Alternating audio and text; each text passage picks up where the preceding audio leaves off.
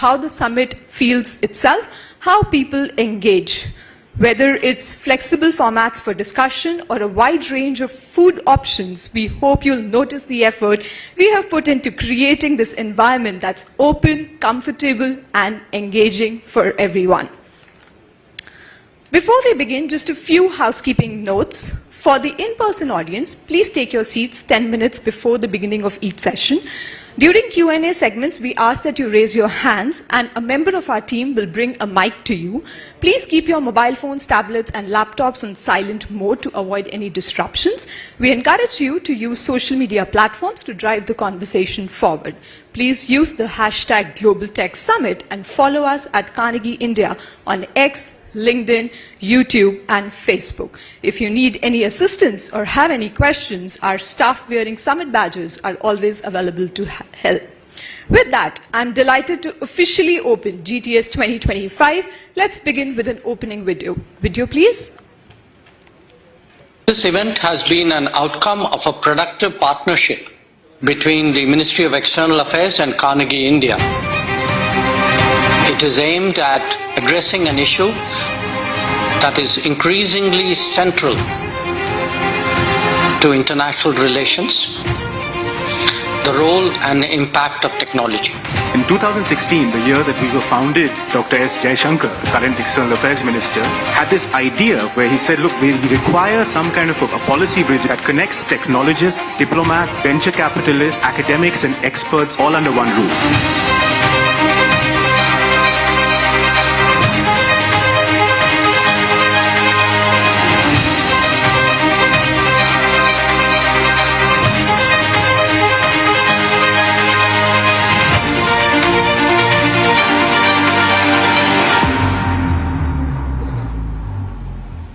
AI applications can open new vulnerabilities in nuclear command and control and communications. India's position is not to overly obsess and demonize AI and look at this only through the prism of safety and trust. It's for developing countries to not only catch up but to leapfrog more developed countries. We need to be able to leverage the use of emerging technologies. India's own story is not going to be similar to possibly even China's. No partnership will be more consequential to the future than that of the United States and India. We don't want to be closed into someone else's proprietary system. So it is very important for us to support and develop the ecosystem based on our model. We cannot get the next billion people into the transacting economy unless we close the access barrier. Unless you have a collaborative conversation, the intelligence across as a network will not emerge. And the quote of the day for me was, what works at scale is different from scaling what works.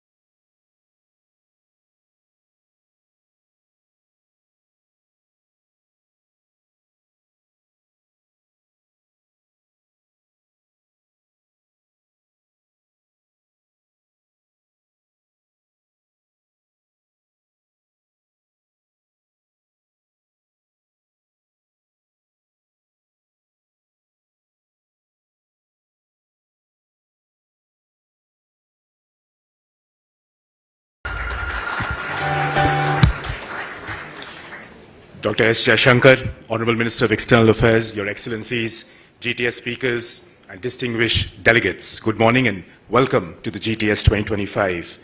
It is our continued honor to host the GTS with the Ministry of External Affairs, Government of India. This is the 9th GTS. It was born out of the creativity and foresight of the current minister and others, including the founding director of Carnegie India, Professor C. Rajamohan. We have strived to keep the GTS outcome-driven. This is a 4-day GTS. We spent the last 2 days in closed-door settings, debating creative new pathways for cooperation where possible across critical and emerging technologies from representatives from over 45 countries, global technology firms, thinkers and scholars from every nook and corner of the universe. We've thought hard about this year's summit theme, Sambhavna. It translates to promise, possibilities, opportunity. In several discussions, though, with colleagues from around the world, many have said that this is an odd phrase for this point in time in life. Why Sambhavna is a question that we've been asked constantly. Where is the promise when the global order is breaking? I've repeatedly been told. Yet, when sitting across the table in India with experts and decision makers from across the world to discuss the future of AI, for instance, the words promise and opportunity are used in repeat. Life-changing technologies tested at scale and cost explains a part of this optimism. But the other portion of the positivity, I believe, has to do with an unsaid and unstated ambition to make the most of this moment in global change. Innovate is the crying call for those working on space, semiconductors, AI, DPI, cyber technologies, and in our policy architectures. As India's strategic technology journey evolves, so has the GTS. Last year, we spoke of alternative ways to deploy DPI. This year, we have in the audience those countries that are implementing this new conceptual logic. The last time at GTS, speakers were exercised over the staying power of the United States in its commitment to a new technology relationship with India. Currently, a new US-India framework called Trust is in the works. We've spent a considerable amount of time on this framework over the last 2 days, from AI to pharma and nuclear cooperation to defense. The research-led policy work done at the GTS and done by many of you seated in this room will be baked into the Trust framework to be launched sometime soon. Last time at the GTS, we queried about the ambition behind the EU-India Trade and Technology Council. This year, we gathered at a time where sheer geopolitics appears to have pushed both the EU and India into a new verve to deliver on the promise of cooperation. We very much hope that this strain of optimism and the spirit of Sambhavna shapes your dialogues and polite disagreements over the next 48 hours. GTS is also an opportunity to engage with those hearts and minds of the future. We are very proud to host a class of GTS ambassadors from across universities and technology firms in different parts of India and Bhutan. A very warm welcome to all of you. We are equally delighted to welcome officer trainees from India's Sushma Swaraj Institute of Foreign Affairs, who've either been told or have voluntarily come, who will come and spend the next 2 days over here. A big welcome to many of you seated back in the room. The various collaborations and the intensity with which we are able to invest in the GTS would simply not be possible without the support of our partners. This is them on the screen, or they will soon be on the screen. We're quite clear that these partnerships not only make GTS possible, but more importantly, it makes GTS more effective. There is a GTS ecosystem that is too large to vocalize, but here they are. We can today reach audiences in the nooks and corners of India in several different languages and across the world because of the media and digital partnerships which are invaluable to democratize GTS away from the English language. The generous support of the Ministry of External Affairs have allowed us to keep recreating GTS, developing this larger ecosystem. And I'd like to take this opportunity to thank Raghuram S., the inspired Joint Secretary in Policy Planning and Research, and his incredible team, without which this GTS simply would not happen. Lastly, could I please thank the incredibly charged, driven, and unfailingly supportive team at Carnegie India, led by our GTS convener, who's been doing this for 9 years, a lot longer than I have. Shruti Sharma, started with Raja in 2016.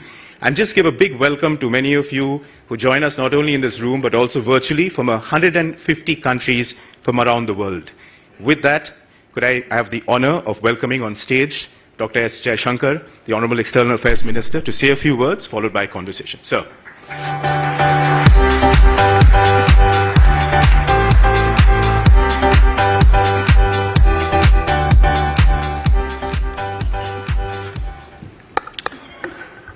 Namaskar and a very good morning to all of you.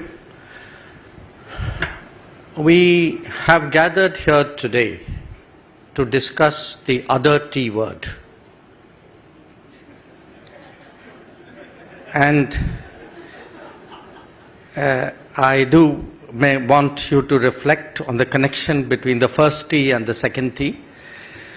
But we also are gathered in a very changed landscape from what it was just a year ago. So I thought it might be useful to, as we begin the open proceedings of this 9th GTS, in a way to share with you an Indian view of the geotech landscape. How do we see the world? Why, in my view, Sambhavna, possibilities, is an appropriate theme for this year. And it is natural that when we speak about change and the T word, that we begin with the United States. Now, all that I can say, and I'm sure nobody would really disagree with this, is that the US has fundamentally changed its approach to engaging the world. And it has consequences across every domain. But the tech consequences, I believe, would be particularly profound. And it'll be profound not just because the US is the largest economy, the main driver in a way of global tech advancements, but also because it's very clear that tech has a big role in making America great again. So there is a connection between MAGA and tech, which perhaps was not so clear between 2016 and 2020. In our business, one milestone, one example of the profound changes in American policy has been Vice President Vance's speech to the Munich Security Conference. There was actually, to my mind, a very impactful speech before that as well, which perhaps didn't get the same degree of attention, which was to the AI Action Summit in Paris, which was just a few days before Munich. So the changes in the United States, which all of you are as familiar, if not more than me, I think is one big shift in the last year. But there's the other shift, and that's an evolution, you can say. It's something which appears, even if it is not, more of an unfolding rather than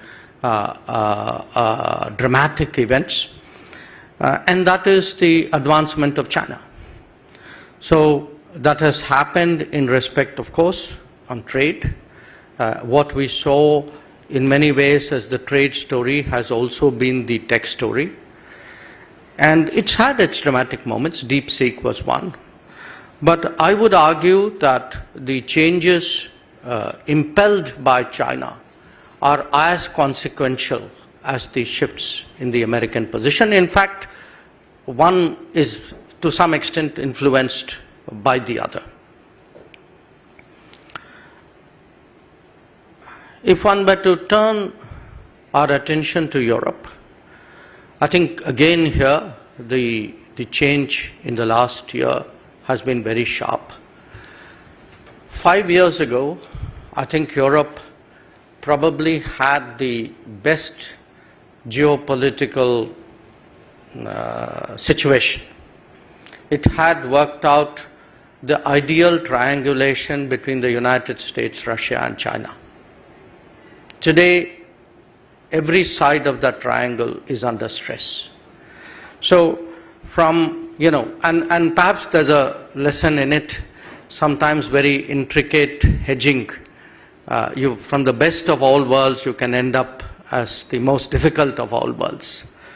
But again, I want to stress here that there are very important tech aspects to Europe's predicament, and in fact to our own interaction with Europe. And this year, just a month ago, we had 21 European commissioners visiting us. I think if you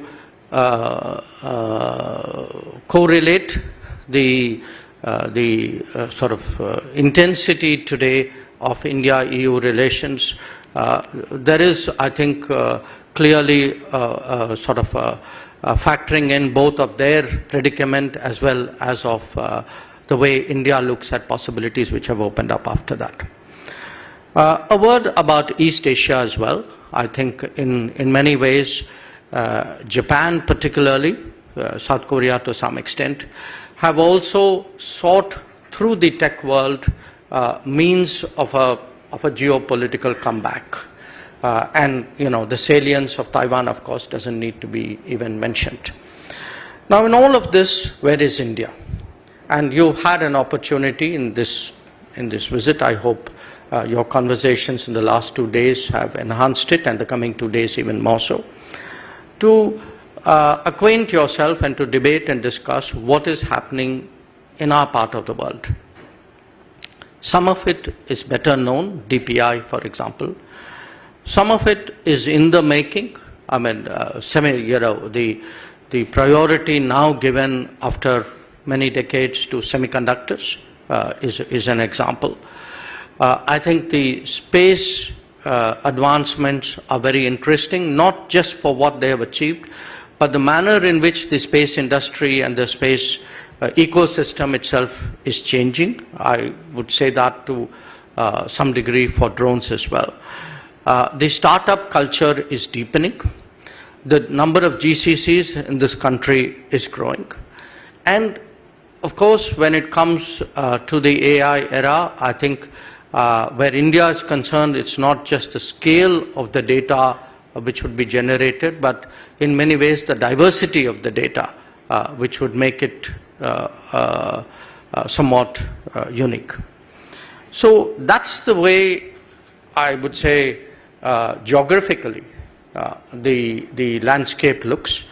A few words about some issues dealing with the current tech policy challenges we look at. Again, I think we are stating the obvious today when we say that tech has made trade much more national security sensitive. So we had almost an autonomous discussion about reliable and resilient supply chains, and one about trusted and transparent digital existence. And I think today the two have really fused together, and that fusion will become deeper. And it will make the traditional model of partnerships much more difficult to take forward. So the orthodox ideas that, we hedge on everybody and get the best out of everything is not going to be that easy. It's a point I made last year as well, and I think events have only shown that there's a even greater complexity on that. The other point I would make is the revival of interest, certainly, hopefully of industry as well, on the nuclear side. And the connection, again, which all of you are familiar, between the AI growth and the interest in nuclear energy. Talent, the availability and flow of talent, I think in many ways will be the Achilles heel for for industries in many countries. And certainly for us in the foreign policy side, that has acquired today much greater salience. Many of our discussions with international partners today revolve around, the smooth flow of talent, just as they do about making GCCs easier to function in this country. Natural resources is the other increasingly important factor. I think many choices and priorities are going to be made in terms of natural resources directly relevant to this age and time. So, I would just end with that note, that adage about data being the new oil. I think today we are grappling with who are the consumers, what will be the mode of consumption, where are the refineries for that new oil, and finally, what is going to be the trade in that particular commodity. And I'm really pleased that the organizers of GTS have chosen to take an optimistic view of this churn which is underway. This was completely their decision, but I do want to say that it reflects in many ways the mood of the country and certainly the outlook of the government. So with those words, Rudra, I think perhaps we could go in for the conversation. Thank you very much.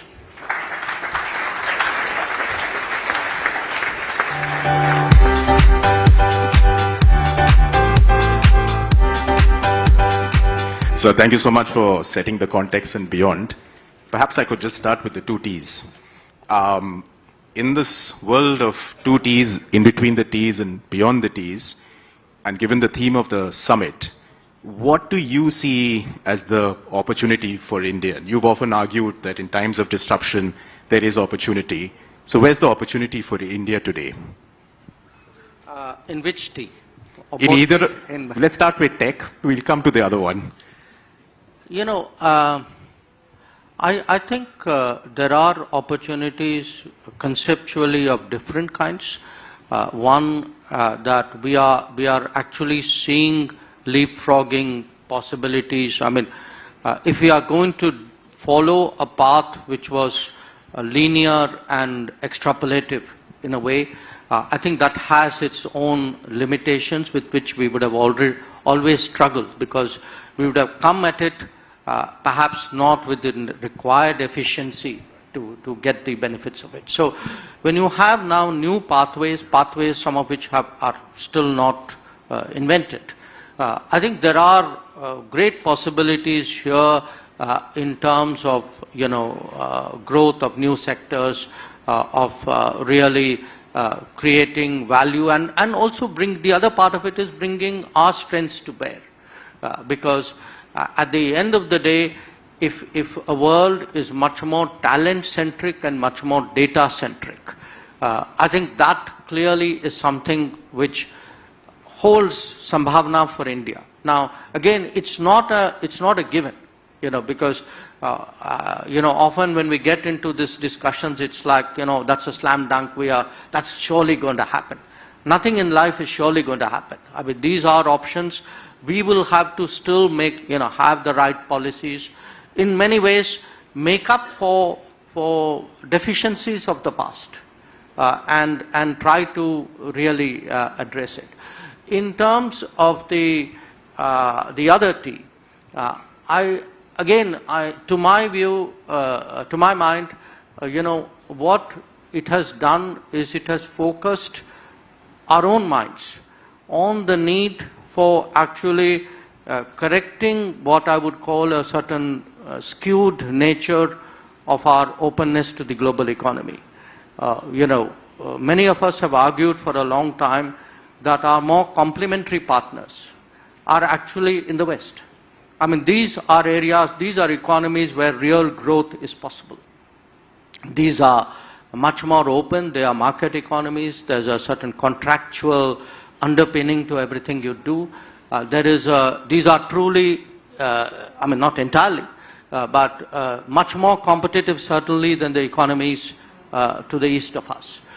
So I would argue that, we have today an opportunity to actually take the current situation, and if we can focus on these three big negotiations we have underway with the United States, with the EU and with UK, I would say we could, if these really work out for us, let us say some in this year, we would be in a very different position. And I would again make the point, all three have a very high tech content. So just on that high tech content, and this is some of the discussions we've been having over the last 2 days, and outside of the, let's call it the bigger T for the moment, India has created new policy architectures. There's the TTC process. There used to be the ISET. Now there's a brand new approach, trust through the Quad, etc. Over the last couple of years, if I can just ask you general reflections, how are these tech partnerships actually working out for India, which seems to be genuinely moving us in a multipolar way, but what's your reality check on the partnerships? My reality check on the partnerships would be that you have to move both the regulatory system and the real economy in step with each other. That often we would have discussions, but if they are not followed through by actual projects, those discussions then don't have the seriousness that the other party would have given it. So for me, it's not just a question of do you have an ISET, or do you have a trust, or do you have a TTC. It's also what is actually, are we seeing projects in India or collaborative efforts which match those discussions. I think that's been happening to a greater degree in the last few years. A lot of room for improvement. Much more that we expect in each of these areas. I mean, when we look in terms of the sunrise sectors, but we need them both. We again, unless we have, because the reality of export controls is back. Not just back, actually it's back with a bang. So if you don't have those conversations, but you don't have also that energy from the industry, you need them to feed on each other. I just want to come to the US for a second. And the last couple of days, there's been intense discussions about how do you put substance into trust, whether it's on AI, biopharma, nuclear, defense, and a range of other issues. But I think almost every big tech company and their captains sitting here and otherwise have brought to the fore the point that is there a risk in investing too much in trust given that the other T hovers? So can trust be trusted? Look, I think it can, because even where the other T is concerned, do recall that, I mean, within a month of the change in administration, we actually have conceptually an agreement that we will do a bilateral trade agreement, that we will find a fix which will work for both of us, because we have our concerns too. And it's not an open-ended process, because that's often the frustration of trade negotiations. We did 4 years of talking in the first Trump administration. They have their view of us, and frankly, we have our view of them. The bottom line is that a deal didn't get done. So if you look at the EU, I mean, often people say we've been negotiating for 23 years, which is not entirely true, because we had big blocks of time when nobody was even talking to somebody else. But they have tended to be very protracted processes. This time around, we are certainly geared up for a very high degree of, I would say, urgency. I mean, we see a window here. We want to seize that window. So our trade teams are ready to, they're really charged up. And we have really, when I look at the trade teams, I mean, it's not my direct remit, but we have a lot to do with each other. I mean, these are people very much on top of the game, very I would say, ambitious about what they want to achieve. So we are trying to, in each case, to get the other side to kind of speed it up. Now, this is normally a complaint in the past which used to be made about us, that we were the guys slowing it down. So it's actually today the other way around, and I think that urgency we are trying to really communicate on all three accounts. My sense is probably in terms of the other parties' response, at least so far the US has been fairly quick to respond to whatever has been tabled. But we'll now have to see after April 2nd how that picks up. The other question that keeps coming up is that India has done an incredible amount in the policy architecture in the last 2 to 3 years to really jettison the new critical and emerging ecosystem. We have a semiconductor mission, we have a national AI mission, we have a big summit that the Prime Minister will be chairing early next year perhaps. There is a push on quantum, on critical minerals. Each of these have a national mission. The question is there a contradiction that you see between MAGA and Atmanirbhar, what some now have started calling MEGA? No, I don't see a contradiction because anybody who's been objective about the direction of the world would have seen the trend lines. This didn't come out of the blue. Okay, I mean, if you see the reactions in different societies to what was the state of the world. I mean, in UK, for example, it was expressed as Brexit almost a decade ago. In different developed economies, you can see it in terms of frustration with their quality of life, with their job opportunities. I mean, there are different aspects to it. There was a very different debate which was building under this complacency about globalization, which was the frustration about what it was doing to manufacturing. I mean, in this country, for example, I can tell you politically, there's very deep, sort of, I would say almost anger about the kind of dumping which has taken place and the impact which it has had on small and medium enterprises. And that was part of the reason why we were very cautious about joining RCEP. So the fact is, these trends were in the making. Some of us chose to not see it because of our own beliefs or our own interest or our own habits. So it hasn't come upon us suddenly, and the fact is, we now have to find ways of balancing it out. And I would argue that being in it for ourselves is not necessarily a bad thing. I mean, I think countries will find some equilibrium and will find partnerships and relationships rather than be, I would say, be pressurized by political correctness, saying, how can you not join that grouping? Because everybody else is joining the grouping. We've had arguments in this country that we should join something not because it's good for us, but because everybody else is doing it. So I think we need to have the courage and the honesty to say, yes, we are in it for ourselves. I will make that evaluation. I'll do that cost benefit. And even if it is going against the trend of the world, I will do what I feel is in my interest.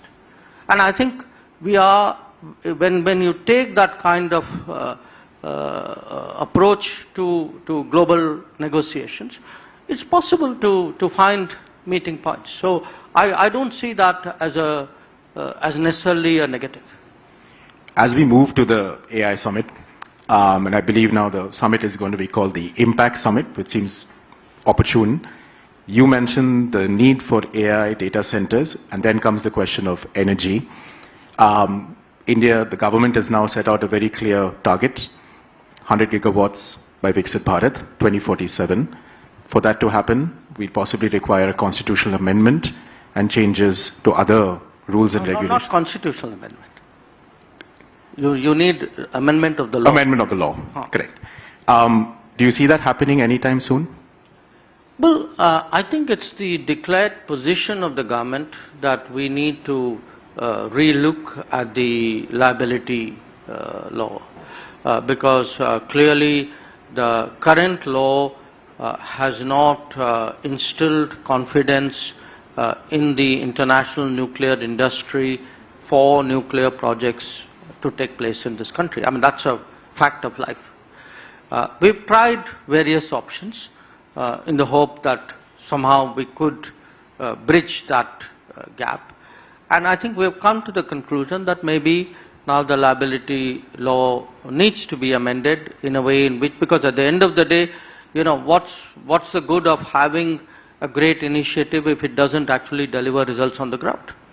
And so what started off in 2005 as the opening of our pathway, if it has not produced the kind of outcomes which were envisaged 20 years ago, I think we should have the honesty to ask ourselves, okay, what is it which needs to be done differently? And I would say this government has the courage to ask that question. The second issue, which is autonomous of that, is when you look generally at the global nuclear industry, I would say in most cases there is a role for the private sector, and the state has certain designated responsibilities. I mean, it's a regulator, it's a licensor, it deals with the safety, security, I mean, the safeguards, whatever it is. But I think there is a question we need to ask ourselves whether we should not be opening it up to the private sector. And I can tell you just anecdotally that at least there seems to already have evoked a strong expression of interest from the private sector. So there are two independent issues, but I think on both the government has taken a view that it's prepared to look at it and move forward. Let me ask you a deep question about a deep issue. There are a lot of developers in this room from different parts of the world, but also in India. And many of those from India have started fine-tuning various solutions on top of DeepSeek. And the question they keep asking is that, look, it's ostensibly open source. We can fine-tune it. We can use it for various applications.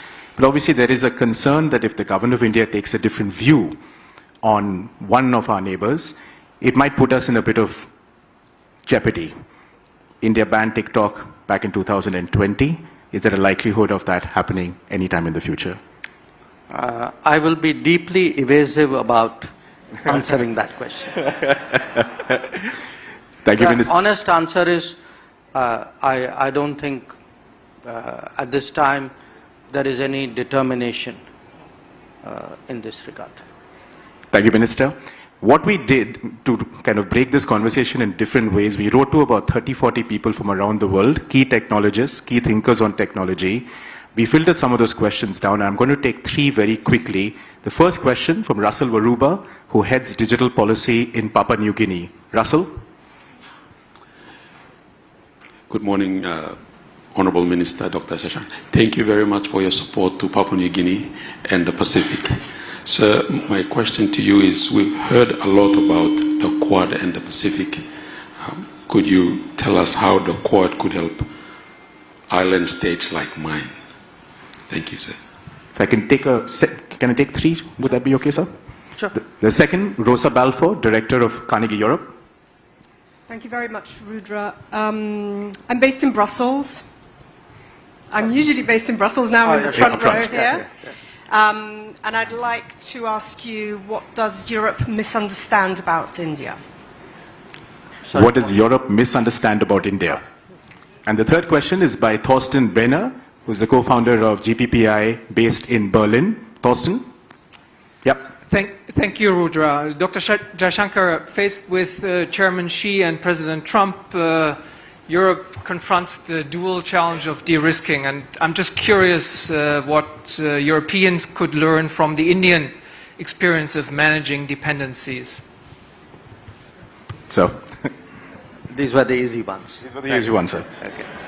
Okay. So the Quad and what can it do for Pacific island states? I think we have been trying to do some things. There have been actually achievements on the ground. a lot of things are still in the pipeline. In fact, just yesterday, day before yesterday, we announced Quad STEM fellowships for Pacific nations. So that's one example. But if I were to look at the bigger things we're trying to do, I would say there would be areas where individual Quad countries would be weighing in. There would be more collective coordinated activities. Areas like, say, connectivity to some degree, telecom, responding to natural disasters, early warning systems, even health issues. So there's a fairly broad agenda there. What we've been trying to do on a bilateral level is actually the agenda is not self-fulfilling. We need the partner also to show their interest and move things. Say in the case of Papua New Guinea, for example, we've committed, now this is as India, to a space application center. We would be keen to help in health response systems, or in fact in matters to do with IUU fishing. So what the Quad does is it offers a whole lot of choices on areas which are developmental priorities of Pacific Islands. And it's up to the island really to exercise those choices. But it does certainly strengthen your hand and in many cases give you very tested solutions, on weather forecasting, in issues like, say, dialysis, in 5G based on Open RAN. So that would be my broad answer. On what does Europe misunderstand about India? Look, I'm not sure I would use that word. There are gaps. I mean, I'm not being diplomatic about it. Often we tend to see a degree of judgmentalism based on Europe's own situation.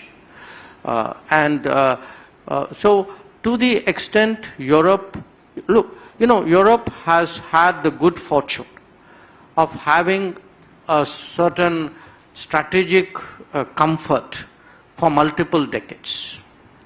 For a continent which saw so much violence and bloodshed, then you've had really 70, 80 years. Yes, there have been some issues. Yugoslavia was one.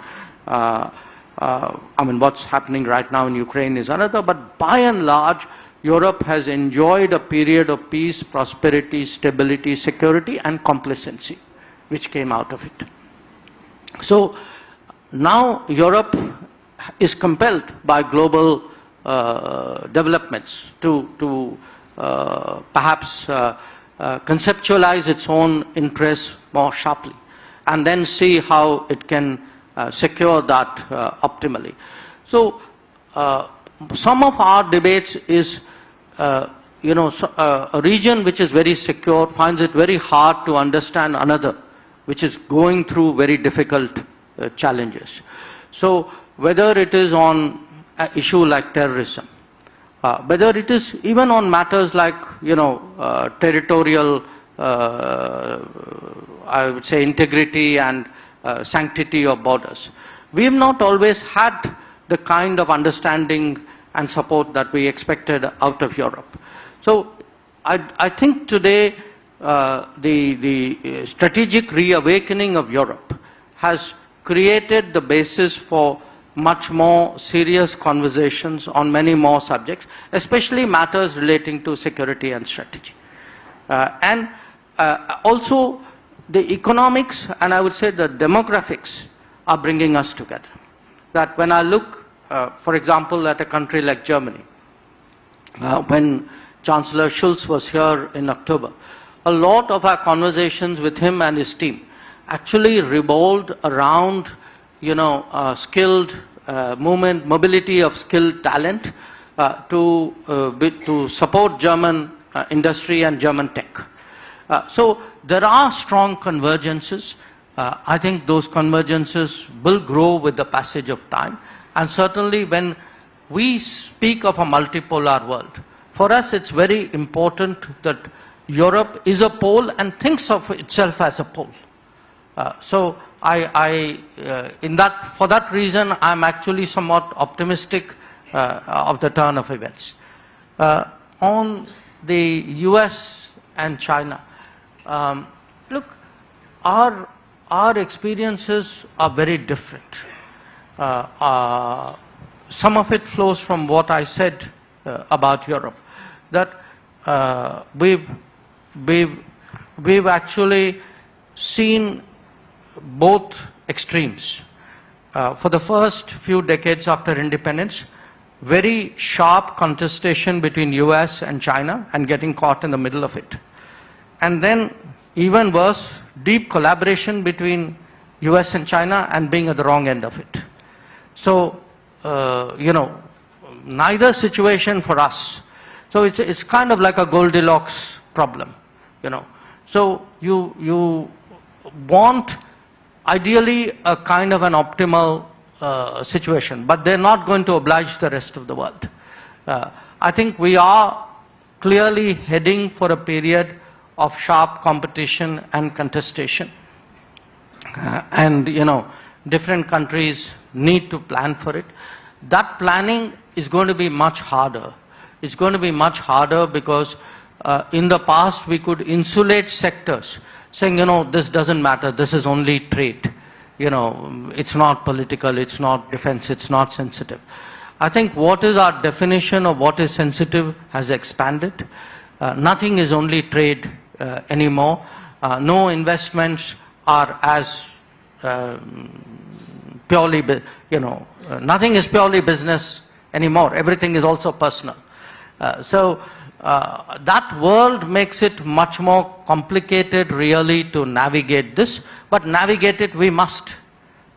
I think this is actually going to be the predicament for the world, which is to do a more difficult journey with many more obstacles in a much more challenging kind of topography. We've got 10 minutes, 3 more questions. So I'm going to ask you to keep it very quick. Carlos Montes, professor at Cambridge University. Carlos? Yeah, oops, the screen disappeared, so I need to get my... I think you need to be a bit quicker. Yeah. So, thank you so much for your thoughtful... Thank you so much for your thoughtful comments. The Prime Minister shared with me his pride in how India leads with technology that puts people first, which is very unusual in the world. And he pointed to UPI as a transformative example. And from your perspective, what are the key steps to ensure that Indian society maximizes this technology's potential, driving prosperity at home and abroad, particularly in these difficult times, and enabling India to fulfill its historic role as Vishwa Guru, a true teacher to the world? Very quickly, Lisa Curtis, CNAS in Washington, D.C. Okay. Thank you, Mr. Minister. It's very enlightening to get your perspective. The transatlantic partnership is being shaken like never before. Do you think China will seek to exploit this increasing divide between the Trump administration and Europe? And perhaps the best question for the last, one of our young ambassadors from the Kautilya School of Public Policy. Please go ahead.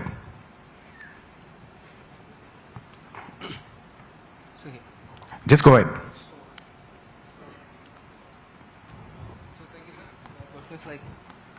Can you hold up the mic closer? Yeah. There's no need to be nervous. You can just ask the question.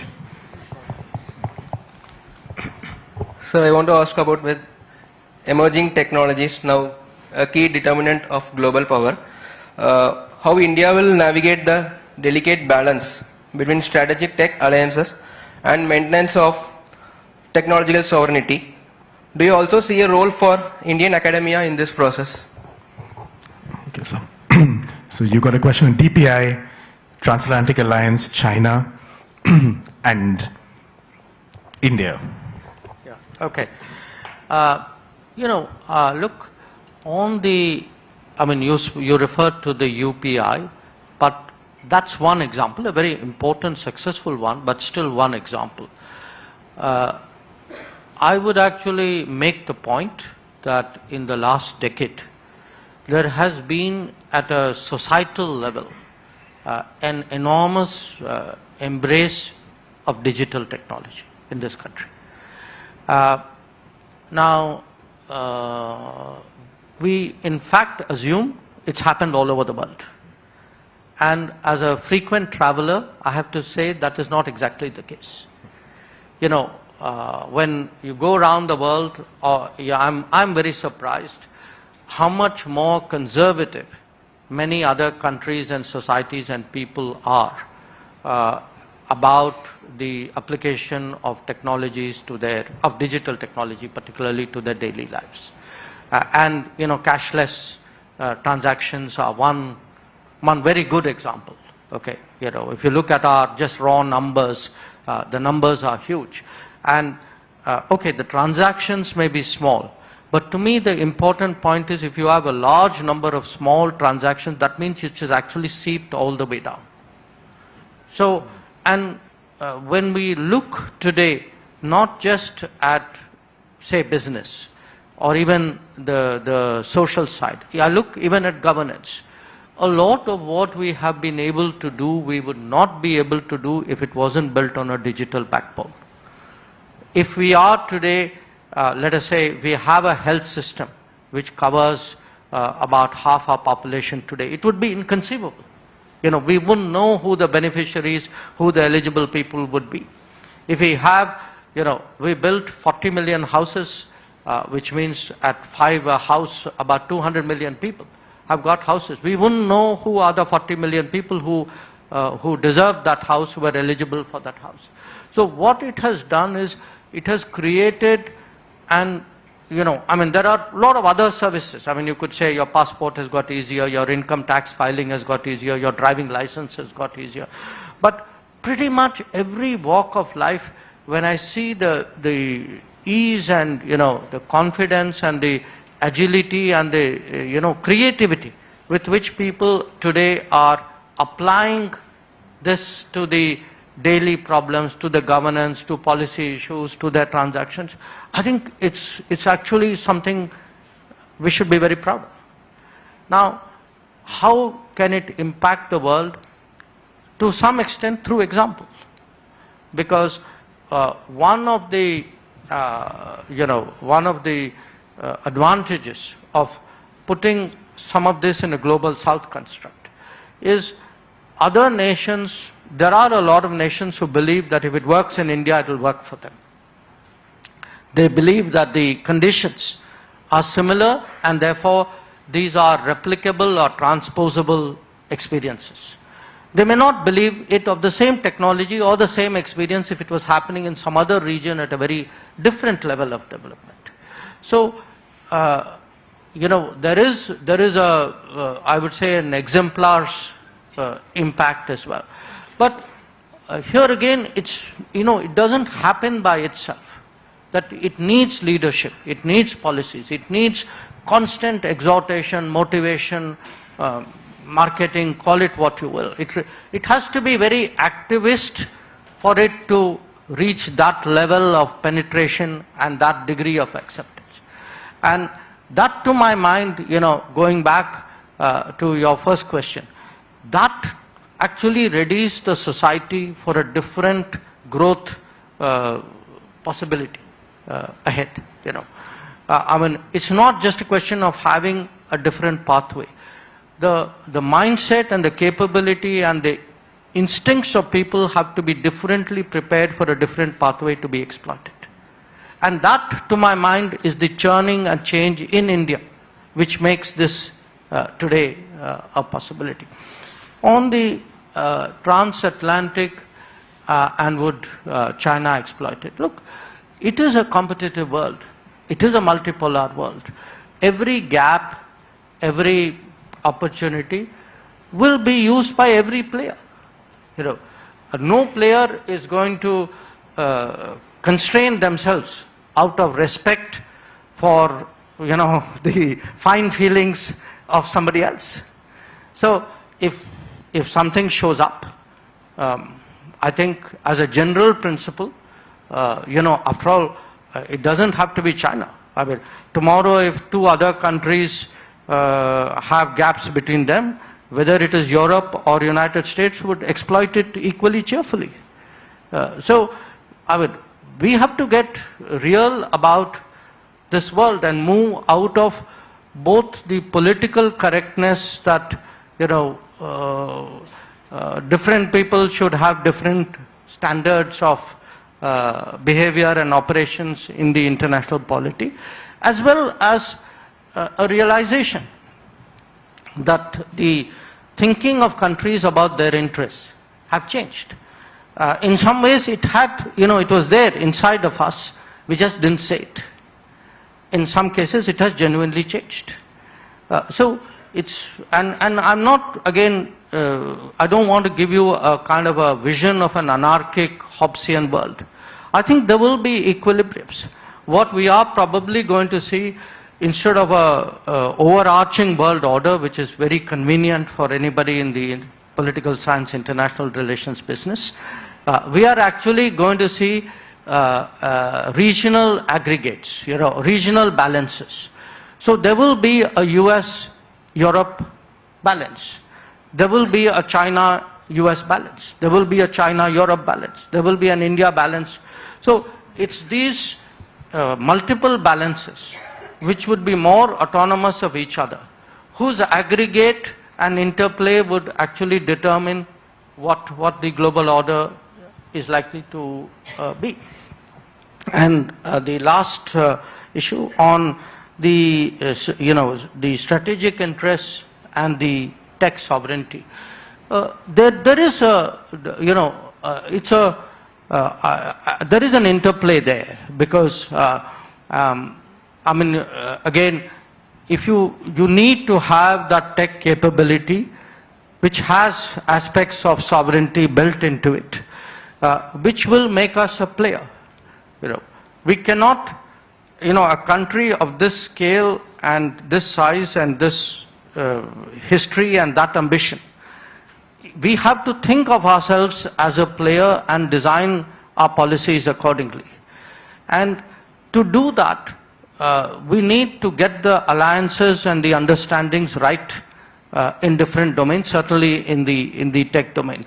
So there will be some give and take because, when you work with other countries, sovereignty is always to some degree is a card you put on the table in return for some gain. So you work out what is an ideal degree of sort of cost and benefit out there. I think that would apply to the tech world as well. But I think it's very important, therefore, to be judicious because the nature of the business is so profound. The consequences are so far-reaching. This is not just about trading. You can always not buy from the earlier supplier. That kind of rapid changes and options won't happen in this world. I think it's a far more, I would say, linked world or a interdependent, interpenetrative world. So, and yes, I certainly, I mean, as research, innovation, GCCs, designing pick up in this country, I think Indian academia, which again there is a general feeling that, there should be more resources and greater attention given to R&D and innovation in this country. I think clearly they will have a greater role to play. Dr. Jaishankar, thank you for your time, generosity, and we look forward over the next 2 days to connecting these linked worlds in different technological ways. Thank you very much and for your support, sir.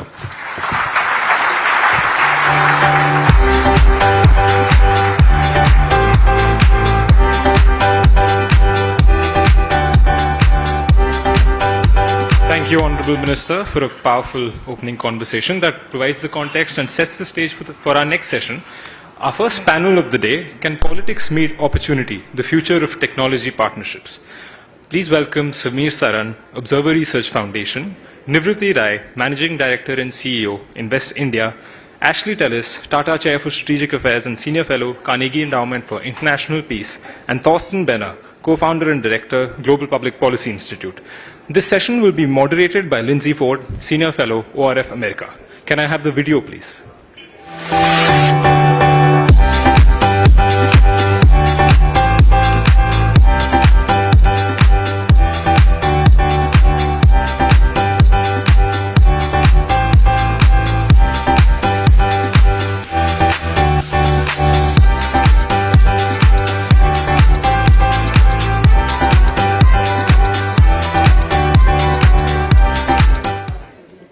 Can I please request everyone to remain seated? We're just starting with the next session, and we would request the panelists for the next session to please join us on stage.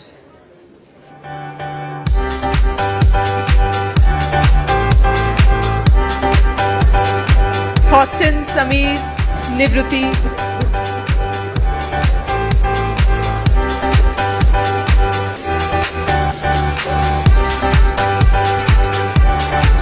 Can I please request everyone to remain seated?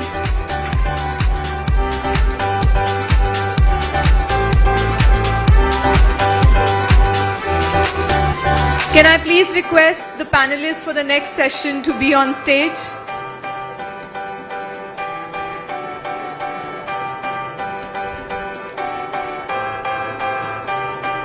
Thorsten, if you could please join us. Thorsten, sorry, please, thank you.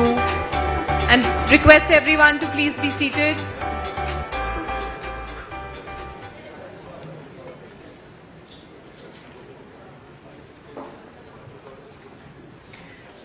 Okay, well, we'll go ahead and get started. This is perhaps a very apt topic to kick us off in the first panel, given everything going on in the world.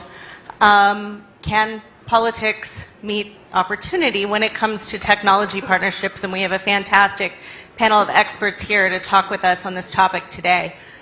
I think certainly if you had looked back 7-10 years ago, many technologists, certainly leading technologists in the United States, would have told you that what they were doing was beyond, maybe above, geopolitics. That wasn't what technological innovation was about in the United States. That story has certainly changed.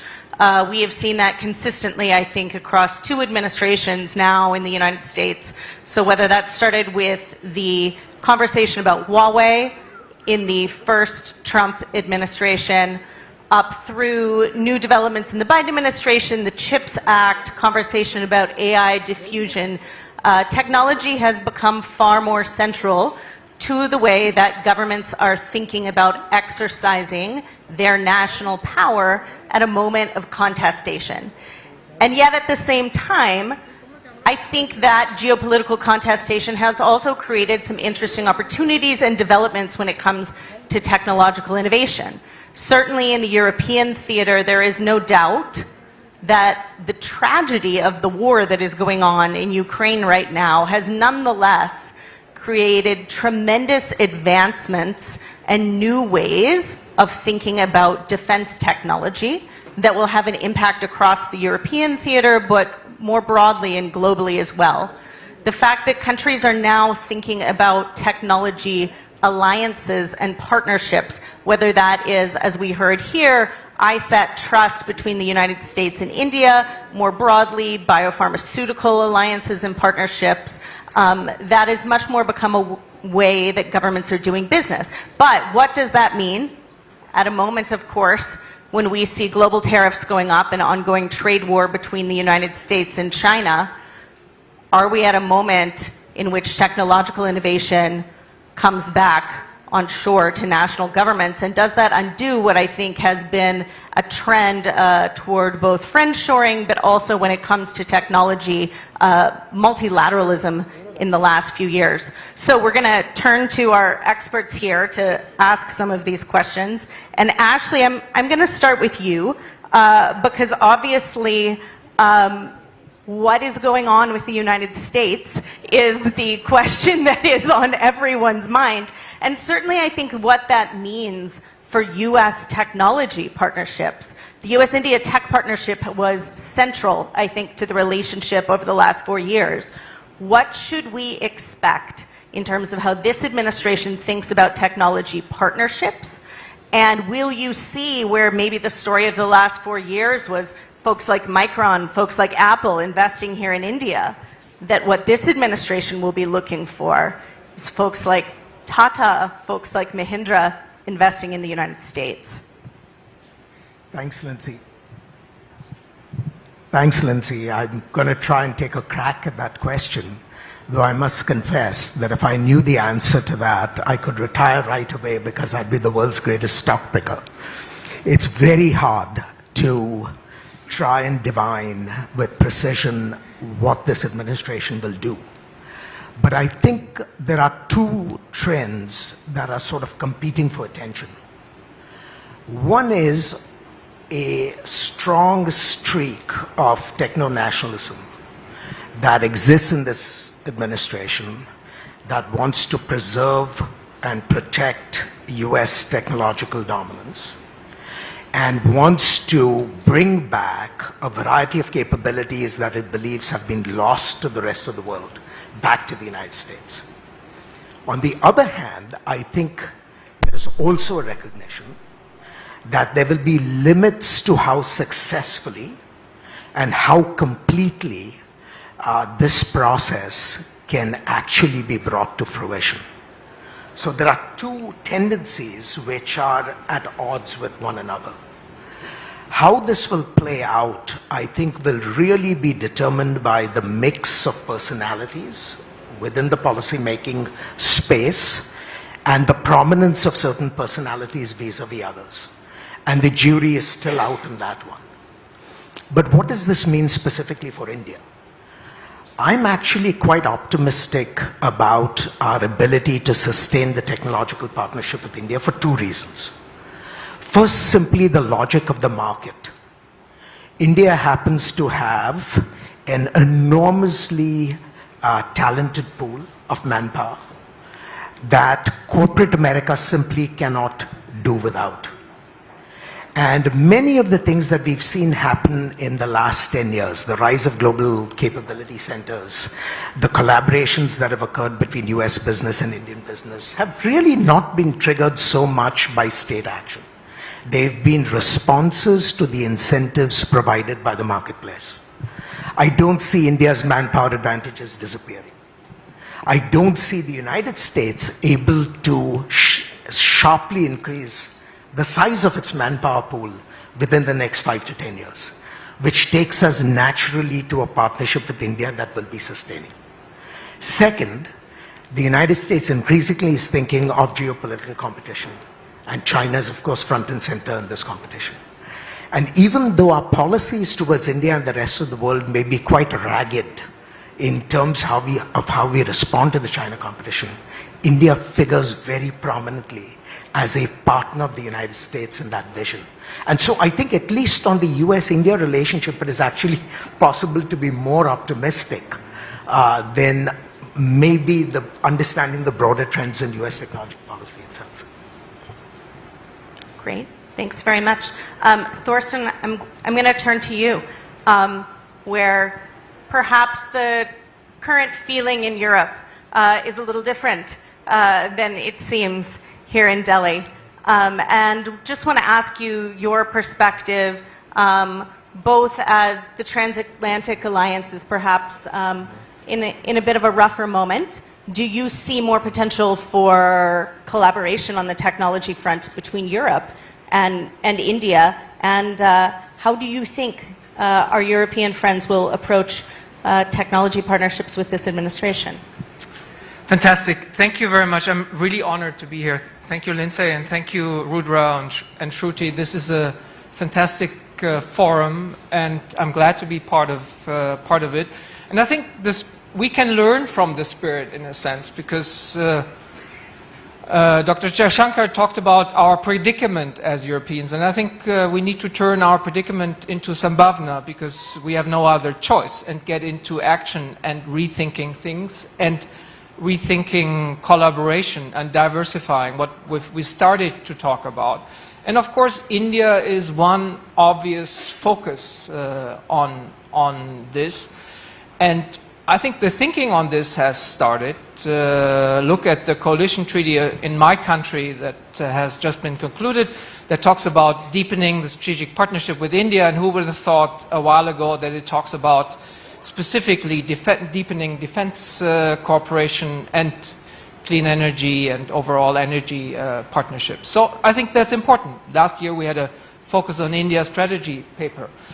On the European Union, we talked about the College of Commissioners, and Hervé Delphin, the ambassador, is here, the visit, and I think we need to, there's good intentions and there's some things happening, but we need to fill it with life and excitement. The External Affairs Minister mentioned the Trade and Technology Council. I think we need to make sure that it's not just a box-ticking exercise. Nobody, I think, in the US and the EU administrations is really excited about the EU-US TTC when you actually go to it and conclude it, because I think we somehow have failed to make it exciting. I think the jury on the EU-India TTC is still out. There's so much cooperation potential in areas on clean tech, on bio and pharma, and lots of other areas.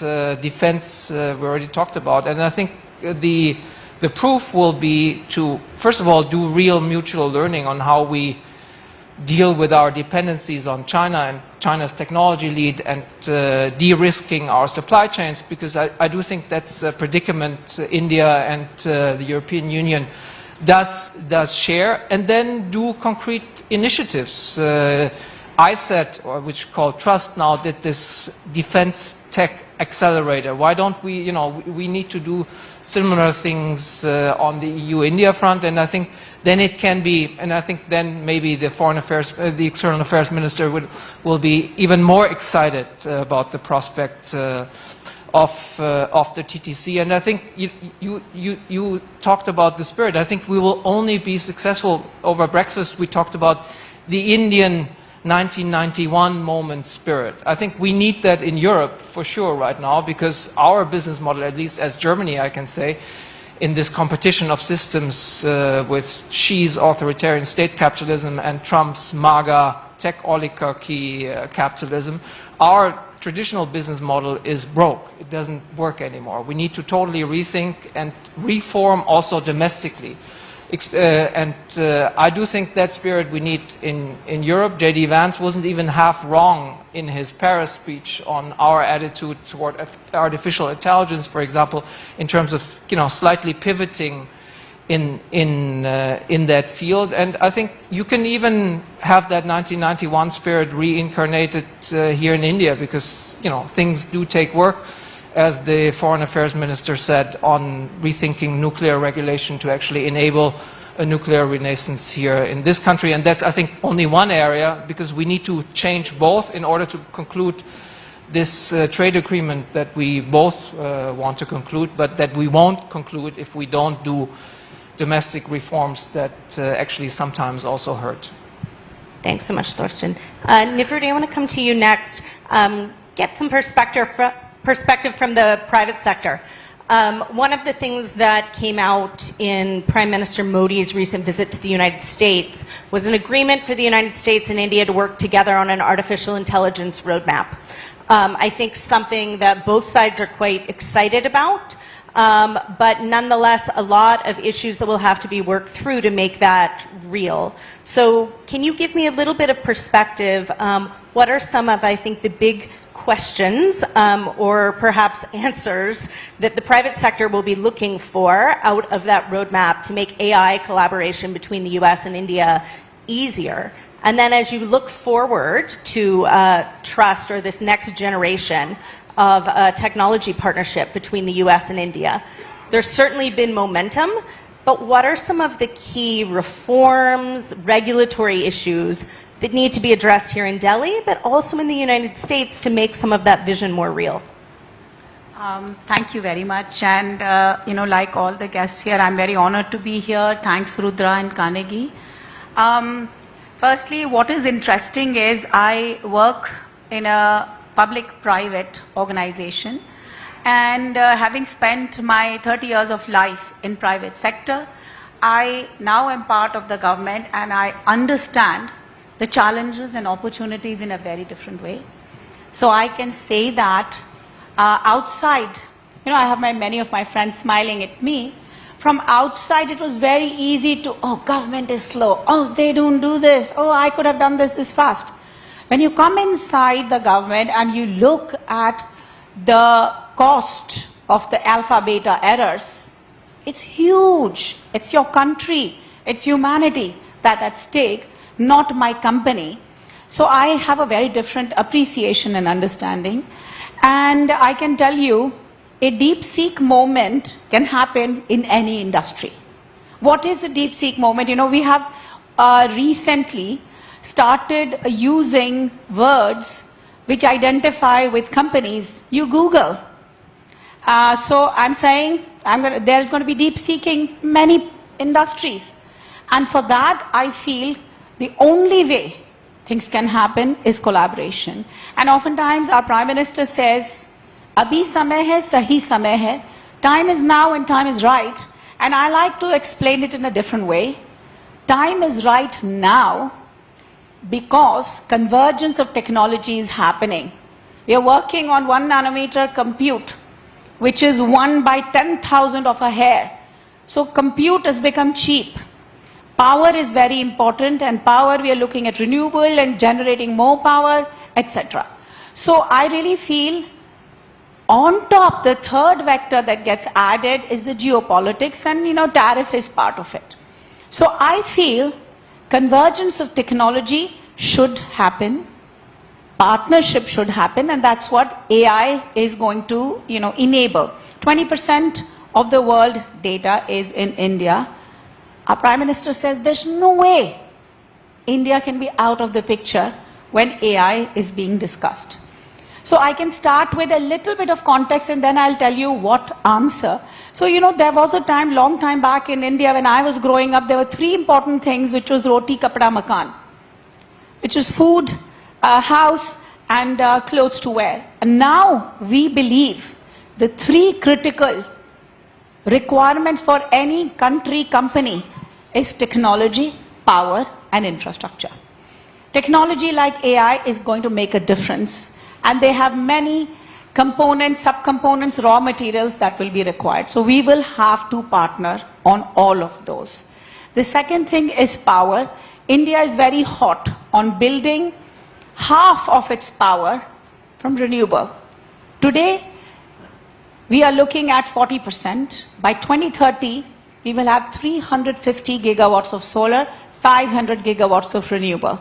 I also want to tell you, countries like US, I will also add Europe, if you look at building a solar module, it costs United States and Europe pretty similar, like 25 cents per watt module. Let me tell you what China builds it with. China builds it with 15 cents per watt. And also let me tell you, they sell at 9 cents per watt, and that is what's called dumping. If an opportunity like this exists to enable generation of manufacturing of modules at the similar rate, why shouldn't India and US partner? Because there is a need of power. How will you run AI? How will you run all of the digitalization if there's no power? So I really truly feel that there are strengths that India has the ability for in terms of resources and scale, and there are strengths that US has in terms of capital and technology, and both of us have a democratic vision that we are working for. So in terms of AI, I think power is important. The second thing is the ability for compute. Compute has become very, very critical, and all of us have lived COVID when I know in my previous company's experience that a $100,000 Mercedes was sitting because of lack of availability of $1 microcontroller. And similarly, if you're talking AI, you need the GPUs, you need the compute. And just to tell you, because I'm from inside of the government, I can tell you, for an average GPU, one GPU to run for 1 hour, India is 1/3 of the world because of the government support and subsidizing. So if we want to run data centers, we have to look at India as an opportunity. India has 2 to 3% of data centers, but 20% of the data. So for investment, data, I can tell you, I'm in Invest India. What we have enabled over the last 2 years when I have been there, 30% of foreign direct investment is coming in the energy space, which is one critical requirement for any technology. So I talked about power, I talked about compute, and we have to look at partnership between India and US to enable deep seeking many industries, because hardware is not the solution alone. Hardware plus software, which India has 5 million of, can be disrupting many industries. I was recently in Amsterdam working to bring ASML's investment into India, and ASML is saying, why do I need to go to India? I said, similar to building computational lithography. Computational lithography is AI and software. So I'm just saying 5 million software, 1 million engineering graduates each year. India has a lot to offer to partner with US to come up with a common vision that we both have as countries, which is global good, combined minds across oceans, and protecting the interests of humanity across generations. Lastly is data protection and IP protection. I personally feel with so much IP leak happening, an ARM moment happened in China, but an ARM moment has never happened in India. For people, because I'm assuming there's Chatham House rules, ARM architecture, no? Oh, okay. Okay, so India IP leak, I thought it was closed door. I assumed closed door. Okay. Okay, my assumption was closed door means Chatham House. Okay, so I'm not going to give you the details, but I can tell you any microprocessor architecture leak has not happened in India.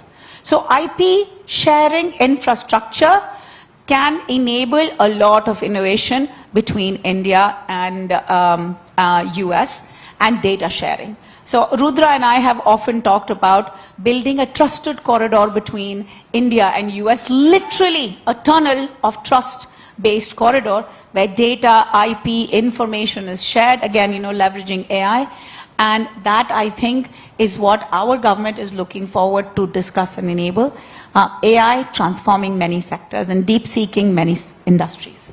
Thank you, Neuffer. I appreciate it. Samir, I'm going to come to you last, but certainly not least here.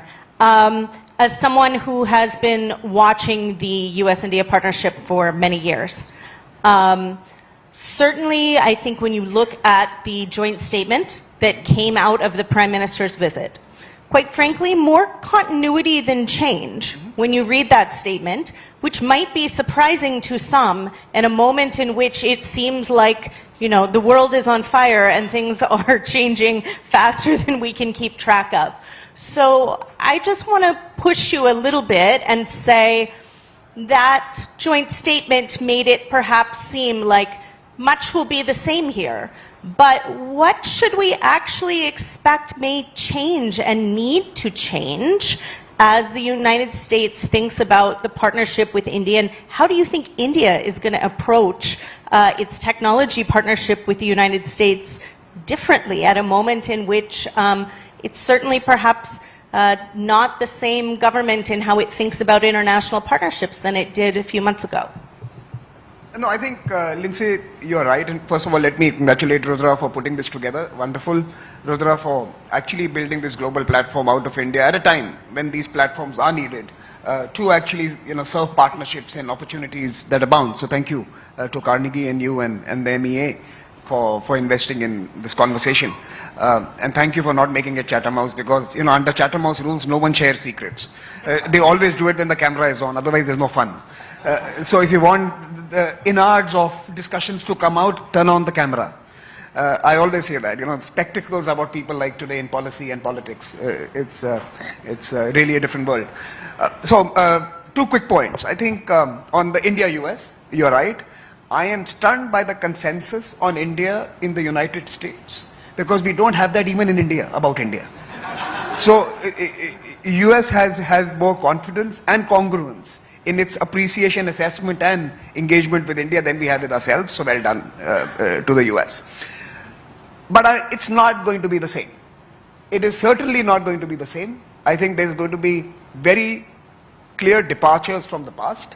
Number one, the Trump transactionalism is going to demand performance from India. Biden was lazy in his implementation. Trump is going to be extractive in the implementation. You will have to see India do more to keep up with the expectations from the White House, which is not a bad thing for India, by the way, because we love being lazy ourselves, right? Because we've been there for 3,000 years, so we can wait for another 3,000, right? So we love that self-assessment. So I think a little bit of continuity and a little bit of transactionalism could just be that right mix for us to do more. And let me give you 2 particular ideas that were popping out for me when I was reading the joint statement, and especially on the defense tech side, right? One was, of course, the reference, oblique reference to future fighters and the jets and the aviation space. But I think that's overstated. I was particularly interested in the undersea platforms, and I think that is where the future lies if we really want to ramp up our relationship. Because till now, America has not parted with those crown jewels. And if they are willing to, and by the way, Trump I think is going to be more willing than anyone else, and could be fueling India's strategic capabilities, deterrence capabilities, maritime domain awareness capabilities, giving us some of those critical platforms, you could completely change the texture of trust that till now has been deployed more frequently than actually been visible in engagements. Because we have still not seen some of America's most strategic technologies being available for India. We have seen market technologies being procured through commercial deals. Let's be honest here. I think that could be this moment when we actually operationalize the civil nuclear agreement by sharing some of these crown jewels that America has still not shared, even with Australia, for example. AUKUS is the big departure, right? It's the first time the Americans are thinking about a nuclear submarine with Australia. And believe you me, AUKUS began with Australia, it is going to end with India. Because Australia does not have the market capabilities to support a whole new line of production. So eventually AUKUS 2.0 is really about India, and I hope that Trump is really about catalyzing that kind of transformation in relationships, something that Ashley was working in the early 2000s to achieve. So that's the first part. The second is that if you look at AI and some of these more emerging, some of these new sectors of technology, they have a curious texture. Very fast moving, deep seeking all the time, if I can use your verb, deep seeking all the time, and yet the lock-ins are very long. So there is a fast evolving space which tempts you to buy into the latest offering that's available on the racks. And yet, once you decide to go in a particular direction, the lock-ins are intergenerational. You will decide today where you want to be on the technology spectrum. Is it going to be more towards authoritarian closed spaces? Is it more towards the open market-based economy spaces? So you are locking yourself up to onto the future now, even though the change is happening at such rapid pace that you're never going to be able to get the right choice or the right decision on making that choice. So it's a very interesting space, very difficult to choose, and the lock-ins are huge, and therefore Europeans don't decide, right?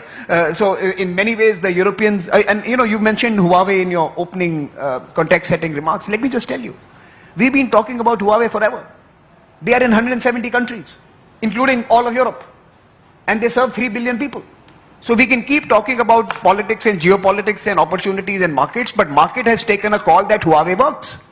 And you've not been able to put together any coalition that has been able to dissuade even your transatlantic cousins that Huawei might be injurious for health, right? So I think the point that I'm trying to make here is that because of the very attractive nature of innovation and the fast-paced change that is always upon us all the time, we are locking ourselves into unusually complicated situations. Policymakers don't buy equipment. Corporations do. And the lock-in happens at that level. Conversations happen at a different level. And unless we can bring truly, and that's very difficult for democracies like US and India, unless we can use a whole of nation approach where we actually have more intimate conversations with our private sector, where we are able to share our concerns with them more freely, you are not going to see a market-based approach. And therefore India is not going to be it's not going to be able to exert market muscle, because Indian market will be splintered between using hardware and compute capacities that China is going to make available very soon to the whole world, and it's going to compete with the best coming from the United States, where DeepSeek has given hope to all others that the assumptions of West Coast were flawed. You don't need too much money, you don't need too much branding, and you don't need too much noise to create something significant and substantial. So I think we have to really rethink our relationship in that context. America should be hoping that the next 5 DeepSeeks happen in India and not in China. And they should be trying to find ways of enabling those new deep-seeking moments coming in trusted geographies. I like that corridor. I like that trusted corridor. We call it the green energy corridor in climate, in the climate conversations as well. Can we have a green energy corridor? We should have a technology corridor that extends from the US to India to Indonesia via the UAE. And if we can build that corridor, that ramps up. That's my final point is on the EU. I think since Thorsten is here, I have to take a dig at EU. Look, I'll take a dig at it. But look, EU is a very strategic actor, and I think you reduce their agency at your own peril. There is no geography in the world that took energy from Russia, took the Chinese markets and security for America and prospered. No other country in the world was able to be fueled by 3 warring factions at any given length of time. The Europeans are wicked. And if you think that they are benign and they are lazy and they are not in the game, you do it at your own peril. They have outlasted all of us. They colonized us, they liberated themselves, and they still regulate us. It's a fact. So do not try to brush away the importance of the EU. They are wicked folks. I know it from personal experience. Now, here is a thought. There are if you do game theory, there are 2 possibilities. EU can go to Beijing, which they are planning to, and decide to leverage it as a negotiating tool with the Americans. Very good. It helps the India-US relationship. Or the EU could decide that, cousins can be rotten, but they are still family, and we need to stick with the transatlantic relationship. And it still works for India. But we need to keep EU close to us. India and EU is a standalone relationship, and it has it should not be affected by what happens between the EU and the US. In fact, we've been asking in New Delhi that EU now create an independent corridor to India, which does not have to go through DC. And I think that is something that we hope also emerges from this friction between the cousins, in this particular Trump moment the world is experiencing. Great. Thanks, Samir. Okay, so a couple quick questions here, and you have all certainly given us lots of fodder to work with. So Thorsten, I'm going to come to you next. Since this conversation about EU and India it was brought up by Samir, and my question is this. I have heard you and Samir say, hey, EU, India, there's a lot of opportunity here. And yet, there was also a mention of, we're not totally convinced that Europe is as serious about China as we are here in India. Maybe something that the United States has also at times had questions about. And perhaps on Europe's side, some questions about the relationship that India has with Russia and what that might mean for technology relationships. So, can the EU-India partnership get over perhaps those questions about each other's geopolitical leanings in order to seize this moment? I think it can. I don't think that's a huge obstacle. I mean, you have a conversation in this country also about the relationship with China. And you have the same domestic politics playing out with access to cheap goods and access to capital. And, I read the op-ed, I read the op-ed pages in the past days, and it's no different from back home, I find. You took this decisive action here on Huawei, which benefited our players, and I commend you for that. And I think that's excellent. We should learn from that. But for the rest, it's a bit similar, and I think the Russia bit, I think we can absolutely manage. I don't think India has the grand plan to actually share military technology with Russia. That wouldn't help, your quest for underwater technology from the US either. So I think we can totally manage, because we have vibrant debates on China. We have to get serious about de-risking from China as Europeans, and we have to get serious about dealing with this impending China Shock 2.0, which hits the core of German, critical industrial capabilities and Europeans, and we haven't gotten halfway serious about it. So that we have to do. By the way, Samir, I wouldn't take a dig at your dig at Europe. That's fine, but since I'm not party to this thing, I don't think Biden's people were lazy. If you look and Tarun is somewhere around, I think he was quite demanding, and the American semiconductor industry will certainly attest to him being demanding. And you ending up in tier 2 of the AI diffusion rule actually says that they have standards. And they're not lazy in terms of determining their own kind of security requirements. I didn't have that impression from interacting with these folks. No, the lazy was only in terms of their expectation from India, not from themselves. So you're right. I think the Biden folks did what they believed was useful for the US. I was talking about the bilateral relationship. They were gentler, kinder, and Lindsay, this is not a comment on the fantastic work you guys did. But on the Russia relationship, let me just tell you, since we are in a technology summit, so here it is. You have this, at that time, cutting edge hypersonic missile technology co-created by Russia and India. The BrahMos missile system is being sold to Philippines to be deployed against threats from China, which is the ally of Russia, and in some convoluted way, American defense budgets underwrite Philippines' purchase of Russian equipment via India. So, look, we are all in bed together. And Thorsten comes from a geography that has benefited most from Indian refining of Russian oil. Germany is the largest procurer of Indian refined Russian produce. So India and Germany are also playing together on this. So we are on the same side. Thank you.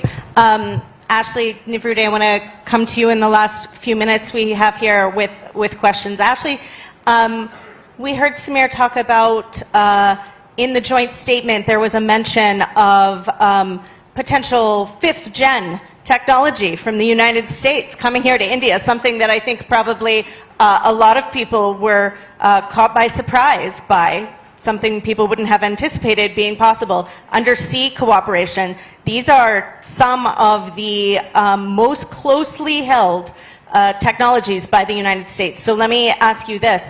Do you think we have come to a moment in the US-India relationship where that kind of cooperation on the highest end defense technology is possible? And if it is, and the Trump administration made the decision to release that technology, what are they going to expect in return?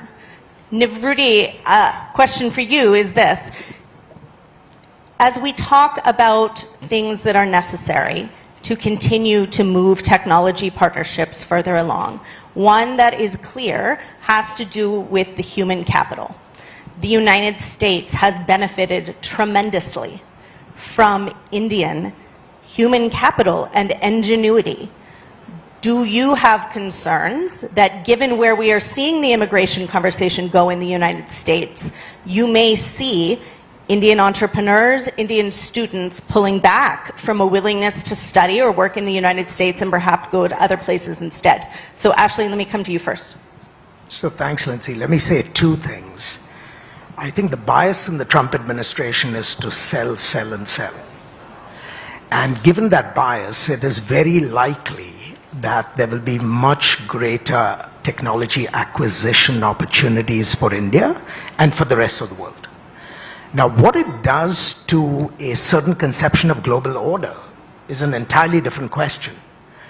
Because for 70 years now, we tried to help our friends while at the same time maintaining a proliferation regime that was linked to a certain conception of order. Now, if we end up in a situation where the price of helping our friends is to simultaneously gut the regime, I'm not quite sure long-term US interests are advanced, nor am I sure that the interests of our friends are advanced. What is even worse is I'm not sure the administration has the discipline to understand the issues involved. And so time will tell whether net-net we come out ahead. Let me make a second point, because it goes to the issue that Samir and in a different way Nivruti raised, which is it is in America's interest that the next 5 DeepSeeks emerge from India rather than China. There's no question about that. But it's the mechanism by which we try and stimulate the rise of these DeepSeeks that is at issue. I do not believe that a sustainable path for the US-India relationship is through state action and state subsidies. Those are very good to jumpstart a process. But if we have to keep it sustainable, we need to really have market transformations in both countries that essentially permit innovation to respond to the pressures of the marketplace. Because you cannot have a sustainable relationship if at every step of the moment, the state has to intervene in order to produce an effect. And I think, because this is the question you asked, what is it that we need to do, right? I think we need to really pay attention to institutional transformation in both countries going forward. And if we can't do that, people like you will constantly have to be overworked to produce the wins that we are now all touting. I agree. Nifriti, I'm going to give you the final word here. Yes. So before I answer, I have to say that, DeepSeek has become, talk of the town, and I'm myself using it as a verb. But let me tell you, that's how technology happens. I have lived 30 years in semiconductor industry. I do want technology to become cheaper, more affordable, and, whatever constraint you have, you build.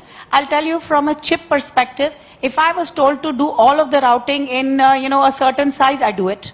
If they say, oh no, half it, I figure out innovation to do it. And then they say, you have to make it cheaper. I figure out, multi-chip module and try to do. So DeepSeek is a natural transition of technology, and it will happen in countries which are resource constrained. And I think India will DeepSeek many industries. So I'm completely agreeing with both the gentlemen on my sides. I also want to completely agree with Ashley. Now, since I'm in government, I feel incentives are a crutch. All the policies are enablers. So government can layer out, but who has to drive on it? It's the private sector. So I am saying, if we have identified this technology is important, and I completely agree with you, I think, underwater in this space, I was recently trying to draw, trade bottlenecks. Everybody's looking at the Trump moment. What are the bottlenecks? What are the alternate routes? What is happening in the Arctic Ocean? So I'm trying to build all of that, and suddenly I'm thinking, besides naval, let me look at space. I found out 12,000 satellites, 6,000 are US. Saying that's great. Sputnik came from Russia as an innovation, but look at where United States is, and look at where ISRO is. Look at what NASA and ISRO are trying to do as a partnership. So government is an enabler. So if as industries we decide that this is important and identify the strength of the industry of United States and India, and by the way, I can list down besides resources, the wealth of offerings that India has. And to enable, you talked about immigration and enablement. I personally think Trump is a very smart, business-savvy president, and he knows that between India and United States, and let me tell you a number which will actually shock you, 70% of semiconductor design happens between India and US. So yes, 90% of technology comes from, Taiwan and South Korea, but designers are here. Another statistic I'll tell you, 20% AI resources are here, 35% in United States. So if we combine, then that trust corridor will not just enable technology and IP to work, it will enable people to work. So I view as opportunity to be created through business, enablement to happen through government, and motivation through our people. And I don't believe India is lazy. Walk down the streets of New Delhi. I love the QR codes and the chaiwalas who sell tea with the digital infrastructure that has been built. It's magical to see the aspiration. So Dream India is, I believe, something to watch out for and something to partner with. India has always been non-partisan from World War I to World War II. We'll still be non-partisan, and we'll continue to look at growing ourselves and through ourselves growing the world. So that's what I want to end with. Thank you. Thank you, Neuffer. On that positive note, we will end this panel. I just ask you all to give thanks to our panelists.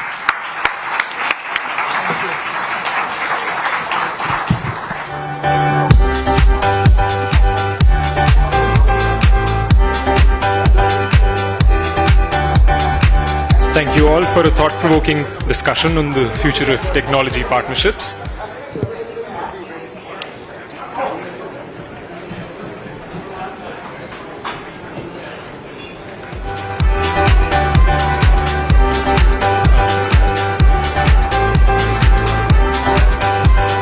May I ask everyone to please stay seated for the next session?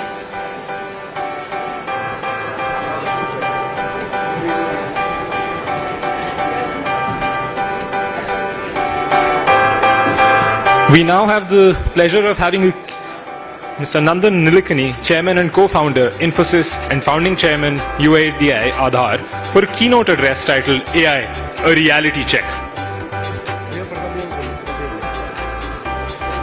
So, stage is yours.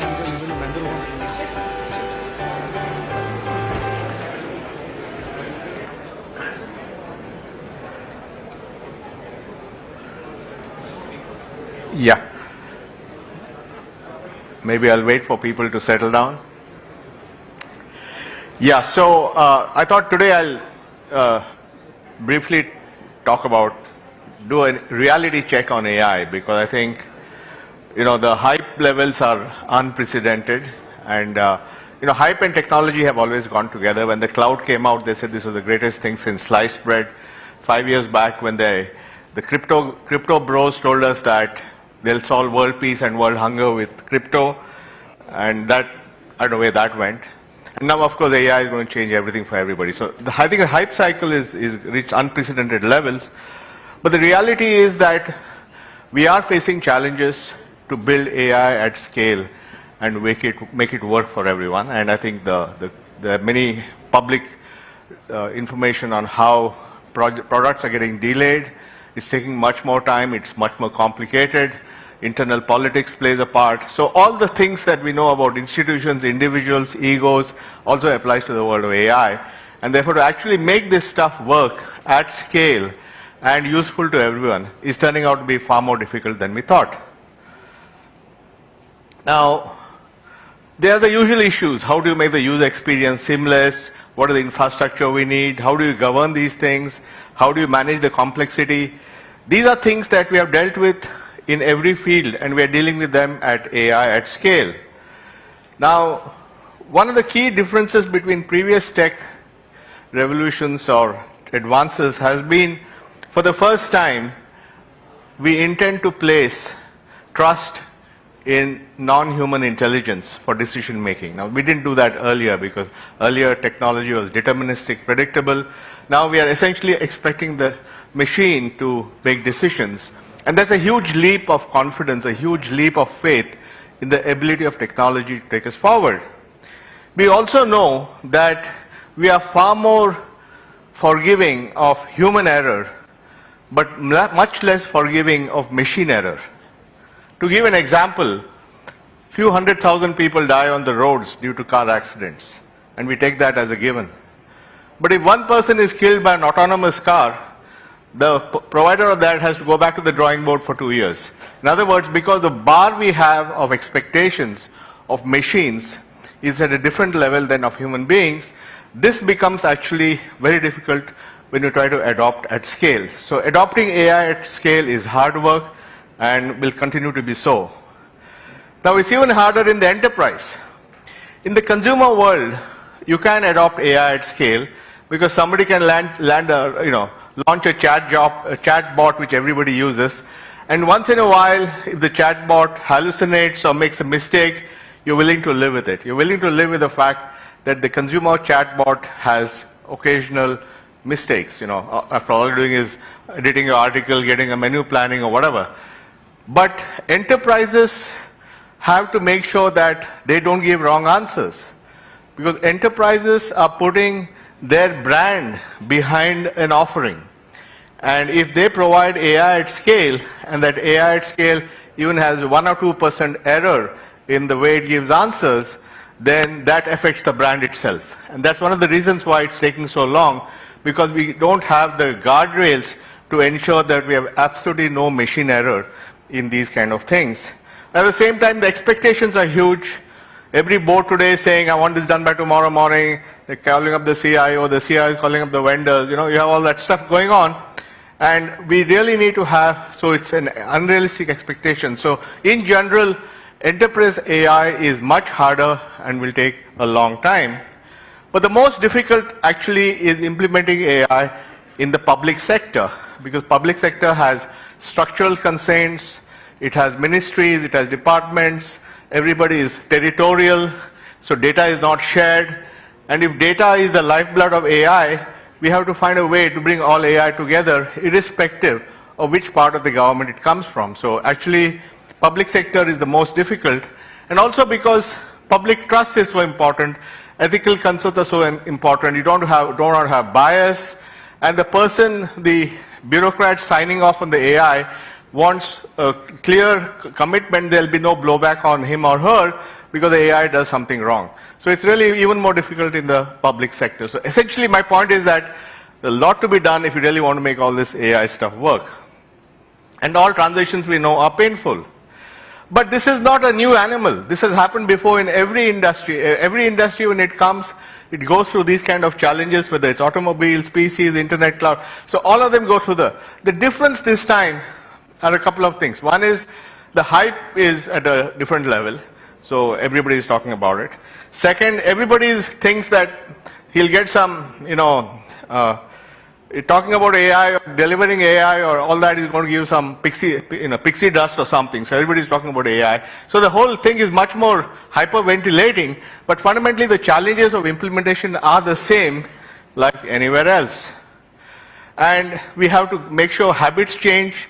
We have to change the workflow in enterprises or in governments so that our AI is part of it. We have to do a lot of upgradation, but the fundamentals still matter. So I just want to clarify one reality check, that AI doesn't mean it's going to be easier to do. It's going to take the same effort, if not more effort, and because you're trusting the machine to give decisions, more responsibility to make sure that it works. And this is something which is much more complicated than we think. Now, we know that adoption cycles are reducing globally. Electricity took 60 years. It was, 1880s and all that. We had the current wars, but it's only 1920 that it was used properly. Each cycle of technology takes less years. And in general, it has taken so many more time to get adopted in India. Interestingly, this time around, while we expect AI adoption also to take 10, 15 years, our belief is that in India it can happen much faster. So because of India's situation today and the technological sophistication that we have been able to accomplish in the last 15 years or so, it is going to be much faster. Therefore, the gap between the global developments and AI in India is going to be very short. And this is because of the transformation that we have done in India. If you look at what's been happening in India in the last 10, 15 years, when smartphones began, as you remember, Steve Jobs launched the iPhone in 2007, Google launched Android in 2008. So the initial use of phones in India was communication and entertainment, and dominated by Western companies. So you had, Google, YouTube, or Facebook, or you had, WhatsApp or whatever. So that was the first era. But around 2015-16, with the rise of India's digital infrastructure, arrival of Aadhaar, UPI, and so on, India's thing became more sophisticated and led to payments and transactions becoming a bigger part of the internet world, which is, by the way, much bigger than anywhere else because of the unique infrastructure that we have. And that led to the rise. And the second thing that happened was the balance moved from just the global tech companies to actually homegrown tech companies financed by venture capital. So you have a company like Meesho, which has over 100, 200 million users, many of them first-time buyers, many of them first-time sellers, selling commerce in every nook and corner of the country. Or you have PhonePe, which belongs predominantly to Walmart, which has 48% of payment transactions in India. These companies did not exist. They came out of this digital infrastructure we had. Or Physics Wala, which is a teacher, a talented teacher, Alak Pandey, who created a multi-billion-dollar company by using YouTube to teach, and then he sold classes, he used UPI to pay, and he's built a multi-billion-dollar enterprise. So that's what happened, and we had this whole payment and transaction revolution. And then we had the rise of all these gig economy companies, Zepto, two 22-year-olds delivering stuff for billions of dollars worth of goods in quick commerce. You have Rapido, which has the bike taxis. Rapido in Hyderabad is as big as the public transport system. You have Urban Company, which delivers, people to repair your house, repair your air conditioning, give you a massage, all that at scale. They have, really large base. So all these guys have created all these companies, and now we are going to see, as the number of users in India go to about 900 million, the phone is going to be the basis for reimagining work. And that is really what is required to get where we want in terms of jobs and so on, where people will discover jobs on the phone, they will get their credentials on the phone, they will get their benefits on the phone, and that's the future that we see. So India has had a digital transformation, and as Minister Jaishankar said, the acceptance of technology in India by Indians is very high. They're willing to accept. The reason is that what they have is so bad that this is much better for them. And so they absolutely no hang-ups about accepting it. They're not having long, convoluted debates and so on about what's good for them, and they just take the stuff and move on. Now, this whole thing we did was called DPI, Digital Public Infrastructure, and we believe that that is going to be the basis for using AI.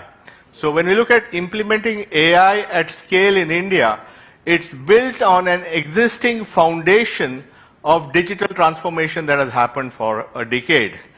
What are those, and with the current thing we have, the predominant languages of the phone are English and Hindi. The UI, the user interface is a touch screen which you key in, and you have static knowledge available. And even with that, we have reached more than 500 million users. Today, WhatsApp in India has more than 600 million users. PhonePe has about 350 to 400 million users. UPI has 400 million users. So even with all that, we have reached these numbers. As the penetration of phones goes up and we reach 1 billion phones, what is it going to take the billion people to use this? First, language will move from just Hindi and English to every major Indian language. And that will make it much more accessible. We're already seeing evidence of that. I'll talk about it. Second, the UI from keyboard and touch will go to voice and video. So you'll talk to the computer in a language of your choice. It becomes so much more accessible. And third, because of generative AI and the reasoning capability of AI, you will go from static knowledge to dynamic contextual information that is at your fingertips at the time you need it. So these are the three things that will drive, we believe, the AI adoption to 1 billion people. Now, we believe that this will lead to India becoming the AI use capital of the world. So I don't want to get into, maybe later we'll talk about, Yanka will talk about DeepSeek and all that. But I can assure you that whatever be DeepSeek or not, India will be placed where this stuff gets used. Stuff gets used at scale of 1 billion people, like we have shown before with Aadhaar, with UPI. And an example of that is how we have created the data for languages. Today, people like AI for Bharat have created open source AI models for Indian language, covering all the 22 major Indian languages and continuously reducing cost of operations. Because you want to make AI work in India, you have to charge 1 rupee per inference. You can't do it by charging those exorbitant prices that you're seeing elsewhere. And this is also about data. These guys have gone out and collected data. This is not building models by scraping the internet and somebody else's IP. This is about going out and collecting data.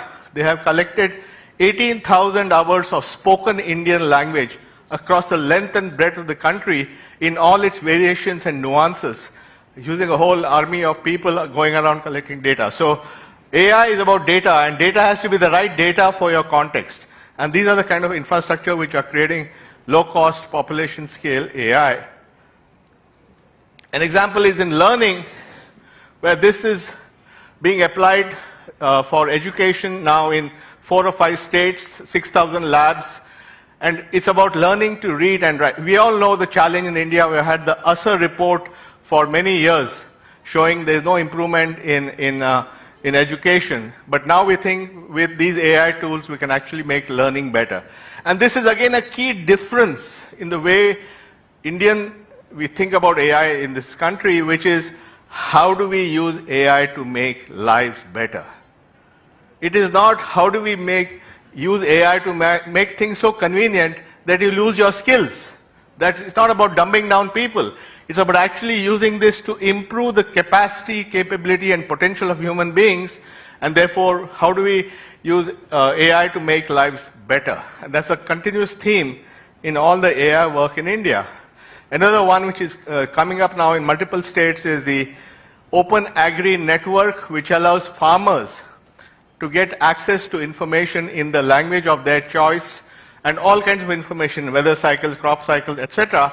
And this again is getting rolled out right now. Again, another case of building AI at scale to help farmers improve their productivity and their markets and so on.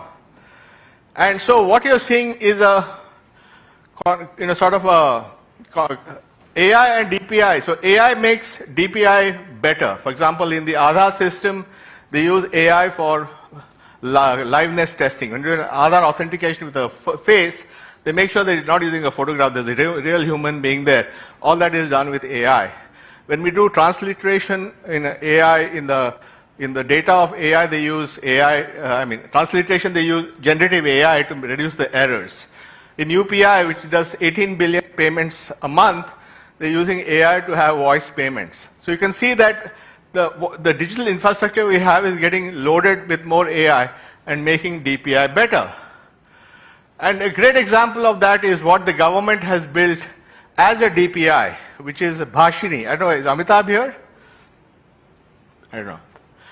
So Amitabh and Abhishek have done a great job of building Bhashini, which is essentially an API-based platform for Indian languages. They have a large number of models there. The most popular ones are from AI for Bharat. This system is already today doing 300 million inferences a month. Okay?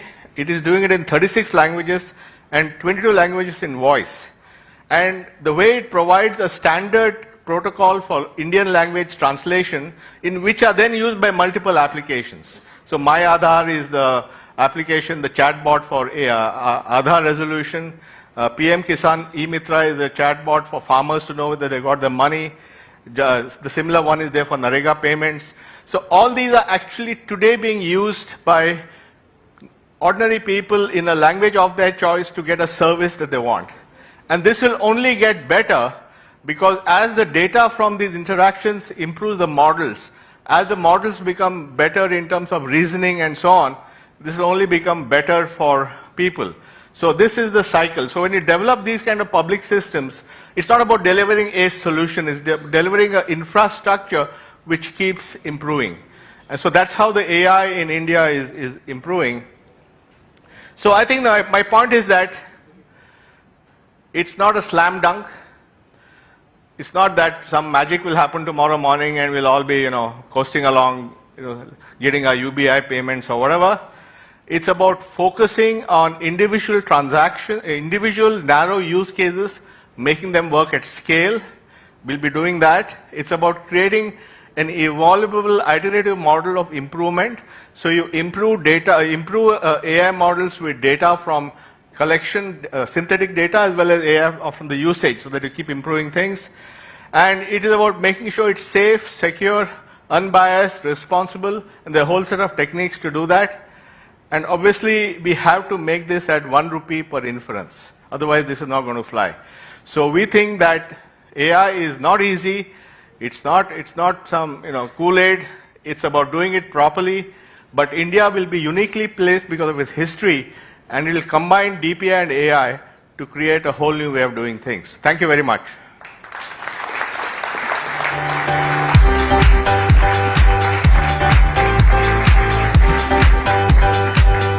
Thank you, sir, for that deeply insightful keynote. We now continue the conversation. AI, where are we and where can we go? In conversation with Nandan, we have Yanka Otel, Director, Asia Program and Senior Policy Fellow, European Council on Foreign Relations. Yanka, over to you. Thank you so much. And thank you for the inspiring presentation. That was very exciting already. And before we get into DeepSeek and more conversations about DPI, how DPI can be used for the Global South and how it can be used for climate, there's one question that kind of, while you were talking, struck me quite a bit. You were saying, we want to make sure that we use AI to make life better. That's pretty counterintuitive, because at the moment, AI has been used mostly to make some people richer. So this is something where, how do you explain this logic? And maybe adjacent to that, a question, there's a lot of enthusiasm here about the adoption of technology. You said, because everything else has been so much worse, this is great, we'll use this. What would be a breaking point for India to cap that enthusiasm? What would be a technological development that might bring this to a screeching halt? Because there's an endangering of data, there is a big fear about a real corruption of the entire system. You're from Europe, right? I am, yes, I can't help it. The skeptics always come from Europe. Yeah. So, I think, obviously there are these risks, and the risks are well known. I mean, security is a big risk, data privacy is a big risk. With AI, of course, the world coming to an end is a big risk, according to these guys. So there are lots of risks. But I think we have to manage the risks. There will be some episodes, something that set us back. But at the end of the day, the incredible benefit that people are getting from this technology far subsumes the risks. And that's the reality, I think. The Minister was also saying that today you have a lady sitting on a street with a street vendor with a cart. She's selling vegetables. She's using UPI payments. And then she's using the data from those payments to get access to credit. So for her, it's life-changing. So I think that's what will keep it going. And your first question was... So it's just the question of whether sort of the logic, the underlying logic here is not to get rich because the state has played a lot of the role in underlying this. Actually, state has played a role of creating minimal guardrails and technologies. But the rest of it is actually market innovation. If you look at what's happening in the DPI world today, there are many, many companies. I'll give you examples of those companies like PhonePe and all these guys. All these guys use the infrastructure, but they're private companies. And the market value of companies created on top of India's digital infrastructure is $150 billion. So it's not small. So the idea is create rails which everybody uses and then allow markets to compete. So it's not a government thing in that sense. No, but the rails do cost money and they do cost capital. And at the moment, if we want to talk about adoption also in the Global South, capital for precisely those investments is not necessarily available with other actors, particularly the United States, pulling back. Actually, the money is not the bottleneck. I mean, the money to build DPI globally will just cost a few $1 billion. It's not much.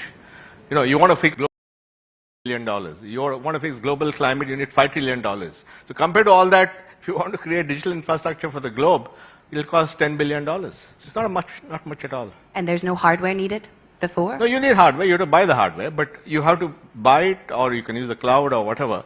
So I don't think it's a technology problem because the technology has been demonstrated. Much of this technology is available as open source with no strings attached, so there's no sovereignty issue. It is really political will, understanding how tech can be transformational. That is where that's where we have to think about it, and not get seduced by some AI and this and that. And, you know, these are all good things, but AI is like talking about the penthouse when you don't have a foundation. So I think we need to build a foundation in these countries. Well, we're talking about price. Let's go to DeepSeek because this has been on everybody's mind. How much has this shaken the tech ecosystem here? You're one of the godfathers of the Indian tech ecosystem. What was your first thought when you saw this coming out? No, I think DeepSeek has done a service to the world. I think they've demonstrated that you can do frugal innovation, that even if you're constrained in capital or constrained in the quality of your chips, if you design it and innovate well, you can create a comparable AI to other people who spend billions of dollars. So I think they have demonstrated that. And the second thing that DeepSeek has done is they have published what they have done. So they've been very, very, in general, the AI world typically has been open about its achievements. I mean, even the Transformer came out of a paper from Google in 2017. But I think DeepSeek has, in that spirit, has published all the techniques they used. So ultimately, what it's saying is models will be commodities. Anybody can build a model. It's not a big deal. All the knowledge is out there. It's the data which makes a difference. So you have to change the focus. And how do we gather the data from the direct raw data, not from some internet scraping? How do we use synthetic data? How do we build use cases which then give more data to solve and so on? So it's a data issue. I'm not really concerned about the models.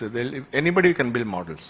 But are you worried about DeepSeek as such? Sorry to be the European again here, but the Italians have banned DeepSeek already. Your own finance ministry has said, not using on government devices, please. So what is the risk that is behind it if this is the basis, a foundational model for more applications? I don't care whether you use DeepSeek or not. All I'm saying is that what DeepSeek has done is accelerated the commoditization of models. So you don't use DeepSeek, use something else. But do you think that India will have the next 5 DeepSeek moments as it was discussed here? Well, I don't know what is a DeepSeek moment. There will be models from here, and you know the Indian AI mission has already launched a plan for more Indians to build AI models. Already many people have launched small models, 2 billion parameter, 7 billion parameter. Now it's a question of scaling it up. As part of the AI mission, they've also struck a deal to get GPU capacity in the country. So I think all the right things are done. All I'm saying is we should not lose sleep because somebody hasn't built a model. The models will be built. It's not a big deal. The real challenge, as I explained in my talk, is how do we make this work? How do you make it work for 1 billion people? How do you make sure it's accurate? How do you make sure there's no bias? How do you make sure that it doesn't goof off? That is the problem. So we'll focus on those things. Tomorrow, if some new model comes, we'll just replace the old one with a new one. Not a big deal. I like your optimism, and I like also that you say it's not a big deal. It gives us, consoles us in Europe as well, since we're sort of behind on that one as well. We're not quite sure. Maybe a quick question on sort of the Global South perspective here, because there's a lot of participants from Global South countries here in the room, and this is obviously the great India story, right? The DPI story is the great India story. But what is it that Global South countries really need right now? What is it that India can offer? And is this something where India will also sort of get out of its shell a little bit and go into the world and actually promote this more actively? What would be the collaboration partners for that? Well, I'm not in the government, so I can't speak for that.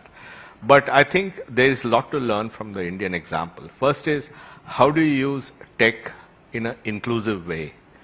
How do you get everyone to participate? You know, when we give 1.4 billion Indians an Aadhaar, when we have 750 million Aadhaar-linked bank accounts, when we have a billion smartphones, we've actually taken this technology to everyone right down to the last point. That is something which everyone can learn from. That is not just for a small elite, but it's a very inclusive way of doing things. So there's a whole set of learnings there. The second thing is most of the Global South has a very high degree of informalization. So formalization is just a few people, and the rest of the people are outside the system. And tech done well can actually accelerate formalization, which is what is happening in India today. Formalization in turn means more people enter the economic system, they improve their productivity, they earn money, they pay taxes. So the whole virtuous cycle that the West took 150 years can be accelerated into 20, 30 years. And many more things, and then the way we think about AI for learning, the huge challenge in many of these countries is just children are not learning. If we can now make learning better, that will have a huge impact on the human capital. So I can think of a dozen things which will benefit, and they're not that expensive compared to all the other costs the world is going through. You're going around the world a lot talking about this. Where are the places where you find the adaptation most sort of imminent? Where do you see the biggest strides forward? At I think certainly in Africa, in fact, we have the gentleman here from Morocco who's talking about what they've done in Morocco and many other countries, South Africa, Kenya, and so on, in the Philippines and in South America and so on, all that. And interestingly, lo and behold, yesterday I had a meeting with a Western European country. Yeah, I was going to say, I mean, there's a lot that can be done. I'm from Berlin, where a lot of the digitalization is still kind of very far behind. Yes. So I think the big change I see today is there's now finally acknowledgement that in India, actually, it's a whole new way of doing things. It's much more participative, it's much more open, it's much more open source, and more countries are now looking at it, including what are developed countries. And do you think that from that perspective, sort of, what are the other use cases? And I would like to sort of tilt the conversation a little bit for our stretch here to the climate conversation. Sure. Because there's something that is very dear to my heart, but I know also dear to your heart, to have a conversation about that. And we're at a time where the climate conversation has obviously, is not making the top of the priority list, although arguably it probably still should, despite everything that's going on at the moment. But there's obviously a huge need in having conversations about what do new solutions for the climate problems look like. Technology is one of the areas that we look towards and say, maybe that can save us, maybe that can save us, maybe that can help us. How do you see the combination of DPI, AI, and climate come together? What would be the best use cases from your perspective? Sure, I think that's a great question. And first of all, I think many of the challenges in climate today, one is of course the political policy, lack of carbon tax, those kind of things, are also just the sheer complexity of implementation. Today, everywhere in the world, it takes years to get permission to do anything, to build a solar plant, to lay the transmission line. So the interconnect backlog around the world is huge. It's not a tech problem. It's a problem that our policy framework. See, what happened what's happening is today we are in the age of electricity, right? Because more and more we're going to go to electricity for a variety of reasons and less on fossil fuels. In the Western world, electricity consumption was pretty much static for 100 years. And the technology did not change for 150 years. The last time the grid had technology was in 1880, when Tesla, Edison, and Westinghouse fought whether it should be AC or DC, right? After that, it's been the same stuff. So when you have a static system which is not growing, suddenly you made it extremely dynamic and growing at 5%. You're not able to cope. So a lot of it is nothing to do with technology. It's to do with whether we can actually grow, build more transformers, put the cables, get it going, get the permissions, etc. So I think that part is required in climate, irrespective of that. But the other thing is that the nature of electricity is changing from a large single producer of energy, like a nuclear plant or a big gas-fired plant, to a situation where every home has energy in it. Every home has a EV, which has a battery. Every home has a rooftop solar. Every home has many more electric devices, heat pumps and ACs and so on. So you're going from a sort of a mainframe kind of world to an internet kind of world where everyone is a producer, consumer, buyer, seller, or storer of energy. This requires a whole new way of thinking about the grid and the way of connecting. And that's where DPI comes in. My point is that you can have a DPI approach to creating tomorrow's grid by creating protocols which allow all these guys to talk to each other seamlessly, which is what, by the way, the paper that we have published called the Digital Energy Grid, which explains how this could happen. So this is a classic example of how climate, because energy transition is required for climate, energy transition can be accelerated by making the grid much more, interoperable. For that, you need a protocol. That's a DPI. And then once you do that, the data collection becomes so simpler that provides the AI to do many things. So I think that's the climate, energy, DPI, AI connection. So walk me through this. I'm a 25-year-old entrepreneur from Europe. I want to make money off of that idea. How would I make a business out of this? Well, it depends. You look at a specific thing. For example, somebody may say, I want to be in the business of peer-to-peer trading. I want to create a small smart grid in my village and actually produce solar energy, buy it and sell it. And if I have surplus energy, I sell it to the grid. So somebody can build a solution for that. Or somebody can say, how do I create a interoperable charging app so that instead of today, there'll be 10 charging networks and each will have their own app. Well, you actually need to have a way to make it interoperable, like we did UPI in India. So how do you make it interoperable? So there's the market for that, and so on. I mean, there's a whole market for creating distributed cloud storage. So what's going to happen is, many times, for example, once the EV life is over, that battery is still useful not to make the EV travel, but as a stationary storage for electricity. Somebody could get second-hand batteries, gets sustainability, all that stuff, create a network of second-hand batteries which become storage, so when there's surplus energy, it can be stored there. Remember that at the rate we are going, the combined capacity of storage of EVs batteries is 6 times what it will be on the grid. So we have to leverage that distributed capacity. So how do you create a cloud storage for that? So I don't want to get into there are endless opportunities, you're basically saying that. But you have to agree to work on a single global, or at least a protocol. Now, think about it, just let's do a mind game. Let's go back 30 years, 40 years, whatever. In 1995, why did the internet take off so fast? It was because long before that, they had built the protocols for the internet. They had built, the way to send emails, or the way to do a website, and so on, right? And then you could just build on that. But the new world of energy doesn't have those protocols. So you're going to if you don't do it properly, you'll also have these point solutions. So if you can use this properly and create a unifying protocol for the world, then it'll accelerate and you'll get all that you want. Where do you see this as a really live debate here in India at the moment? Because I think this is where there's often a question about collaboration between Europe, the West more broadly, and India on climate questions. There's always a bit of a bad sentiment because the conversations at the COP aren't going so well and things like that. Yeah. Is that an area where you see a real area for collaboration between Europe and India as well? Absolutely. I mean, look, if you're arguing about who pays how much money, or if you're arguing saying stop using coal, that's not going to go very far. But if you're saying let's look at how to use digital transformation as a way of accelerating the energy transition, which in turn will benefit the climate, that's a very positive conversation that we can have. I would like to sort of walk you a little bit back to the year 2016, where you said in many interviews before that was sort of the crucial year for India's digital journey. This is now more than 10 years ago. 9 years ago. 9 years ago. So it's almost 10 years ago, exactly. Almost 10 years ago now. So if you have the anniversary next year, what will it be that you look back on and will be saying, what enabled it? What enabled 2016, made it so possible? And what is your advice for every single other Global South country going through that evolution, how they can create their own 2016 in 2025? So first I'll tell you what happened in 2016. April 4th, 2016, Aadhaar reached 1 billion people.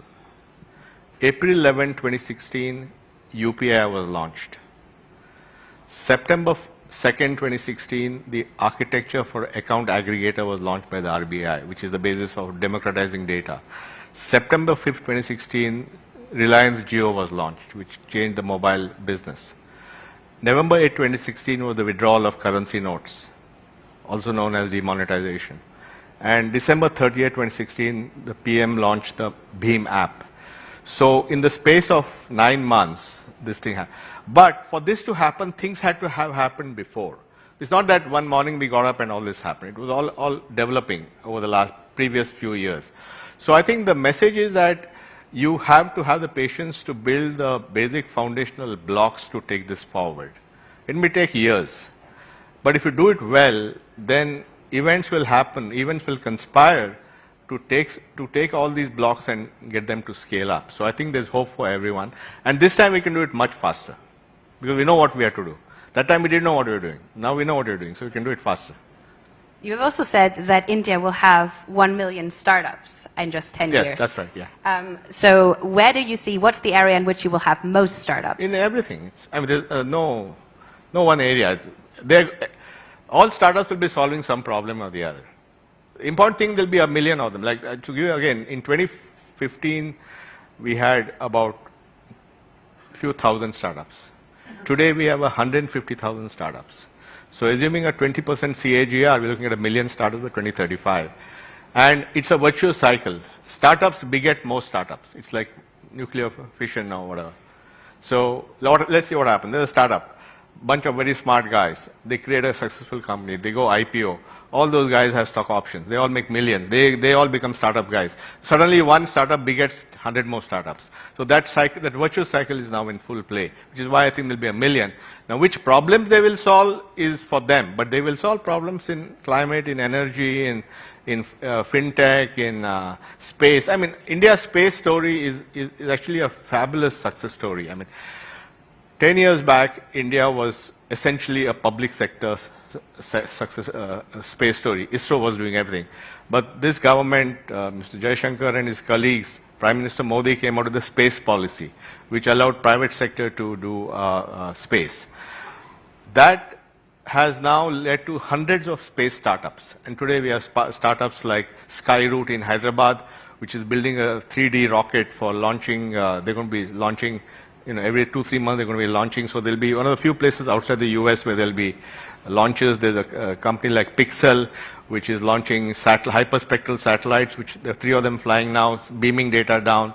So suddenly the space industry has taken off.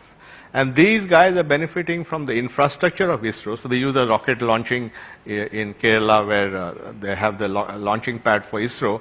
And they use the labs of ISRO for testing. So there's a good synergy between the private startups and the existing system.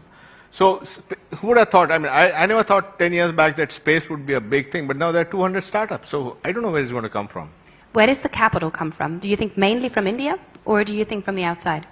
Both. I mean, the global capital will come, but Indian capital, see, only 5% of Indian assets are in equity right now. So that's going to go up. And we also have systematic investment plans where people invest a small amount of money in capital markets. That today is now $3 billion a month. So we're getting $36 billion a year into our capital markets through technology. Because you just press a button and it sets it up. In 2 minutes you can set it up. You're welcome. I'll show it to you sometime. So the thing is that capital will come from outside and from India. I think that's an important sort of note, because I think there's a lot of skepticism at the moment whether capital will dry up for certain developments, because we're all now in defense production and we're all investing in other things and no one's investing in those things anymore. But there's no skepticism on your part here. No, look, I mean, I think India's challenge, while I know this is all about geopolitics and all that stuff, India's challenges are internal. In the sense, what we have to do to get our thing going is internal. It's not, we have to deal with all the external issues, of course. I mean, nobody's saying no, but a lot of things, improving ease of doing business, making benefits universal, making credential universal, getting the startup guys going, it's really within the country. So while we're coming to a close, I started as the skeptical European, and you almost have me convinced to embrace the sort of Indian enthusiasm. What else do I need to do to change you? Well, this is my question, is sort of, what is your piece of advice for all those skeptical Europeans out there to just get a little bit more Indian about themselves? Develop a bias for action. That's a tricky one for a German. Thank you so much, Nandan Nilekani, for this conversation. It's been a huge pleasure. Thank you for Carnegie India for organizing everything, and I hope that all of you can enjoy the next session. Thank you so much. Thank you, Anka. Great fun. Super. You did a great job.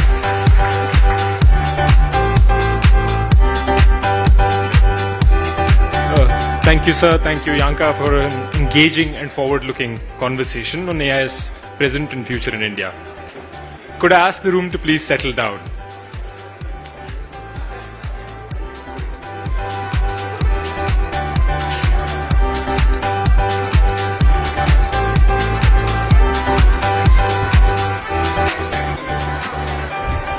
Could I ask the audience to please settle down for the next session? We're beginning in a minute.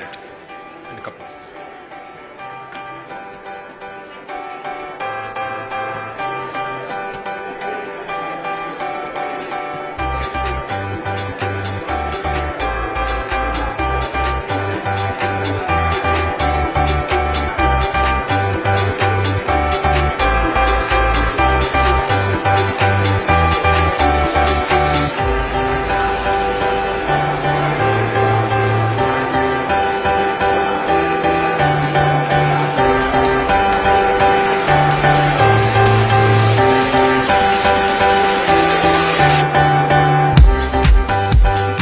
Could I ask the audience to please settle down? We're beginning our next session very shortly.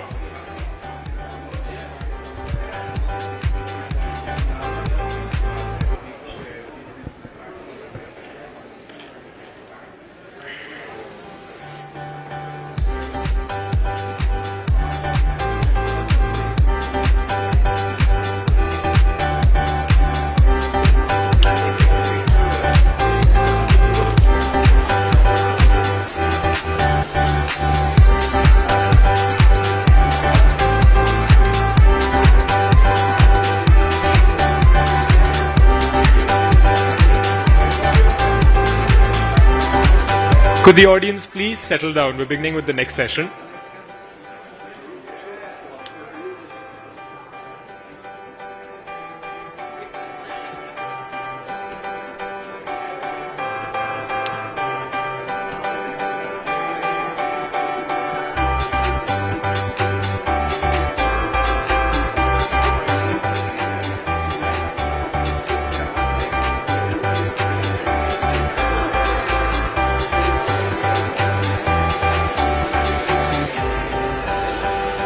Up next, we have a keynote session titled Sambhavna, the state of geopolitics of technology.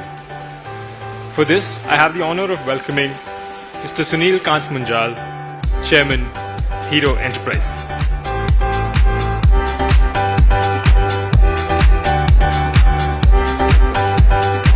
So please. Thank you. Thank you.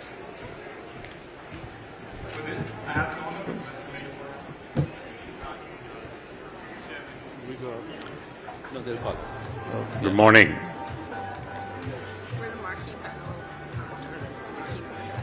It's a hard act to follow, to come in after two high-powered speakers here. Tomorrow. The subject of this session says Sambhavna. Sambhavna is what is possible. I think it'll be interesting also to talk about what is probable here right now. Do you know him from before? The ambassador? The world today is going through an interesting set of changes. Geopolitics is like a game of chess, where each of the pieces are arguing with the others who actually invented this game. And tariff, apparently, I'm told, has become the most used words on the search engines over the last couple of weeks. But while there is active conversation and dialogue on tariffs and what they might do, there is a series of other races ongoing at this moment. One, of course, is the race to build and figure out a way to manage AI, quantum computing. Technology in general has started a new race across the globe. We have seen the world argue, the world literally actually create wars over land, then oil, then water.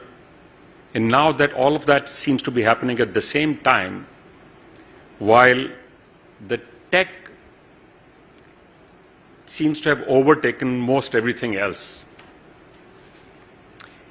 India itself is now considered amongst the leading nations as far as contribution to the GitHub in AI is confirmed.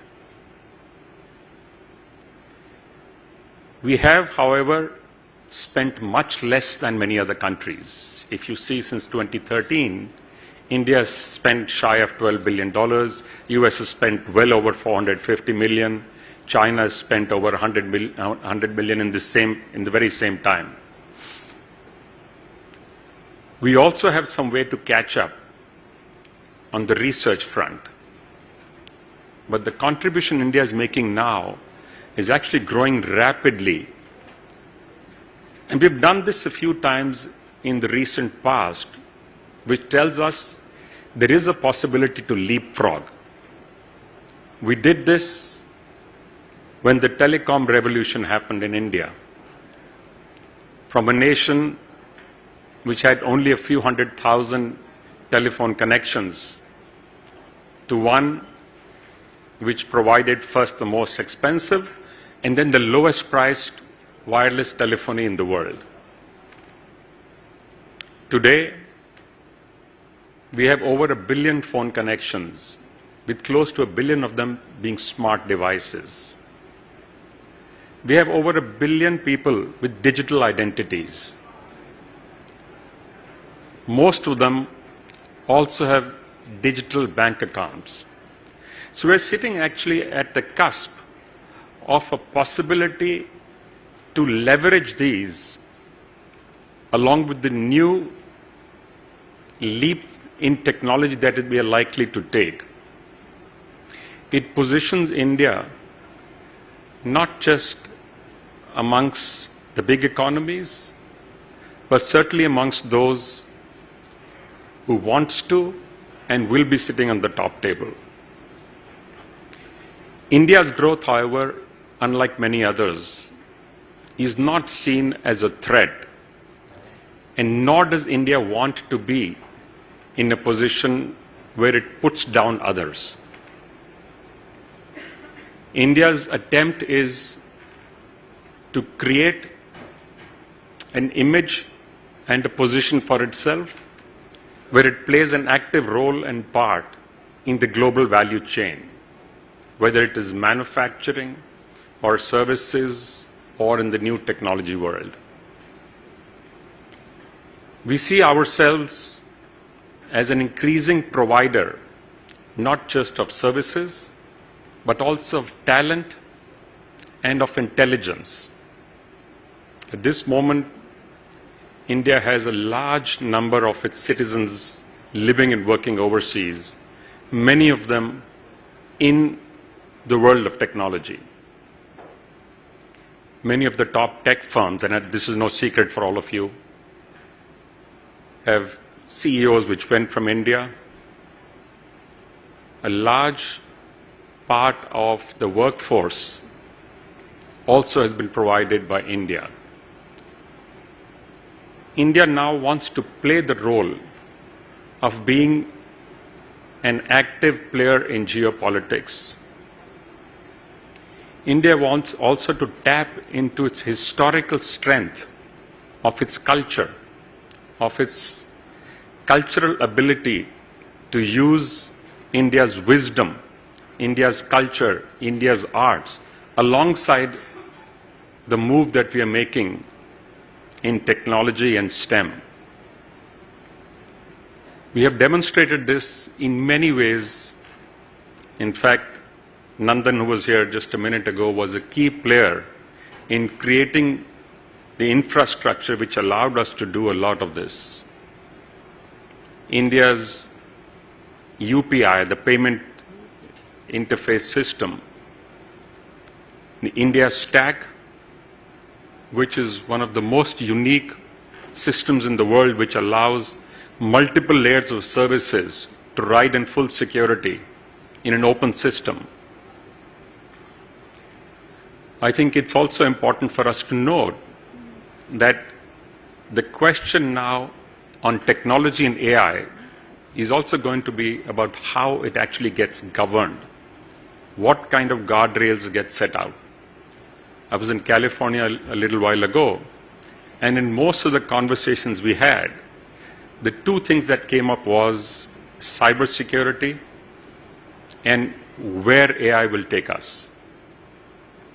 Both of these are important conversations, but at this moment, not quite fully defined. I think, therefore, it is critical and important that geopolitics does play a role in this, that countries do talk to each other. At this moment, the system that we have put to protect data is different in each part of the world. Europe has a completely unique outlook to it, where individuals control everything. In China, they have control, but the state wants the final word. In the US, we are looking at it through institutions. India, too, introduced its own act in 2023. I think this is another important conversation that we need to have as we discuss trade, because the world, it appears, took a complete about turn from the decades of the attempt to build a global village. Of late, it appears it's almost tearing itself apart, with countries saying, my country first, my people first, my jobs first, which is fair to some extent, but at the same time, it does tend to damage the fabric of globalization that was being built. It appears to leave those behind which were getting left behind already. So I think it is important that technology becomes the enabler in building this bridge which will allow those not to be left behind. At the same time, the conversation and concern about where AI is going is an important and a critical one, which is why conversations like the GTS actually play an important critical role in this. I hope in these few days, while all of you are here, we are able to come to some good understanding, at least to share ideas and views on where each one of us stands.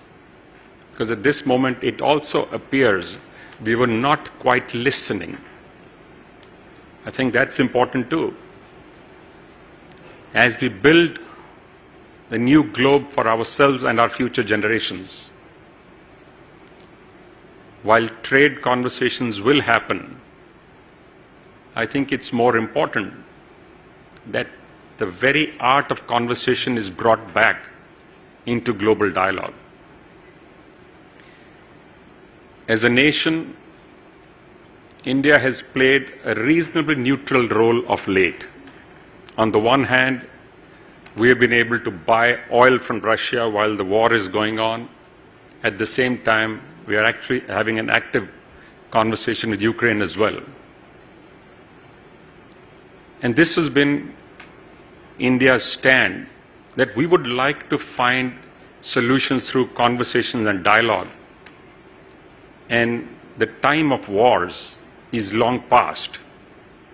It still, however, appears we don't quite all agree on this, and which is why this is another conversation which is a critical one.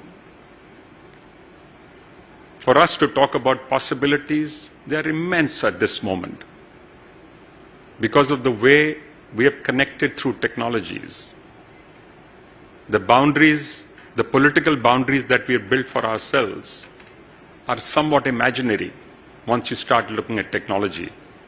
Because no matter what boundary you put, technology will travel, information will travel, data will move about. And therefore, it makes perfect sense for us to have a much more open conversation and create a set of possibilities which make for a healthier, happier, more educated, and more accessible world. I hope this is not just the world of possibilities for us, but truly a probability for a future that we see in the not too distant future. I do know that for all of us at this current moment, the conversation about world trade is a critical one because it has caused waves around the world. And there are plenty of views about what it will do and where it will finally land. Nobody knows where it will finally land. But one thing is certain, it has changed the way we all looked at each other, the way we looked at trade, the way we looked at global relations. I hope that by the time this settles down in the next few months, we have a clearer view of how and where we stand in the Committee of Nations, and that as people, we will use technology as a tool and not just be driven by technology. Because the rapid change that is taking place is actually an amazing machine at this moment. We could get driven by it, or we could use it as the most amazing facilitator for us. And I certainly hope it is the latter. Good luck and all the very best. Thank you very much.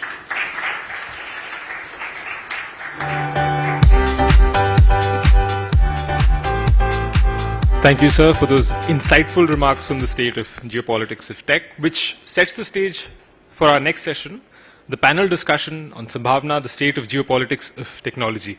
May I please welcome to the stage Debjani Ghosh, Distinguished Fellow, Niti Aayog, Tarun Chhabra, former Deputy Assistant to the President and Coordinator for Technology and National Security, U.S. National Security Council, Brendan Dowling, Ambassador for Cyber Affairs and Critical Technology, Government of Australia, John Simonson, Senior Director, Prime Minister's Office, Sweden, Anthony Cook, Corporate Vice President and Deputy General Counsel, Microsoft, Sebastian Niles, President and Chief Legal Officer, Salesforce.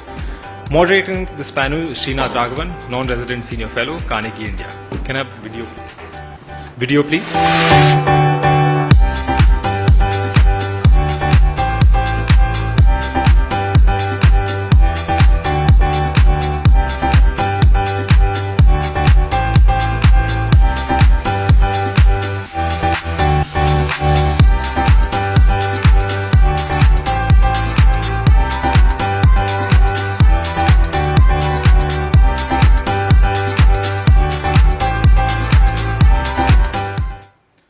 Srinath, floor is all yours.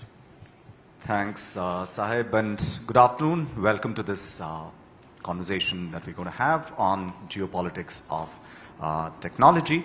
Now, I think it's fair to say that technology and geopolitics as two ideas were pretty much joined in the hip. I mean, if you go back to the origins of thinking about the world in geopolitical terms, you know, to the turn of the 20th century, the entire idea of thinking of politics operating at the global scale was because of technological development around that time, right? So technology and geopolitics run pretty much through together. But at the same time, technology also brings the globe together in other ways that we understand as globalization, right?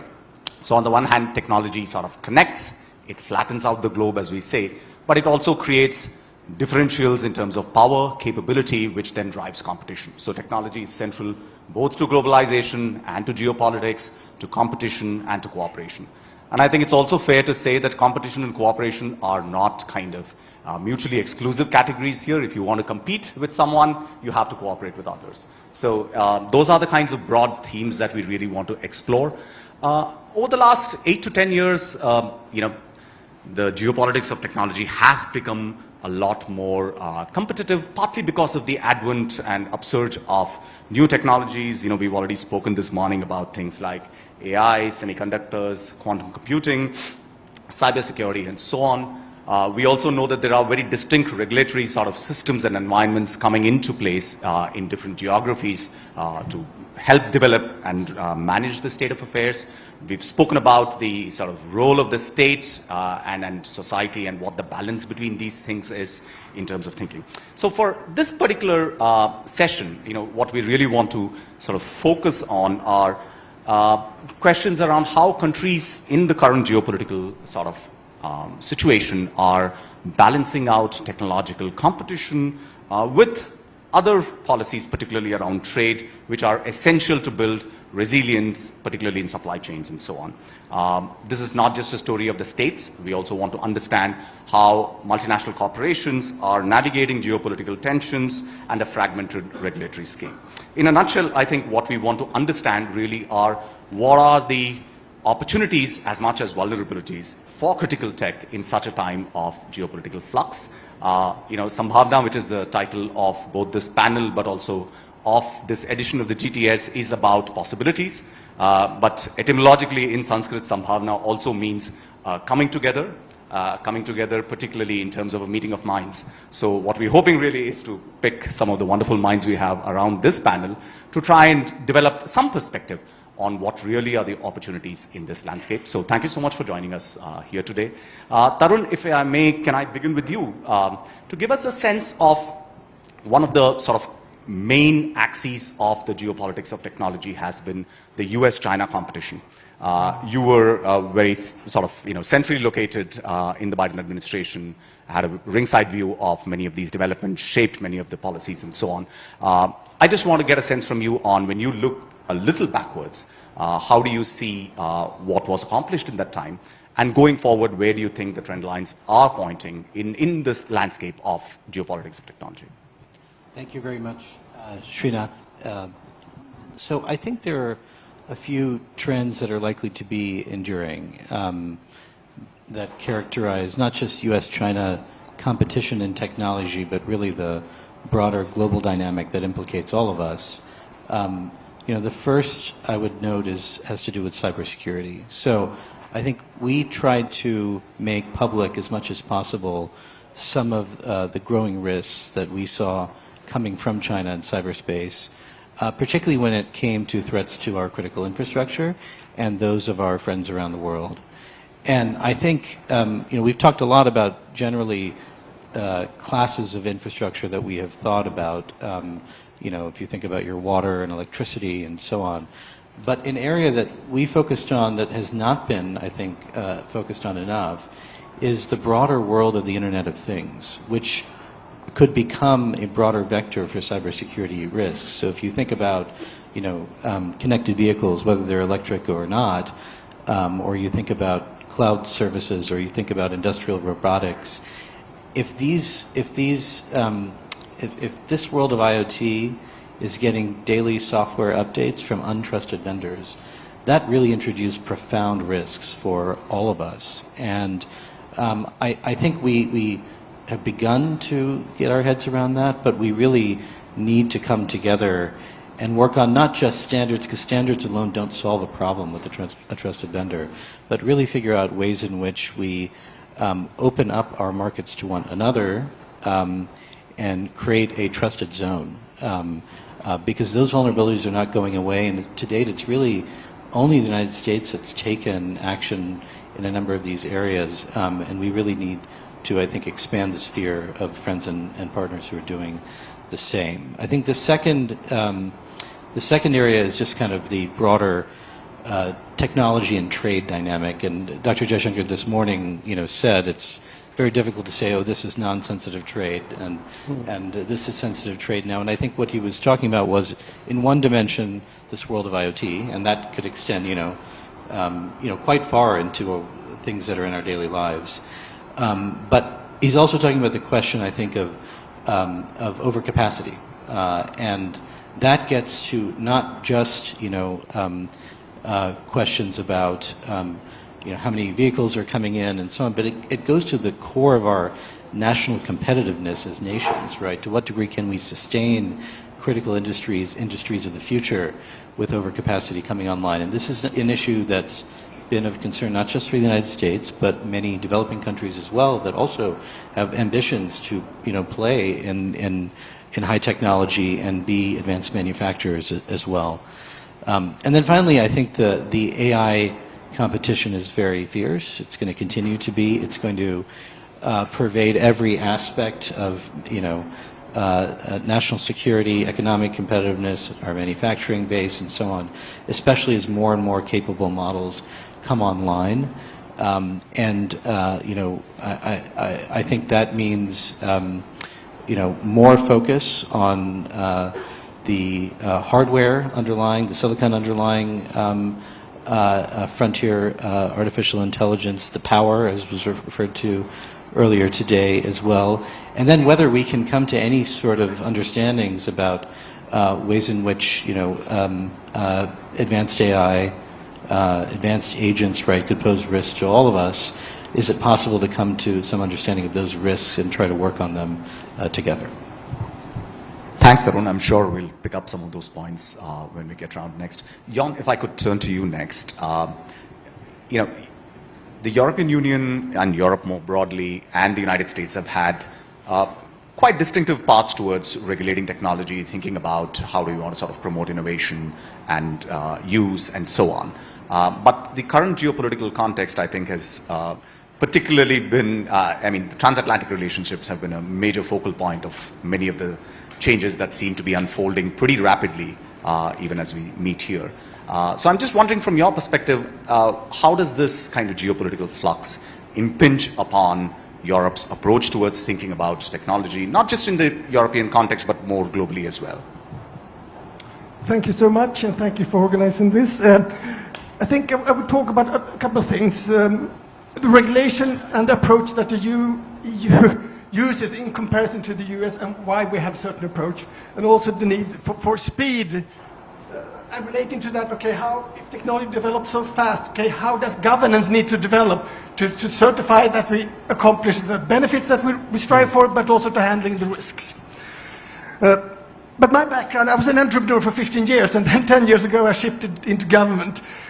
As an entrepreneur, you know that speed is basically everything.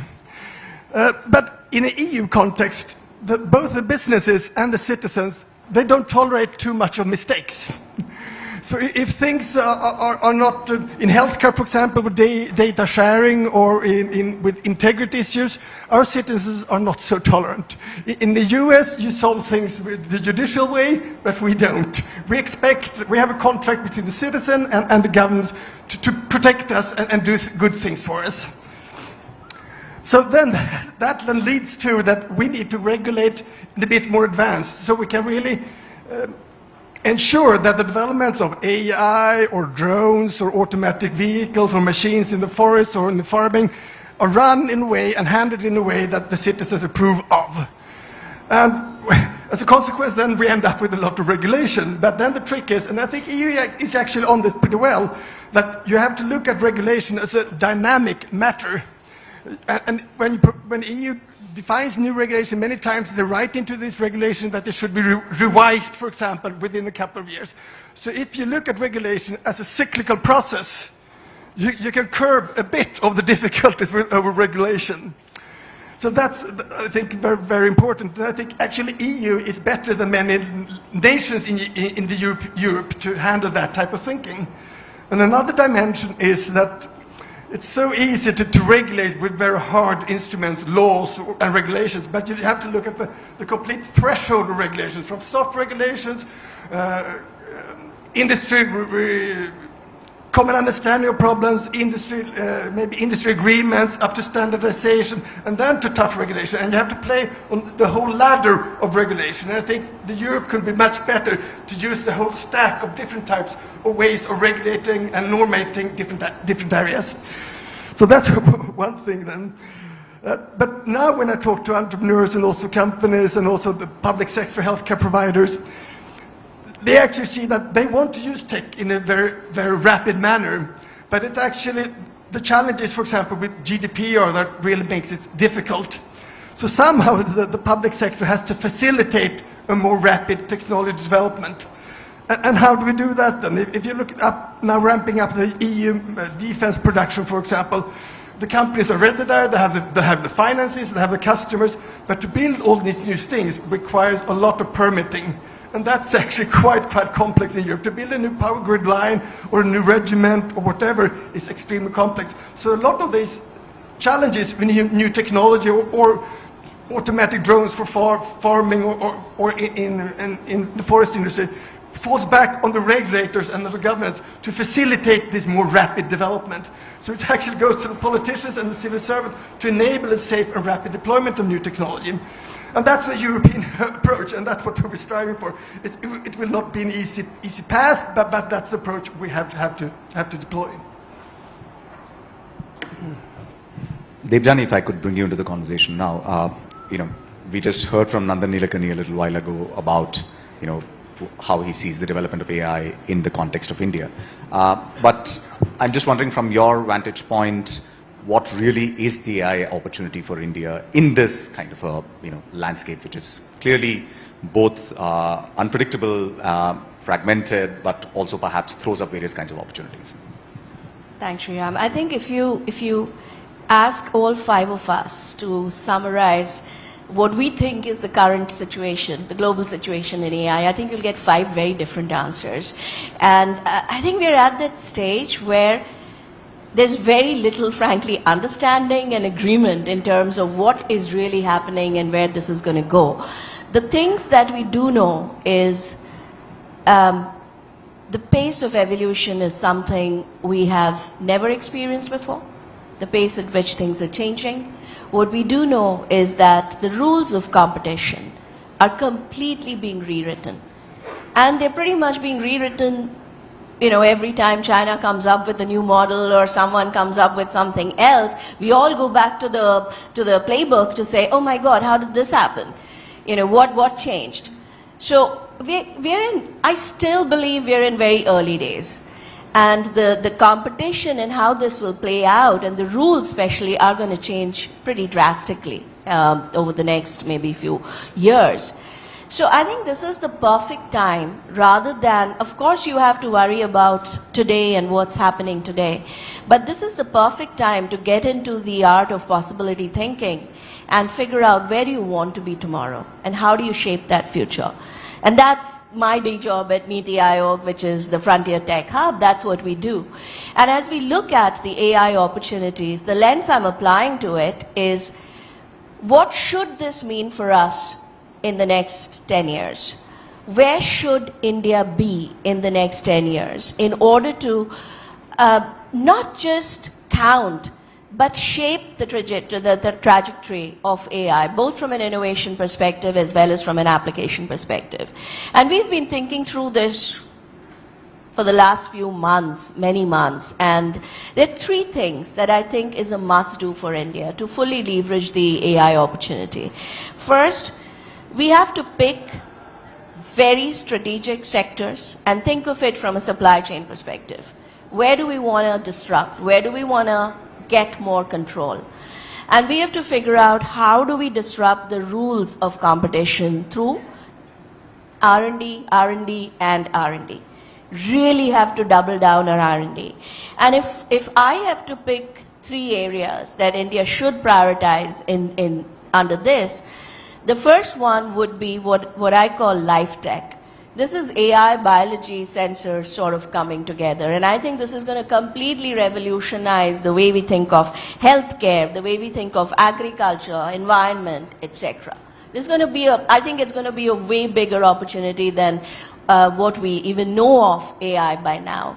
The second area would be advanced materials.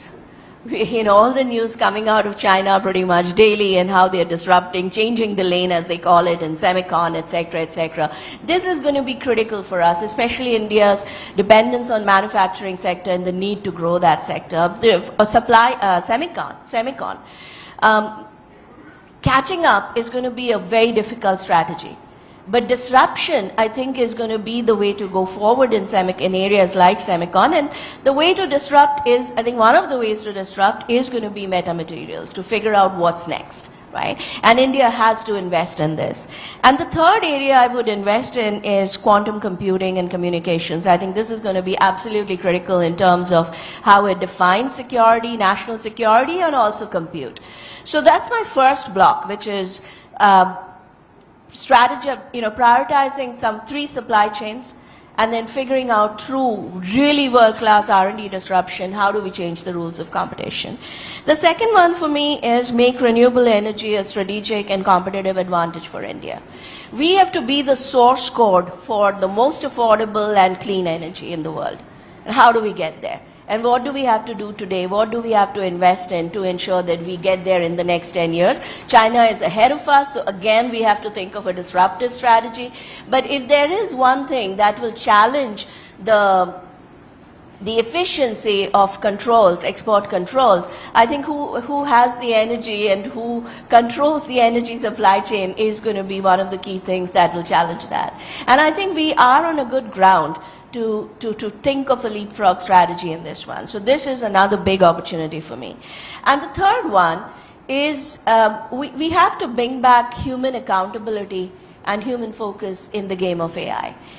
We are currently completely moving away from it. When you think of the tech framework, what we are seeing come out of a lot of big tech and West is technology is in the center. So yes, we want to race towards AGI, but none of these companies can today stand up and say what they really mean by AGI. And there are different versions of it. So if AGI is going to help us, great, then let's build it. But if it is not, and the historians, then why are we building? Why are we investing so much of our dollars into this? And I think you have to now figure out a framework which has the human and the planet's well-being at the center. And that's the human-centric model. And India, I think, is tremendously well placed to drive that thinking. Everything we have done evolves around human centricity.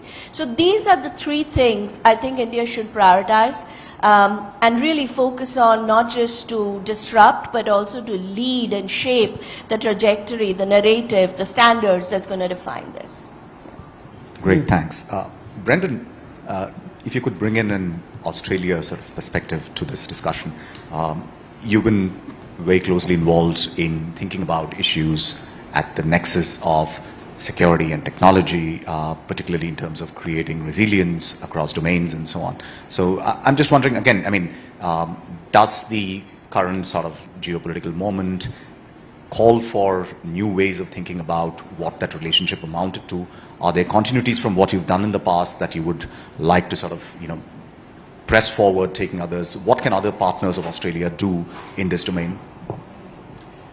I think your initial point about technology and global power always being connected is actually very spot on. But we convinced ourselves in the digital age that this time was different. And I think if we go back to the late 90s and the 2000s, an air gap developed between geopolitics and policy making and technology and innovation.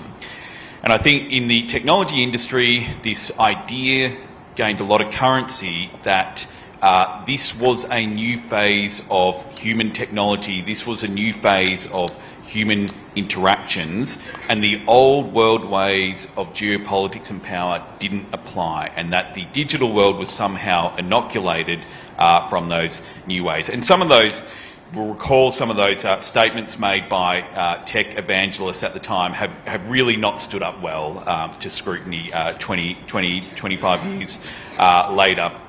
But on the government side, I think we also failed. We bought into the idea that tech was too complicated, was too technical, moved too fast, and that as policymakers, as bureaucracies, we couldn't possibly develop suitable policy and governance and regulation for this new world of digital technology. I think for the last 5 to 10 years, we've been trying to correct that mistake and recognise that actually technology is a domain in which the old world trends play out just as much. Technology is a domain where the public interest is at stake, and governments therefore have an obligation to their people to act in the national and public interest in the way technology is deployed and developed. In Australia, I think the approach we've taken for about 8 years now is to better intertwine the policy-making process with the technology development deployment process. A lot of the time that means working in partnership with major technology players, but sometimes it means imposing legislation and regulation to say that we need to create requirements and mandates on the technology industry that better reflect the geopolitical circumstances. For anyone who doubts how relevant technology is to geopolitics, you only have to look at how Russia has used cyber tools as a part of its campaign against Ukraine. You only have to look at the way North Korea has effectively funded its ballistics and nuclear missiles, nuclear warfare program through the theft of cryptocurrency. In Australia, 10 million Australians had their sensitive information accessed by cyber criminals operating out of Russia. And in the Pacific, we've seen some of the smallest nations in the world, nations with only tens of thousands of people, hit by cyber attacks emanating globally. So technology and geopolitics are deeply intertwined. I think for this audience, that's an obvious point, it's axiomatic, but when you take that out into broader policy-making circles, it's actually not accepted. And policymakers who talk about geopolitics don't talk about technology, and those who talk about technology don't talk about geopolitics. So that gap is real and it remains. What comes next, I think this is a time where we will make very consequential decisions. We have to make decisions about if we're introducing foundational tech to our nations, if that is a vector for a foreign attack, foreign interference, foreign disruption, then it is well within, and it is in fact an expectation of governments that we will put limitations on to better protect our people. I think Tarun's point around IoT is incredibly compelling. IoT, industrial IoT, is throughout every aspect of our societies, and yet is a point of vulnerability. We are allowing states that would misuse that access, that technology power, into every aspect of our lives and our economy. So it's incumbent on us to be more active in engaging in the technology and geopolitics conversation. It's an international partnership that we have to engage in. Australia has not only invested in building up our national resilience, but we've made it one of our major foreign policy priorities to build the stability and security of the region on a foundation of secure, trusted technology. This is something that is increasingly going to be part of all of our toolkits and is a priority for us. Thanks. Sebastian, if we could turn the focus a little bit towards the industry and business outlook, not just on what is happening by way of geopolitical sort of flux, but I think there are competing imperatives in place that, on the one hand, you need global technology development, but there are pressures towards localization, nationalization, regionalization of these kinds of things. So from a business vantage point, how do you sort of balance these imperatives of, on the one hand, needing to sort of do things across different geographies, but then having particular sort of pressures in particular areas? No, thank you. He's given me the easy question, you can tell. It was a real honor to be part of this conversation at a very defining moment and a real inflection point, not only for technology and where agentic AI and other solutions are evolving, but obviously in terms of global dynamics. I think I'd start in answering your question, though, to share a little bit the vantage point, right? Sort of that, I come at this, that we come at this. I help lead Salesforce as President and Chief Legal Officer. We're a global technology platform that serves, across sectors, across countries, across governments, and the like. And this includes our agentic AI platform, Agentforce, that is really kind of driving, across a whole set of different, cases and contexts, really the vision of humans and digital labor, right? Humans with agents and AI coming together to try to drive and define different sets of stakeholder, success, closing capacity gaps, transforming, enterprises and outcomes, and the like. And so with that, geopolitics, right, is not theoretical, right? It's a reality that all of our customers are grappling with, every day. And we often kind of operate as trusted advisors to these different industries, and governments and contexts. With that, I would note this is both energizing and very hard work, right? And sort of why, right? Well, anyone sort of here listening, today, whether you're in the room, right, sort of, or, globally on the live stream, what is it that every country wants, right? Every country wants resilience, right, and success, right, for their peoples. Every company, right, wants to innovate responsibly and transform, right, effectively and fundamentally. And what does every citizen want? Every citizen wants to know that they will not be left behind. I think I'm encouraged, actually around some of these issues right now, because these conversations, right, are now happening across borders, across sectors. And the fundamental opportunity will remain that if we put trust, inclusion, and impact at the center of how and where we not just deploy technology, but define the future around AI, and impact, we can do something really remarkable working together, whether that's private and public sector collaboration, whether it's industries, right, sort of working across to sort of serve the needs of their constituents and their stakeholders, and governments doing the same. And what is it that's going to be remarkable? Well, you'll be deploying technology, not sort of like AI for AI's sake, but to drive the real outcomes that make a difference, so that you have technology that's not just powerful, but principled. And so how do you navigate this sort of new kind of evolving environment? It actually comes down to the fundamentals, right? Which is for Salesforce, we have our 5 core values that drive how we think about this. Trust, customer success, innovation, equality, and sustainability. And when we work with governments, customers, and sort of other contexts across this, it's, well, how do we help each other succeed? How do we help customers succeed? How do we promote interoperability? Right? How do we, yes, have a global vision, global platform, global priorities, but also really respect regional and local, differences, and needs? Because whether it's, having cross-border, right, data flows, whether it's figuring out, that the reality is, look, everyone wants to be self-reliant, but to be really successful, we all know you can't be isolated. And to solve the problems that are before us and also seize what's been noted, this intersection, right, of national competitiveness, right, of public trust, of global opportunity and risks, it's all intersecting, and it's either aligning or colliding, right? And technology plays a fundamental role in this, but the policies and standards that we choose to implement or that we refrain from implementing because we want to have the right common sense context that drive responsible innovation, but actually drive with that bias for responsible action comment that you heard earlier. I think that really has to be the imperative, and we need to move forward on this, yes with speed, yes with scale, but really in trust. Anthony, if I could sort of focus the same question a little bit more on the AI side of things and talk a little bit about how the AI economy is evolving across geographies. I'm particularly interested to understand from your vantage point, what do you see as the sort of principal opportunities for collaboration in an environment like this? Yeah, firstly, it's wonderful to be here. I think this is a really important moment, as has been said, and I think the AI moment in particular, I think, is incredibly important because in some senses, the gap that Brendan was referring to that opened up in relation to, I think, policy making and technology has been really found probably its highest focus in AI, partly because the development of AI has largely sat, unlike a lot of other technologies, primarily with the private sector.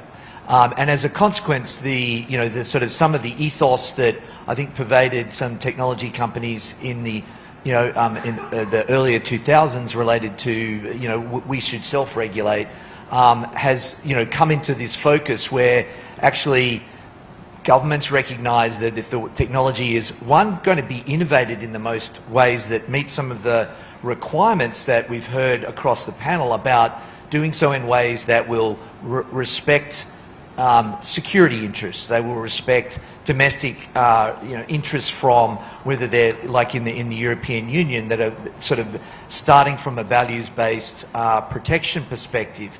Those are things where I think the dialogue has moved, and so companies are now having to realize in order to build the very trust that Sebastian was talking about, the notion that you can simply say, leave us, and we'll do what we want to do, and we can proceed without the interaction and engagement with government is just not acceptable. And so then I think you see that conversation evolving very differently in different places around the world. In some places, and the EU has been at the forefront of this in the sense of the AI Act there, remembering that the AI Act really originated before the generative AI moment, in a sense. And so the Europeans were progressing down a path of setting out the framework for engagement and, a dialogue with industry very much about that. But as the AI moment came, the recognition that there was a safety-first approach in looking at sort of a risk categorization of AI and how we would start to engage in doing that. And I think one of the things that's been very interesting in the regulation as it's come out is some of the focus on codes of conduct that are then being developed, in much closer relationship with industry to inform, both so that industry understands what's coming, as well as as informing the way in which the regulation is going to unfold. And so I do think, as you look around the world, the way in which that sort of dynamic between the government and players in the IT industry are forming is evolving in different ways. I think if you look in Asia, there is a sort of predominant innovation first step being taken, but very much, I think, informed, and India is a great example, and some of the organisations that have been on stage already, where that dialogue between public and private to inform the decision making and to inform the way that regulation is going to be pushed forward, to identify where there are public interests that the technology should be focused on, I think are going to be very important. The final thing that I would probably say is, as you then think about, from our perspective, and you look at this, the geopolitical intersection, if you like, with technology, one of the things that's very important to Microsoft, in fact, it's part of our mission, is how do you empower organizations. And I do think that, one of the things that we think about very much is, as you look at the technology layers, and particularly in AI, you look at both what the foundation levels are, you look at the building of models, you look at then the application layer, is how do you make sure that you're building partnerships across all of those levels? Because ultimately politics is always local, and so you have to work out the ways in which you can engage with local partners across the different levels of the IT infrastructure. And one of the things that we've thought a lot about is, how do you make sure that open source thrives on our platform? How do you make sure that we have models so that people can go to market and they can choose the way that they are able to do that without constraining them to a particular marketplace definition? And I think those are very important steps if you're going to move beyond sort of proprietary solutions and companies defining regulation for themselves, and you really want to provide an open environment where people can then come in, build the solutions they need to, leverage the technology and the innovation that's on the platform, and yet meet some of the final needs. And the final thing I would say is on this conversation at the moment, I think, around the importance of local and sort of domestic interests, and therefore the sovereign conversation, is, I think, the one that's just so important, because we're seeing, this is a pressure that's arising primarily, as a consequence and in response to some of the US activity over the last sort of, particularly the last 3 to 4 months, but reflecting a little bit, even on the last administration as well. And I think one of the things that's very important in that dialogue is, how are there going to be partnerships between local players and global providers in order to build the sort of the trust that we're talking about, to make sure that the benefits that everybody sees from the technology are not going to be stamped out by a move to sort of pure isolationism in the way that technology operates, which I don't think will see the full fruition of what it offers. Tarun, if I could pick you up on exactly this point, right? I mean, my understanding is that one of the things that you were very focused on while in office was, how do you build partnerships in order to sort of create resilience around critical technology and so on. But does the current turn, towards kind of more widespread tariffs, a sense that partners have to prove their worth, etc., create new kinds of challenges for how this, business of ensuring resilience of critical supplies, etc., is going to be done?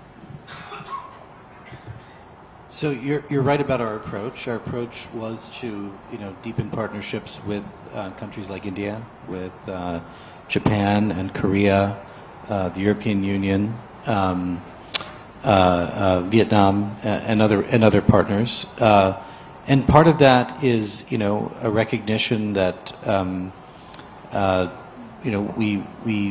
China has scale. China has tremendous scale. China's and not approaching, in most cases, the world in that kind of spirit of partnership necessarily. It's a very different approach.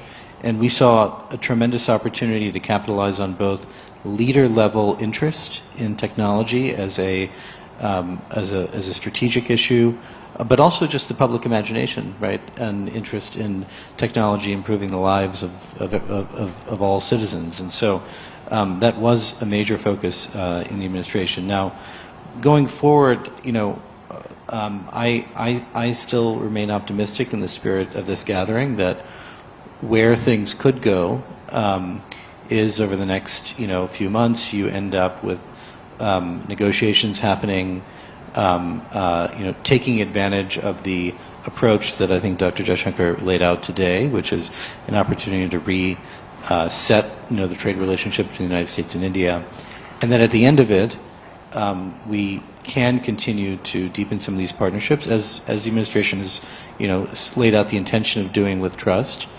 as a U.S.-India initiative, and that we just continue to recognize the systemic challenge that China continues to pose. And we already see that now with the relative tariff rates. And we also see that in the way that China is responding, right, which is, I think, kind of further trying to, embark on this path of dual circulation, right, which is try to make the rest of the world more dependent on China, but make itself less dependent on others, and weaponizing supply chains like critical minerals and so on. So I still have some optimism that is the general direction we can continue to go. Devjani, on the China sort of point, you pointed out that China is well ahead of India in the renewable sort of energy technology space. Now, my understanding is that China is not just ahead of India, but ahead of practically the rest of the world, and then by a very considerable distance in certain kind of areas of this thing. Now, there is clearly a global imperative in the context of climate change for wanting a quick kind of transition towards alternatives as part of an energy mix and so on. Given that imperative, how easy or difficult is it going to be to resist what China has to offer, especially at the scale at which things seem to be offering? So when you say that India wants to leapfrog, I mean, what time scale are we really conceiving that we can make such a move because the rest of the world needs to do some of that stuff. And if the Chinese are going to make that available, and as Tarun says, they're happy to sort of have this kind of dual circulation model where you increase dependency in certain ways in order to benefit your own domestic, suppliers and so on. What really is the time frame within which India needs to act, and how are we going to get our act together? Two good things, right? One, the demand for energy is never going to stop. It's going to continue to grow. So, you haven't missed the bus if you if you need to take a few years to get your strategy and playbook right? Because the demand for energy is just going to grow and grow and grow. So, and the other good thing is this is an infinite game that we are playing. The tech game is there are no goalposts. There's no finishing line.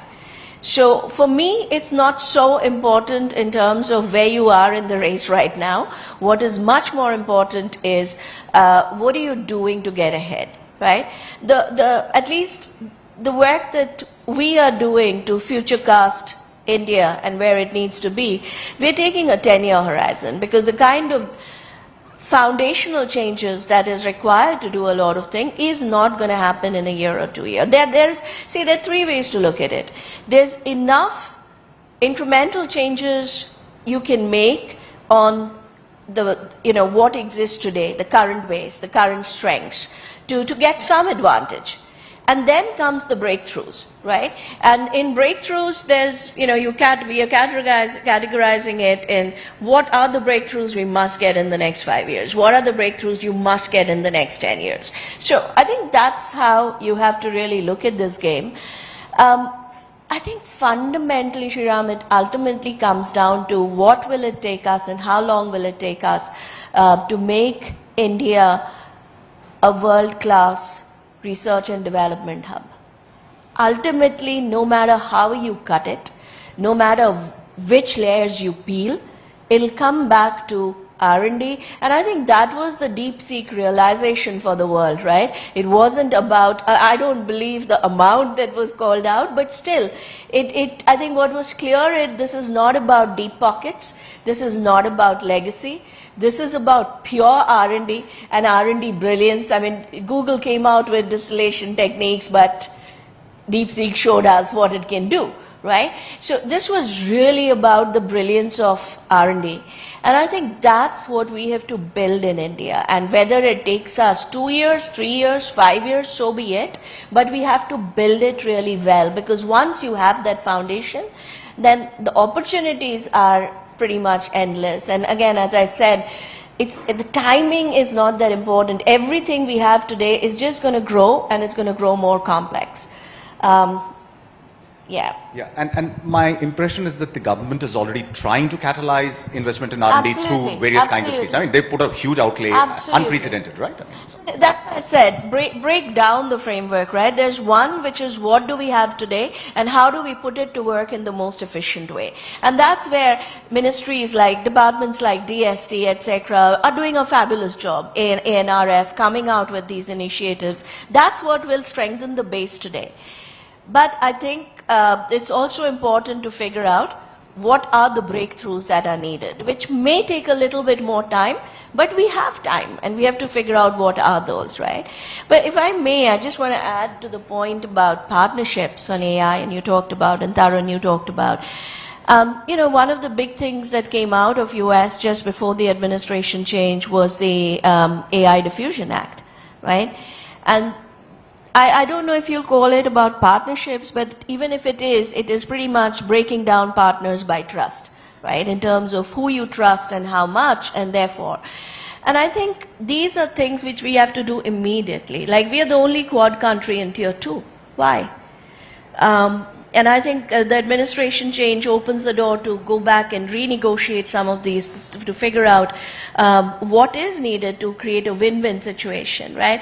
So partnerships are going to be very important, but it has to be partnerships that are win-win, that's important to both sides and on equal footing. So I think that's what we have to really start looking at. Got it.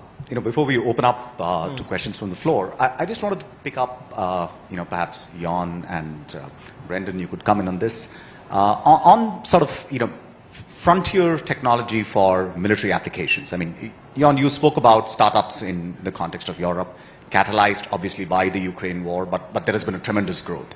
But at the same time, you need a regulatory framework. You also need some kind of an export strategy, because at the end of the day, and then to whom do you export? What kinds of countries are you willing to partner with? I mean, is there already some thinking along those lines? And Brendan, perhaps you could talk a little bit on the cybersecurity sort of dimension of this as well. I mean, how do we think about partnerships, you know, in a geopolitical sense when we are wanting to sort of sell, share these technologies and so on? Jan, do you want to get us started? Yeah. Maybe I could start a bit, yeah. This is about export focus and de-risking and collaboration. As an entrepreneur, you know, you always have to bring in the best solutions. You have to do the best things, otherwise you will not be successful on the global marketplace. So somehow that is a compromise. And de-risking, if you want to do that, it costs money, and the governments have to be aware of that. I mentioned to some people that of the rare earth metals, there are 17 of those, and 10 of those were discovered in Sweden. And up in the northern parts of Sweden, there's residue from iron ore with a lot of rare earth metals, but it costs money to start exploring and processing those, but it's possible. But de-risking that area costs money, and then we have to have models to handle that somehow. So how do we do that? It's not so easy. One thing I was thinking about as well is this with, you were talking about trust and responsibility. One curious thing in Sweden is that the most trusted public entity is the tax agency. And that might be pretty counterintuitive, but it depends. They have built, it's actually a small story, where three stonemasons that were cutting stone, and a merchant passed by, and the first stonecutter said, "I'm cutting square stones." And the second stonemason said, I work here to provide for my family. And the third stonecutter said, I'm building a temple. And the thing is that you have to apply these three perspectives. The first perspective, inside our perspective, running technology as a very efficient way of doing your stuff. The second perspective is, okay, do good things for your citizens, for the community, and for the companies. So you have to have an outside-in perspective on yourself. And why the tax agency is so popular is they have built that trust, and now you can do income declarations with one push button in Sweden. And now they're moving on to this holistic approach, building the temple. And then you really have to look at the holistic perspective. Okay, how do we share data? How do we share data to counter criminality, for example? So then you have to move into that perspective. But the problem is then that, okay, how do we govern agency or companies so they apply the inside-out perspective, the outside-in perspective, and the holistic perspective at the same time? And that's a big challenge, but that is very much required to get the technology development and implementation to run very, very rapidly, to have that holistic approach somehow.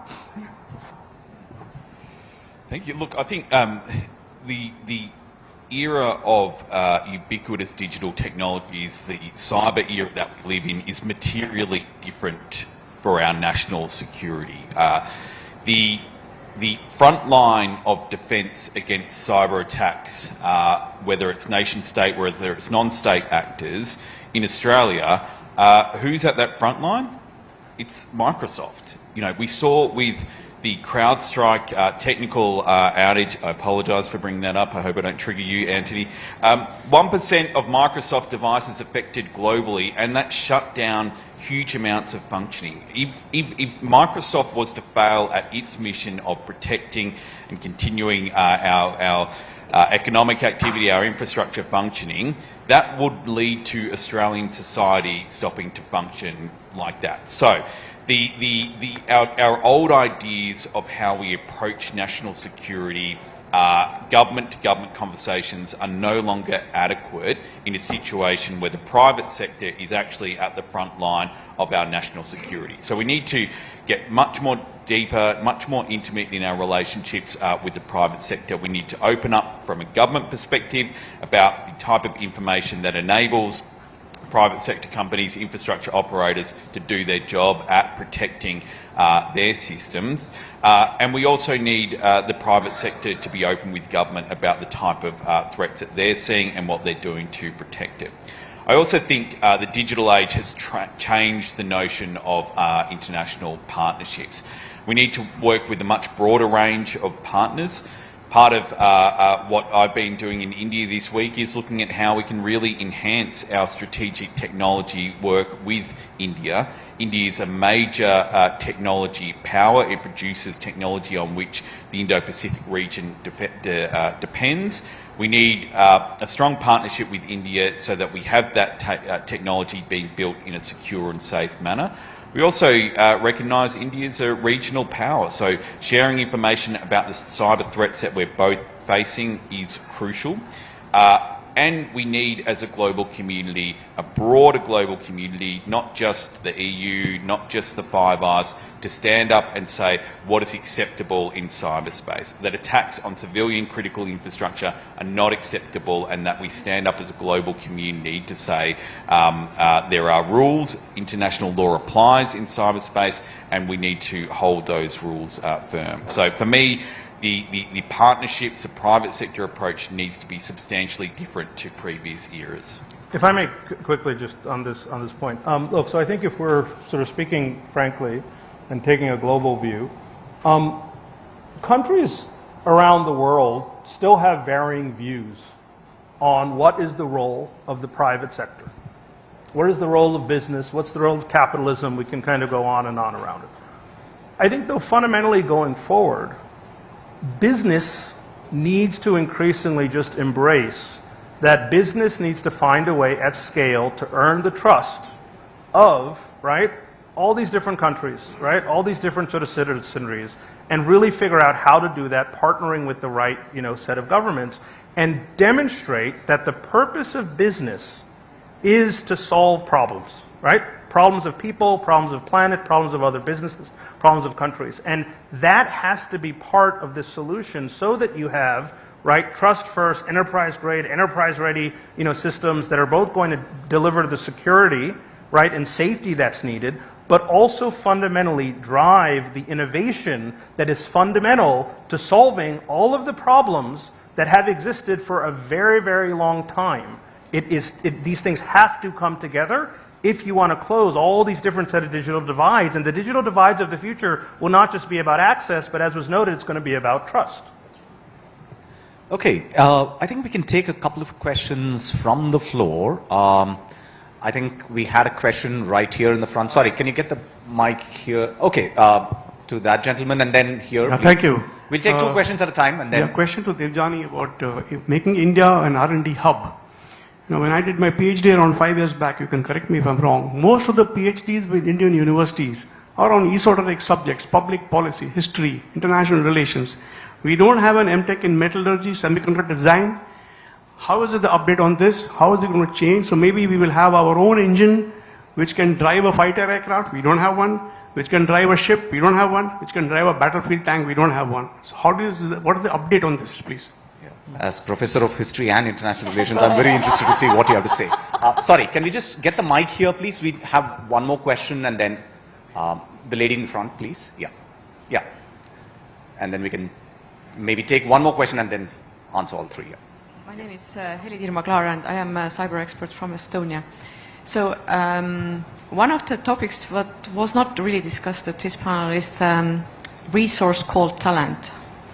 In Europe, many countries haven't digitalized properly because they also lack the talent, and we are short of 500,000 to 1 million IT cyber experts in Europe, and probably the number is even bigger in other tech areas. So we know that India doesn't have that problem, and therefore India probably will be the global winner in the future because Chinese population will decrease over the years as there are those statistics. So I'm just wondering, probably it doesn't concern the Microsoft or large companies in this world because you will always find the talent. But I think when we are talking about especially maybe European-India cooperation and the talent and mobility that was discussed in the morning is an interesting topic for us in Europe, and also how the current US immigration policy might affect the US competitiveness in this field in long run is a question. And my question to Indian participants here is that what is Indian government doing in order to grow the talent and in order to maybe, I don't know, make sure that all these universities exist in all parts of in India and you will have the STEMs prioritized here. So, okay, thank you. I think we can take one last question from the gentleman there and then. Thank you. My question really is about the geopolitics. If today geopolitics actually is characterized by deepening distrust, and technology actually is seen both as an instrument of strategic power and of commercial power, how do we expect, the entire panel, the trajectory of technology is going to grow? I mean, the best example was given by Ms. Ghosh about the Biden administration's policy, where India is in tier 2 and Canada actually is in tier 1. So seeing the volatility of the relations, what kind of trajectory are we expecting? Forget about the global governance, regulation, so on, so about the trajectory of the growth of technology. Thank you. Okay, thanks. So we have all of 30 seconds to answer these questions. So Devjani, I'm going to turn to you for the ones. I'll take 1 second for R&D because I think that's a very, very important question. I'll tell you how we are looking at it, and from a Niti Frontier Tech Hub perspective. I think what is needed is not change but transformation of that sector.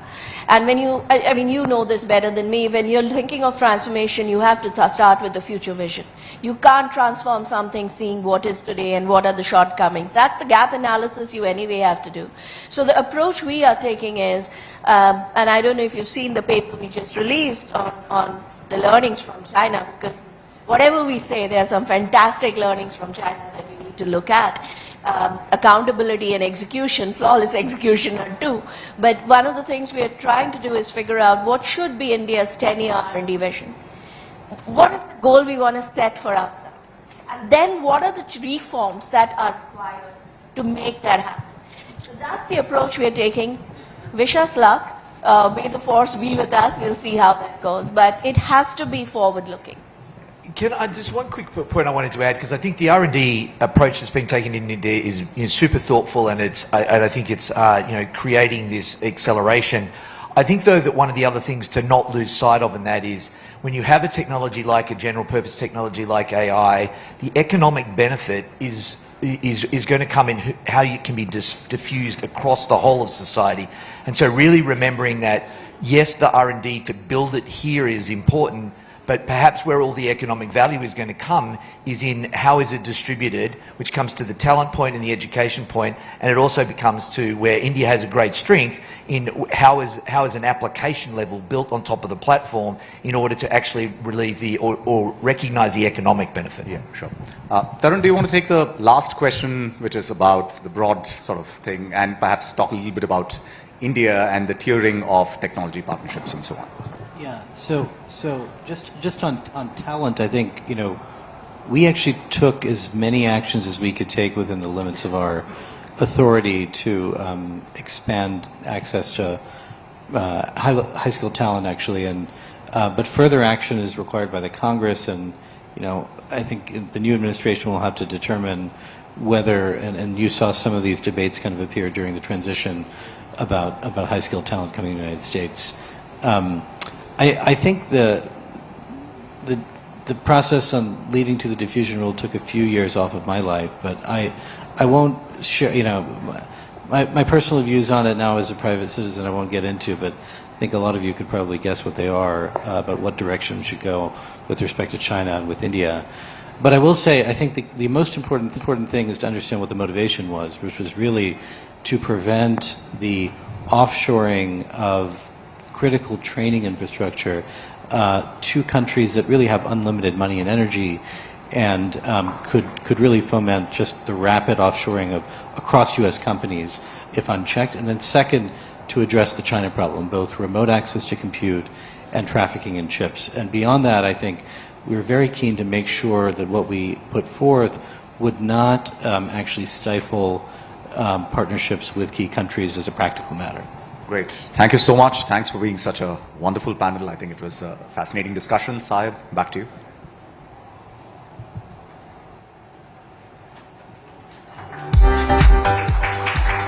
Thank you all for a rich and indeed wide-ranging session. I'd like to request all panelists to come to the front of the stage for a group photograph. Please. The photographs.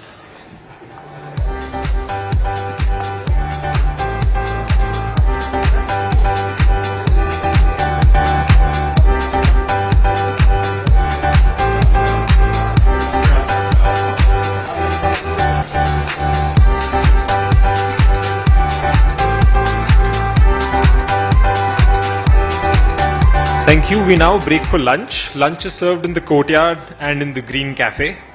Please join us back here at 2:15 p.m. as we resume with a session on India-EU technology cooperation. Thank you.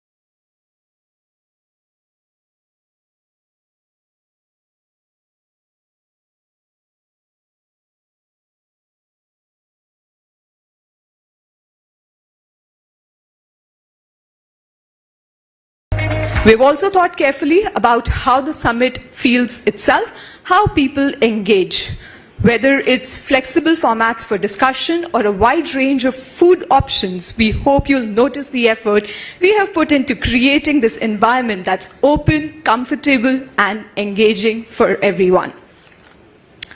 Before we begin, just a few housekeeping notes. For the in-person audience, please take your seats 10 minutes before the beginning of each session. During Q&A segments, we ask that you raise your hands and a member of our team will bring a mic to you. Please keep your mobile phones, tablets and laptops on silent mode to avoid any disruptions. We encourage you to use social media platforms to drive the conversation forward. Please use the hashtag Global Tech Summit and follow us at Carnegie India on X, LinkedIn, YouTube, and Facebook. If you need any assistance or have any questions, our staff wearing summit badges are always available to help. With that, I'm delighted to officially open GTS 2025. Let's begin with an opening video. Video, please. This event has been an outcome of a productive partnership between the Ministry of External Affairs and Carnegie India.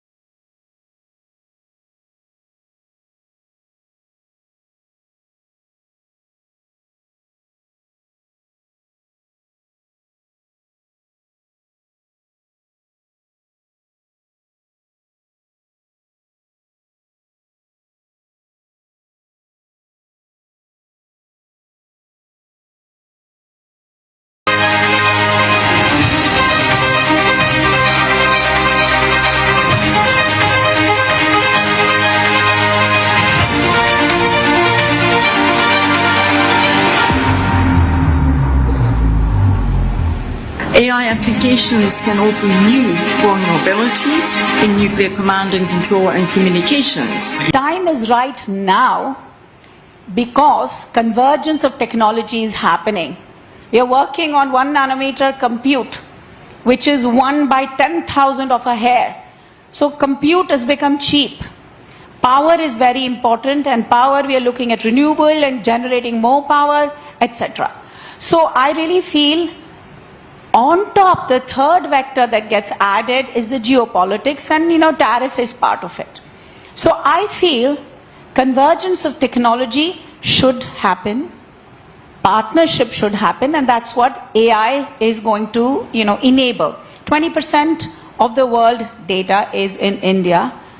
Our Prime Minister said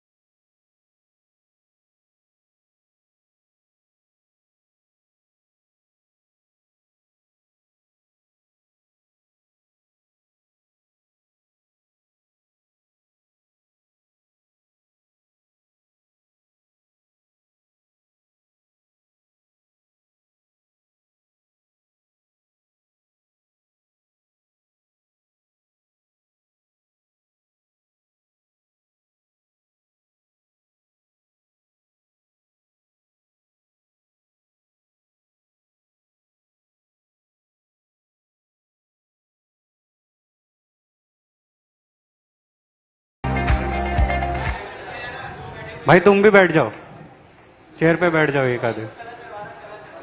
अच्छा एक बार बैठ जाओ, एक framing set कर लेते फिर करते रहो। भैया आप फ्री हो, बैठो, कैमरा पे बैठ जाओ। सर माइक वाले सर यहाँ आइए, बैठ जाइए ना चेयर पे, 5 मिनट बैठ जाओ, 5 मिनट का काम है। कैमरा ऑपरेटिंग पे जो थे ना 5 लोग वो वही रहेंगे, ऑपरेट करने वाले 5 लोग वही, 4 लोग या जो भी है।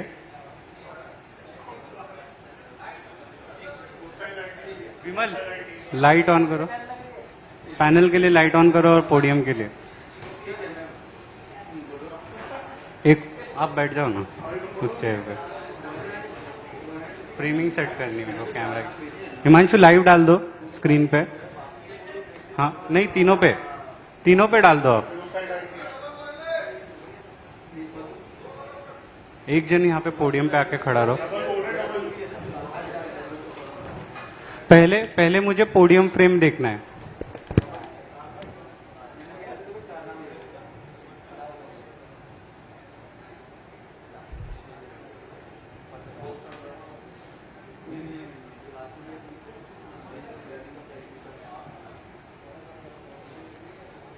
सेट है।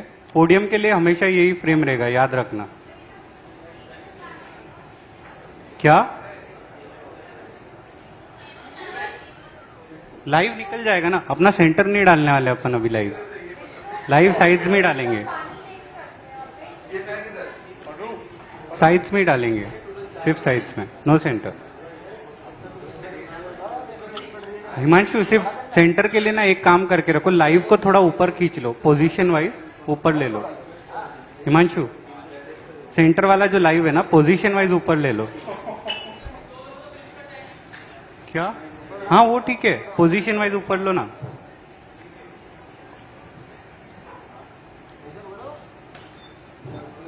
कैमरा वहीं पे रखो भाई, पोडियम पे। गाइस मेरा ही क्यों सुनेंगे कोई, अपने से कोई नहीं चेंज करेगा। और ऊपर हिमांशु, और कैमरा सेट करके होल्ड कीजिए ना प्लीज।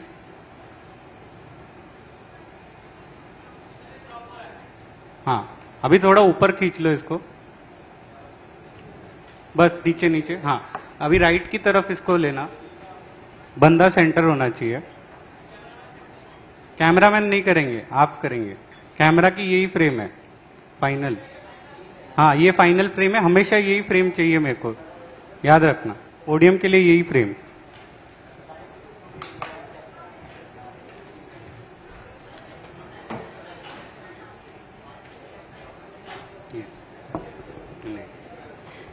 कोई बोलता है तो मैंने अभी ऊपर करवा दिया। हाँ भाई सामने देखो आप प्लीज। हाँ बस, यस दिस इज फाइन। थोड़ा ऊपर ले सकते हैं हिमांशु, और वो दो लोगो जो कट रहे हैं ना उतना वो निकल जाए, बस बस बस बस बस, दिस इज फाइन। लॉक थोड़ा सा और ऊपर चलेगा।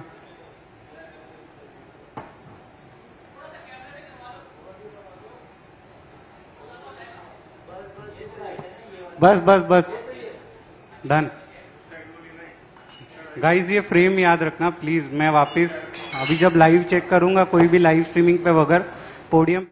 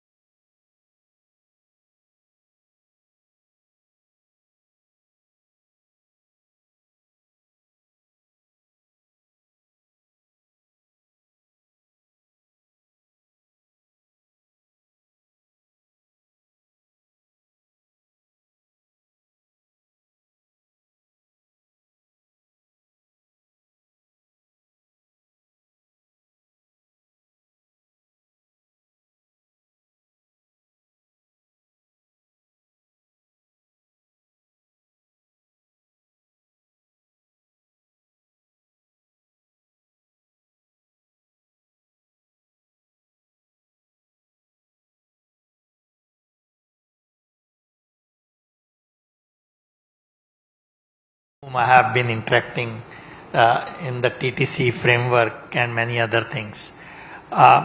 If you look at it, we have a long tradition of cooperating or collaborating with EU since 2001.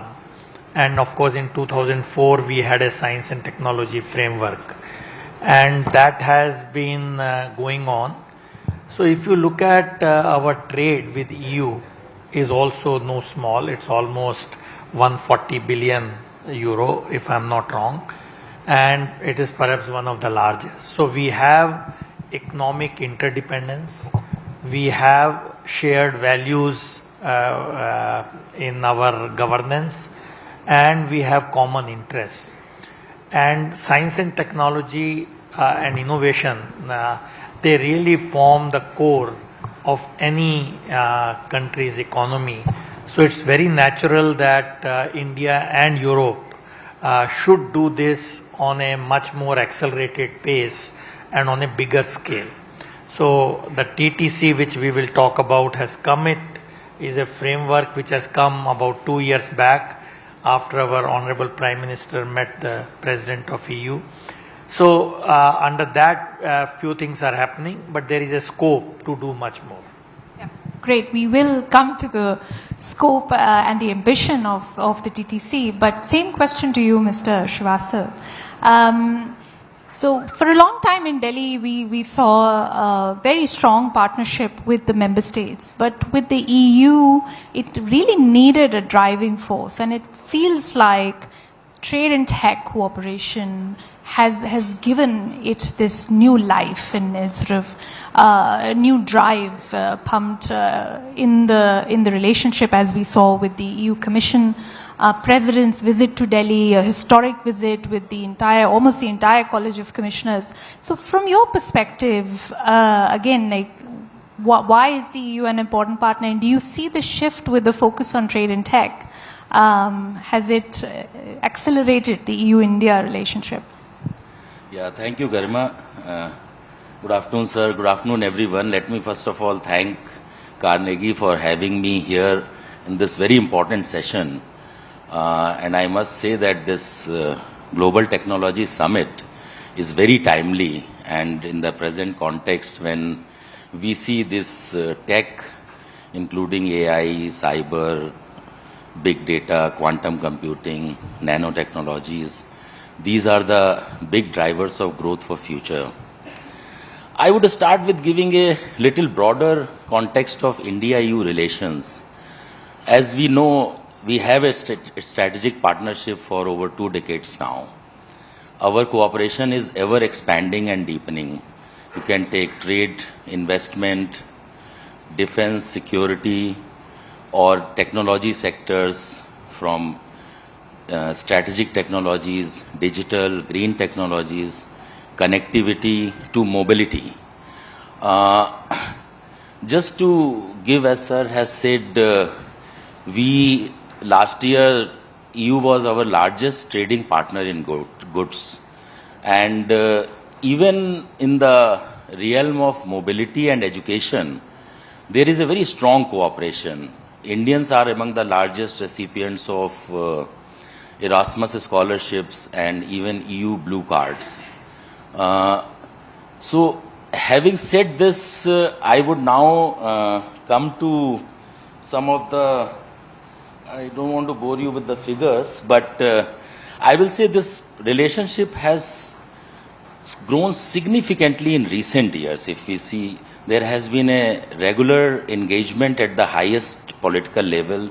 There is a commitment. We have seen in the historic visit of EU College of Commissioners to India, which was first ever, and there were some very forward-looking outcomes, and the two which easily comes to everyone's mind is the progress in TTC, which we will of course discuss in the next session, and also the directive from the top to make efforts to conclude the FTA by the end of this year. So I see a lot of positivity, a lot of forward movement, and a desire to further deepen this relationship And whenever we talk of India-EU relationship, the trade, technology, building resilient supply chains forms the core of it. And in that context, as Professor Sood has already mentioned, there is a lot of complementarities. It is a mutually beneficial proposition. I mean, we have shared values, the two largest democracies, pluralistic societies, and the open market economies. Then from Indian perspective, it's a fastest growing economy, big market. We have a large talent pool, I mean, a skilled manpower in diverse fields. It's in technology, it's in health, it's in professional services, which can very well complement the EU's demographic demands. On the EU side, there are niche technologies, resources, and of course their lead in the standards, norm setting. So it's quite a mutually beneficial proposition, and I see a great future for that. Thank you. Thank you so much. We'll delve in deeper into each of the areas you've outlined, but let's get into the Trade and Technology Councils. As you mentioned, it was created when the EU Commission President first came to India, and we were all pleasantly surprised by the announcement of the TTC. It is truly unique. We only see it with the EU and US on the one hand and EU and India on the other. Perhaps sir, you can outline what you think have been the key achievements of the TTC so far, and from the Indian perspective, has it worked as a format, and what has worked rather well in the TTC? Yeah, actually there are 3 working groups in TTC, and the first working group is the Digital and Strategic Technologies, and this covers many aspects, of course, and so in all these 3 verticals, different ministries are involved, and it is being led by, for example, the first one, Digital and Strategic Technologies, is, I think it's chaired by our Honorable Minister Ashwin Vaishnav ji, and Secretary Mighty is leading that. So in that, there are many things which have happened in the last 1.5 years. So we have an understanding on interoperability of digital public infrastructure. How do we push it? How the e-signatures we can enable so that the cross-border trade is facilitated once we have this e-signatures.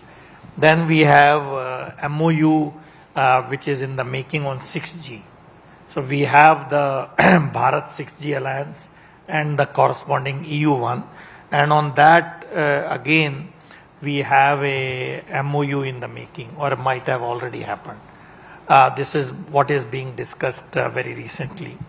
And the third one, which is again very important, is on combining high performance computing and AI.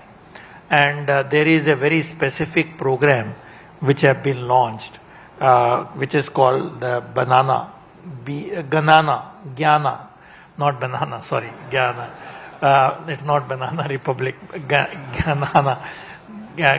So I think it's from the word Gyan, I guess, but it has a nice acronym, and that has almost, I think, if I'm not wrong, 5 to 10 million euro committed on this.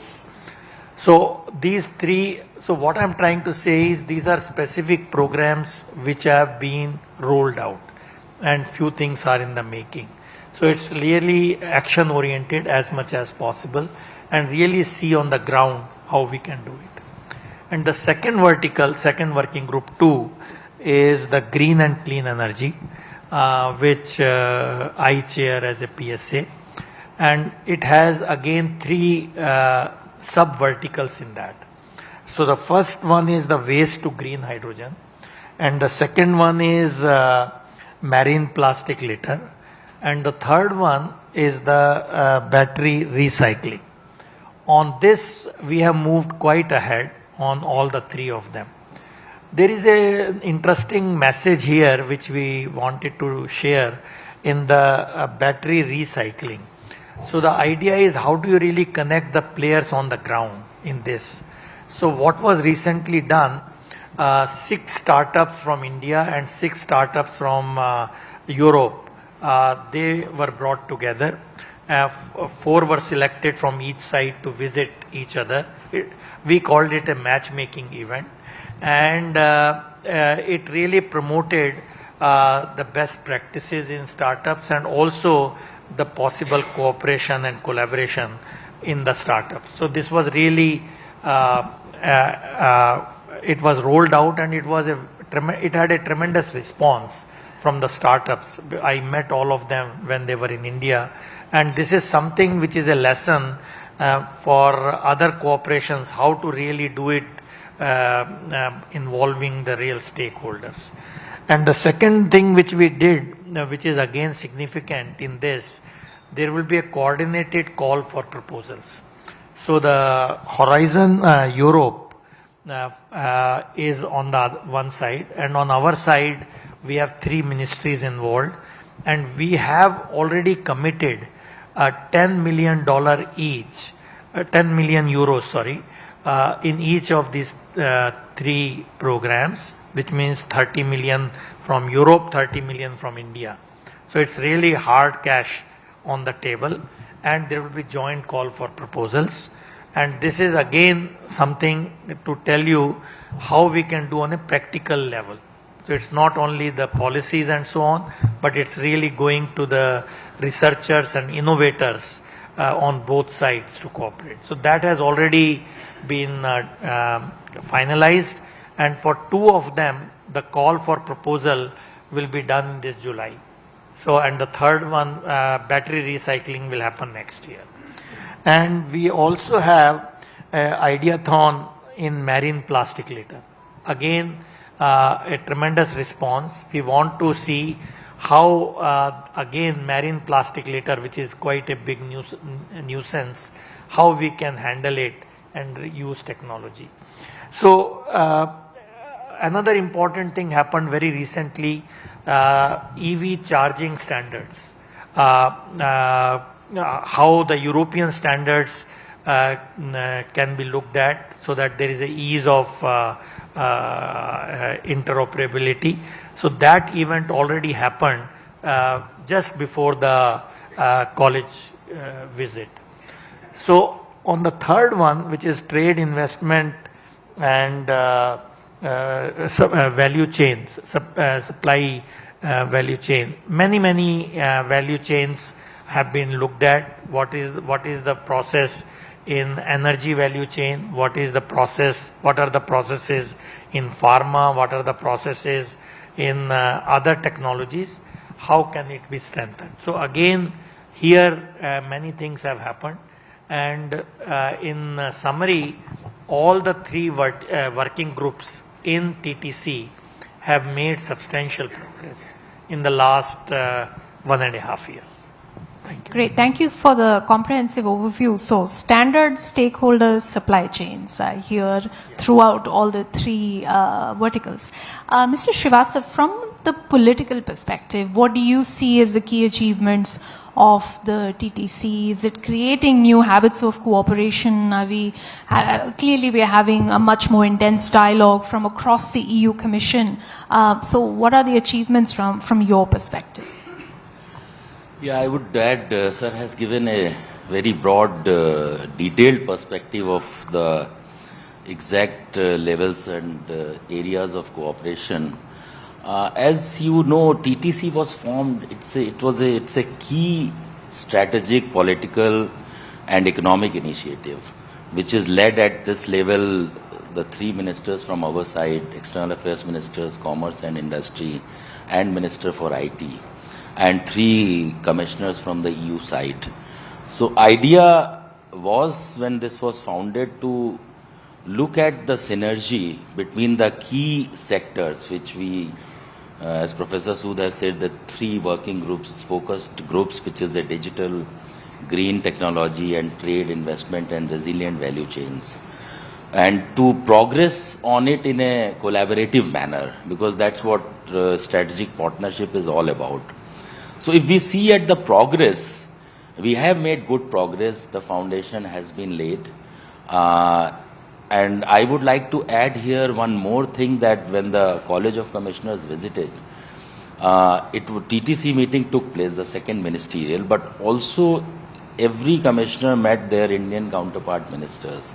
So this was also an effort to broaden and diversify the areas of cooperation, and some of these actually were discussed maybe first or second time. It was not the regular topics of conversation between the two sides. So there is a progress, and if we take into account our collaboration with individual countries, whether it is France or UK or Germany, Italy, Netherlands, etc., I would say the tech collaboration is on a great, stronger footing now. But yes, we would like to see a little more, and I think two sides are working to see some big projects and initiatives on ground, more industry association and participation, greater mobility of professionals and talent both ways, and of course the other issues of aligning the regulatory standards and early conversations whenever the new technology comes and their implications are decided. So that's where we are. Great. Professor Sood, Mr. Srivastav alluded to it. There is more that we can do, and we do have greater ambition for things. Maybe you can outline some of the impediments we faced and challenges, or ways of making sure that we unlock the potential of the TTC to do more. What would those areas be? Yeah, I think in any cooperation, the trust is the key factor. So we have to make sure that there is a complete trust on either side, and so that there is a flawless flow of ideas and exchanges as well as the action points.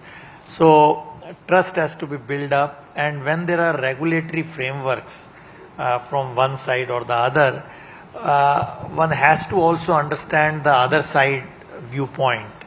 There could be very regulatory frameworks from the EU side, but when it comes to India, we have to see what are our sensitivities, what is our take. So I would say that it's a dialogue which cannot be written in stone. We need to be nimble about it, we need to be accommodating about it, and that way we can build the trust in step by step. One thing which I find, we don't have to solve all regulatory problems between the two sides once for all and then do it. I think we should continue to do as we go along, few things at a time which are pretty clear, and we make example out of it. For example, in AI. For example, AI is on everyone's agenda, right? Now, can we have a global data framework for AI? Because we know that data is the key issue, and there are issues with privacy, copyrights, all those very important issues. How do we enable this global data framework? Now, this will happen by understanding each other's regulatory framework. Europe has a AI safety thing put out, and our report is in the final form, will be also coming out very soon. As you know, we had put a draft report on MIT, had it on its website, and comments were sought from the public, and now it is being finalized. So this is something, again, one thing which one has to see, how do we see that our developers and deployers both understand the regulatory framework of each side and do it. So this is one example which I think we have to address sooner than later, because AI will not wait for all these regulatory frameworks to be hammered and then go about. We need to really move on very fast. So I guess other than that, we have to only see how do we put resources in place when we are talking of R&D cooperation leading to innovation and trade. We need to see that both the sides are clear what are the kind of support we can give, and also involve industry in a very major way. It cannot be from G to G. We have to bring G to G, B to G and all possible things, all tracks, which I understand will go a long way. In some of the verticals it's happening, I am not saying that, but probably it should be happening in a more structured manner also, so that industries and startups on both sides are as much engaged as government. Government is very well engaged actually. We need to see the same kind of, should I say, enthusiasm and anxiety both on both sides to be engaging. That I think is the key to the success of our cooperation. So if I'm hearing it right, we need a EU-India trust framework also. But flexibility, speed and engaging industry. If I can stay with you on this question of how do we engage industry, where do we involve them more? I mean, in your role, you've also been closely involved in the US-India tech cooperation. What are the formats, particularly involvement of private sector, that could serve as an interesting example for our friends in Europe? And do you think there's some ways of translating some of that momentum and enthusiasm for the EU-India relationship? Yeah, there also, as we speak, it's happening. It's not a done deal and everything is not laid out with but the point I'm saying is there, the players are very much there from the beginning.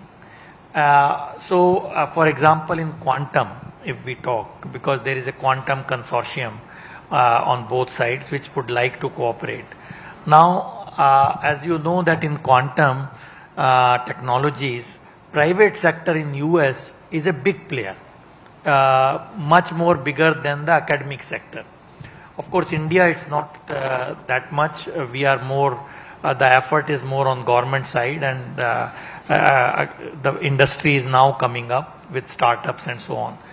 So that is something we can learn from that how these big technologies, we need to see that the industry participation is really sought, not really just, we should not leave it to chance or just simple diffusion, but actually it should be accelerated diffusion of industry involvement in any of this.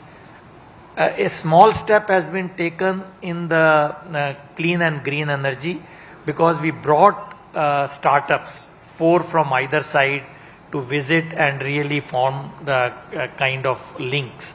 And good news is that though the visit happened last year, they are now very practically engaged and taking it to a commercial level. And similarly, we can have platforms where the startups from EU and the startups from India both really can come together. And of course, the big industries is one thing. So I have a feeling we can start doing this in all our dialogues. And I'm sure like quantum, AI is another area where, of course, private sector is extremely involved. Similarly in semiconductors, again, which is a big area for us because we have started relatively late in semiconductor technology. But again, an area where Europe and India, can we really make a consortium in semiconductor technologies? May not be the CMOS immediately, but maybe the ones which are really coming up. For example, silicon carbide, gallium nitride, or other 2D materials, which are still pre-competitive. They are not fully competitive. CMOS is not pre-competitive. It's really a very mature technology. So I will think in a semiconductor technology, which is at the heart of almost all technologies, we need to see how Europe and India can involve the private players and the government support in a big way. Great, thank you very much. Mr. Srivastav, similar question for you. What can be done to unlock the potential of the TTC? You alluded to it as well, involvement of the private sector, speed, working on technologies as they come up. But what do we need to do in terms of maybe structures, formats, or other areas you'd like to mention? Yeah, I think that's a very important question, and I think Professor Sood has explained this in detail. But I look at it from slightly different perspective. If we look at the progress it's less than 2 years since the first meeting of TTC took place. And we also have to understand we are dealing with EU. It's not individual countries. So when we talk of industry participation, there are challenges. But having said this, if you look at the outcome document of this leaders' declaration of EU college visit, it is mentioned that there has to be focus on strict timelines, the big projects, and very closer and structured industry participation in all verticals. The TTC has led to, I would say, other than all these examples which Professor Sood has mentioned in AI, in MOU on semiconductors, in telecom, the supply chains, in the green technologies, especially in the working group 3, which is trade and resilient supply chains, if you look at, it has led to developing a greater trust. And some of the key market access issues which were lingering for a very, very long time, like EU plant products in India, Indian aquaculture industries in EU, or even EU's fast tracking mechanism for organic products. These are all result of these TTC, which were very difficult. So I see the trust building up. But yes, there are still issues which two sides are closely working. I mean, we need to look at while making sure it's a forward-looking collaboration, and traditional or approaches do not become some sort of barriers. Like, I mean, I would like to mention CBAM, for example. It shouldn't act as a non-tariff barrier. But I'm happy that there are discussions taking place, negotiations are happening. So I would see overall there is a lot of comfort in the relationship. There is a commitment from the top. There is a cooperation across diverse sectors, and what is needed that we are now proceeding towards in a more collaborative and synergized manner these key verticals taking forward. So I think we are on the right track, and with the direction of the leadership and of course all stakeholders, it will progress to greater heights in future. I mean, we got two very ambitious deliverables from the leaders' visit, particularly the conclusion, hope for the conclusion of the FTA by the end of the year. But since you mentioned the Trade and Investment Working Group, it would be interesting to see some of the economic security questions that are not covered in the FTA conversation included in this working group as well, where we could talk about market access and other critical issues. So I really hope that the TTC conversation continues. It continues at a fast pace, as you mentioned. It involves more stakeholders. And we see some key deliverables quickly. And I see that we have just 1 minute left. So I wanted to ask you, is there any big deliverables on the horizon that you would like to highlight? Any final words as we close this conversation? Professor Sood? No, as mentioned, we are on a very good path, and some of the things which we have already chalked out in the very recently held TTC council meeting, we already have a job cut out for us, and we need to make sure that they are completed in the timeline we thought it would be. So we need to keep it action oriented so that we can take lessons and we can also get encouraged by this. So that's my take. Yeah, I can't agree more, and I have already given my sort of assessment, but going forward, we are still looking for greater engagement at the high level, and of course deliverables not only in the trade technology domain but also in the wider areas. As I already mentioned, we are looking forward to a next early TTC meeting and of course the next India-EU summit.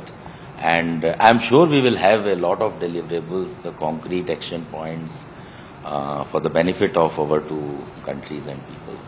Thank you. Thank you very much. Please join me in thanking the panelists. Thank you.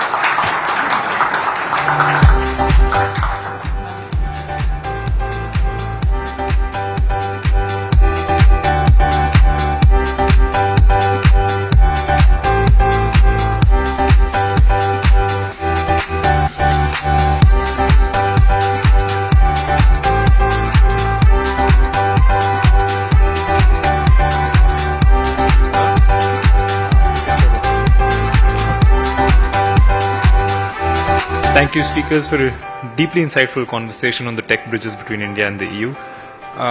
Just a small housekeeping note to keep phones on silent. Our next session is a panel titled Demystifying DeepSeek, the Future of AI.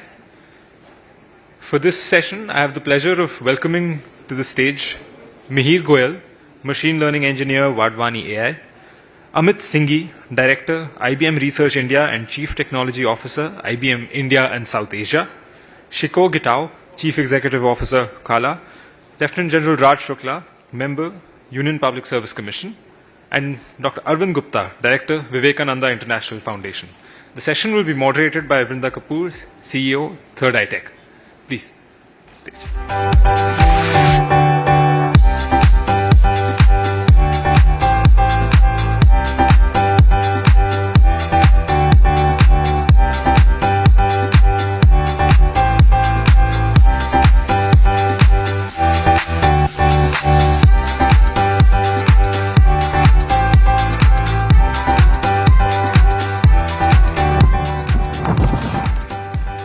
Over to you, Vrinda.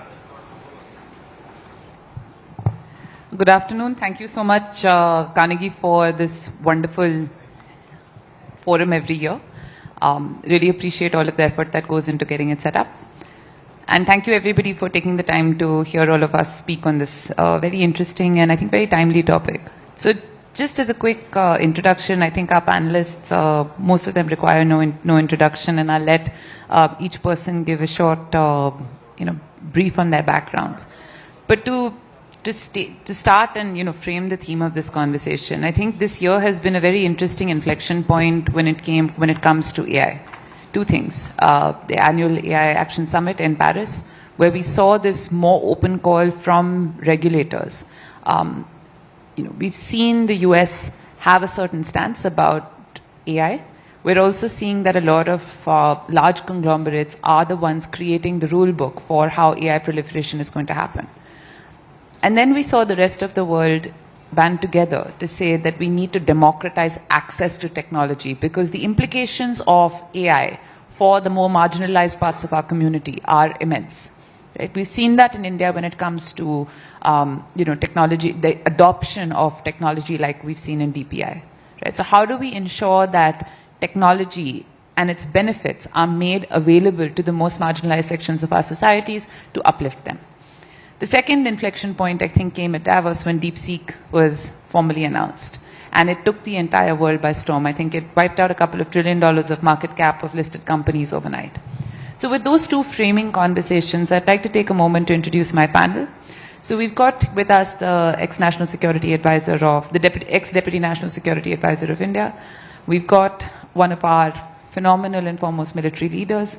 We have representation from the Global South, from big US conglomerates, and from the Indian developer community that's working on getting targeted innovation out to the masses in the form which we require for social upliftment.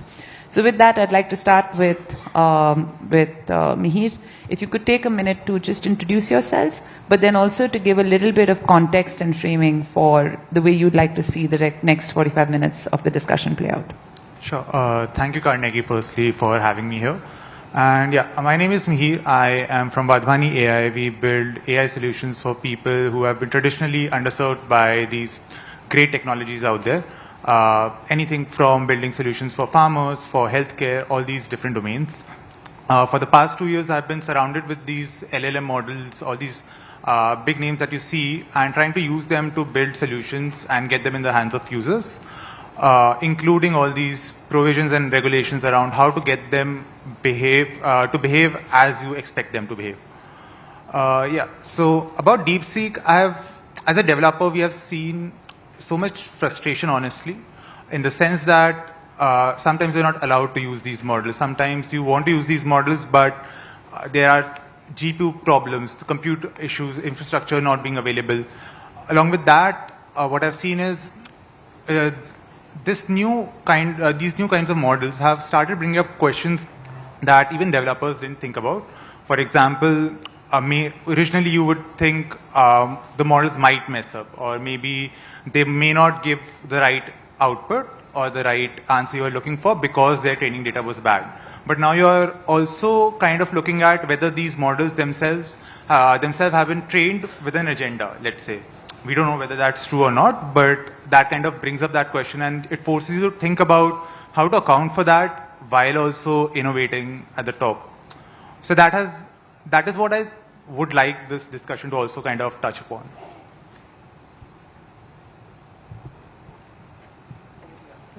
Hello everyone, Amit Singhi. I'm Director of IBM Research and also CTO of IBM India. I lead a team of really passionate researchers who are working in the areas of AI, quantum and semiconductors. Of course, from an IBM lens, for those who don't know much about IBM, we are really an enterprise IT company. We provide technology, infrastructure, technology, software, and consulting to the big enterprises of the world and governments of the world. So the lens we apply to it is what the lens our clients apply, which is, they're looking for, of course, all the benefits that generative AI promises, but to do it in a trusted way within the enterprise setting, which can be scaled up, which is a little different than the consumer setting that we often see out there. And so bringing the AI to the data, having the ability to work with small purpose-built models that give you the maximum ROI, give you the control you need, being able to ground it into your enterprise context is all extremely important to our clients and to IBM. And so DeepSeek was, sort of like a validation, I would say, more than anything, and more than a surprise to us that, you don't necessarily need that $1 billion to build a model. You actually can build these purpose-built things, and if you get the engineering right, you can make it happen.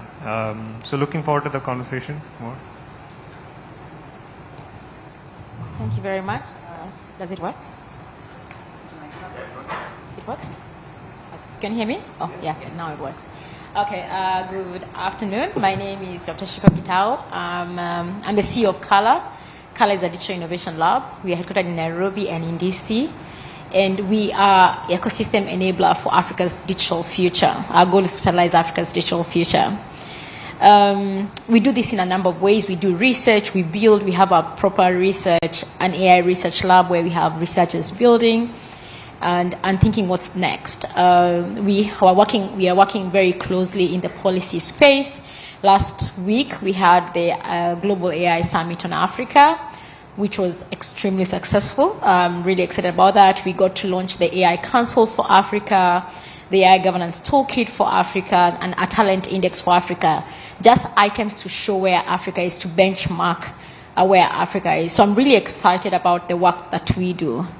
And why DeepSeek? I mean, DeepSeek was announced maybe a week before Davos, and then I went to Davos, everybody's speaking about about DeepSeek. It basically took over all the conversations. And the week after, we had a conversation amongst African players who are looking at how do we make AI work for the continent. I've been working in this space for a long, long time. And the one thing that constantly is thrown on my face is Africa cannot afford AI. Yeah, because you don't have enough money for compute, you don't have enough talent, you don't have, our data sets are not digitized, and I'm a believer, I'm an optimist. How do we make this happen? And for me, DeepSeek was that aha moment, that you can do it with no resources at all. And I love the title. I didn't know what the motto of the session, this conference, Samban. I was told it's looking at the possibilities. And then I called it hope.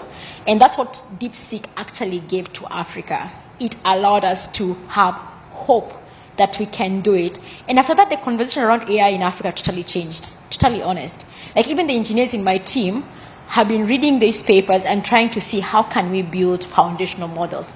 The hope started happening. And for me, that is what I want to instill, even given the motto of this particular summit, is that you do not need. I saw today Milty, the former founder of OpenAI, is raising $2 billion. Don't need $2 billion, just need a couple of millions to be able to do this thing. So I'm General Shukla, and by way of opening remarks, let me make 2 to 3 points. One is, let me try and outline my understanding of what the strategic contest is, the geopolitical drivers between DeepSeek's open source AI revolution and Silicon Valley's closed garden model. So that's the first thing. The second thing, in the Indian context, let me echo J.D. Vance at the Paris summit, where he said, I am not here to talk about AI safety, I am here to talk about the AI opportunity. So I believe, it's not that all concerns about AI must be thrown out of the window, but in the Indian context, we need innovation to be prioritized over regulation. Because if we don't do it, you just see how regulation will take over.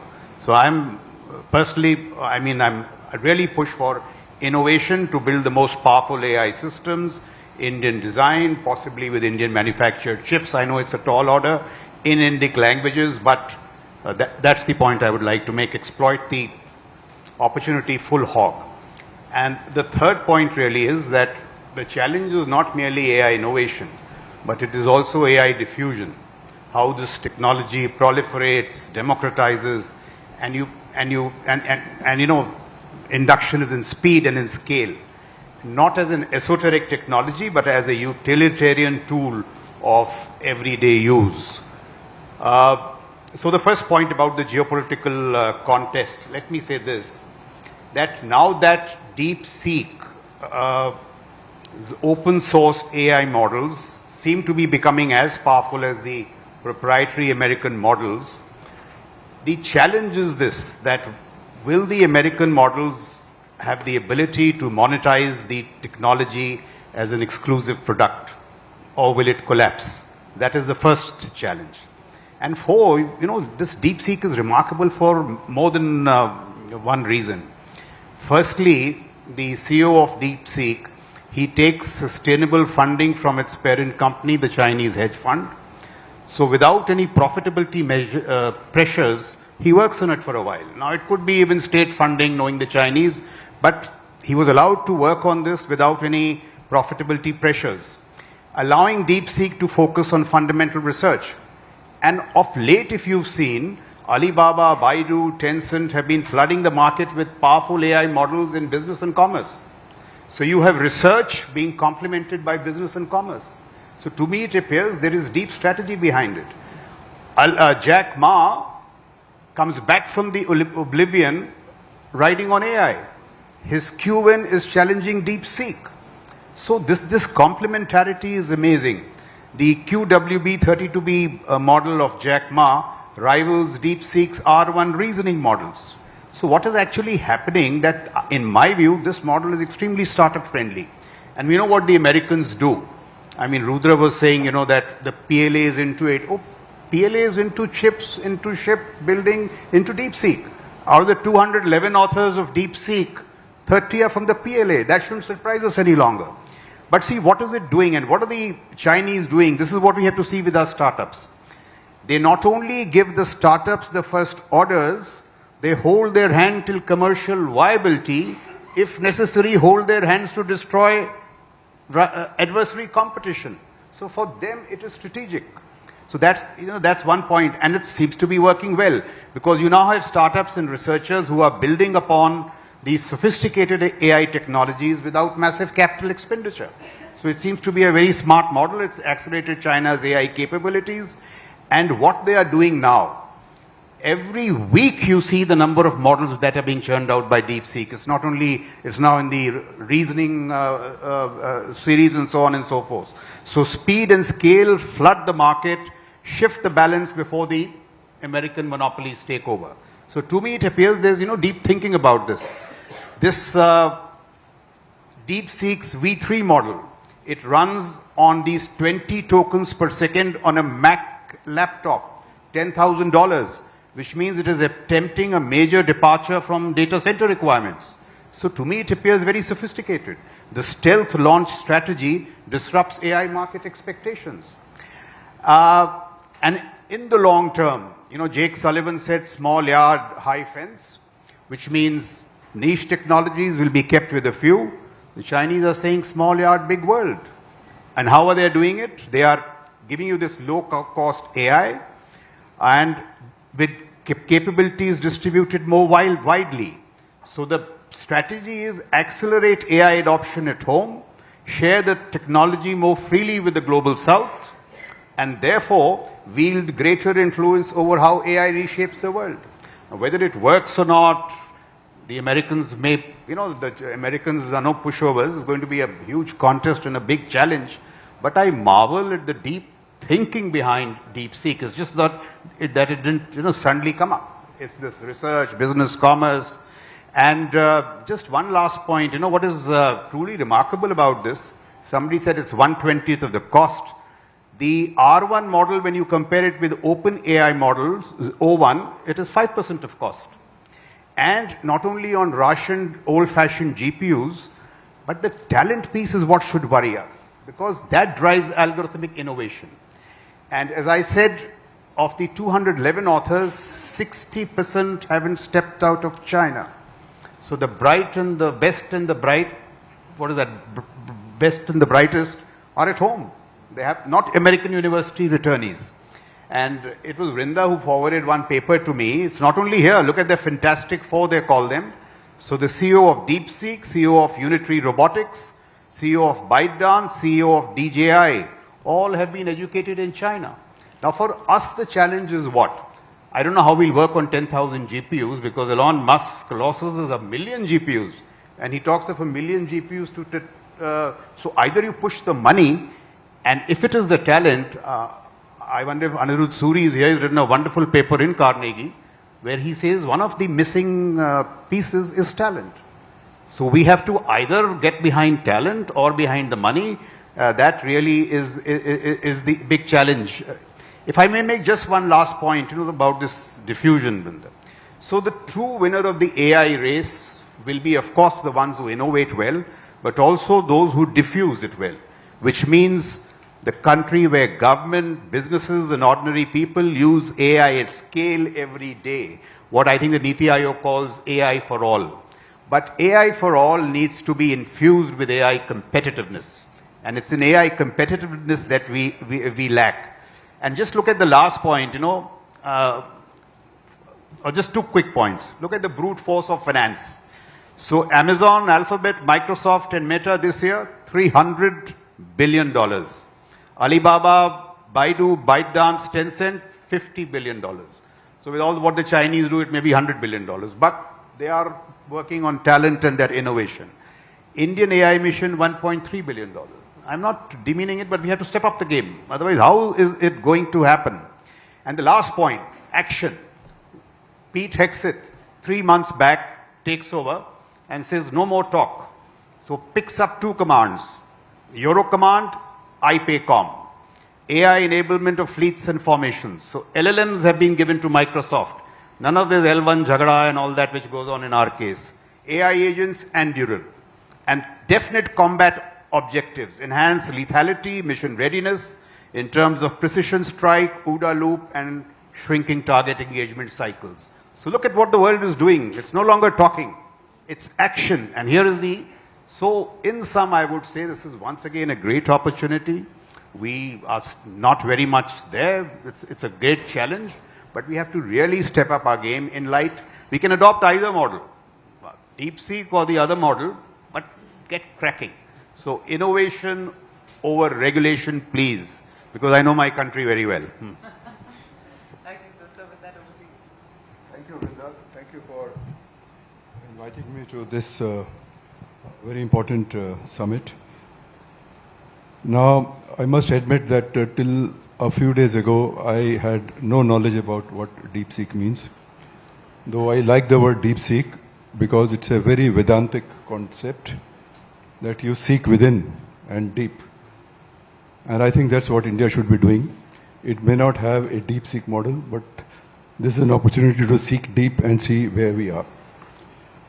Now, one point that I wanted to understand, which I think I have understood, is that how DeepSeek differs from the LLMs is that it does away with the human supervision in terms of validating the models in the post-training phase. Now, many people have said that DeepSeek is $6 million and it is, it's an alternative to LLMs, etc.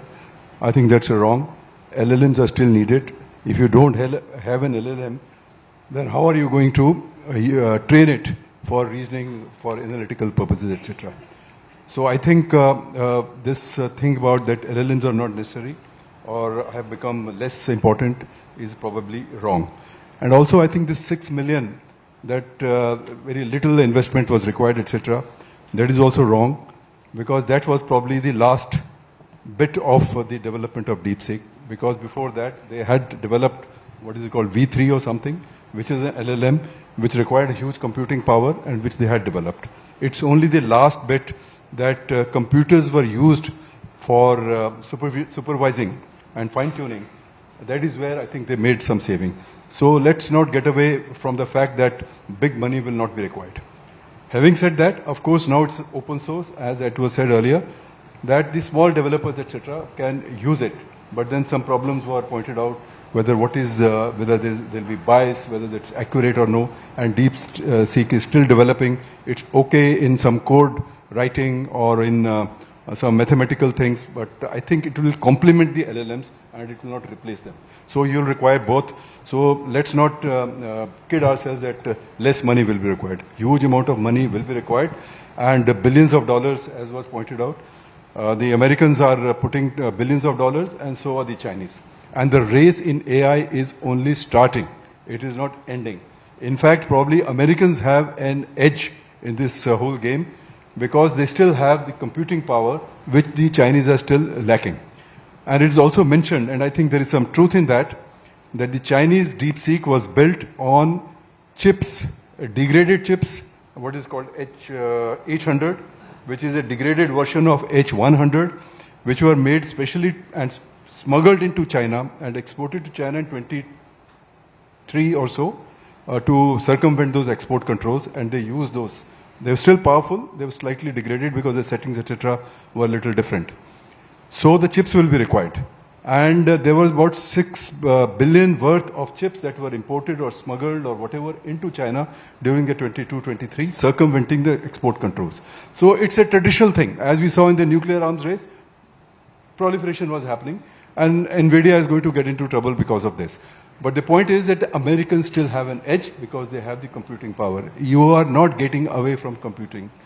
As far as the AI mission is concerned, India's AI mission, I think it is a good beginning, but it is anemic.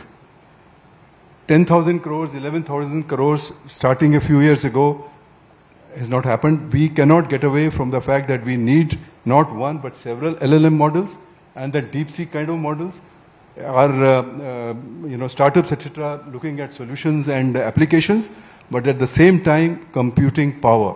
Where is that computing power? Our minister has said that we will get 18,000 GPUs, but 18,000?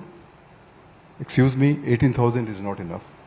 Probably it has not come. And where are you going to get it from? They have said some 10 companies. I think some of those 10 companies were in some consumer things, etc. So some people have gone and bid, we'll supply you so many GPUs, 10,000 GPUs. I don't know, maybe your semiconductor mission needs to be upgraded. My final point, please develop your AI the way you do it, but please get the defense and security into it. Otherwise, you have lost the AI race. You have lost the AI race because AI race has a huge implications, probably more worse than that, the nuclear implications, and you are losing it. So I think it's time to smell coffee. It's outside there. And you please rework your AI mission. Rework your AI mission, and there can be many things we can probably discuss. Thank you. Thank you, all of our speakers, for really riveting comments. I'd really like to start back with you, Mihir. So, you guys have done a lot of work to drive AI for social good, right? Agriculture, healthcare, like we were saying earlier, the most marginalized sections of our society. Now, there are 3 points I want you to make. One is infrastructure, right? What is it going to take for you guys to unlock the kind of infrastructure barriers that are necessary in order to actually get to the kind of scaled adoption that we need? So that's the first. The second question I have is impact. What do we need to see in terms of impact, right? Does that mean that there is an improvement in farmer livelihood? Does that mean that there is an improvement in patient healthcare cycles? And the third thing I think we need to address, and let's do it all in a quick minute, is the ethical issues. And I think the ethical issue that you raised is the most important. Everything else, patient data, etc., is a secondary issue. But the ethical issue is how do we trust foreign models that could be trained with certain biases in mind? Over to you. Okay, sure. I'll take up the infrastructure point first. So I believe we talk about a lot of upskilling as a topic quite a lot. And that upskilling doesn't only need to happen to the talent that is there in the country, but actually to the users. We don't really see how I would say, the users are not used to these kinds of technologies. You put an AI system in the hands of farmers, they will either not understand the capabilities that well, or they'll think of it as some supercomputer or some godlike thing which can answer anything the farmer can pose. Any other community can follow similarly. So I believe in terms of the infrastructure, why I'm bringing up the upskilling point is that if you don't have the users educated and using the models as they're supposed to, it's really difficult to actually use these models efficiently and make it worth the cost.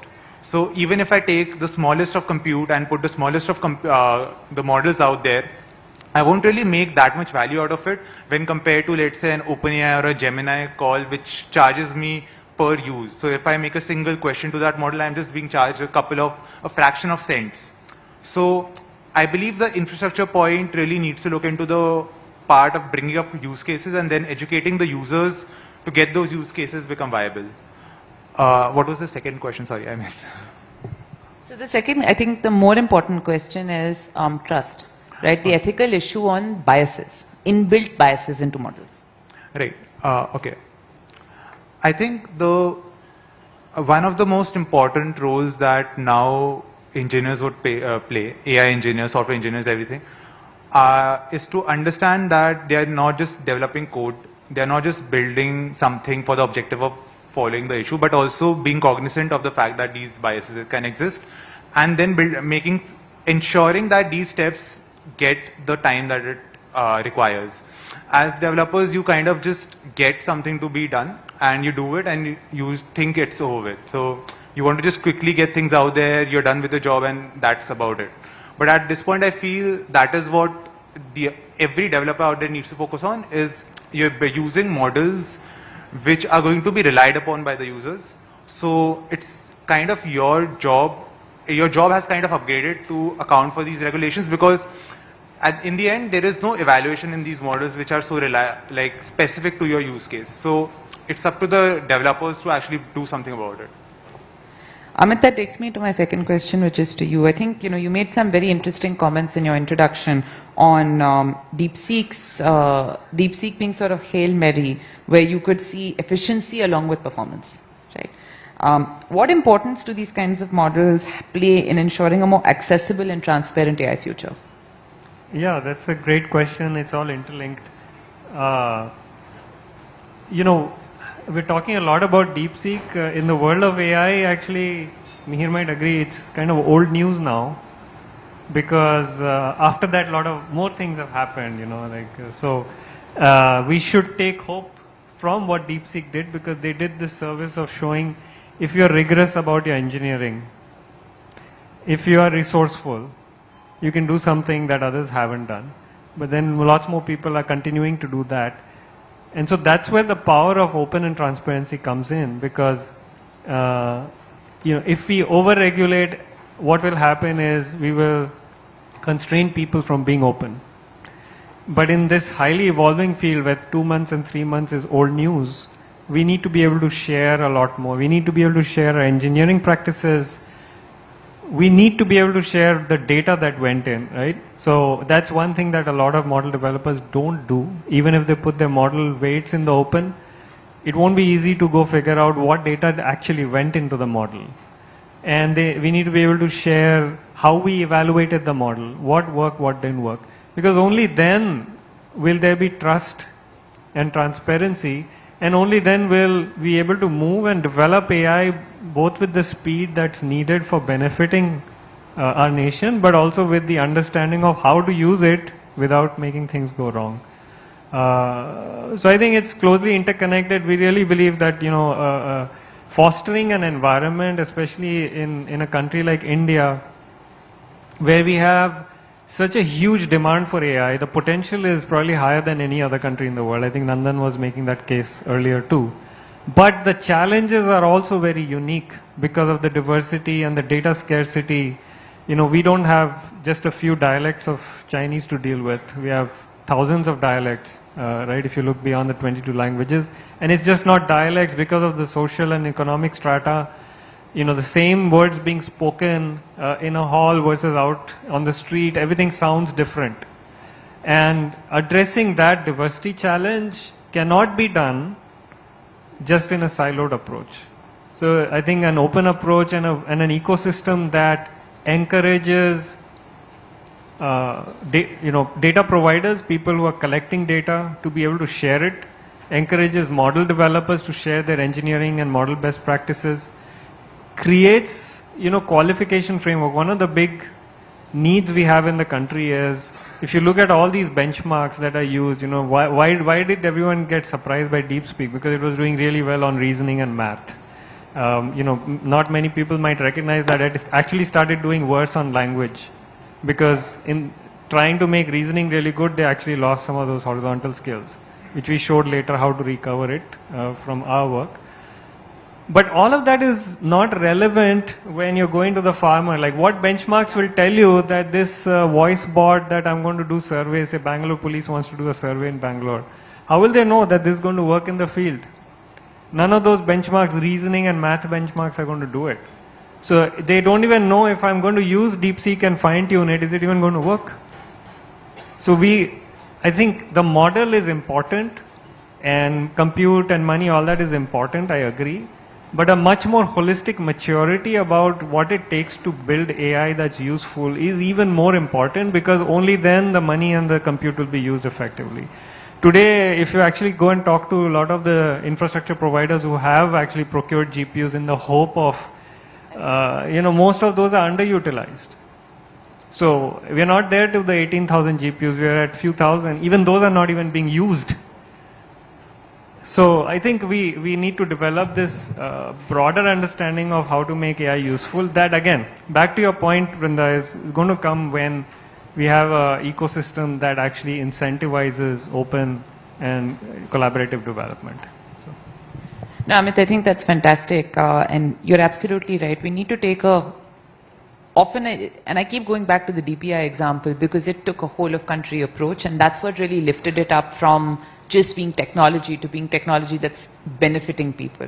And that, I think, segues me very well into the next question I have for Shiko. I loved your point on how this was a moment of hope for Africa. Could you elaborate a little bit of the ground level implications of this development, DeepSeek being available to Africa, and especially in the construct of resource constraint, right? Awesome, thank you. Can you hear me? So maybe I should just give you a few numbers. Yeah, I mean, earlier on you talked about only 1% of compute data centers being on the African continent. Let me bring it down. We only have one supercomputer on the African continent. That's 1.5 billion people. Yeah, and I hear he was talking about talent. We did a talent. I mentioned we did an AI talent index, and we did an AI talent evaluation from the globe. India is actually one of the biggest sources of talent to the US. And China, of course, but India is a big source of talent. Maybe that is a good incentive to get them back home. But in Africa, we only have Nigeria and Egypt that is producing talent, but it's also less than 1%. Yeah. So when you're given all these constraints, the one thing we don't have a challenge on is power, because you have lots of green energy. Kenya is more than 90% green energy, so is many of the other countries. So if we had compute, energy will not be a problem. So given these constraints, we have so many young people. We are a population of 1.5 billion, which in India is not a big number, but in 20 years, we'll be a population of 2.5 billion. That's a big number, right? We need to start being creative. And having been thrown at that you don't have enough money, are we going to prioritize feeding a child or buying compute is a question I got all the time when I said, let's invest on compute to get onto this AI conversation.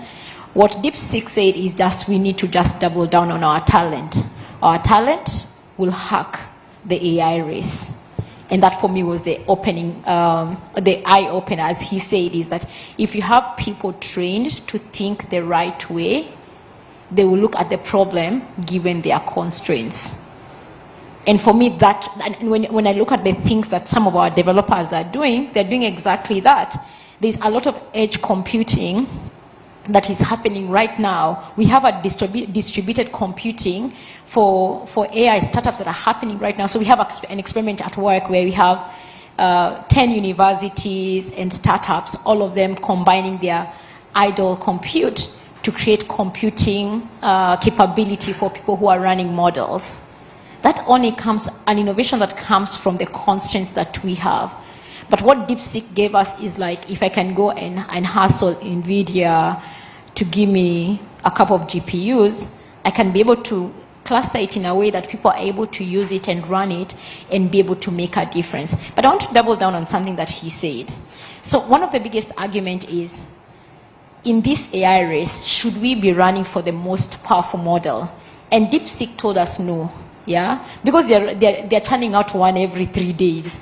Yeah, there's a new between Quen and DeepSeek. There's a model every 3 days that is coming out of China, which means that your powerful model means absolutely nothing. It's how powerful you're able to apply that model. And you have seen Google's narrative has stopped being, oh, we have the most powerful model, to we are applying our models to science research, to biological research.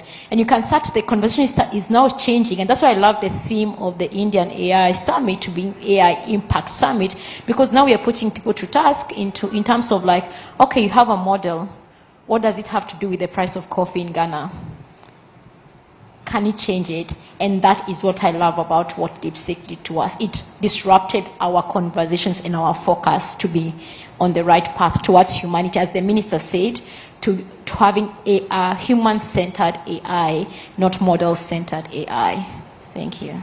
I think that's fantastic, and I think we've heard that time and again from Prime Minister Modi and his comments in the public forum that AI needs to be evolved, or we need to think about the human centricity of AI. We need to think, Amit, to your point about how the adoption of AI changes the ground reality of people and how the users are able to actually make the most of this opportunity, right? That's going to drive the entire ecosystem.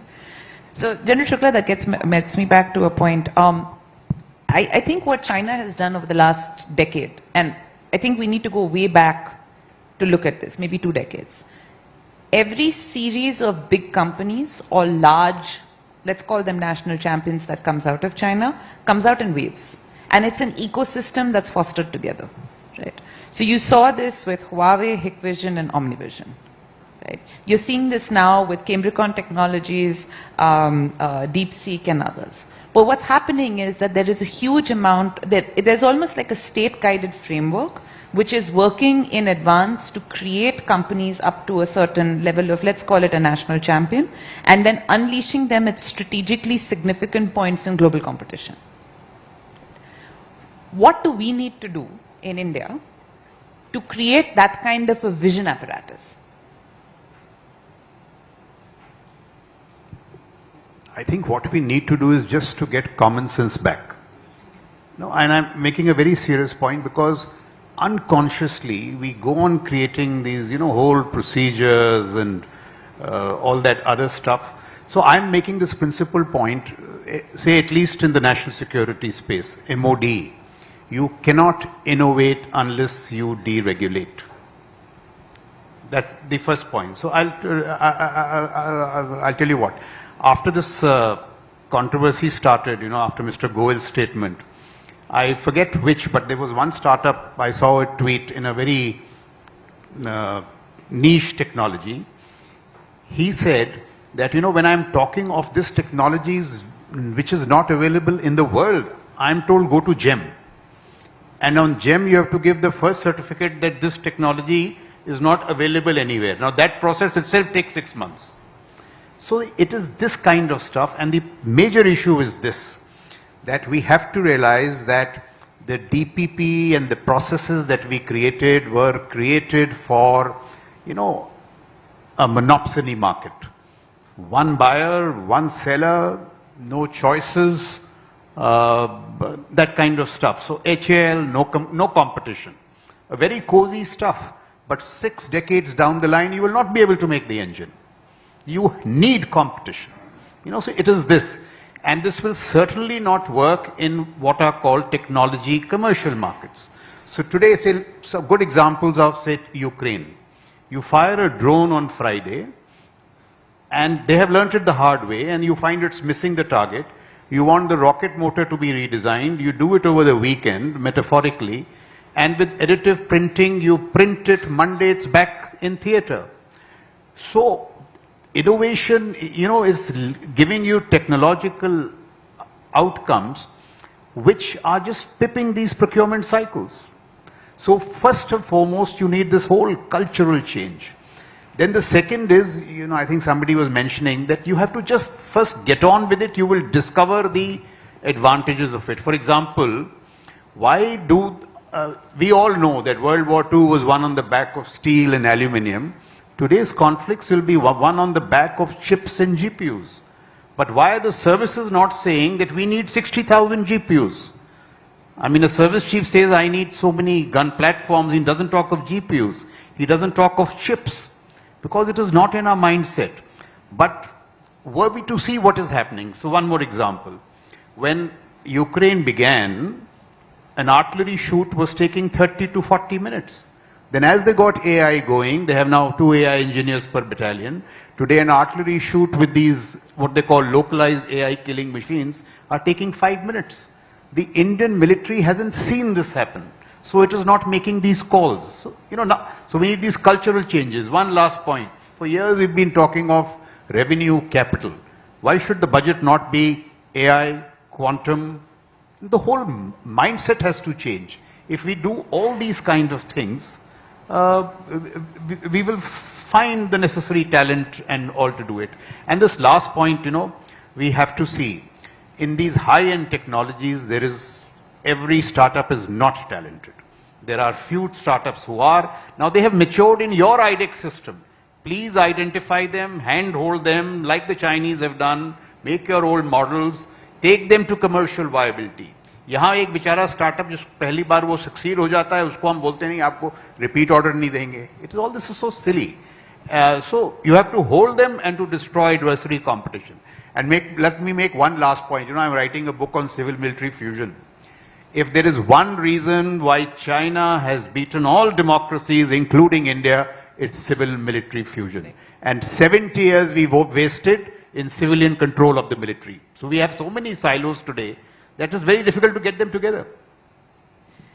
So excellent points. And Gupta ji, that gets me to my last question to you. I think this is segued very well. We are in a technological arms race, right? It's as much of a national imperative as the nuclear arms race was. And I think that we as a country get caught in our own bureaucratic quagmire where we're not able to move far forward. We're seeing the openness of on one hand you see the strength of American capitalism. On one hand you see the outcomes of the Chinese autocracy. Where do we fit in our regulation and how do we come out of it? So I think we seem to be falling between two stools.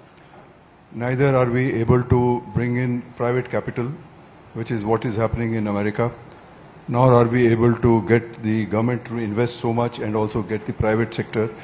So I think we have to find our own model, which probably we are still groping.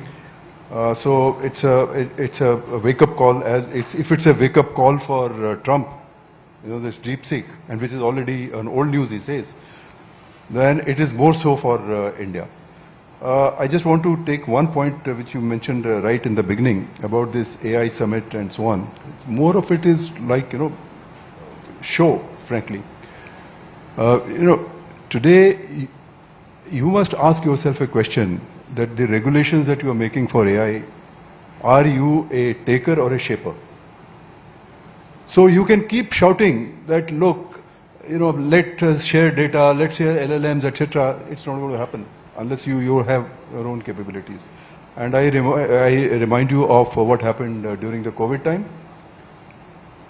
India and I think South Africa, Brazil, etc. went to WHO and some this WIPO and so on, said, please make it available, this technology, vaccine. People are dying by the millions.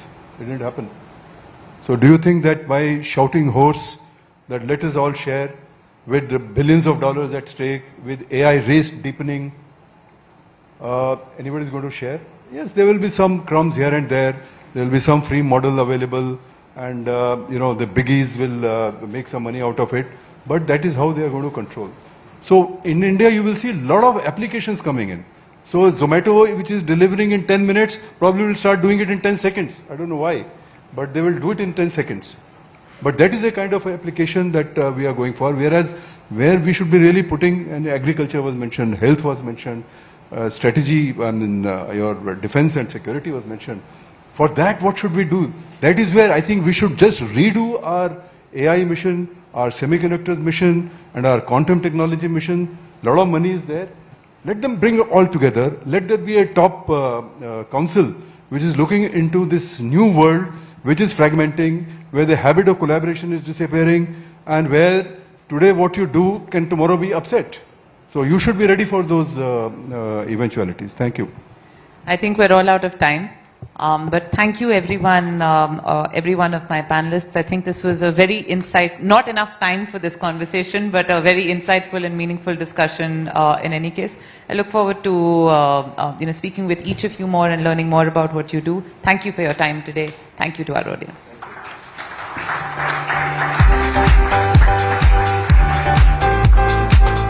We now move to a session titled US-India Technology Cooperation, Take Stock. This is a conversation with Tarun Chhabra, former Deputy Assistant to the President and Coordinator for Technology and National Security, the US National Security Council. This conversation will be moderated by Rudra Chaudhary, Director, Carnegie, India.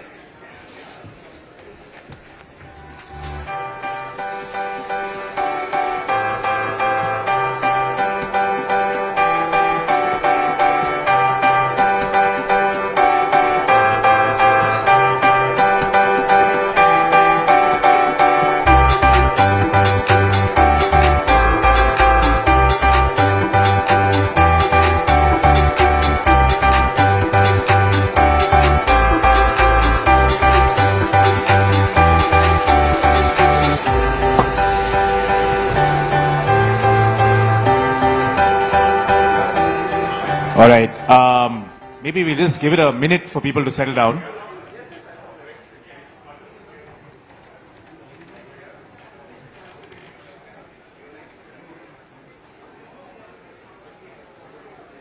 All right. If I could ask you to settle down, please. Yeah. Then we can get started. Thank you. I think DeepSeek stole about 5 minutes of our time, apart from a lot else. But Tarun, welcome back to GTS. If I recollect correctly, this is your 4th GTS. The first time I think was 2021, where I remember having a conversation with you about a potential US-India strategic tech partnership, which in 2022 came to be known as ISET. And then, of course, a lot has happened, and now we're in a different framework, and we're all workshopping a new pathway called trust. Just give me a sense from your perch. You've driven ISET. What worked? What, according to you, didn't work? Well, first, thank you for all that you did on ISET, Rudy, but you and your team, because it was not just a matter of convening this summit, but also staying in regular contact, offering your good offices, doing relevant research. It was really critical for the whole effort. So I just want to recognize your work and that of your team. And I see Lakan here, my colleague and partner in crime from the NSCS as well. I think we had a shared view with our counterparts in Delhi at the time about some of the structural forces, basically. We both had concerns about vulnerabilities in our supply chain. We saw opportunities in terms of talent flows and cooperation. Both shared concern about what it would mean to live in a world where China was at the frontier of critical technologies, and what our vulnerabilities would be there, particularly as those technologies apply to the national security space. So lots of opportunity, but as Dr. Jaishankar said this morning, and Jake Sullivan said in his last speech here, in January, these things don't just happen. And it really, we have lots of old habits and ways of working that ensure that very little gets done. That is the status quo, just to be blunt about it. And so it required leadership from the top, and so we were lucky to have both Jake in our system and NSA Ajit Doval in this system, both backstopped by the leaders of both countries, seeing this as really a way not just to advance the technology partnership, but really to deepen the strategic partnership more broadly. So I think that's a good point on the strategic partnership more broadly. Do you think you require a clear strategic context? Because at least in the last 4 years, what we saw, whether it was Kurt Campbell, Jake Sullivan, there was an articulation of a very clear strategic context within which ISET sat. Is that key or critical to being able to deliver technology partnerships at a level where, frankly, within the system, you're having to, pun unintended, break a lot of China to get things done? I think the strategic context was essential. I mean, I think in both systems there are competing impulses. You know them better here than I do, and in the United States too. I think kind of similar competing impulses. Parts of our system that were, not as prepared to jump energetically into this, and so the context really mattered, I think, and really conviction at the top about why it matters was absolutely crucial. So I think it's fair to say that at the end of the day, what the results of whether it's defense cooperation or whether it's work in biotechnology or whatever it may be, has broad benefit for both our countries. We talk about delivering good for the region and the world more broadly, and all of that is true, but a key driver is the strategic context. So I want to, towards the end of your time in office, and as Jake Sullivan's visit on the 6th of Jan was successful for many reasons, there was a bit of a bitter pill if you're sitting in India when it came to AI, and that's because you had just introduced, a couple of weeks ago, you had introduced the diffusion rules. There are a lot of thinking on the diffusion rules. Some of it is understood, some may be misunderstood. Just give us a sense of what was the thinking with regards to the diffusion rules, which seems to have built on the IRA, the CHIPS Act, and then this was the kind of third sledgehammer in a sense. And what were you trying to achieve? And many in India say, thanks a lot, Jake Sullivan, thanks a lot, Biden, but why did you leave us on coach as you flew away? Yeah, so this came up a bit in an earlier discussion. I think it's important to give the preface for what was driving that regulation to begin with. It was really two things. The first was a concern that China was continuing to get access to compute that we did not want it to get access to. That could be through smuggling chips, through third countries, or it could be through establishing data centers in third countries and then remotely accessing that compute. And so we did not have in our regulatory toolkit the ability to track what GPUs were going into Southeast Asia, for example. We could track it in other regions, but not Southeast Asia, where I think a lot of it was probably happening and still happening now. So that was the first one. So there's no way to better track that without having some sort of system where you can actually follow globally where this compute is going. The second driver was there are countries in the world that have what I would call very significant AI industrial strategies. They're essentially willing to subsidize the energy costs, the land available, potentially even the compute, which would be similar to what many of us experience in the Chinese context, very difficult for the market to compete with. So what that would mean is if one company takes an offer to build, let's say, a 2, 3, 4 gigawatt data center in that context, the race dynamics for these companies are such that everyone will have to follow in order to compete. And we felt that would then trigger the rapid offshoring of AI training infrastructure that for national security reasons we thought should stay in the United States. Now, that concern did not apply to India. That concern was primarily about the Gulf. And it's important to say there is a lot of good cooperation with the Gulf that is happening and should continue to happen and expand. And the Gulf is actually a major investor, as you know, in building out AI infrastructure in the United States. And under the rules that were proposed, the Gulf could actually be the global AI hub second only to the United States under what was proposed. And it was very important to us to talk to all of the companies investing in very large clusters in India to know that what we were proposing would not be an impediment to that. And we had confidence that it would not be under what we proposed as well. So the tiering system you could disagree with at many levels, and I have my own personal views that I won't get into here. But as a practical matter, there's been a lot of discussion here of what is the real demand for GPUs. We did not think what was proposed would actually get in the way of the material ambitions of India when it comes to AI. So Tarun, a bit of an unfair question, but do you think the diffusion rules is something that the current administration may be looking at?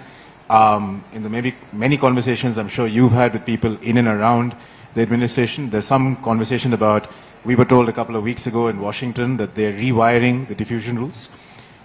Is there any insight that you have for us or for the audience here? Yeah, well, just for background, we did, we put in there a delayed compliance date and an opportunity for all stakeholders, whether sovereigns or countries, companies, to provide their views, and it is up to the incoming team to revise the regulation based on all of that input. So I would expect some sort of revision. I think there, perhaps there'll be an impulse to simplify it, which I think could be done.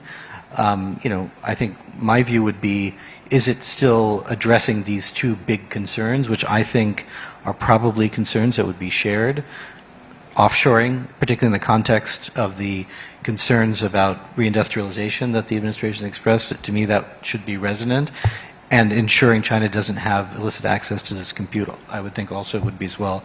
There are a number of ways to address those, but if those two core goals are being addressed, I think that would be important continuity. So dealing with China was clearly central to the administration from a national security perspective and otherwise. Various industrial policy, regulatory levers were used to constrain China in certain domains. How successful do you think you were in using these instruments to constrain China? So I think the question is not how far are we from perfection. The question is what is the counterfactual if we hadn't done any of it. And so I think we would be in a fundamentally worse position today in the AI competition if China had unconstrained access to these chips. As you know, we had to adjust the controls from between 22 and 23. We needed to, we took further action to actually constrain access to semiconductor manufacturing equipment. Key U.S. allies did the same as well. I think it's always fair to say, could that have happened sooner? Could there have been less stockpiling and so on? All very true.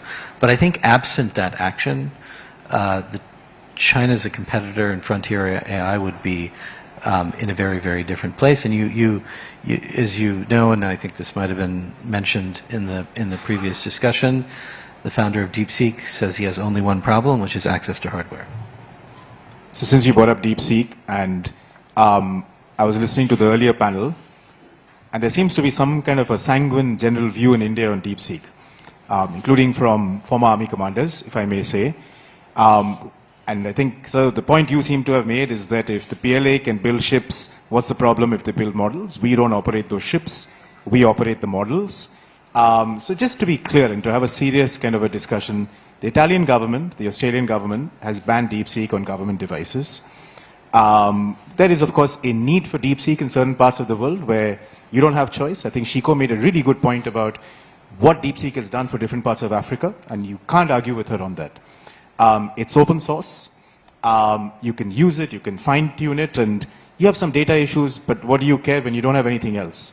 For a country like India and for general democracies, how should we deal with DeepSeek, and why is DeepSeek a problem? Yeah. Well, first I would distinguish the question of open weight models. I think there is enormous good coming from having open weight models available for experimentation and for enormous range of applications that the developers could never imagine. That's just unalloyed good.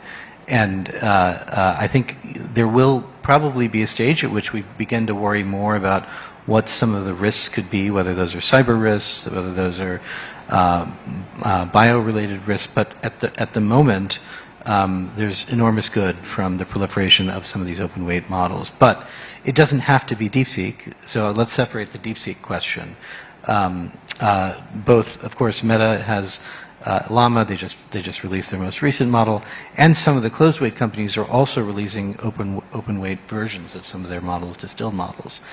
But I do think we need to take much more seriously some of the security risks associated with DeepSeek, and as a general matter, how we think about supply chains from untrusted vendors.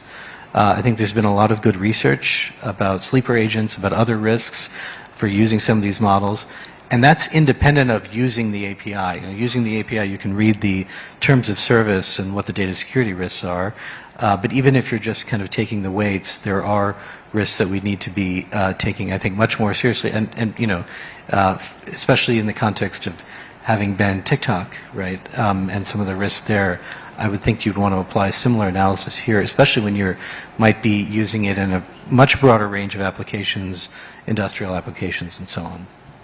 So since you brought up open weight models, a lot of, and you would have heard Nandan's lecture this morning and many of the discussions. A lot of what we're building at the moment is on open weight models. And I see Rob here, who's just launched Llama 4, congratulations. We'll chat in a minute. But a lot of India's AI fortune, in a sense, is built on these models. And they're transforming many different things.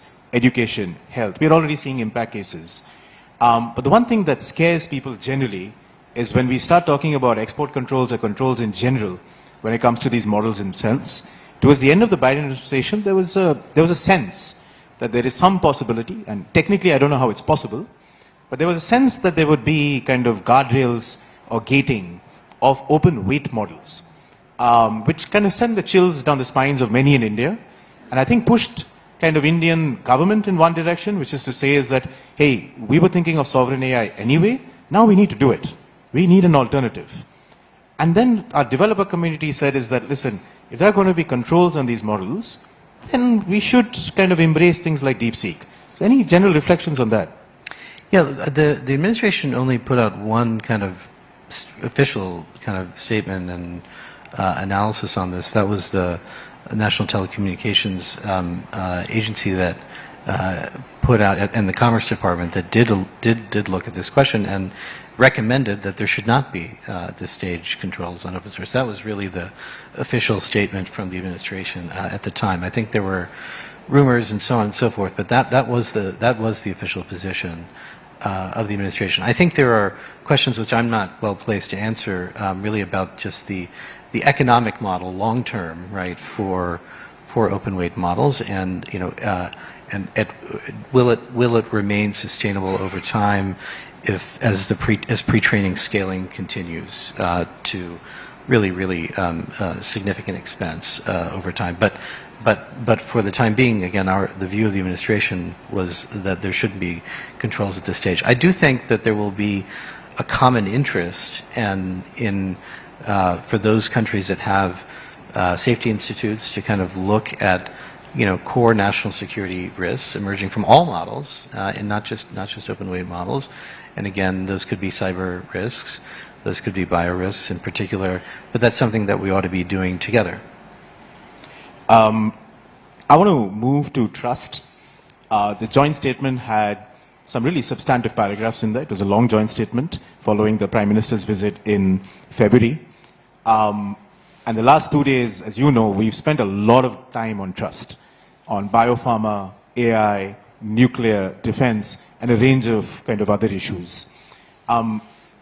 If there were 2 to 3 things that you think that the current administration in the US should focus on when it comes to trust, call it work unfinished towards the end of your administration, what would they be? What are the kind of things that you think that the US administration should focus on, but equally, what should we be doing more here in India? Yeah, well, I actually think the areas that you're working on and with the administration and with the government here are good areas. In some ways, those are ones that we had been working on. The civil nuclear energy, there was a burst of activity toward the end of the administration on both sides, which was very, very positive to try to realize the potential of the civil nuclear deal. I sense there's a lot of interest in that and kind of trying to generate more activity from industry to kind of take seriously what the opportunities will be to invest and perhaps do some manufacturing here as well. Biopharma is another one. We had tried to pull together both a number of countries, India as well as our friends in Europe, in Korea and Japan, to look at vulnerabilities in our biopharma supply chain. President Trump said the other day that he's looking now at tariffs in this space, I think, but driven by some of the same concerns on the vulnerabilities in the supply chain. So that's another area I think that is ripe. And then on AI, I think that, again, there's so much that we could still be doing together, particularly at the level of application, which is what so much of the discussion here has been focused on. I do think there should be, whether it's in this context or another, there's still enormous opportunity in the defense and space sectors as well. And if you think about where we were, a few years ago on our defense cooperation and defense trade to where we are today, and similarly on space, whether it's on human space flight or our cooperation with Indian startups in space or Artemis, we made a lot of progress and we should take it much further. I want to just, you brought up defense. I think 2 of the flagship outcomes of what was then the ISET process was the MQ-9Bs, which kind of came down to the wire, and the GE engines. Both are done. And sometimes, there's a sense that these things were delayed for political reasons, not necessarily for bureaucratic or reasons of export controls, etc. There's a general sense. You talk to people today, I have friends in the services and the Air Force, and they'll say, I didn't get what's the big deal. We wanted an engine, and sure, we wanted 80% TOT on that engine. And why did it take so long for that engine to arrive for my LCA, right? We have a long way to go on export controls, right? We have a lot of work to do, clearly, and we have genuine concerns in India about ITAR, etc. But just give us a sense from the inside, what did it take to get those 2 agreements done? Yeah, well, it's not a secret to say that our own defense industrial base is not where it needs to be. So this became very clear to everyone in the context of Ukraine, where the United States was trying to provide support to Ukraine, and our ability to do it at speed was not there. And it was a wake-up call overall for our defense industrial base. So when there have been delays, I think, in getting things here, no one should take it personally. We have these own problems in our own procurement system, and in the context of trying to provide support to friends in a time of war as well.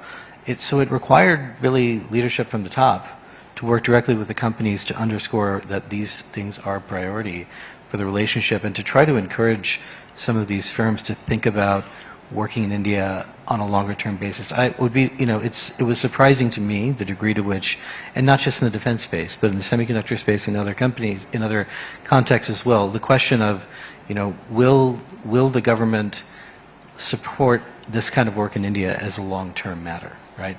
Or is it something that could turn very quickly?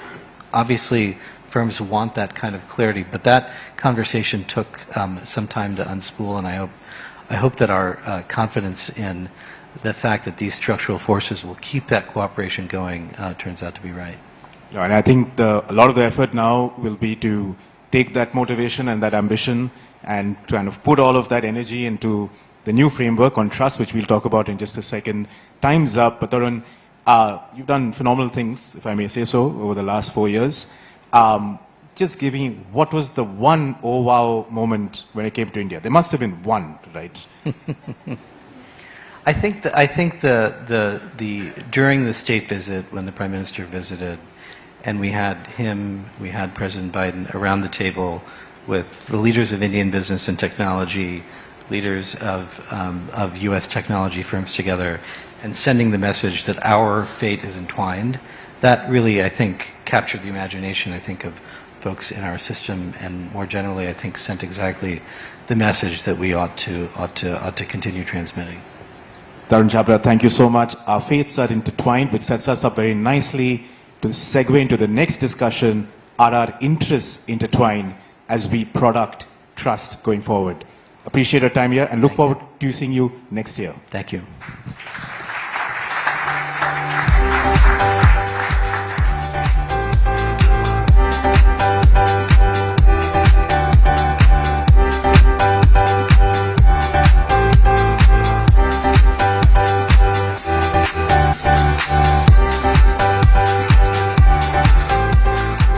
Evening, everyone. So there's been a slight change in the program. Mr. Nagaraj Naidu and Mr. Sushil Pal are busy in a meeting. So we will start with the trust panel meanwhile, while we wait for Mr. Naidu and Mr. Pal to join us. On that note, we continue to the next conversation. Trust, a new playbook for US-India strategic technology cooperation.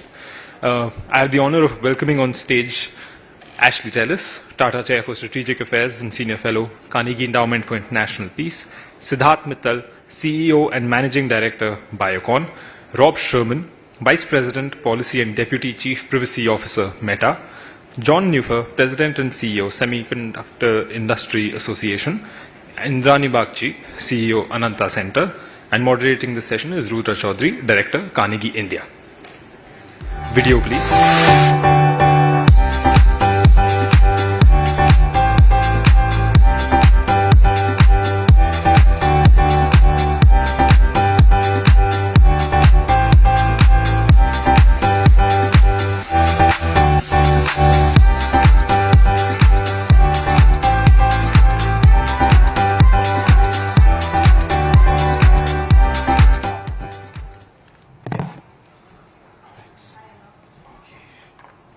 Sorry, I'm just getting resettled. All right. It seems that both the Joint Secretary and the Additional Secretary seems to have been caught. Must be an important meeting on the US-India. I don't know. But we have an absolutely fabulous panel over here, which I think segues really nice. So the whole idea was essentially quite simple. It was sit down, have a chat with Tarun Chhabra, get a sense of what happened with ISET, segue to trust. And I'm not saying that trust is a natural successor of the ISET. I see trust publicly as a new product with some old ideas, but with some new. I'm going to start straight with Rob. Firstly, congratulations on Llama 4. We're very happy in India. We like open weights. We would prefer complete open source, but we do like open weights. But Rob, when it comes to the AI discussion between the US and India, and Tarun just said is that, look, there are 3 parts which we could do more on, right? AI, biopharma, nuclear. Semiconductors is a little mature, but we'll talk about it, John. Luckily, these are all the three things that we workshopped over the last 2 days. We're going to bake it into trust, and someone important is going to talk about it at Indrani's forum at the end of the month, hopefully, right? But the Meta story with India and the Llama story with India seems to be very much a good natural story of US-India.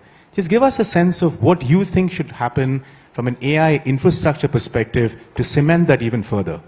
Well, first of all, thank you for the conversation. I mean, it's been a fascinating day, and it feels like we are really at an inflection point in both the U.S.-India relationship around tech, and then more generally the promise of this technology for all of us. So, just really excited to be here. Minister Jaishankar mentioned this earlier today, the speech that Vice President Vance gave in Paris, and there he talked about the U.S. wanting to be sort of the preferred trading partner for the world when it comes to AI. And he also said that it's really important for trust to be a part of those relationships.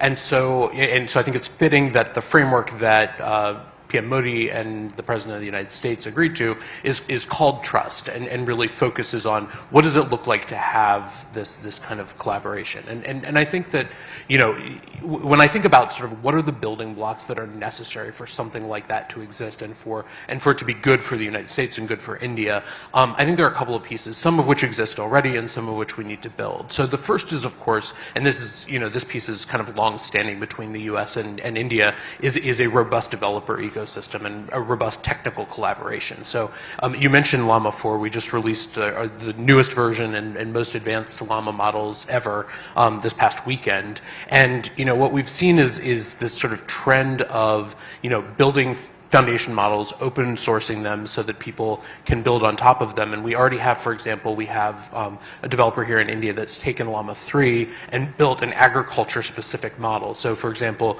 so specifically tuned to agricultural practices here in India. So it's a domestic model that is specific to India, but that leverages the foundation model and the training that we've done centrally with Llama. And that's something that we've done, again, with this next model. But the goal there is really, if you think about the sort of history of collaboration between Bangalore and the tech ecosystem there and Silicon Valley is just a very storied thing. So that's one thing. I think the second thing that's really important is data.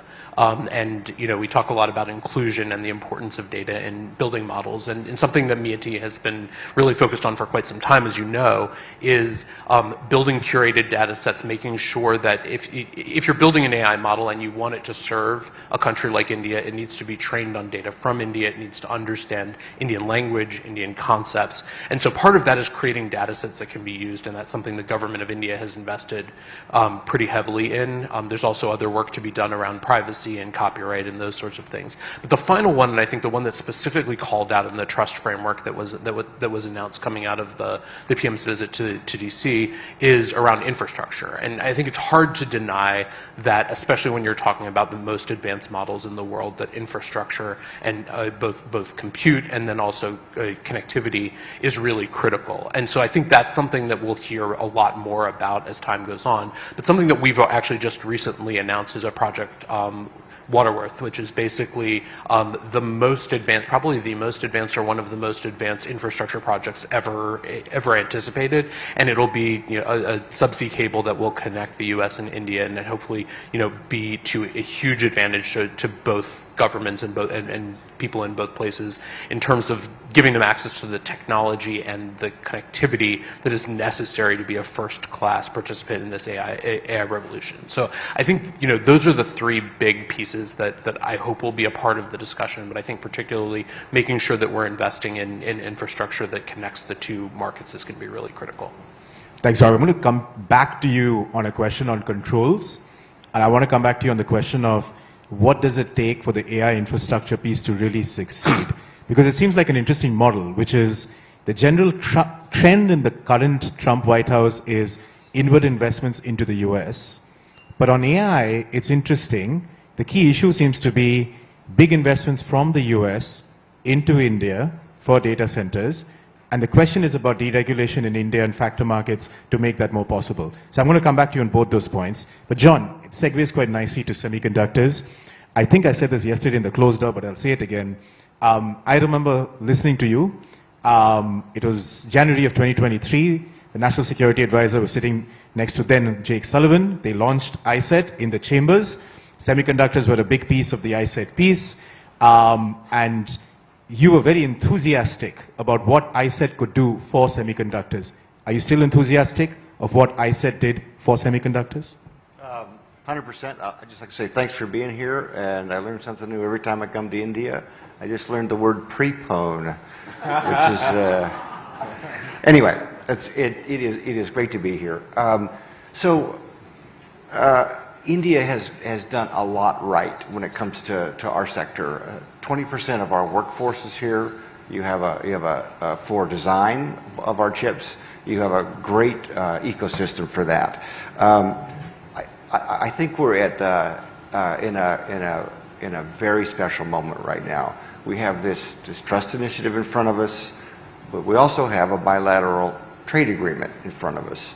And I think those are two potential vectors for change that can really make a difference as India moves from not just design, but also into the manufacture side of things.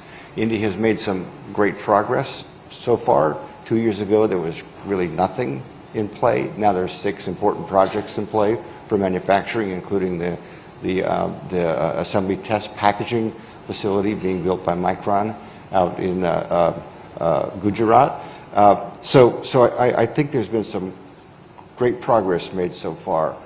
As India thinks about the next step in this area, I think there's many links on our supply chain that should be turned to. One of them is continuing on the assembly test packaging piece of this. Someday India is going to have a $10 billion, $20 billion fab. Sorry, John, if I could ask you to put the mic up. Someday, India is going to have a $10, $20 billion logic fab, but not yet. That's a great aspiration. It's got to work up to that, take small bites of the apple. The other piece that's not talked enough about is India should look at PCBs, printed circuit boards. That's an important part of our supply chain. And then finally, critical minerals. There is one country that does a ton of processing of those critical minerals, and in this regard, and I think just generally, we are in an era where diversification of our supply chains is going to accelerate. So I think that's opportunity for a lot of players around the world, but in particular India. Our market size right now is about $600 billion a year in sales.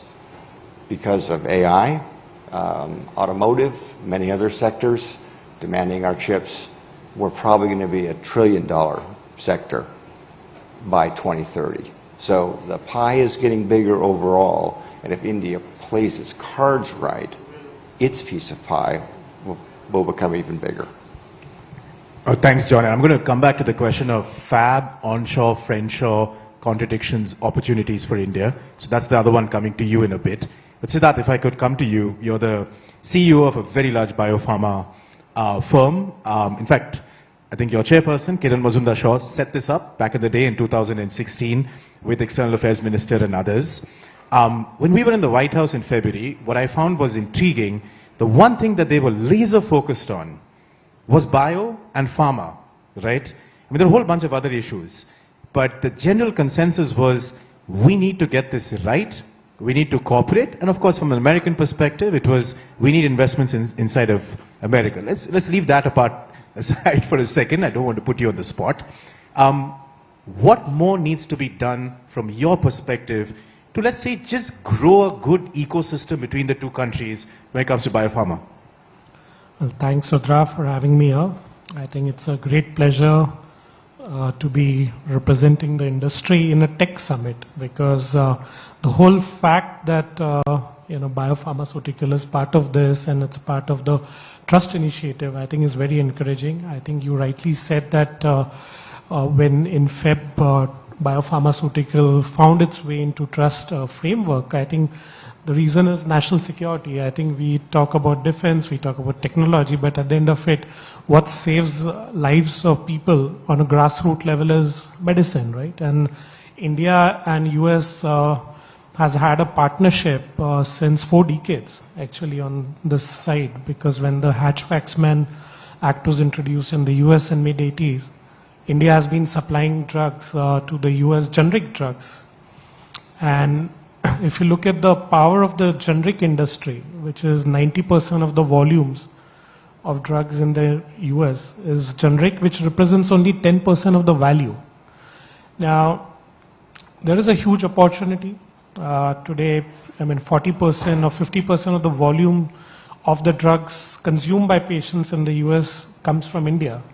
And I think that already speaks a lot about the partnership that we've had over 4 decades, informally, right? Now, how do you take it to the next level? And I think there has been, most Indian companies who have set up their facilities in the US to manufacture drug product. And today, if you look at India as an ally of US, and considering we are in this together as one to solve multiple issues, it's not only national security, it's the cost, it's the affordability, because the price is paid by patients or the payers, and there is a price-sensitive market, even though US is the biggest pharmaceutical market, but is also very price-sensitive. So how do you work together and how do you synergize? And I think there are a couple of points. India has a scale. I think that's very important. India has the talent, and India has a good understanding of the entire ecosystem. US, of course, has a great research ecosystem, and I think that's where I see a first opportunity, that how do you join hands to innovate in US or create joint innovation hubs to do same thing in a different way. And I'll tell you, there is a connect to China angle, because why, when we talk about national security, why do we talk pharmaceutical? Is because of over-dependency and reliance on China. So, and when you look at the entire ecosystem of pharmaceutical, while the API is manufactured in India and US, formulations mostly in India, but India is still dependent 70% on China to procure its starting materials or raw materials. So if we do not address the entire value chain, we will not fix the problem, because somewhere or the other we will be dependent on China, and there's a cartelization and so on and so forth, which everybody is aware of. So how do you address it at the grassroots level? And that's where I think innovation is the fundamental thing that I would focus on. That how do you innovate to manufacture drugs which have been manufactured for decades in a more efficient way? I think there's been focus of technology, that how do you do things in a efficient, using green technology, using flow chemistry, using a better enzymatic technology. There's so much happening, and I think, of course, American universities are at the forefront of such research and innovation, and how can they partner with Indian companies, Indian institutions to bring that knowledge in a very systematic way so that we address it at the grassroots level, and then create an ecosystem and infrastructure on key starting materials, intermediates, raw materials. So we are independent of some countries, and we are kind of resilient in our supply chain. No, I'm glad you brought up the de-risking API piece, and maybe so that as a follow-on in a bit, I'll come back on what's the business model, because in the end, there's got to be a business model or a state incentive or some sort of a financial packages that actually gets the two sides. And I think over the next 10 days, if you can work that business model out, then there'll be good announcement on what can be done. But Indrani, let me come to you. Just a broad question. You've come back from Washington. What's the mood of the nation? Do you really want me to say this? This is a good closed door, don't worry. No cameras. Well, thank you, Rudy, and thank you for putting me on the spot there.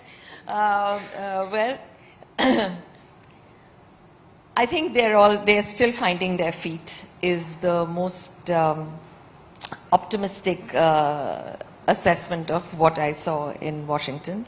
And I think it will be a little while longer for them to settle down.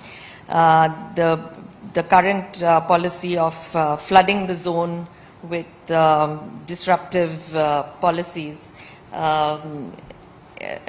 has some takers, but it has caused disruption, as you would have seen, across the world. And I think for everybody to come to terms with that would take a little bit of time. That's great, and it's a good answer. But let me just push you on that a little bit before I come to Ashley.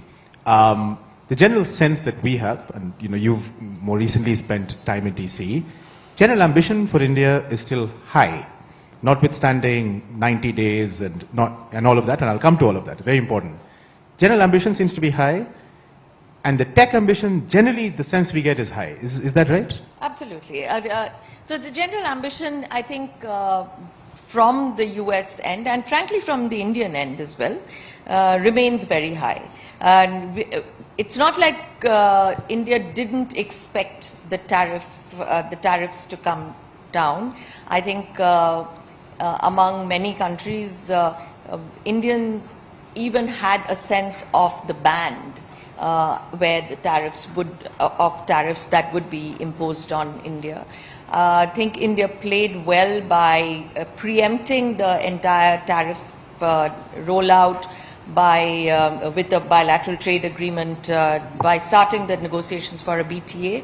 I suspect the BTA will be done sooner rather than later, and that will be a first for India, because we are not known to do trade agreements at such a fast clip.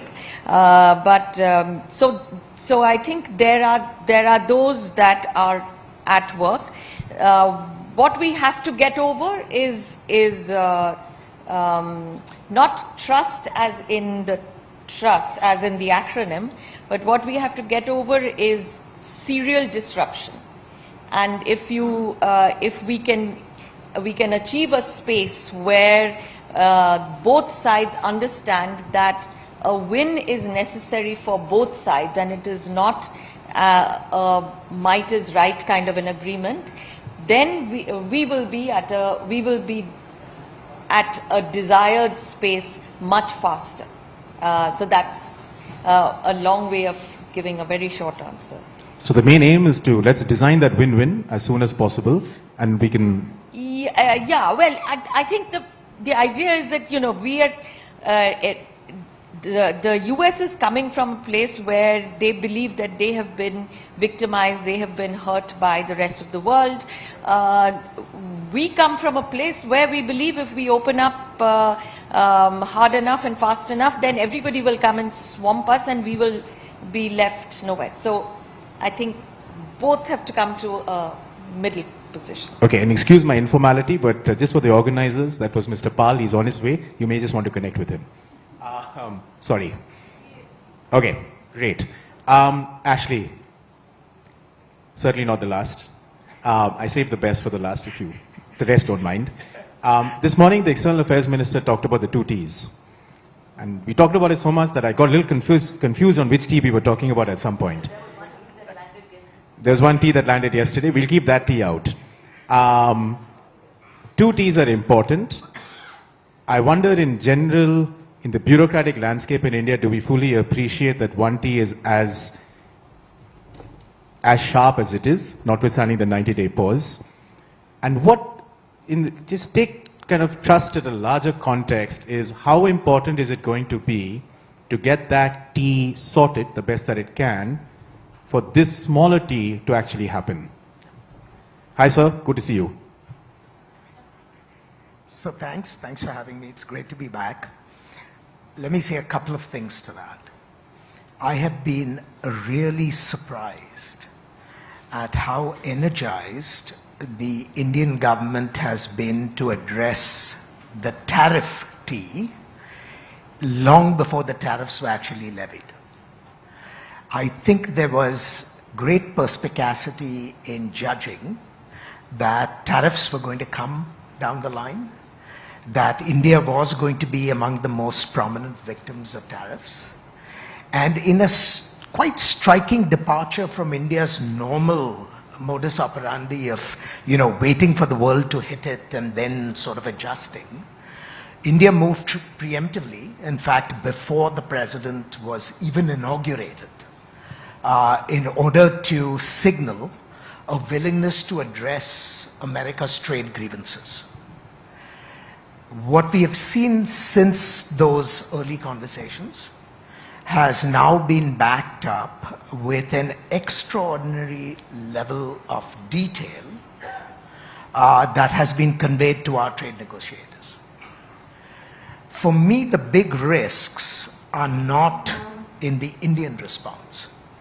For me, the big risk is that at the US end, we will be overwhelmed by the number of such negotiations that have to be conducted simultaneously, and that there may not be enough bureaucratic capability to move on the timelines that India wants to be satisfied by. That's one big challenge which we have. There's a second challenge which has to do with sequencing. India has put very bold proposals on the table. It is likely that if we are successful, we will see a diminution of the executive tariffs that Trump has levied. In the best of all worlds, those tariffs will be completely eliminated and we will go back to the status quo ante. But for a really successful outcome, you can't simply stop at the level of executive tariffs. You have to engage a much larger set of issues relating to MFN tariffs. And MFN tariffs do not lie within the purview of the president to change. Only Congress can do that.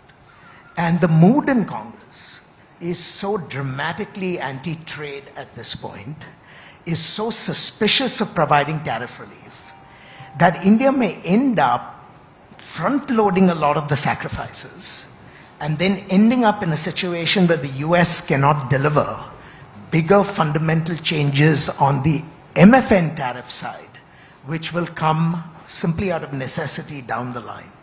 So it's that juggling that I think will take the time and attention of senior leaders over the next several months. And obviously we have to be optimistic enough that this comes out right.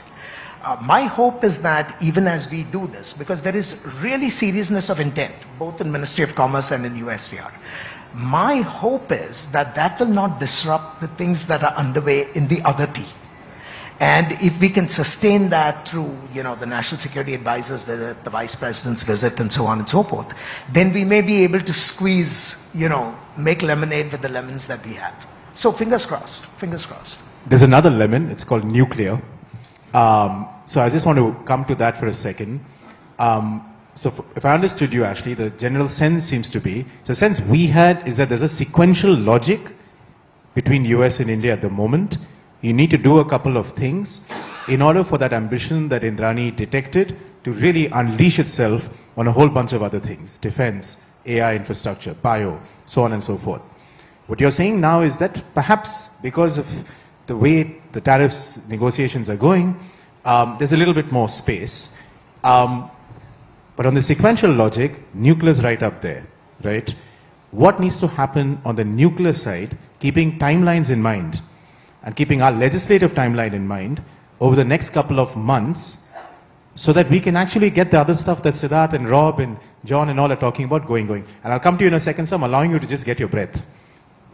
Okay, Ashley. So I want to start with the point that Indrani made, because I think we need to appreciate this if you have to appreciate the answer I'm going to give you on nuclear. The US is starting out from a position of deep-seated grievances, that somehow the international system has treated it unfairly, and that a whole series of complaints have to be rectified. Nuclear sort of features in this list because there is a view that an agreement was signed now almost 20 years ago, and the US has not enjoyed the fruits of that agreement. And so this is piled onto that perspective of grievances, which means it is now incumbent on us to sort of act with alacrity, precisely because it has become a door opener. I mean, in a different world, we would have not had this necessity to overcome this obstacle. We could have done it at our own pace. The difficulty we have now is that the timelines to do it at the Indian end, because India is a democracy, it is a complicated legislative process to make the transformations in the law work out. Those timelines may not be entirely in sync with the expectations of the leadership in the White House. And so, I mean, there is no easy fix to this, right? India cannot abridge its legislative processes to satisfy our political needs, no matter how necessary that may be. So I think what we have to do is engage in a very serious conversation between the two sides about what the processes involved are. And some of that is literally involves elementary education, right? We need to understand when India needs to change laws, what are the things that have to happen. This is a new team. Many of the people in this team are not familiar with India. They don't understand India except at the level of 80,000 feet. So I see the next few months as being really important in terms of having these exchanges about process. I'm confident that at the end of the day, we will get an outcome that will be satisfactory. The real question is, will we have the patience enough to wait? Because the last thing, and I said this yesterday, I said, you know, after 20 years, we cannot have the risk of having a half-baked solution, which then we trade charges over for the next 20 years. So in my prejudice is, take the time needed, do it right, and that will be a far better outcome than rushing through a process that ends up, that is half-baked, and then takes us back to square one. Okay. No, thanks, Ashley. And I think time seems to be the key one. And messengers, perhaps such as yourself, I think that role is going to be very, very important, especially with, you know, with everything that you've just said. I'm going to come back to you on other parts of the trust framework around defense in a second. Mr. Pal, if I could turn to you. You held the ISET account in the Ministry of Electronics. You hold the trust account. You're also the interim CEO of our semiconductor mission. Could I just ask you to start with taking a step back, saying on the ISET part, what worked for you when it came to semiconductors? Because from our perspective, from the outside, it looked like semiconductors was the big win of ISET. Do you feel the same way? And what do you want to do under the trust framework or under the AI infrastructure framework when it comes to semiconductors? Thanks, Rudra, and apologies for being delayed here. I think, yes, ISET has been one of the most productive bilateral cooperation with the US. And I wouldn't want to name the companies here, but then, yes, I think the first India's semiconductor plant was with a cooperation from American industry, and the production from the pilot facilities have already started. And hopefully, by the end of the year, I think, from the main facility as well, I think it should be starting. Apart from that, not only in the fabrication and packaging space, but also in the design space, I think there has been a massive collaboration and interest being shown by the many companies of US origin. And from the design, I'll go to again on the R&D side as well as the equipment space. I mean, if you talk about the whole ecosystem, and there again, I think we have a strong participation and interest being shown by companies from US. I mean, be it Applied Material or be it Lam Research. I mean, establishing actually a product validation center here, a huge R&D center here, and Lam as well. Again, a huge R&D center, and also taking up the program of skilling some 60,000 professionals in semiconductor. The first batch has already finished training, second batch is on. So it covers the complete spectrum of the semiconductor value chain, right from the design till the fabrication to the tail-end building to the R&D and all that. And moving from the ISET, I think trust has been, I think it's actually built on the ISET platform, I would say, and in far more comprehensive manner. It's one framework which sees semiconductor and the technological security and national security with one lens. It's, you know, that's a very encouraging part, and it actually lays down the blueprint of collaboration, technological collaboration between India and US. the most important part of the trust element is that it does clearly talk about accepting that, US, they'll redouble the efforts to reduce the trade barriers. That's the most significant part, and also it commits itself to kind of enhance in high-end technologies, right? To enhance trade in the high-end technologies, and also to reduce other trade tariff barriers as well. So these things clearly kind of lay down the path that US and India, both are heavily committed in a high-end technology and advanced technology collaboration. So that's one which is very emphatically been brought out in the trust framework. And another which is, as I said, that it's pretty comprehensive framework, and it also recognizes the very important role of the critical minerals, which these critical minerals play in these semiconductors as well as in AI. So it does recognize the importance of these critical minerals, and talks about cooperation in both in the extraction, beneficiation, as well as the processing of critical minerals. I think both of us are a part of a framework, but I think again, there has been a further deepening of collaboration, and there's a SMRI, I call the Strategic Mineral Recovery Initiative, which has been signed between the both, which has been announced by both the leaders. So I think that's also an important element. And as I said, it covers technology in a complete perspective, be it national security, be it energy security, be it normal trade and investment. So I think, yes, we do see that the trust will, take the level of cooperation to another level, I'm sure. Can I come back to you with one question? The joint statement essentially seems, in a sense, a bit easy on export controls. There's a very big paragraph on making efforts on ITAR. So any reflections you have on that would be great. You've already been in some early conversations, perhaps with US counterparts, I don't know. But second has been on ITAR, the export control regime. But apart from that, we've had a lot of murmur and a lot of discussion around AI diffusion. And if you want AI infrastructure and an ecosystem to build between the two sides, I'm guessing from India's perspective, we want to be at least in category 1 or no category at all. We don't want to be number 2 or 3. So any general reflections or any vibes you're getting from the US side on how they're thinking about the regulatory architecture for infrastructure?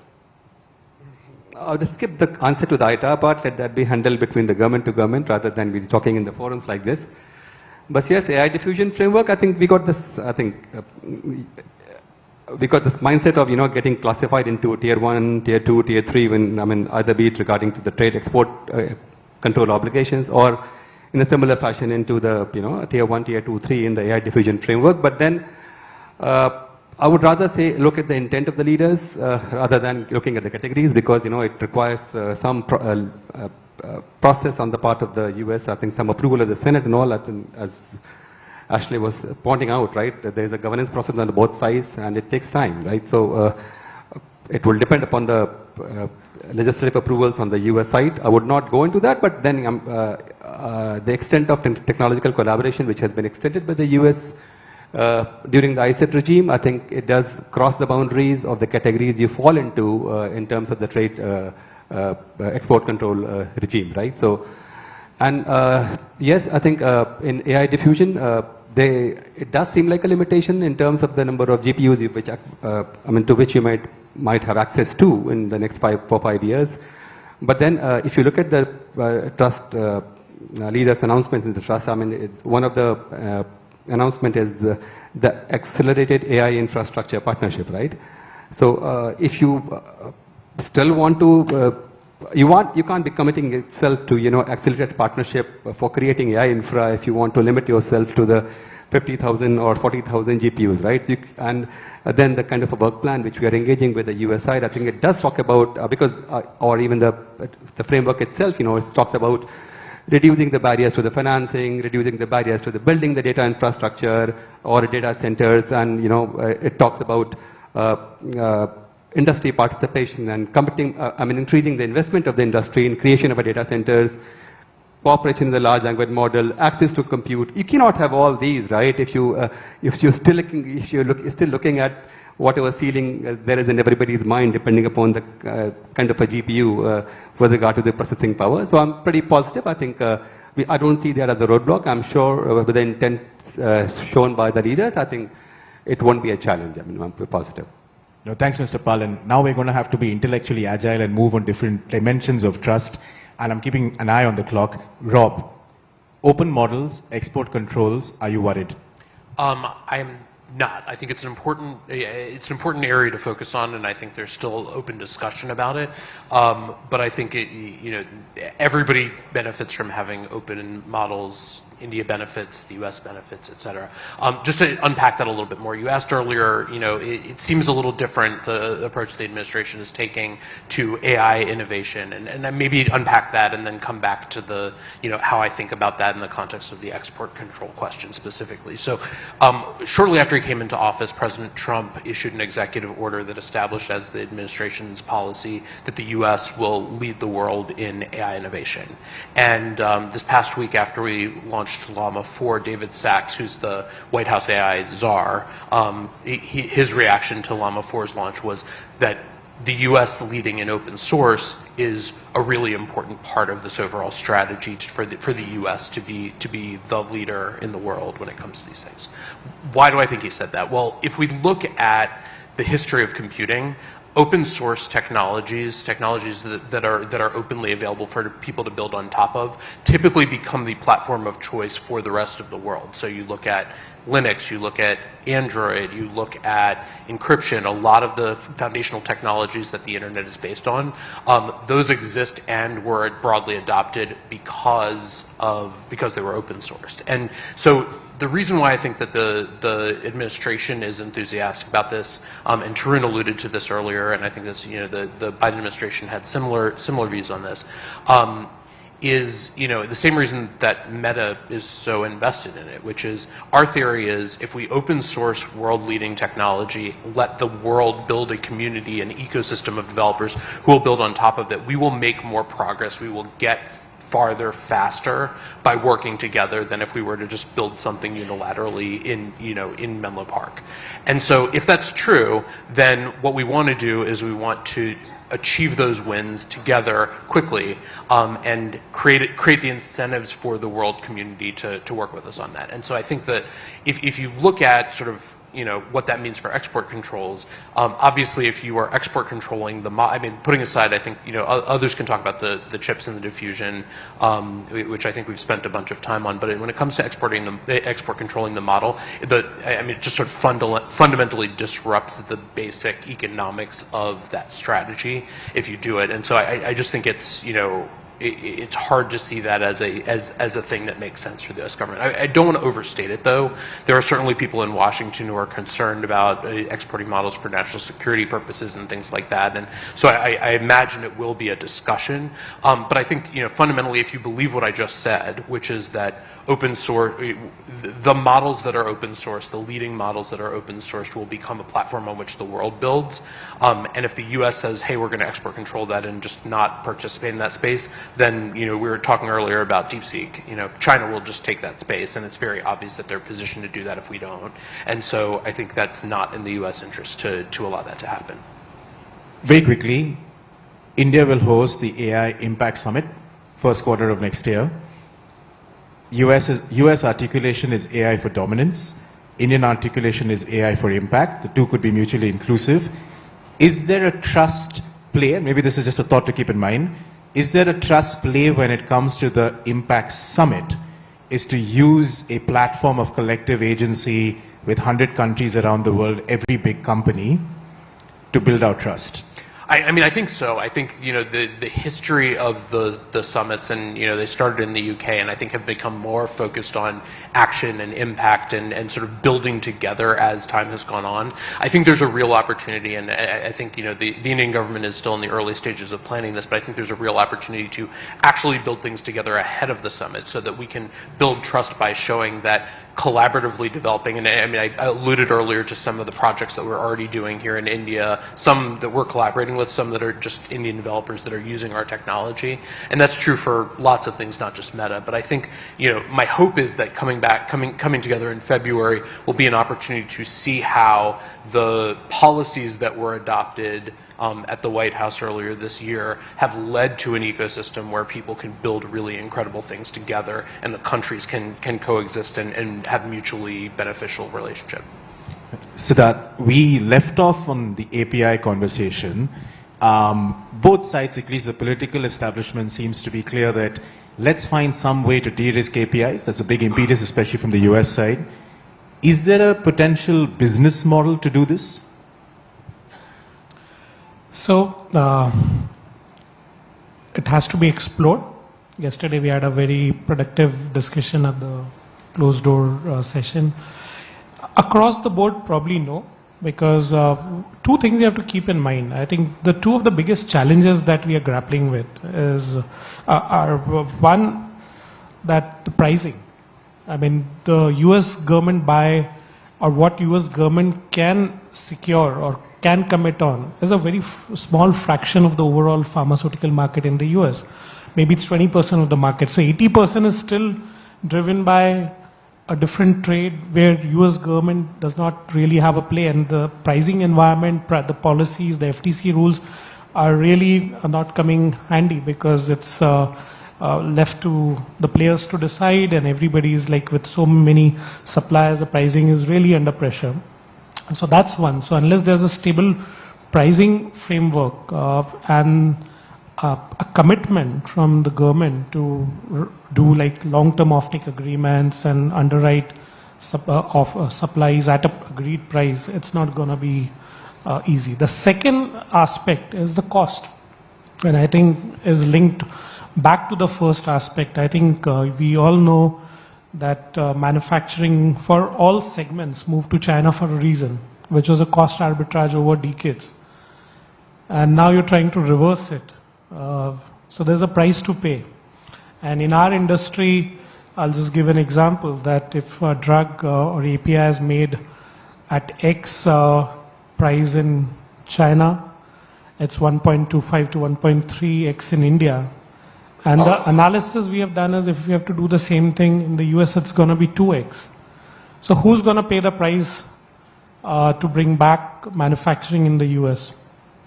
And I think what we have to really understand is why are we trying to do it is national security, right, of essential drugs. So first, those essential drugs, we have to treat it differently than high value differentiated drugs. And where I see definitely an opportunity for manufacture in US is these high value differentiated drugs. So there are drugs such as peptides, the GLP-1s, or oncology drugs. These are not volume driven. So scale does not have such an important role. So unlike antibiotics, right, where the scale is so critical. And that's why China is a leader in antibiotics. So there is a possibility. We need to sit down and agree on a way forward. But I'm not saying it should not be done. It should be done. And we definitely can find ways. And India and US can be strategic partners in finding the right solution. No, thanks, Siddharth. And national security, state subsidies, industrial policy. I don't know if that's the place over here. I'm going to do a bit of a rapid fire, but I'm going to just give you a heads up. I'm going to come to each one of you and ask you to put an idea in the trust box that's not in the roadmap and that's not in the joint statement. So think of that as you think of everything else. John, if I can come to you. We left off the last conversation on onshoring, friendshoring. Mr. Pal eloquently outlined the American interest and investments in India on semiconductors through ISET. I think it's safe to say today that Micron was an electrifier in the ecosystem in many different ways. Do you see a contradiction between MAGA and what some now call MEGA? Yeah, so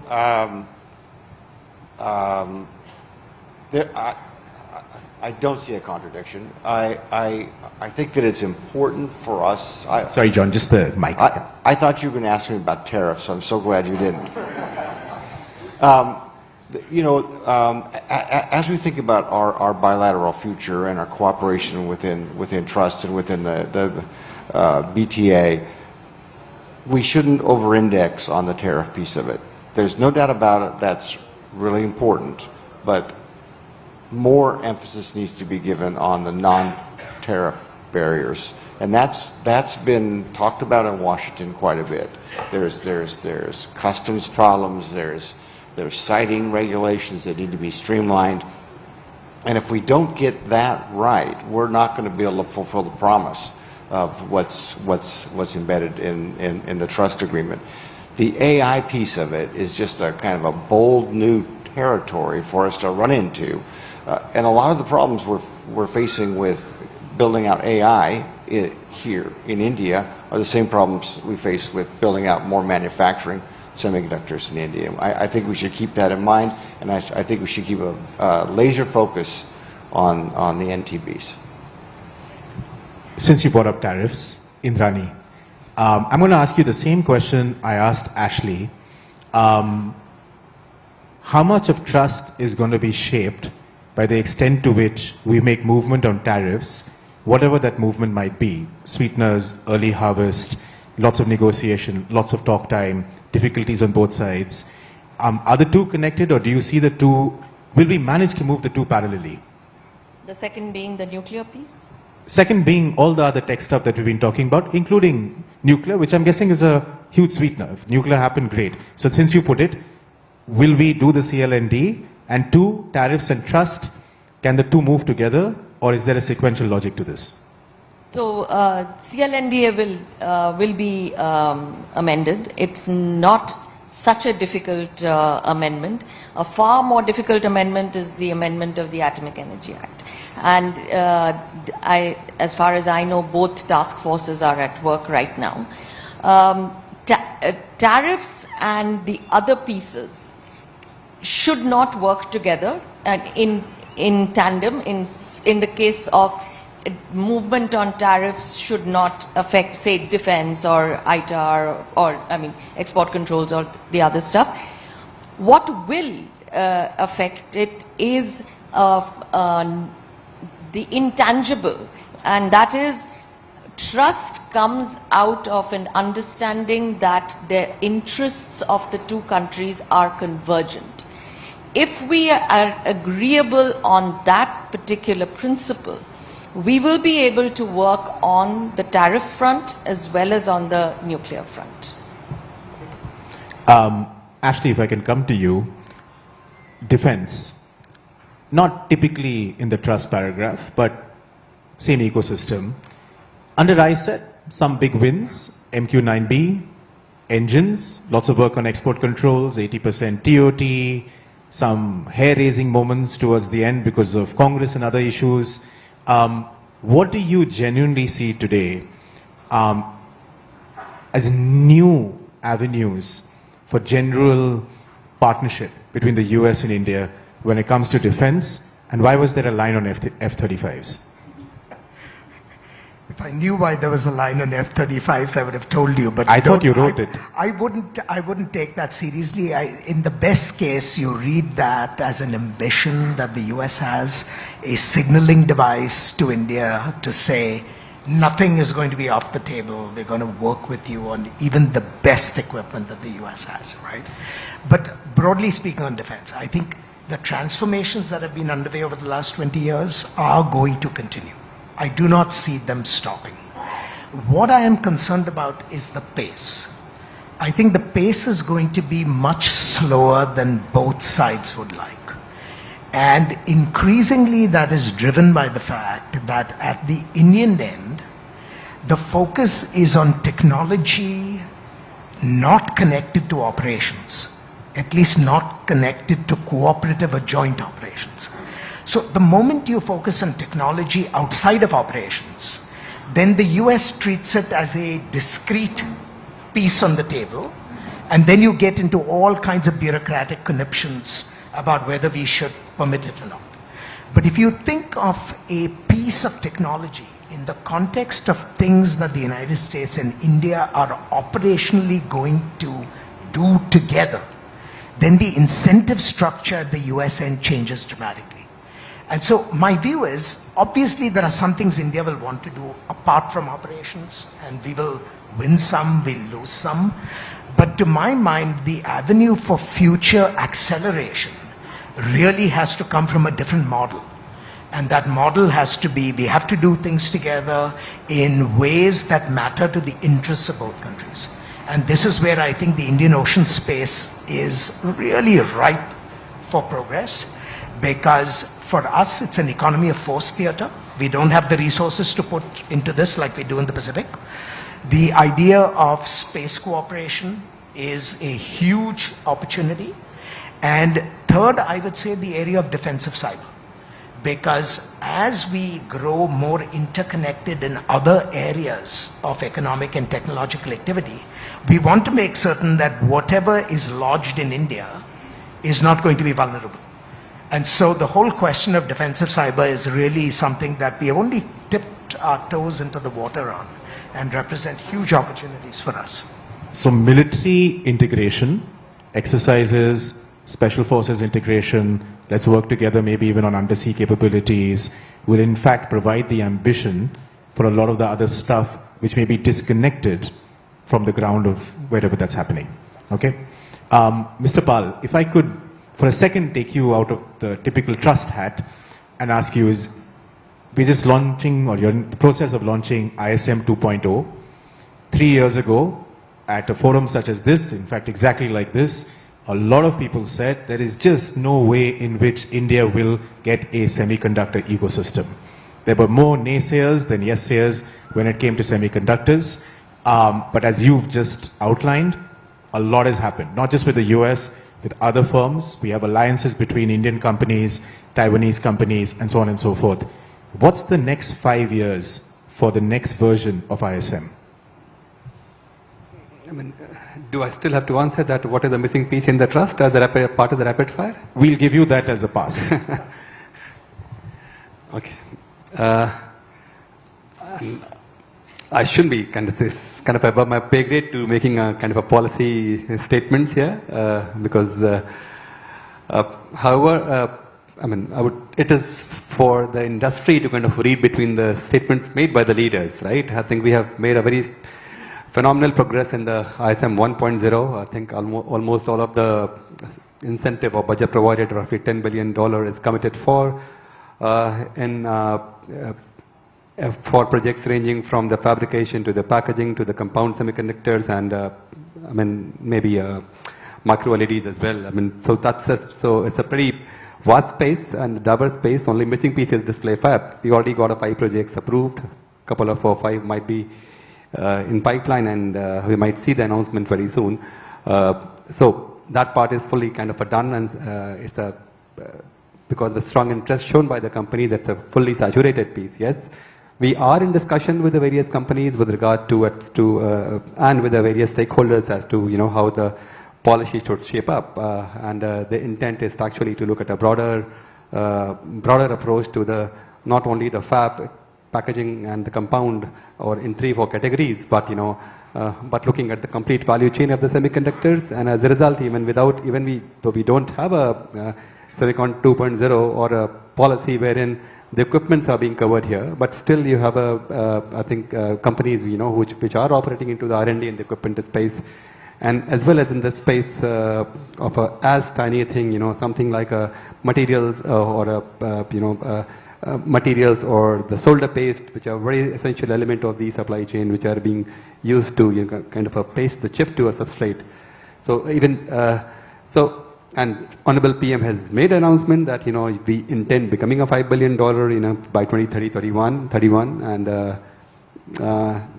so I think yes, we are positive. I think the intent of the government is definitely to give a policy stability to the industry with regard to the semiconductor ecosystem. So I mean, I'll leave it at that note. Yeah. Okay, thank you very much. Everyone's fixated on the trust framework and a delivery by the end of this month with a potential big visit. But beyond this month, looking to the future, one idea from your vantage point that should be put in the trust box, it could just be a puzzle that people should work on. Siddharth.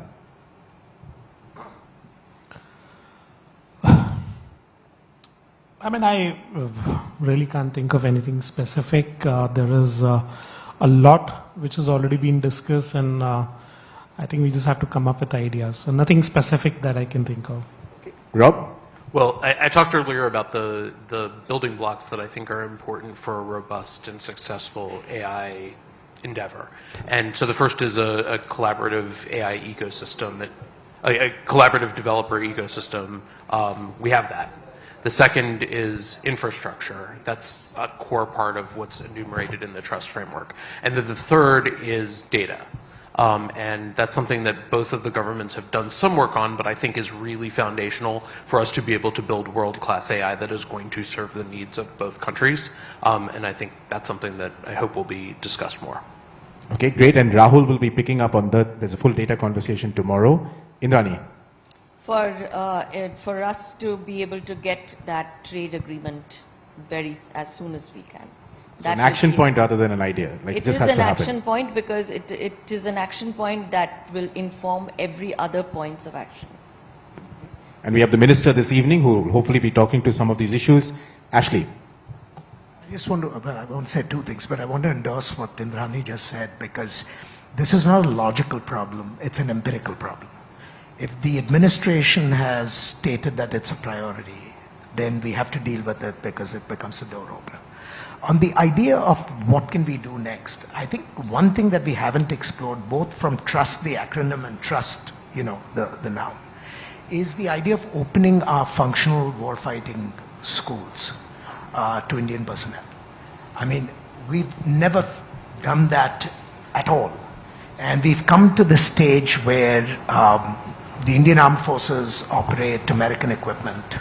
They are increasingly sort of appreciating American TTPs and so on and so forth. So I think the next logical step is to take representatives from the armed forces into our functional schools and run them through the gamut of training and so on and so forth, so that the equipment they have can be used much more effectively. Quickly, John? All right, very quickly, I would drop a stopwatch into that trust box because time is of the essence. As I mentioned earlier, our supply chains, which build our foundational technologies, which are critical to everything we've talked about here, are diversifying at an accelerating rate. If India is going to capture more of that, India's got to move quickly. So it's a stopwatch. Speed. Last word, sir. Mr. Pal. Wish that it should have contained something like reciprocal tariff would not kick in till the time the BTA is signed. I think that's a very good idea, and Ashley, you can take that back if you want to.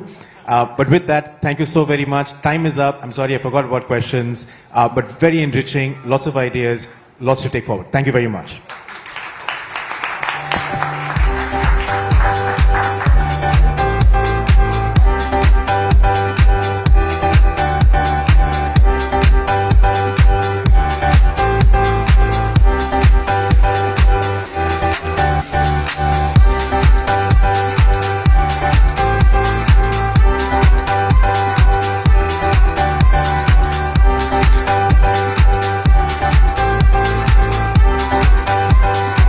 Thank you for an insightful discussion on US-India tech cooperation.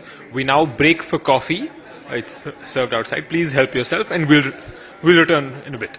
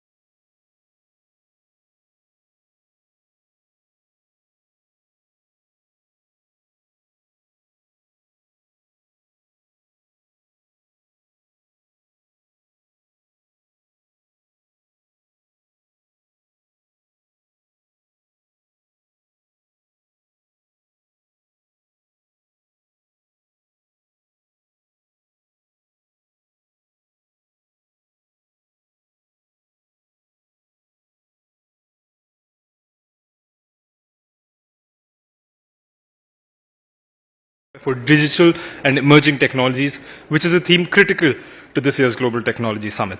In this role, he spearheads the Secretary General's strategic initiatives in technology, facilitates coordination across the United Nations system and all its arms, and engages with a diverse array of stakeholders and partners globally.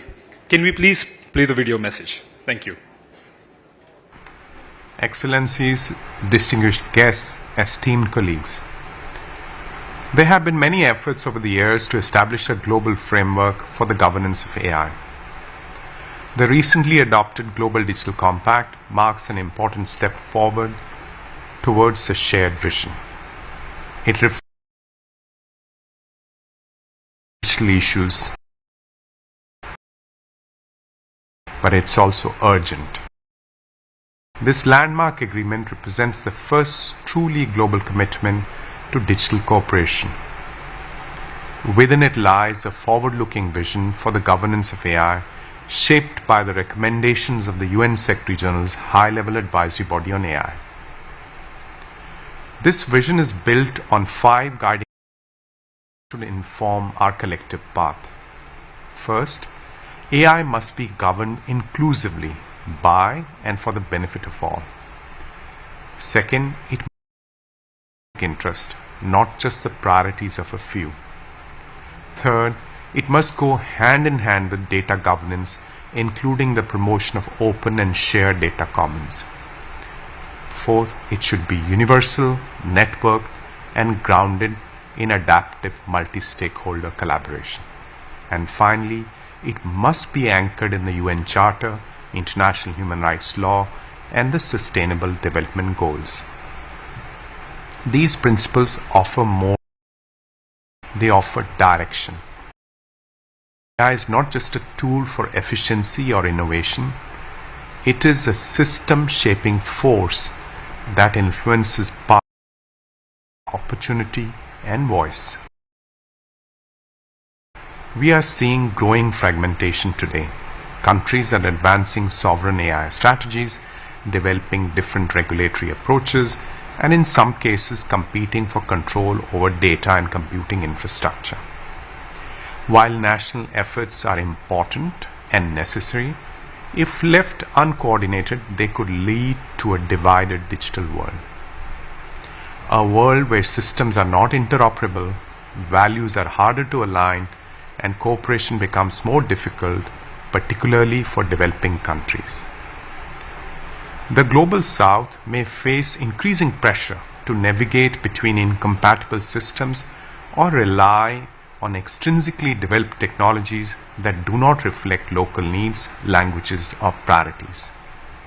This risks deepening digital inequality and limiting the potential of AI to serve inclusive development. What is needed instead is a global framework that's both coherent, one that respects national sovereignty while promoting international cooperation, one that ensures the benefits of AI are widely shared, and that countries in the Global South are not only in but can also actively shape its direction and outcomes. The setting up of the Independent International Scientific Panel on AI, on AI governance this year, represents an encouraging step towards these goals, creating space for shared expertise, diverse perspectives, and more inclusive global decision-making on what is already happening. Countries across the Global South are not waiting to be invited into the future of AI. They're helping to shape it. From precision agriculture and climate resilience to local language education tools and AI-powered healthcare solutions, looks like when rooted in the local context.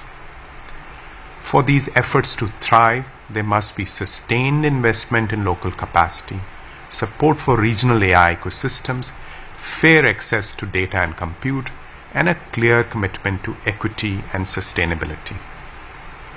Work is already underway at the UN to explore innovative financing options for AI capacity building. efforts are also advancing to shape a vision for a network of AI capacity building, one that connects and strengthens local expertise, infrastructure, and collaboration across regions. I thank the organizers for the kind invitation. Thank you. We now have the much-awaited ministerial conversation. It's my honor to welcome the Honorable Minister Piyush Goyal, Minister of Commerce and Industry, Government of India, for a conversation. The conversation will be moderated by Yanka Otel, Director, Asia Program and Senior Policy Fellow, European Council on Foreign Relations. Yanka, the floor is yours.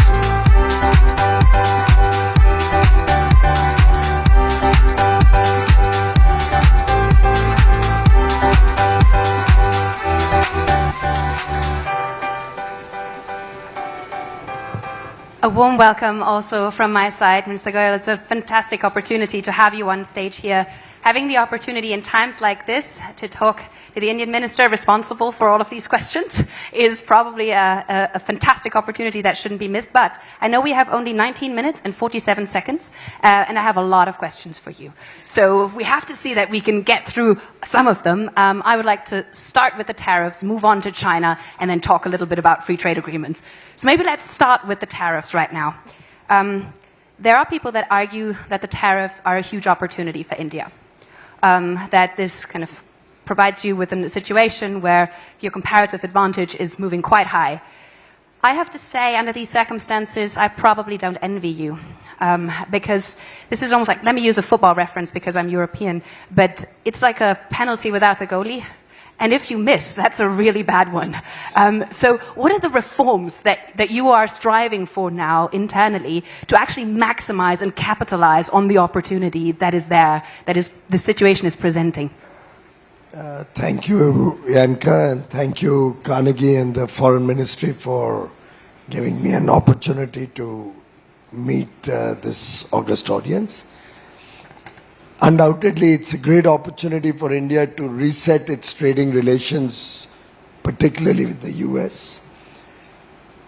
India today is an economy that's growing at the fastest pace amongst the large economies in the world. We are fifth largest, will become the third largest in another 2 years from now, 2.5 years. Currently, 4 trillion will become about 35 trillion in that band by 2047. So look at the delta of opportunity that India offers. In the next 2.5 decades, we'll be almost growing 8 times and have a huge population of 1.4 billion aspirational young Indians, providing domestic demand and an opportunity to enjoy the benefits of scale. And that's something which we understand, that's something which our partners understand. And therefore, I think it's not for small measure that in the last 2 years, at least 8 delegations from across the world, almost each one of them between 70 to 130 people, have visited India, and these business delegations are engaged with our counterparts. So I think there's a huge opportunity for India to bring in investments, expand our trading relationships, and then along with that, look at services, look at integrating our economy with the developed world, provide a better deal to our consumers. Ultimately, all of this leads to benefit for our consumers. This also helps us to ensure that the tariff protection that we have kept is more directed towards non-market economies or those whom we cannot trust for their kind of trading, unfair trading practices. So we'll really be in a position now to set up bilaterally with different countries, and we are engaged with many countries or blocks of countries, better trading relations that will also spur greater investment in India, that will encourage demand and revenues for the India operations. It also helps us bring in quality and sustainability at the core of our future business practices. So in a way, it's we are totally rewriting the rules of working in India and encouraging businesses to adopt globally accepted good manufacturing practices. And is this pressure that this sort of emanates, is that good for the reform process here domestically? There's no pressure. Who's under pressure? No, I mean just in terms of the pressure that is exerted by the fact that you have so much opportunity in front of you. That's not a pressure. That's a very exciting position to be in. Bear in mind that our global trade or our exports account for a very small percentage of our GDP at present. Even within our exports, we are quite a bit import dependent for the products that we are exporting. So if we look at COVID, when exports fell, our imports fell even faster. And we landed up with a trade surplus. So I think Indians have over a long period of time been sitting in a very cozy comfort of a large domestic market, giving them huge business opportunities. Now there's this youth, the aspirational young man or woman who wants to look at the big things. And now they're looking at expanding their operations to the world. They're looking at expanding the scale of their operation, the breadth of their operation. And therefore, I think it's exciting times. And whenever I meet our business persons, as I did on the 9th afternoon, before the pause, to understand from my exporters and the captains of industry what the mood is, I saw them very, very bullish. So you mentioned trade surplus, the word. That brings me as a German immediately to think about China. Because I think we have very similar problems at the moment. We have a huge trade deficit that we run with China. You have the same problem.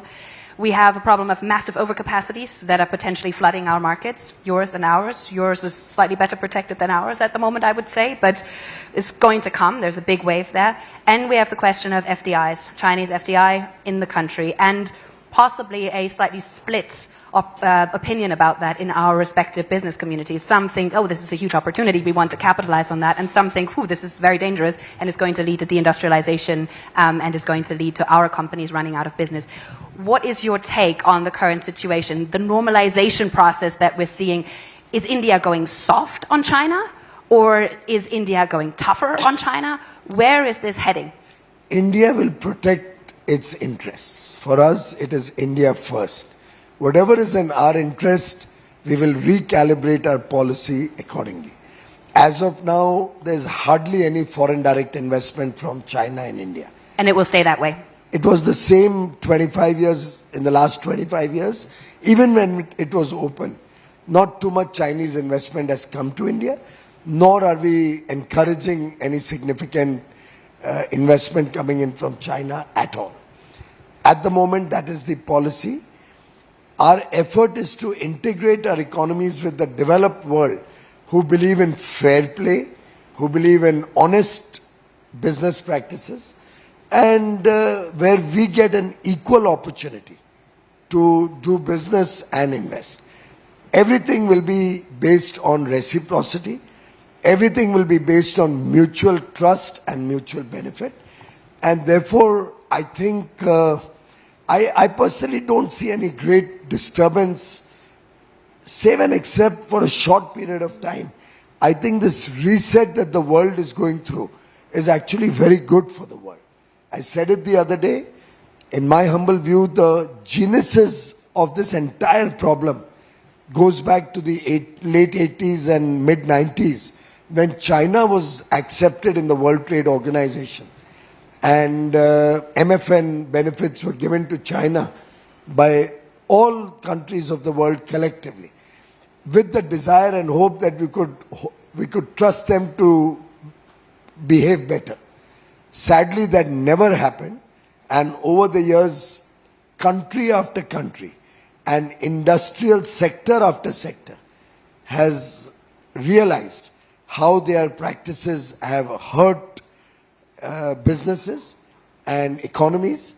And I think the best endorsement of what India did in 2019, when we decided not to join the RCEP and stay out of this regional grouping, because we felt that the guiding principles on which free trade should work were not being respected, is today being vindicated by the current situation in the world. Do you feel like there is going to be more pressure? Because we've seen this before, that there are problems, then the Chinese won't let the sort of engineers come out that are needed, the specialized workers that are needed, that there are then export restrictions vis-a-vis India. Do you think that there is an expectation that China will want to share some of the pain that the 145 plus X tariffs will exert on their economy?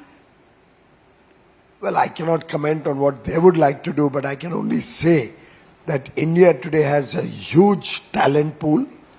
We produce the highest number of STEM graduates every year. 43% of them are women. And very often, necessity encourages innovation. Necessity drives people to outperform themselves. And therefore, should there be a situation where any such undue pressure is brought on the Indian ecosystem, our Indian people are very competent to come out of it and innovate, do R&D, and create solutions for our own needs, which will, I think, probably be better than what China can offer us. So this is the kind of optimism that I've been hearing for the last 2 days here in India. I think this is sort of the main message that is being presented. Let's move on maybe to the free trade question, because this is about more than a bilateral trade agreement with the US, a free trade agreement with the EU, a bilateral trade deal with the UK. All of that is nice and well, but in the end, I guess we can both agree that this is a band-aid to a kind of gaping wound in the global trading order, that we have a bigger problem at hand there that is kind of that the WTO is crumbling underneath our feet. So we are having a situation in which India now plays a very important role in the global economy. What is your vision for a global trading order that we come out, because you were so optimistic about this, what is the Indian vision for how trade is supposed to look like in the next 5 years? I don't think the entire world can be looked at from one lens. End of the day, we will have to recognize there are a large number of countries which are less developed nations, LDCs as we call them. They really need to have affirmative action from the rest of the world to help take people out of poverty and help those economies develop. Then we have the mid-income or the developing countries who also will need a transition time to be able to come up to levels of decent prosperity. And I think that will be a responsibility that will be cast on the developed world to give enough elbow room and enough ability for such nations to catch up with the developed world. That will be a challenge that WTO will have to navigate.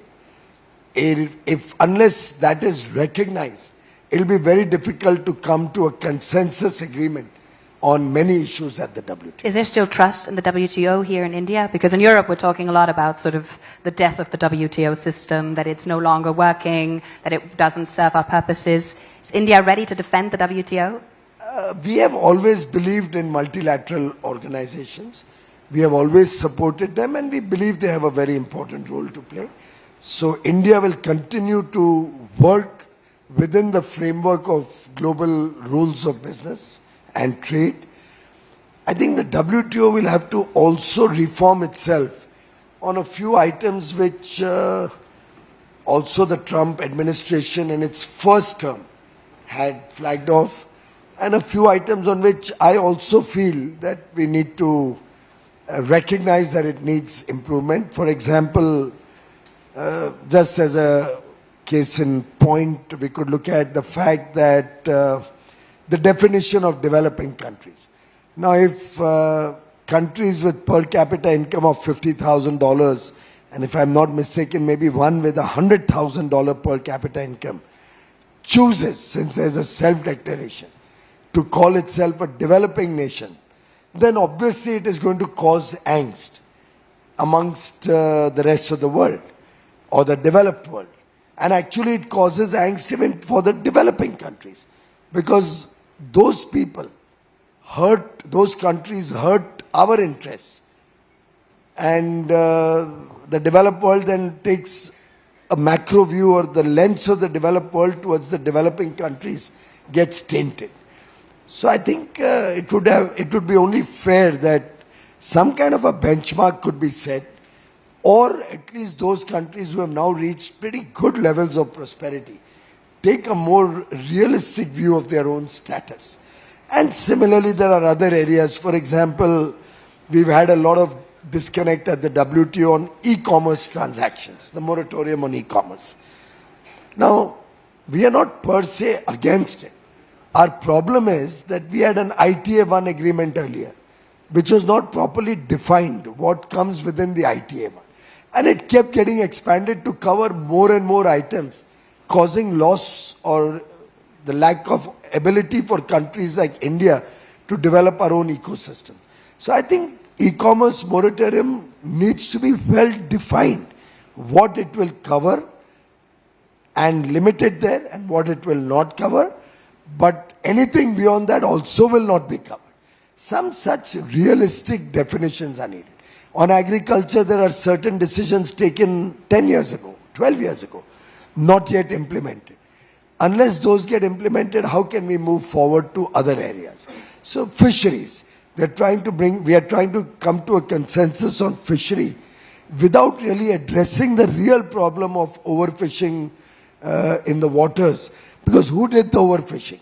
And those who are the polluters or who did the overfishing need to downscale what they've done already. They need to give elbow room and space for others. Otherwise, if you look at a standstill on what's happening today, then those who are overfishing will continue to overfish for the rest of their life. And countries like India, which are emerging economies, will never get a chance. Are you worried that the bilateral trade agreement with the US or the trade agreement with the EU will undercut, in the end, the WTO order? I mean, these are not solutions. Why they are permitted by the WTO? We are all working within the framework of the WTO. I don't think anybody in any of the bilateral engagements is talking beyond the realm of what is allowed in the WTO. So let's talk about these bilateral trade agreements a little bit. The US one first. Is there a timeline on that? You know, I've answered this question very often. You always need to have timelines for or deadlines for whatever work we do. We do that in business all the time, don't we? Every action should be defined in terms of a responsibility matrix, a timeline.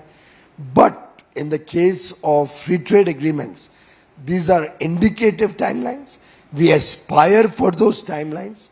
But end of the day, it has to be a win-win for both sides. It has to be a fair, equitable and balanced solution. Just to meet a deadline, you cannot compromise national interest. What are the stumbling blocks on the US one?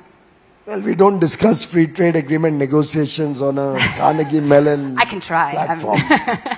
Let's move to the EU agreement, because I'm from Europe. Of course, there's a huge interest in working closer with India. We're under enormous pressure at the moment. You are basically the one anchor for our diversification agenda.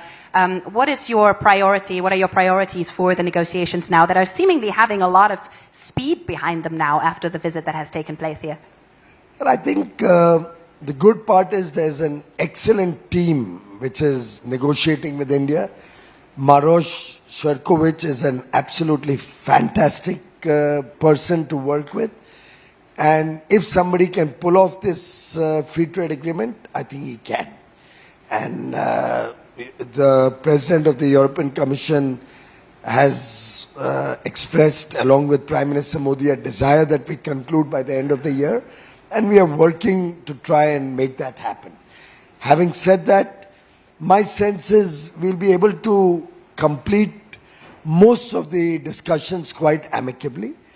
There will be two areas on which the European Union will have to rethink.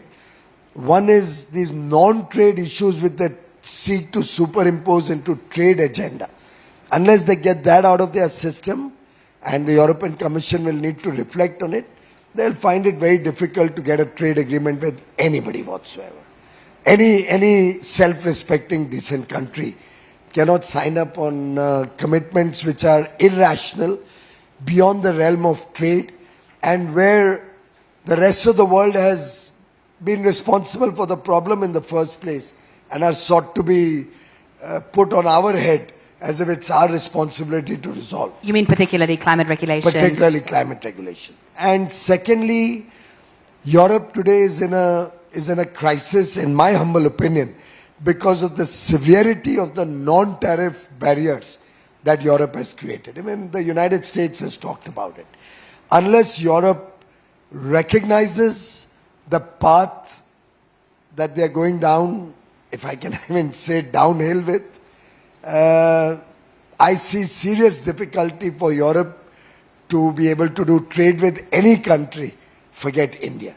And I'm actually a worried man for the very future of the European Union and their businesses, given the kind of dramatically difficult non-tariff barriers that they have set up, both for their own businesses and for the rest of the world. Now, you started with so much optimism, and now you're getting all pessimist on the European Union now. That's unfortunate. I'm not pessimist. I'm just trying to give a wake-up call for Europe. You know, when I talk to European business persons or talk to ministers in front of European business persons, they all come and tell me, you sound as if you are our representative, not the representative of India. Almost unanimously, every business in Europe is in distress because of these non-tariff barriers and regulations. Unless the European Union sits down and addresses this, I can see a severe decline in the European Union and its future with self-imposed injury. End of the day, what will happen is Europe will be an island in between. The rest of the world will trade with each other, and Europe will have to look after itself. I was going to say on this happy note, because we're out of time, but allow me one more question. So if there was a nice fairy coming to you and saying to you, have one wish, one trade agreement you can hope for, one gets finished immediately, like you just click your heels. Is it the US one, the Europe one, or the UK one? Well, you know, every parent loves every child equally. I take that. Thank you very much, Minister Goyal. It was a great pleasure to talk to you.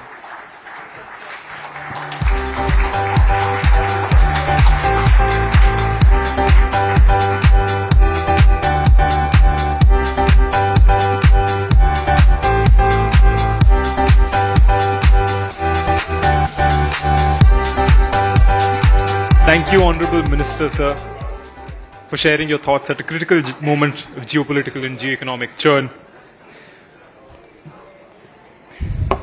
We now move to a panel titled The Promise of Artificial Intelligence. It's my pleasure to welcome on stage Abhishek Singh, Additional Secretary, Ministry of Electronics and Information Technology, Government of India; Stefan Schnoor, State Secretary, Federal Ministry for Digital and Transport, Germany; Sebastian Niles, President and Chief Legal Officer, Salesforce; Sandeep Arora, Group Director and Head, Public Policy and Government Affairs, Microsoft; Aditi Jha, Board Director and Country Head, Legal and Government Affairs, LinkedIn India; Rohit Chauhan, Head, Corporate Affairs, Tata Consultancy Services; Shalini Kapoor, volunteer, Ekstep Foundation and author, AI for You. Moderating this panel is Amlan Mohanty, non-resident research fellow, Carnegie, India. Can we have the video, please?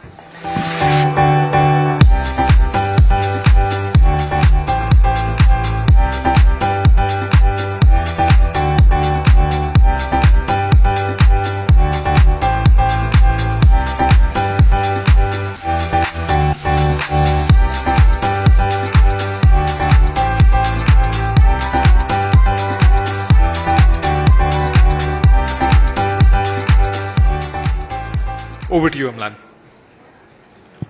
Thanks, Sahib. Am I audible? All right. Tough act to follow, but I'm really excited to be here and moderating this panel with an esteemed set of speakers. The last time I was here at GTS, I moderated a panel on AI regulation. The topic for today's session is the promise of artificial intelligence, which just, I think, goes to show the tonal shift that's taken place in just a matter of months. But I think we're going to be able to cover a lot of ground. I think over the last couple of days, through the closed-door discussions, the sessions in the morning, there are three themes that I think we want to cover in today's session. The first is this idea that we want to make sure AI is accessible to everyone. This idea of inclusive AI. It's something that Prime Minister Modi has talked about in various forums. It's something that the UN has advocated for. So I'd love to get the thoughts from the panelists on that point. The second is this idea that there have been some fundamental breakthroughs in AI, whether it's the DeepSeek moment, the rise of reasoning models, AI agents, and so on, and what does that mean for India, the global south, and the world. And the third is the larger question of cooperation and global governance, right? While this is obviously the panel on the promise, there are potentially some risks that we might want to talk about. So with those three themes in mind, I would love for this to be a quick rapid fire type of discussion. So request you all to keep your comments to a couple of minutes. I'd love to get all of you involved on these topics. Mr. Singh, if I can start with you. As I said, Prime Minister Modi has been very vocal on this idea of democratizing access to AI. He made a speech at the Paris summit.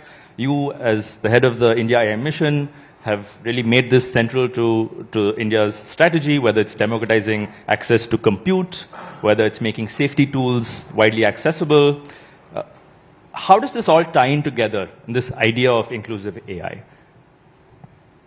So like whenever you mentioned that you spoke about AI regulation and trying to make AI more responsive last time. So whenever you think of making AI more inclusive, more responsive, the first and foremost thing that is required is that it has to be bias free. So whatever models we train our, whatever data sets the models are trained on, or whatever the outcomes they come out with, has to be inclusive, has to be more representative. Unfortunately, most of the AI that we see today is limited to a few countries and a few companies. In order to harness the true potential and to take AI across and to ensure that the larger community of people are not only AI consumers, but they are active partners, active stakeholders in development of AI-based solutions, you need to make inclusive. But how do you do that? You make compute accessible, you make datasets accessible, you make algorithms accessible, you make models available. Open source might be the way to go forward so that more and more people can understand how it works, assign different weights on the models and build applications. And that would actually make truly AI meaningful for the large number of people. If you can do that, then you will see wonderful applications coming out of AI which can transform healthcare, which can transform education, which can transform farming, which can transform lives of the people. And that will be the true value when that you will get when you make AI inclusive. Thank you. We'll definitely have some follow-up questions on that and how the rest of the world sees this idea of inclusivity, because it seems like there's some tension there, but I'll come back to you on that. Secretary Schnorr, the last time on the panel on regulation, EU was top of mind for everyone. There was an AI Act that many people wanted to copy. I think all of those ideas are now have been shelved. What's the conversation in EU on regulation, of course, but if you can just touch on the theme for this panel, which is on the opportunity side. What's the thinking? We heard Mr. Singh talk about inclusivity. This is about access. How is EU thinking about industrial policy in terms of making AI more accessible, and to whom? I think the most important thing is that AI changes everything in our life. AI is reshaping our economies, our societies, everything, how we make decisions, and therefore it is in our interest, I think in all of our interests, that artificial intelligence is trustworthy, is reliable, that it protects our rights, that it is human-centric. And therefore, we need some rules. We need guardrails for the developers of AI so that we can guarantee that AI is in the benefit of the people and not against the people. And therefore, it was indeed the EU AI Act was the first regulation in this field on the market, with the aim, on the one hand, to push innovation and to enable innovation in this field in the context of clear rules. And on the other hand, to guarantee, as I mentioned, that AI will protect our rights. So the EU AI Act is now comes into force, and the EU Commission yesterday announced that they want to review the EU AI Act and to see if there are parts of the AI Act that indeed hindered innovation within the European Union or worldwide. So we are open for such a discussion. So we need rules, but we don't want to have rules that hinder innovation. So if we can find a better way, if we have to think about some changes in the EU AI Act, the European Commission and also we are very open for this. But the EU AI Act is only one part of the regulation. You know, we have within the G7 and India agreed to this. We have the Hiroshima Code of Conduct for artificial intelligence. We have reporting of the framework at the moment. So I think what is important for us that we have similar rules worldwide for artificial intelligence. Digitization knows no borders, and therefore we need these similar rules. We have to work on this in different fora, and also we use our digital dialogue from Germany with India and also from the European Union with India to find the best solutions. We don't have perhaps the ideal answer at the moment, but therefore we have to discuss it. But without regulation, without rules, I think it is not possible to use AI in a trustworthy manner. Thank you, Secretary. Sandeep, if I can come to you, big focus obviously in the India AI strategy and the mission is public-private partnership. So I'm sure Mr. Singh will agree that this idea of inclusive AI relies a lot on companies like Microsoft supporting that vision. So do you agree with this idea that inclusive AI is what's going to be able to realize the full potential of AI, and how are you planning to support this vision? Absolutely, and there is no other way. It's a general purpose technology, and what we have seen in history that what happened with electricity or with the internet, that if some communities or some nations or some places it reached late, it set them, too far behind in time, and we can't let that happen with AI. And I think India as a country where AI can solve citizen scale problems, and the world in general, global South looks at India as a tech leader.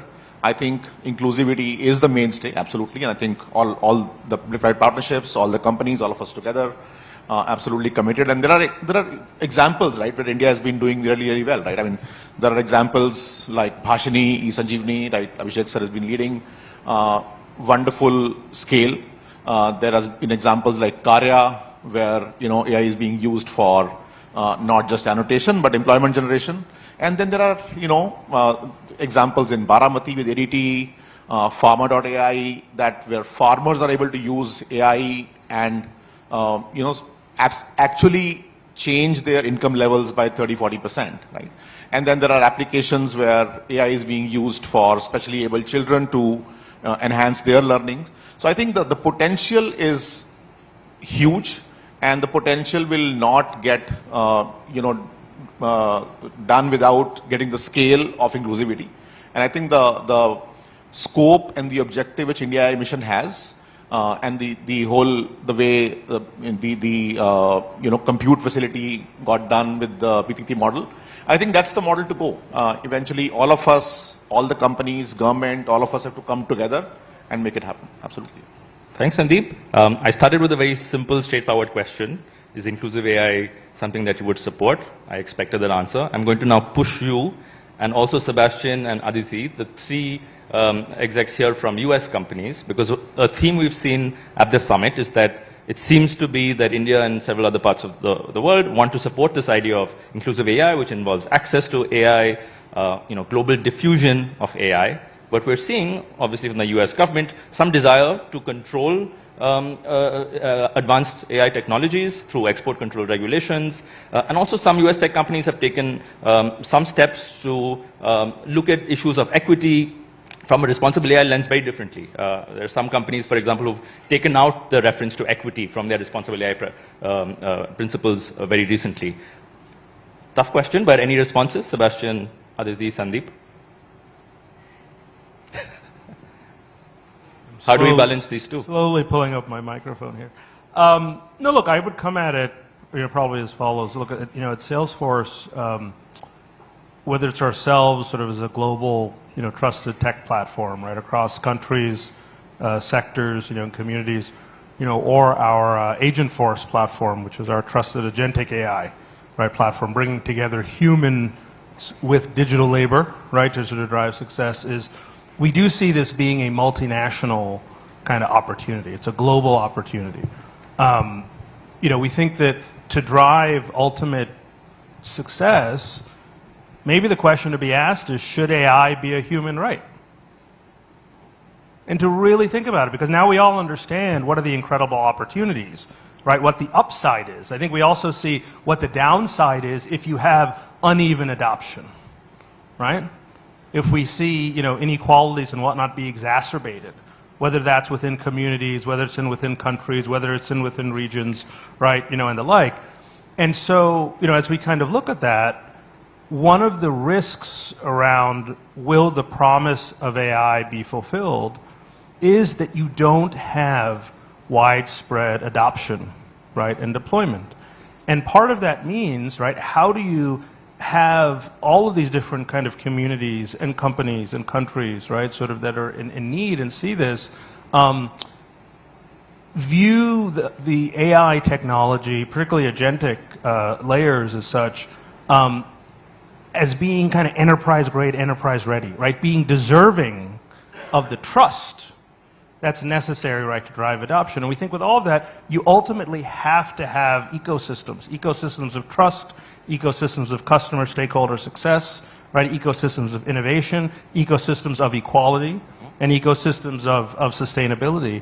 And it's going to take, the right kind of coordinated approaches and viewing these items from really a kind of a global multinational lens so that all of the stakeholders here can really achieve the success that, may have been kind of long overdue, right, sort of for many groups. But we're going to have to find ways to overcome the pull of fragmentation, right, and all these challenges that we're sort of all facing, because as was noted, the only path forward, right, is more widespread adoption and deployment of a responsible approach to innovation. Great. Thanks, Sebastian. So a couple of points, threads that we'll definitely pick up. Adoption and challenges we heard from Mr. Nilekani about, the challenges of adoption. We'll definitely get the panel's thoughts on that. 2, AI is a human right. Interesting. We should pick up on that. And 3rd, this idea that this is a multilateral issue and we probably need global cooperation and governance. So these are 3 threads we'll definitely kind of pick up on. But you mentioned agentic AI, right? And I just want to segue to that piece. And Aditi, if I can come to you. Agentic AI, reasoning models, these large language models that are generative in nature, they're very powerful. Sebastian was talking about this being a human right. But what we're also seeing on the flip side is these could really disrupt the workforce, right? We're really thinking at potential job losses at a massive scale. As someone having a very close view of this at LinkedIn, what is your data telling you about potential disruption in the job market? How should we be preparing from this from a skilling perspective? Yeah, we cannot do a lot of crystal ball gazing, but I'll tell you what trends we're seeing on LinkedIn. So we have about 1 billion members right now worldwide. We're the world's largest professional platform, 69 million companies, 40,000 skills, 134,000 colleges. And the way these data points intersect with each other, it gives us a nuanced, real-time worldview of what's happening in the labor market force. And we've been looking at it for the last 2 years, especially since Gen AI sort of broke on the scene, on what are the changes that we can notice happening in the labor market. And you're right, since last year, I think we've moved away from the conversation that AI is going to take away all jobs. I think we've become a little bit more nuanced in our understanding. What we have concluded is that by 2030, 70% of the skills required to do any of our jobs is going to change. AI, no AI, the way we've done jobs, the skills required to do jobs will change. And it is not something new. We looked at the top 10 most desirable jobs today. And we realized that 8 out of 10 of those did not even exist in 2000. Social media manager, data engineer, none of those jobs even existed. So I think this seems like the cycles that have happened before, and it's not the first time that we'll be dealing with it. But as Sandeep mentioned, this is a general purpose technology. It's going to change. It's going to change more than just the tech industry. So what we've done is we've broken up jobs into its component tasks and skills, and we've studied for each job the tasks and skills that make up that job. How many of those are replicable by Gen AI? And basis that, we classify jobs into 3 categories: jobs that are likely to be disrupted, jobs that are likely to be augmented, and jobs that are likely to be insulated from Gen AI and AI. So I think what our recommendation to businesses and to governments is that if there is a job group where there are tasks or skills that are very easily replicable by Gen AI, those are the jobs that are at risk. And those are the ones that need businesses and policymakers to come together to figure out how can we help that group of workers move from those jobs to the next. To give an example, admin assistant, highly replicable by Gen AI, right? But we also saw that 50% of tasks and skills required to be an admin assistant is also required by someone who does event coordinator, which is an insulated job, which with Gen AI or AI cannot do. The second thing that, and we've spoken about inclusivity a little bit, what we're seeing is that we're sort of at the ground floor, the first floor of this transformation and revolution right now. And we're already seeing inequities. For instance, 16% of worldwide AI talent is women or female, right? We're at the ground floor. We can fix this instead of trying to retrofit it for as we go down the lane. The second thing we're seeing is that young workers are going to be more affected by Gen AI and AI than more mature workers. And why that is when Gen AI can do a lot of the repetitive and the mundane tasks, what becomes important then are our human skills. Critical thinking, leadership, communication, empathy, all of that. That comes with experience. So, somebody fresh out of college, who usually is running behind bosses making notes, that is replicable by Gen AI, and he or she doesn't have the runway to have those soft skills.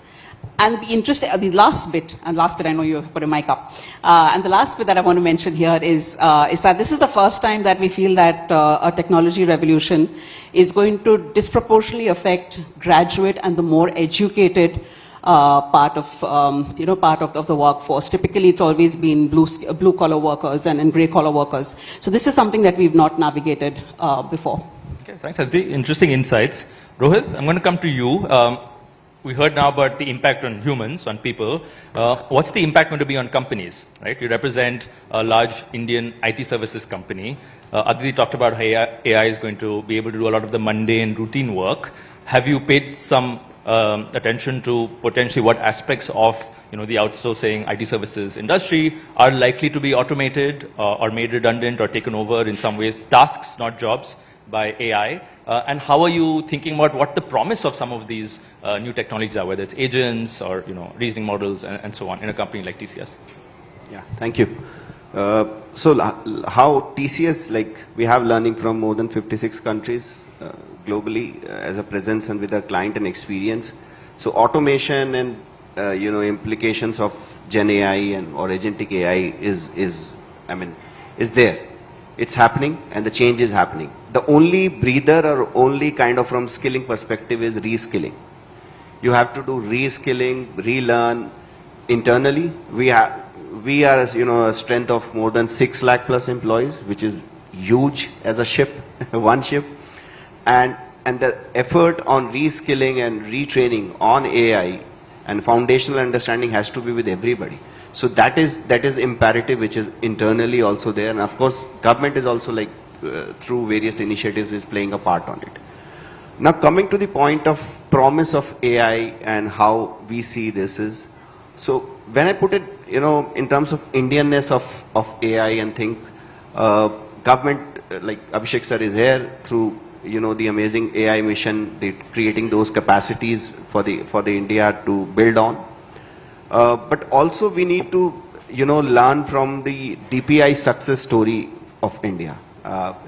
And which is that after building 10 out of 8 DPGs of India, some TCS solution has intersected.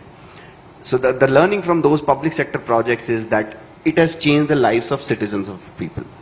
So if AI has to do that, perhaps there are two important things that we need to have in India to especially make it ground up and running in India, which is number one is having the sovereign infra capabilities.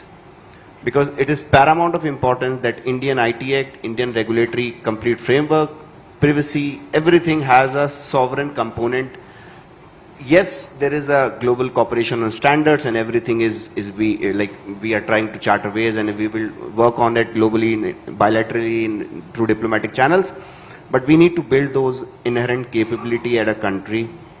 And being an Indian company, I think we are a strong advocate of having our offering in the sense of building those sovereign capability and infrastructure. And industry also has to do that bit. Second point would be the use cases. I think the public sector use cases that solves the problem of the India, maybe on traffic, pollution, various sectors. I think that those models, if we do it at this scale in India, we can implement it any geography globally, if we do it like we did it for DPI. So I think these are the two things I feel as a paramount importance. If we can achieve that, we will definitely add a lot of value to the citizens, and we can take those services and build from business point of view globally from various geographies, especially the global south. Okay, thanks, Rohit. Two things you just said: sovereign AI infrastructure, use cases. I'm going to pick up on both of those things. Shalini, I'll come to you on use cases next. But Mr. Singh, if I can just touch on this idea of sovereign AI infrastructure that Rohit just mentioned. One of the big initiatives recently announced is this idea that India is going to support the development of an indigenous AI model, right? You told me there were 100+ applications that you received, so I know you're still in the process of reviewing that. But what have you seen? Because from one of the, I think, threads that we've seen at the summit is that the DeepSeek moment was really, a bit of an eye-opener for us in India. We realized we could do more with less, or we could potentially, and it doesn't have to be particularly from a certain country. As you're reviewing these applications, right, are you getting a sense that there could be something revolutionary, a big breakthrough that an Indian company might be making at the model layer of the stack? And if not, in general, what are you looking for, right, as you're approving this application? Is it efficiency? Is it use cases? Is it relevance? How are you reviewing these applications? What have you seen so far? Reviewing applications and taking up research and building models are two different things. Like whether we launched this call for proposals for building foundation models or not, there were researchers, there were startups, there were companies who are already working on that. It's not that they would not have. The challenge is to make funding available for the compute that is required. Because training models is a very cost intensive thing. It requires a lot of GPUs, it requires a lot of money, and then very often for this kind of work, getting VC money is also not easy. So we are just enabling availability of compute by providing funding support to that and trying to support those who are best suited to make the models. Just giving money also will not ensure that we get a model. Ultimately, it will depend on the kind of talent that we have, kind of ability that we have, the way they architect it, the way they design it. We strongly believe that talent is something that we do have, that is evidenced by the number of GitHub. In fact, the Stanford AI Index report was there, and last week there was a report of GitHub AI projects where we ranked number 2 after the United States in number of projects coming from India. So we have the talent, we have the data sets, and if we are able to provide compute and funding support for the compute, we would believe that a foundation model will come in, because these are the ingredients that are required. And building a foundation model is not rocket science. Many models are coming in on a daily basis these days. It's very often, many people say it's commoditized. Just providing the necessary support and the necessary ingredients and ensuring that the best and the most talented ones will come out and build something. So if I can summarize, Mr. Singh, we have the talent, we have the data, you are going to provide the compute. These seem like essential ingredients for some big breakthrough in model development in India. So you're optimistic that India can produce something that's very optimistic. Okay, good to hear that. Shalini, you've recently joined Xstep Foundation. Obviously, big emphasis on use cases, as Rohit was talking about. He alluded to the fact that DPI, when integrated with AI, and we've heard this phrase DPI plus AI as DPI into AI. How are you thinking about the promise of AI in this context, right? Is there, when we think about the DPI success story, the thing that often comes up is UPI. Have you already contemplated, or have you already seen evidence of a specific human interest, social impact of AI when integrated with DPI? Sure. So see, with DPI, what we got is, and I will just explain that, while I come from the big tech and I've understood what technologies are getting built, and now I am understanding the citizen scale applications that can be created, and we're talking about a billion plus population to start with. what is important is in DPI we solved two things. One is the ease of use and also the adopters coming in. And adopters are not users. Users are who are using the system, but adopters are like the banks and various other ecosystem people who came to it. So the widespread reach happened with DPI. Now with AI, there is a challenge which we have to marry with DPI. And the AI, the challenge is first of the locked data that we have, right? There's a lot of data. So is there a mechanism? And that's what I'm working on, is that what is the mechanism to unlock that data which people are not opening up either because of fear or because of confusion. So because of fear, you don't want to, I don't know what will go into LLM, and with confusion, I don't know which tool to use. So you're getting completely bogged down with not opening up your data. So a federated data architecture with open protocols which can be used, and I stress upon open protocols because there are some really good protocols which are out there in the market, like the Model Context Protocol which came out, the Google Agent-to-Agent Architecture Protocol which came out in the open. So there are open standards which are there which need to be used to give factual data. Right? In India, when we become users, the factual data will become most important because you don't want hallucination. You want actual farmer to know what to do about crop advisory and not have wrong information given out. So the whole data federated architecture, that's one part which has to be married to DPI. And the other part is the context. And Nandan did talk about it in the morning also. It has to be personalized. It has to be very relevant to what the question you are asking.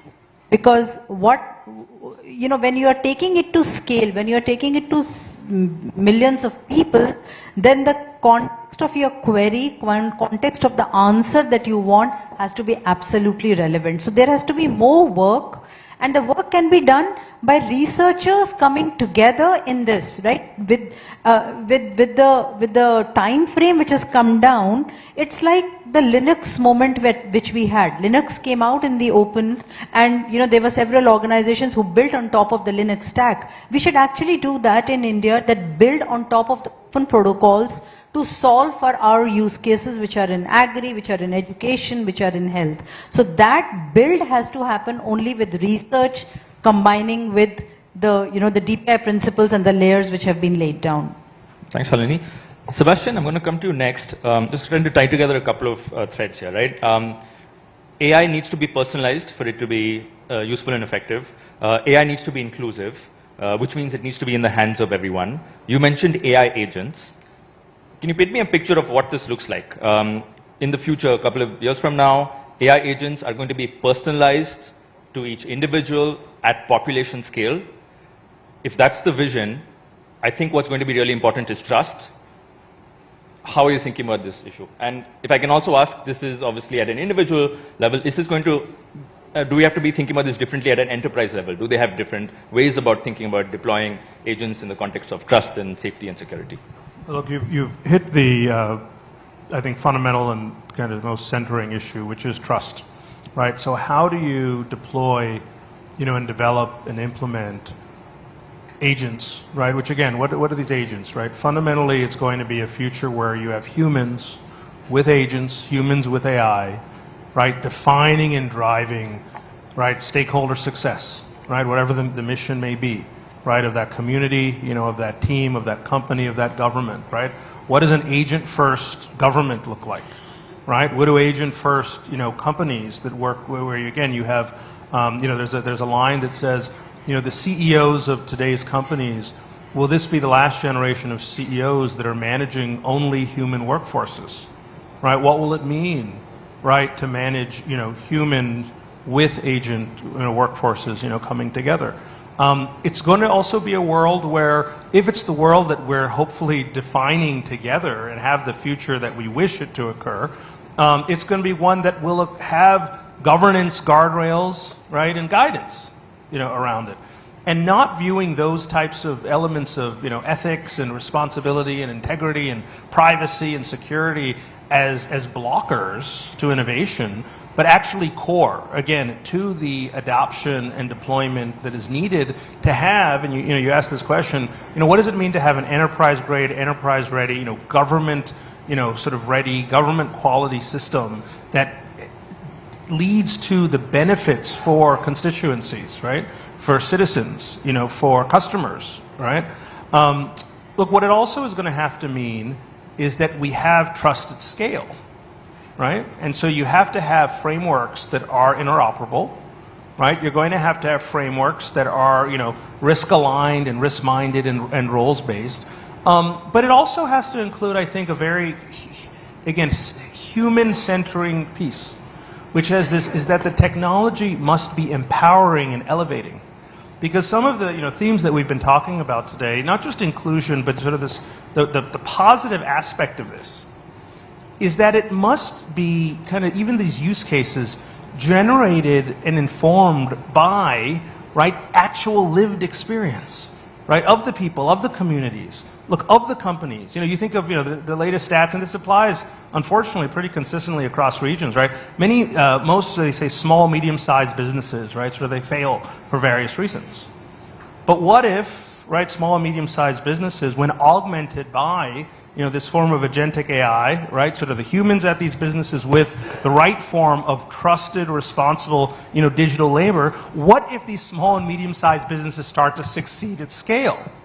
Right? We must have that, right, sort of as part, of this future. But again, how do we have it be empowering? How do we have people not be fearful, right? And the only way people are not going to be fearful about it is, yes, if it has trust at the center, but actually if they're involved in creating it and defining it, right, sort of at every single level.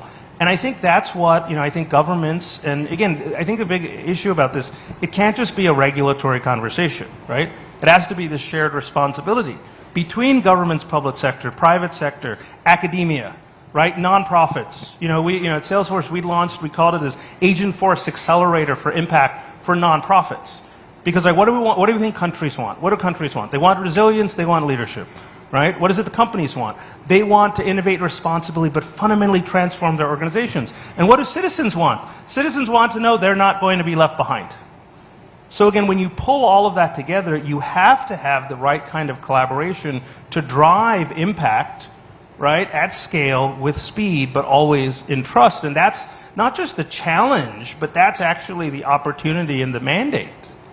It's an opportunity, it's a challenge. Let's pick up on that thread. We have about 15 minutes left.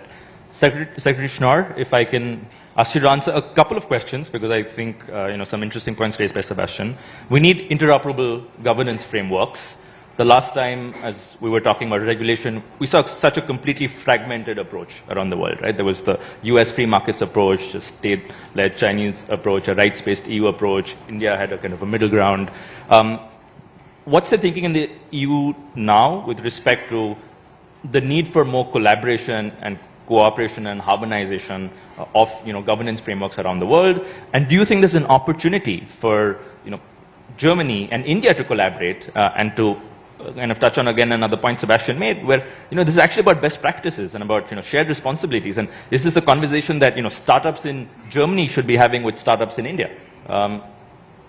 So that's indeed the foundation of the digital dialogue that we have with the METI, with the Indian government, to discuss these topics together between Germany, Europe, and India on both sides. You asked Mr. Singh from the METI before if the next big thing, the next big model perhaps will come from India.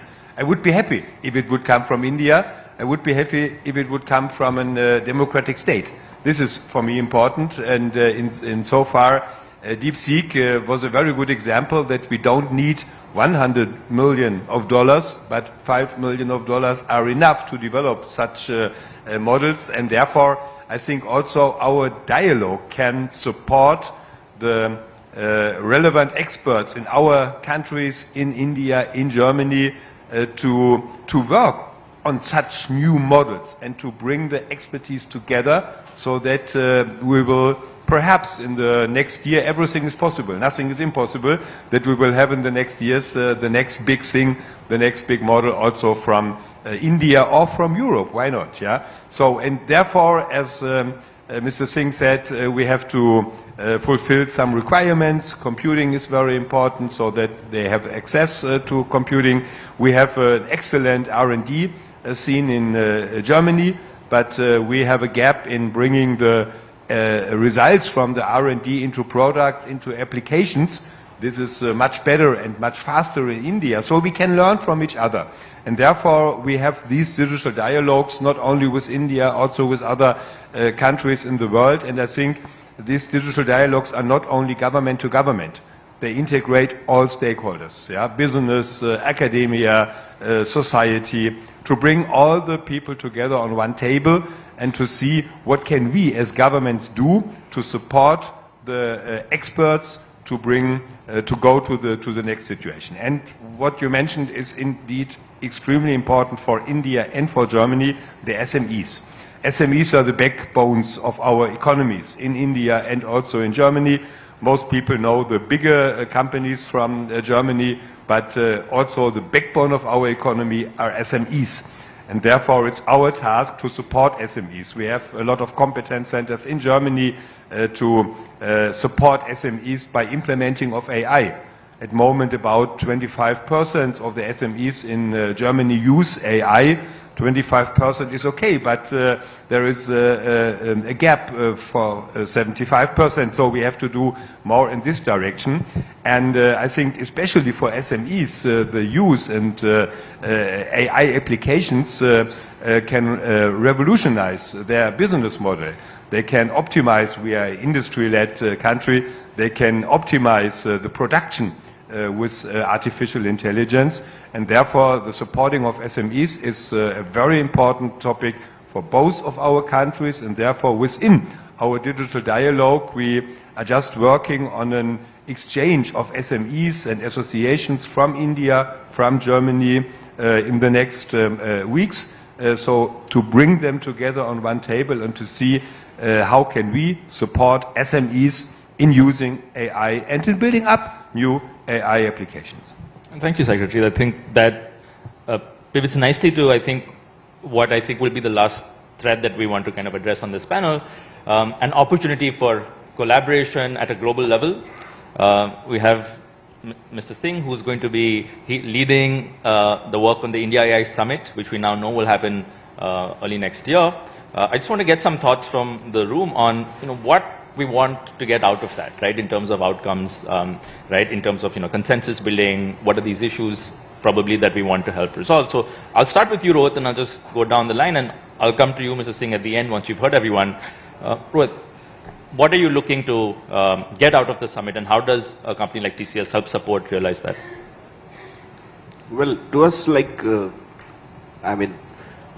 inclusive and democratizing AI, I think is the theme. If that's the theme, probably in terms of how it is different from the previous summits which has happened and what we are targeting can achieve. And in terms of industry, as TCS or Tata Group are part of the industry, how can we meaningfully contribute is we would also like to learn from the government that what's they're looking at and expecting, and our learnings of implementing at scale in India, we would like to bring that to the notice of the world, that what we are capable of, perhaps, because those learnings are not only just solving the problems of India, we can take it forward, and it helps both ways. Secretary mentioned, Germany SMEs from both the parts. So can we showcase that as what India has achieved, and also take other global learnings, and we have learnings on various technology platforms and things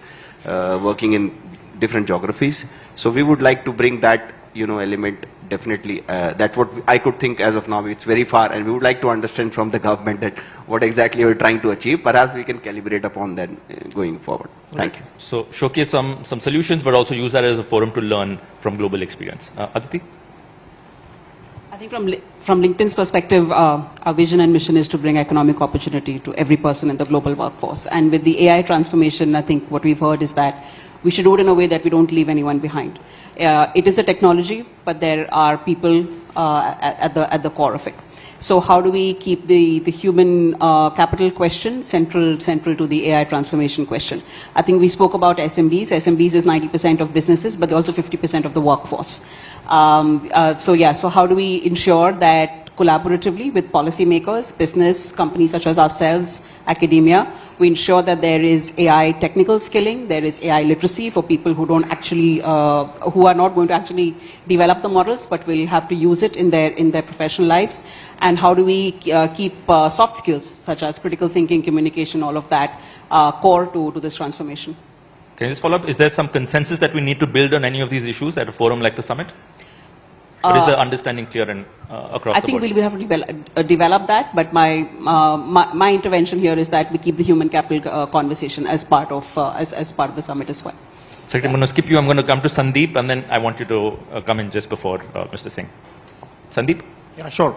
So on the summit, I think we can focus on 2 or 3 things. First one, obviously, the AI security piece, responsible AI piece is paramount. I think the inclusivity and the AI diffusion piece on how do we bring that into the conversation, how do we make sure that inclusive AI and AI diffusion is center of the conversation. This is also a great opportunity to showcase development solutions, application layer development on AI happening in India, what can be which can transform global south, other countries as well. And I think the summit also provides a great opportunity to show public-private partnership in a way that, how can we all come together as one, like what can we do as Microsoft, what can Carnegie do, what can, other, bodies do. Let's put our minds together and see, what kind of tracks develop, who can own what, and really come together to, make it shine. Sebastian? Well, I certainly will return to India prior to the summit, but I hope to have the honor of being, at the India, having the opportunity to lead the summit. So what would I hope to see? I would hope to see a very defined, ambitious, practical, clear vision for what is shared stakeholder success with AI at scale, with speed and trust look like. Right? Really sort of, yes, the use cases across the industries, right? Across, governments, and sort of different sort of governmental agencies. Because what do we really need to have, And I kind of think about each of the summits that have come, but I also think of how the technology, right, has just continued to massively accelerate, right? Sort of every days. And what, is clear is it's basically, right, trust plus inclusivity driving impact, right? So what will be that vision delivered? And that summit is actually, like we're talking about here, what if it can be an empowering, right, time together? What if it's an enabling time together? What if it's an elevating time together where every person who attends and every, community that attends, every company that attends, sort of every sort of, public sector policymaker that attends leaves with an action plan, with an impact plan to deliver on the promise of artificial intelligence in a way that creates and propels the type of society and community that we believe we've all been waiting for. Thanks, Amlan, one quick thing. One thing that I feel like from this point is that AI standard, discussion on standards and also the cooperation framework, because it's going to be a global event. That is also be very, very important piece. Sure. Sharif, you've been doing a lot of thinking on AI governance as well. We were doing a brainstorming on ideas for the AI summit yesterday, and one of the narratives that came out is we're moving from a safety-focused summit, which was at Bletchley, to an action-oriented summit in Paris, and now an impact summit. What is the conversation on governance and risk mitigation, and should that feature in the summit in some way? How are you thinking about this? Yeah, absolutely. I just want to say one thing that, for the Impact Summit, we should take one large-scale challenge. One large-scale challenge which folds everything into this, which is citizen scale, multi-language, already working in Bhashini. Let, that large-scale challenge has to dazzle the world by our multi-language, by our citizens, and by the responsible way of building it.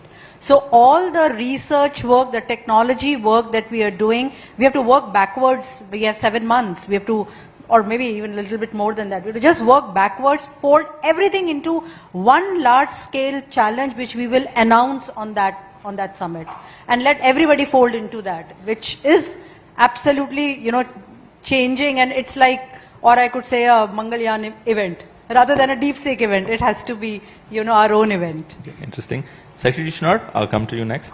Yes, I think we all here in the room and we all fully agree about what we mentioned before, that we need human-centric AI, that we need safety, that we need security, and that we have to protect our rights and so on. And these topics we have focused during the last AI summits. And therefore my wish is indeed we have to go into action now. We have to implement AI. We have to bring AI on the market, and therefore a focus on the summit from my point of view has to be to show best practices. So what can we do with artificial intelligence, and to define where are the barriers for companies to develop AI and to bring it on the market, and to work on these barriers. This is, from my point of view, very, very important, because we have obstacles. Yeah? What do we need so that companies in India, in Germany, in Europe, and so on, can faster bring these ideas in products, in applications on the market, and to see where are the barriers and what can we do against this. We also can discuss again about all the other topics and the guardrails for artificial intelligence, but I think we have discussed it enough, so now we have to do it into practice. This is one extreme relevant point, and the other perhaps, and this is perhaps a part of the obstacles, do we need more standards, and what can we do to focus faster on standardization in the field of artificial intelligence as a precondition to bring it on the market, not only in India, not only in Europe, but that we have the interoperability to bring it in the market worldwide. Mr. Singh, I want you to have the last word. Like I said, we did some closed-door brainstorming discussions on potential themes, outcomes, processes. We'll give you that report soon. But again, your vision for the summit, briefly.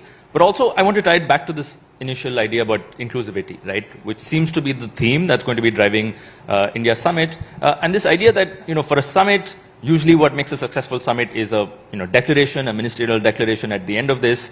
And if all of the world agrees on that, that's great. Unfortunately, in Paris, it seemed that at least the US government was not in favor of the inclusion of the word inclusion or inclusivity. Would it still be a successful summit if the US government didn't sign on to a political consensus document that's thematically focused on inclusive AI? I feel like I would ideally not comment on what went into the Paris summit and why the US did not sign. In fact, the Paris summit, they worked very hard and a lot of outcomes were there. The declaration, primarily it was the reason for not having enough time with the transitions happening in both UK and US.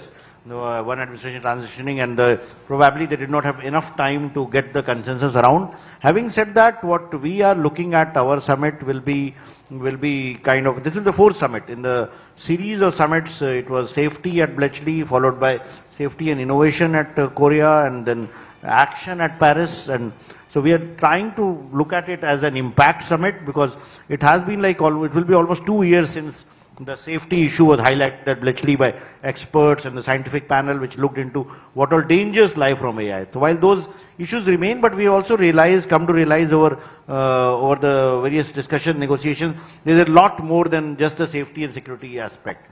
And that value remains in how it can benefit people, how it can impact humanity, how it can impact, more importantly, what we are looking at in India, especially how it can improve productivity at all levels. We have seen how various tools helps each one of us become more productive. But if that productivity thing is like transformed to say 700 million people in India who are doing various jobs, whether in MSME or whether in agriculture or whether in farming, whatever activity, if they all, each individual becomes more productive by using these AI tools, it will ultimately impact the world economy, it will impact the Indian economy in a big way. So we'll try to identify which are the sectors that are going to be impacted, positively, and what can be also the adverse effects of AI, like whether it's on jobs, whether it requires reskilling, whether it requires upskilling, impact of AI on individuals, impact of AI on communities, impact of AI on society, impact of AI on nations, impact of AI on democracy, the issues of deep fakes, misinformation. So all these things will be various themes, and many of these themes will impact impacts not only India but the entire global community. So we will try to create groups much in advance of the summit, which will be very representative, which will be inclusive, in the sense that it will have representation from not only governments but industry and academia and civil society stakeholders. It will have representative from countries, the global south, and together we will try to identify the agenda which will be addressed in that summit. And we will have to do a lot of pre-summit work in order to ensure that we are able to come to a declaration. Declaration is just a formal adoption of what has happened in all these years. So I know the French side went through a lot, and especially Henri is here, and we worked a lot on the governance framework. So in fact, I was discussing with him just before the summit, is that what we will do is we will start from where we had reached. It will not be that we will be reinventing the wheel. So the world has moved a lot forward on various agenda items, whether it's the UN High Level Advisory Committee on AI or whether where we reached in the French summit. So we will move a step ahead from this, and hopefully we'll be able to bring around consensus. In the days to come, we'll be looking forward to getting a lot of input from all of you here in the hall and otherwise, and to get the concrete ideas, suggestions, in order to make it a truly inclusive and successful summit. Thank you, Mr. Singh. Seems like there are 3 C's here. You want continuity, there seems to be some clarity of vision, and eventually we want consensus. On that note, can we have a round of applause for this panel?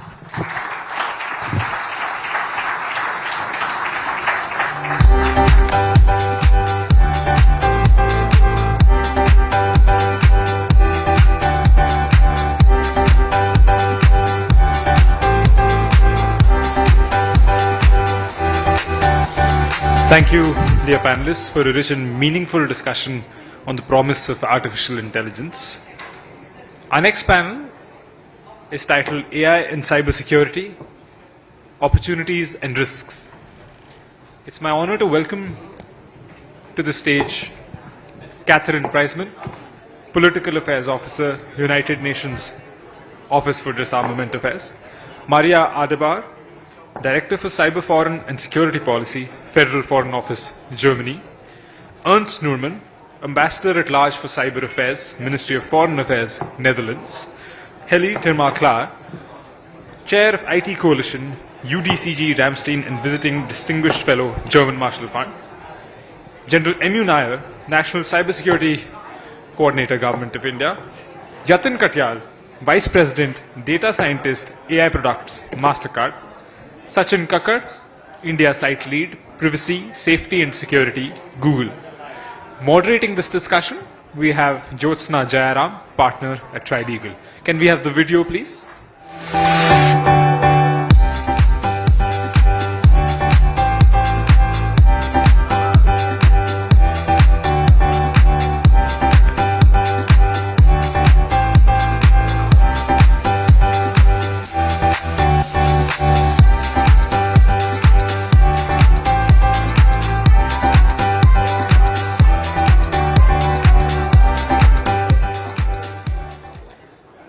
Jyotsna, the floor is all yours.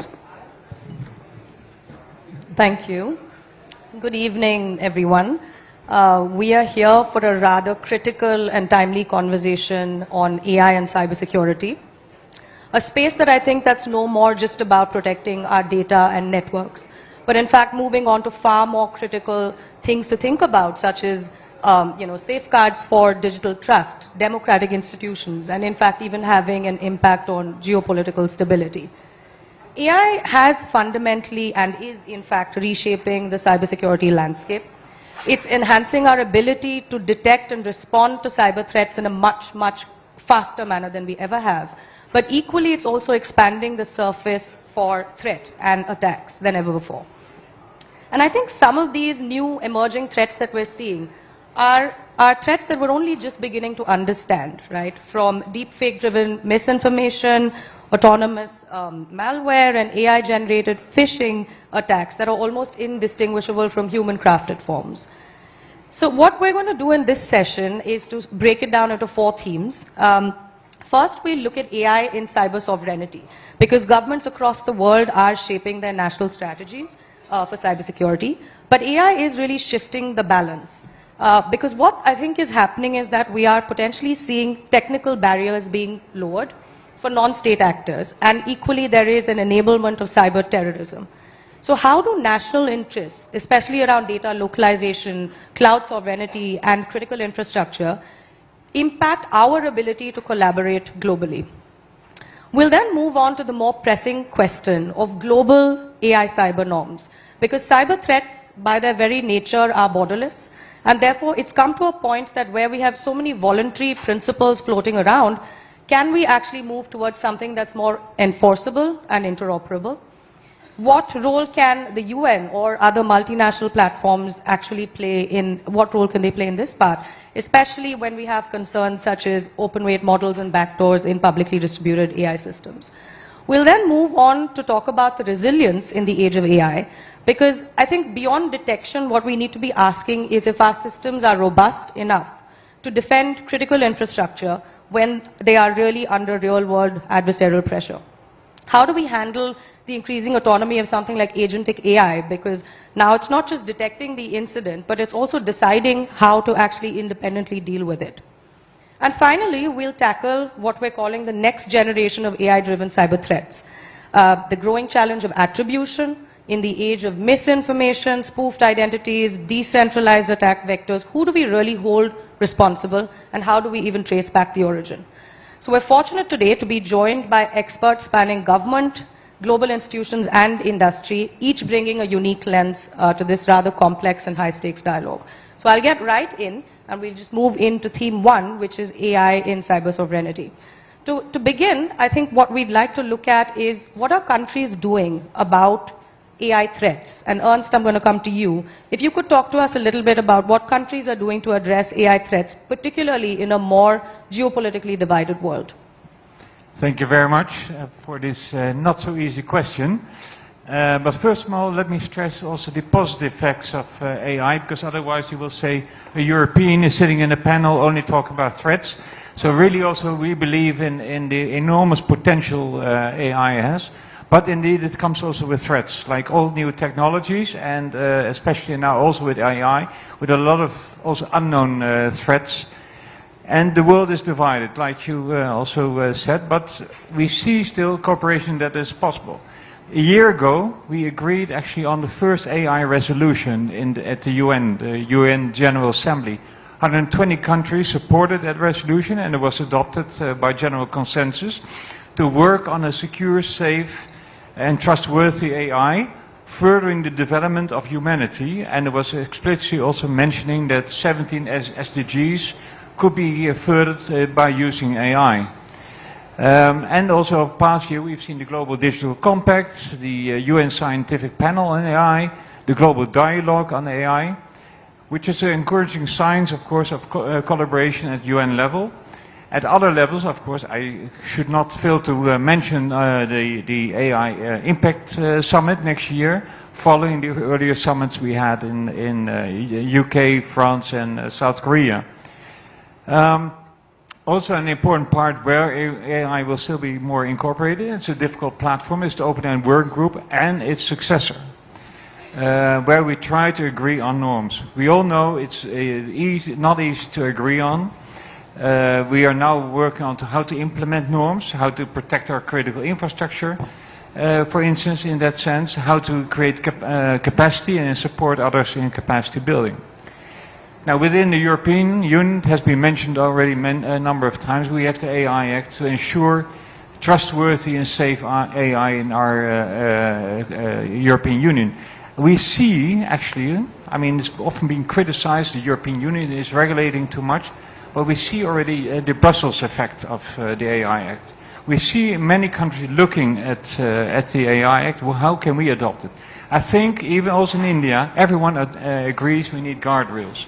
We need to work on safe and secure AI, also to create trust amongst our citizens. Because that's, I think, crucial, that if you have trust in systems, then you will adopt it. And if you don't adopt it, there won't be innovation. So it's also in the interest, I think, for enterprises, for innovation, that you have a level playing field and trust amongst our citizens. And then you also see a lot of innovation furthering it. So let me stop there. Thank you. Thanks, Ernst. So I think, Maria, I'm going to come to you next. From what Ernst mentioned, it seems like there is a lot going on. Every country at its own level is taking a lot of initiative. But to some extent, a lot of them do remain voluntary, right? And so do you feel that in the absence of having something that is more enforceable, perhaps, to act as a deterrent, that AI has increased the risk of non-state cyber threat actors? And are we going to be seeing more AI-driven cyber terrorism in the coming years? And what are countries really doing to protect themselves in this regard? Yes, I think we discussed at length today AI as a chance and as a challenge.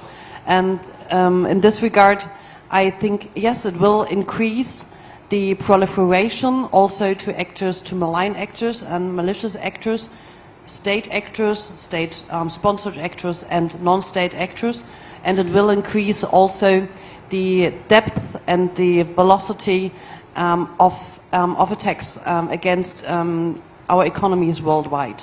So we have to manage those growing threats at the same time as it is a big opportunity to businesses. We heard the panel before. In India alone, 900 million people using for business services, AI and so on and so forth. And this growing challenge in the absence of binding norms has to be managed by a state, group of states, and ultimately at the UN level. Just to mention this, in the European Union, the day before yesterday, published the Commission a strategy, AI continent. What is in the strategy, given the fact that 85% of all big tech companies and also AI companies are US-based, 5 to 7% China-based, and you, India, and we, European Union, share the rest of the business cake.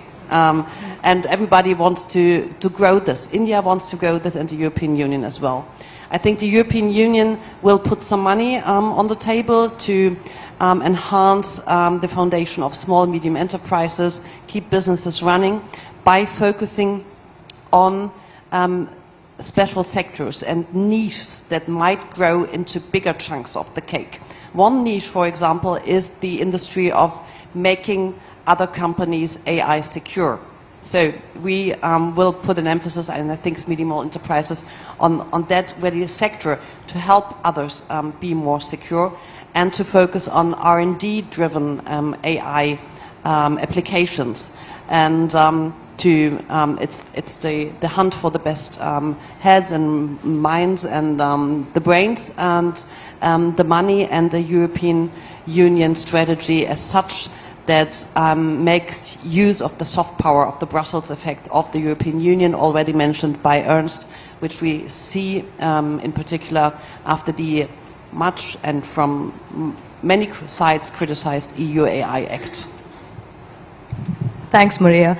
So, General Nair, if I can come to you, how do you think that we're really doing as far as global cooperation is concerned? I think both Ernst and Maria alluded to several initiatives. They could be multi-country, they could be bilateral, but clearly there is definitely some work happening in this space. But do you think that AI is leading us to a more fragmented or a cooperative global cyber regime? And I'm interested to understand your thoughts on how nations are able to balance out interests such as critical infrastructure, cloud sovereignty, data localization, and other sort of protectionist themes, and how that influences AI policies at a global level. Thank you, Jyotsna. It's wonderful actually, and I listened to the previous session, and what I realized that many of the threats of the AI, what we foresee, been well addressed in the previous session. So I will focus my thoughts only on cybersecurity aspects which have an impact. Now, I think you heard Abhishek mentioning about it being a domain opportunities. Now, look at a country like India where we have a very large digital infrastructure. Today, in fact, for the people who are not familiar with the digital public infrastructure which we have, Just for a ballpark figure, let me just tell you that our National Payment Corporation, we have a unified payment interface. It carried out a transaction of about $9 billion US per day. That's the kind of transactions which take place on a single day in our UPA platform. And there are about 600 plus million transactions which take place. So this is the kind of ecosystem which actually we have, and this is through one single platform. Now, this is peculiar to India. Now, every country today has similar large public infrastructure. Now, we have this data of our citizens which are stored within our country. There are data localization rules which are there. So every country would adopt a different policy or a different regulatory framework for looking at how its own interests of its citizens, its sovereignty is protected. So I would feel that currently the entire model is fragmented in its approach because the national requirements of every country actually varies based on so many geopolitical issues which are there. Now, despite that, we need to have global cooperation in this domain. As was highlighted again in the previous section, actually we are actually looking at having that impact when India hosts the next AI summit here. We are looking at getting all of them together to see how AI can have a positive impact on a large country like ours and similarly placed nations across. That's where we are looking at. Now, the challenges are enormous. The cybersecurity, again, I mentioned that I'll only view from a cybersecurity point of view. There are a large number of actors, threat actors, looking at this particular domain. There are changes which take place on the technology domain which are manifesting on AI itself, where we find generation of new threats, malware rewriting coming onto the ecosystem, and we also have an added challenge of supply chain. Like all of us have digital public infrastructure which is of varying vintage. We have legacy systems which have very limited, I should say, rather poor cybersecurity norms. We found that during the COVID, the pandemic time, the focus of every nation in the world was to have the digital public infrastructure reach to every home, reach every citizen. So at that point of time, maybe cybersecurity aspects or aspects related to security of the networks took a little backstage. The intention of nations was to reach everybody, address, like even we had in our country education reaching out to the remotest corners of our country through the digital public infrastructure which we had. So are we in a position to address each of these challenges in a environment which varies significantly across nations? But the cyber threats today are across boundaries. It can be reaching out to any part of the world from any part of the world. So we need to have a lot of cooperation, a lot happening bilaterally and multilaterally. The AI summit itself is one such example. I think it's time that we all sit together, look at the positive impacts of how the technology can influence this particular domain of artificial intelligence, have the guardrails, which again was discussed adequately in the previous session. And I think we need to sit together, form guardrails, look at future to see how the entire landscape can be protected with threats. I won't say that there will ever be a perfect cybersecurity ecosystem, but I think Jyotsna, you yourself mentioned that resilience, getting back to what is probably the best way to restore systems if there is a cyber attack, and that's the way I think we should look at the future in so far as AI is concerned. Thank you, General Naran. I think two really interesting, contradictory but accurate themes come out from what you said. One is that every state goes about this prioritizing their agenda and what are their primary considerations. But equally, there is a need for global cooperation. And Catherine, if I could come to you, I think as the UN, what better place to sit at and sort of marry common interests between nations, but still sort of respecting nuances and differences that may be unique to those countries. So if I could ask you to just take us through some of the main substantive considerations of states, when we're looking at the normative framework of responsible state behavior in the use of ICTs, could you just take us through what those considerations have been? And I would also like to understand how states have actually linked AI as well as cyber technologies under UN practices. So if you could just talk about that a little bit. Yes, thank you. Thank you very much for the very meaty question with lots of important parts. And very happy to talk about international cooperation and be on the panel bringing that perspective.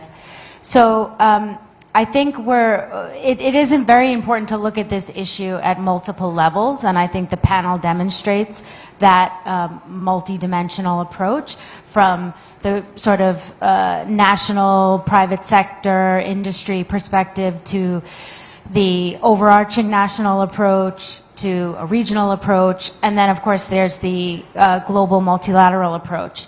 And at the UN, particularly on cybersecurity, there's been more than 20 years of really substantive, consistent work on the issue of state use of ICTs and how states can use these technologies in a way that doesn't threaten international peace and security. So what that means is to prevent the escalation of tensions, to prevent the escalation of conflict into the cyber domain. But of course, the threat landscape is not static. So states are very much looking at how AI is changing that threat landscape, and we've already heard a lot of good commentary on that, including your introduction about, autonomous cyber operations, what they look like, the use of generative AI to develop malicious code, which sort of lowers the threshold for engaging in malicious cyber activity, which is already low. And then, of course, there's also the positive side, as Ambassador Norman mentioned, about how AI can be used for threat mitigation, how it could scan tremendous amounts of code for vulnerability at a pace that far exceeds the human being. So all that being said, what states have done is develop this normative framework for responsible state behavior, which has been mentioned already. And I think the important thing to note about this framework is that it's a set of voluntary norms. And you've asked a question already of the ambassador about, enforceability. But I want to underscore the value of norms, and that while they may not be a legally binding instrument as such, they set the standard or sort of an expectation of how states are to engage in cyberspace. So these norms are quite straightforward in the sense, and they're not complicated.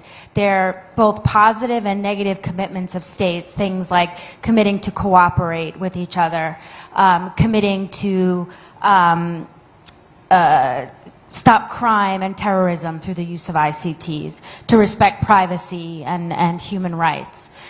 And the important thing about these norms is I think that they were developed in a way that are technology neutral. And I think that's important for the conversation today, because they don't mention AI per se, right? Or they don't mention quantum computing per se.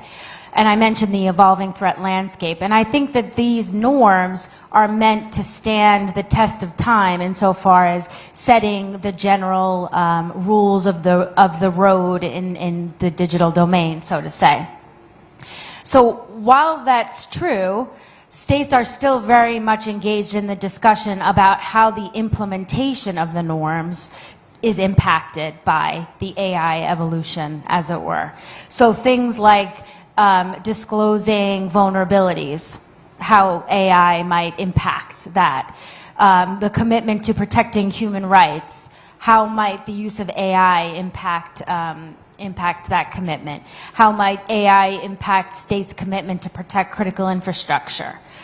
So I think in the implementation of the norms, we need to think about how AI is impacting these things. And so in addition to thinking about implementation of the norms, states are also, I think, trying to come to some common understandings about how AI is impacting not only their approach to implementing the norms, but the overall threat landscape, which may indeed lead to consideration of an additional norm, should the threat rise to a certain level of concern. So I think while the framework is there, and while they might be quite basic commitments, when you can bring together 193 states that, as you say, are all pursuing these technologies in their own national ecosystem for the benefit of their citizens, if they can come together and list 11 actions that they can take or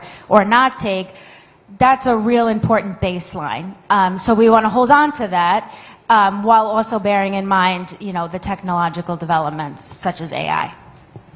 Thanks, Catherine. I think what I took away from what you said is that the way to approach this is to identify those commonalities, which regardless of the distinct nuances for each jurisdiction would sort of hold everyone together. And it's in fact a very interesting trend in terms of technology policy and regulation as well, because world over, we are seeing common principles that are, of course, manifesting in different forms, but particularly for AI, and I know lots of people may have things to say about the EU AI Act, but regardless, if you were to break it down, it still does come down to certain common principles that you will see most nations adopt. So, Heli, on that note, I'm going to come to you, because I think it's apparent that, like I mentioned, there are common principles that would apply to all of us, yet there is a divergence at a country level. So how are countries shaping their own domestic cybersecurity strategies, and is there a huge delta between each of these domestic strategies and what we're trying to achieve as far as a global framework is concerned?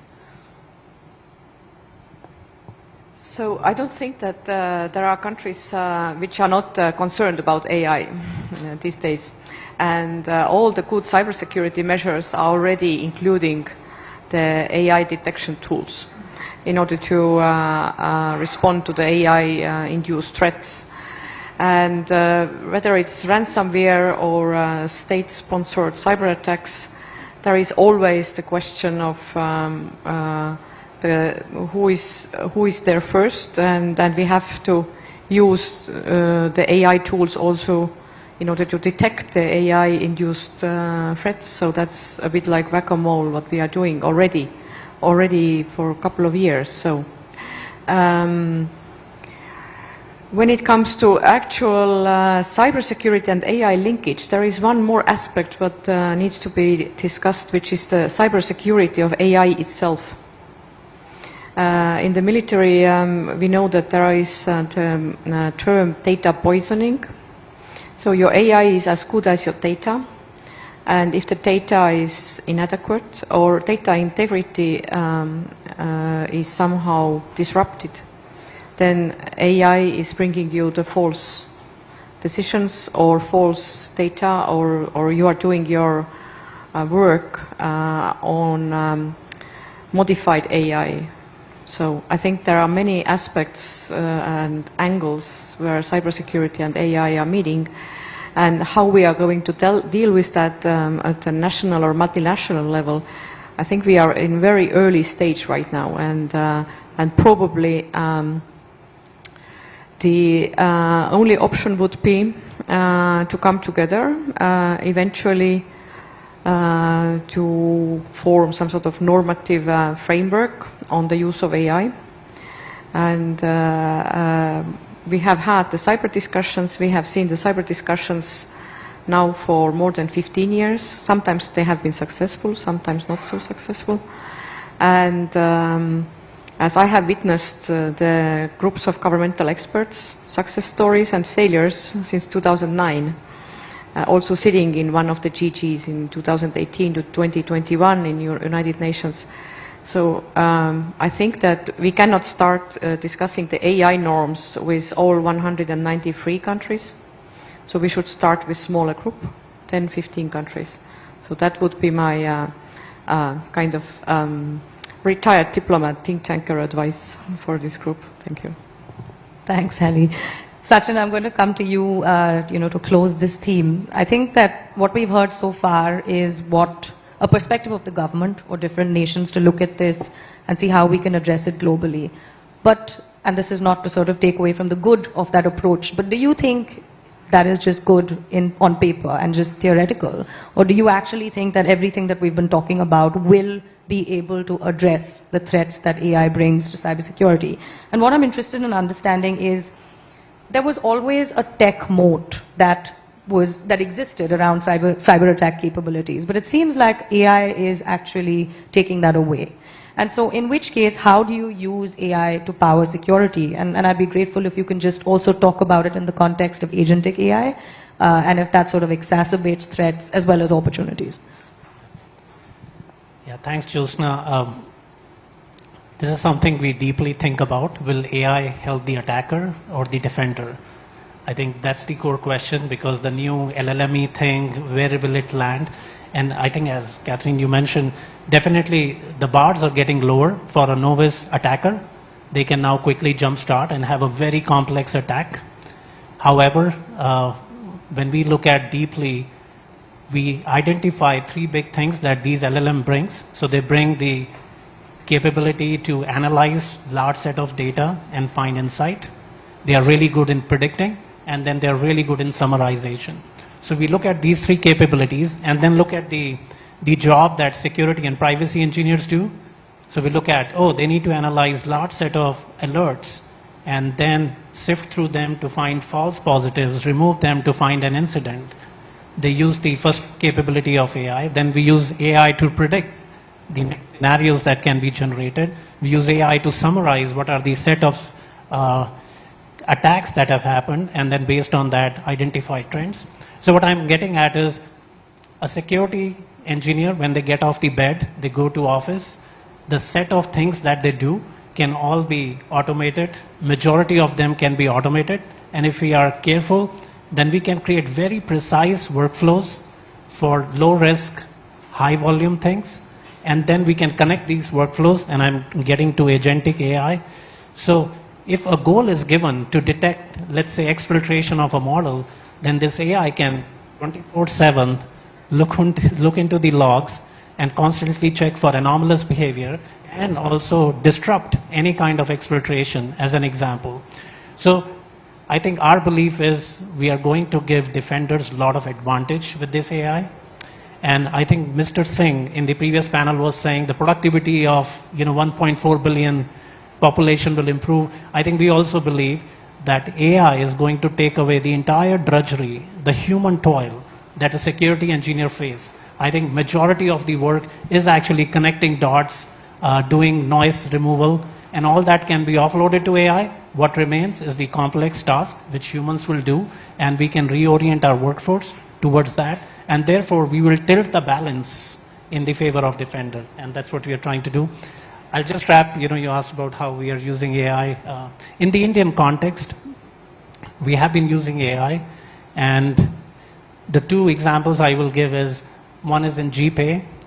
We have been applying global insights with a local focus. We are training our AI models on local set of threat actors, and we know they get activated during festivals when they do a lot of scam, e-commerce scam, and we have preempted to the tune of 13,000 crore rupees of financial fraud. We have generated 10 million plus, I think 40 million plus warning messages when you folks transact on GPay. The second example is on the Google Protect. So Google Play, when you try to download apps, we actually review 200 billion apps every day through our AI, and we have been able to remove 10 million plus predatory loan apps from Google Play. These are just two examples. There are many, many examples where AI inside the Google products are defending us in India. Thanks, Sachin. I think as we talk about global norms and frameworks, it's also important to be able to share these learnings because they're equally important to the kinds of threats that all of us are facing. So with that, we'll just transition to theme 2, which is global AI cyber norms. I know we've touched upon it already in the first theme. However, it'll be good to sort of drill down on some specifics and examples. So Yatin, I'm going to come to you first because we've all been speaking about it more from a policy perspective, what kind of norms that we can actually set. But do you think that there is a way for multinational organizations to play a role in putting together this sort of a global framework, right? Cyber norms, as we call it. And what are the contours that need to be considered, particularly when you're looking at something like international cooperation?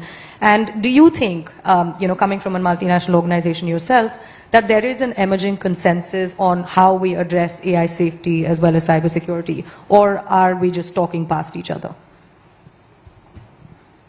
Thank you.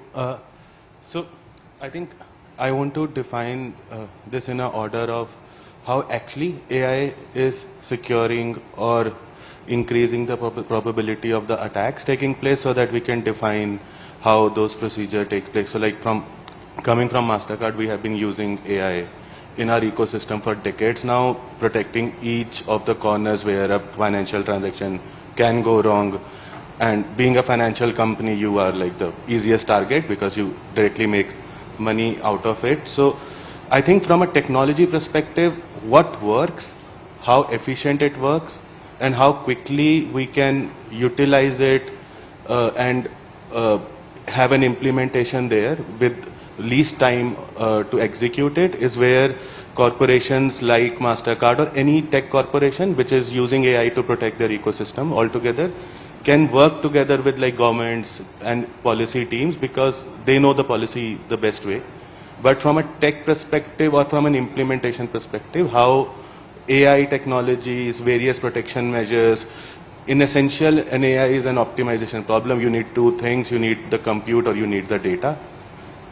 And how do you solve a problem? So like if the policy defines how and what are the problems from concentration, a lot of organizations have gone through that process decade long, figuring out, okay, this method is the most efficient method or this is not the most efficient method, where there could be a collaborations with various summits and various discussions where some of those solutions can be created. So I think it's like a work in progress. As organizations, there is a lot of interaction that we keep on having so that we can share all the knowledge and the expertise that we have developed throughout the decades of developing such systems to protect our network. And because internally we want to build a trust network, and that is like, I think the theme of each policy intervention is to build out trust in whichever framework that they are looking into, so that everyone can play in a secure environment. So from that angle, if there's a collaboration on technologies, how does it multiply and become an exponential factor of protection, given the AI is maturing so fast, is something I think organizations can work towards with the policy teams, governments, and all other organizations. Thanks, Yatin. Maria, I'm going to come to you. I think we've heard both from MasterCard and Google here that there is definitely a contribution that multinational organizations, the private sector, etc., can play in even shaping how some of these policies come about. So what are your thoughts on how we can come up with these global norms for AI, particularly taking into account, some of the learnings that multinational organizations bring, and how do we actually make it effective so that it stays close to what we're trying to achieve, as opposed to, again, theoretical, great ideas to talk about, but we really need to see them come to life? Not an easy question, as you know, as we all know in the room. I think what is really key, when we talk cyberspace and AI, is a multi-stakeholder approach, and what it really means. And we here in the room, we live it.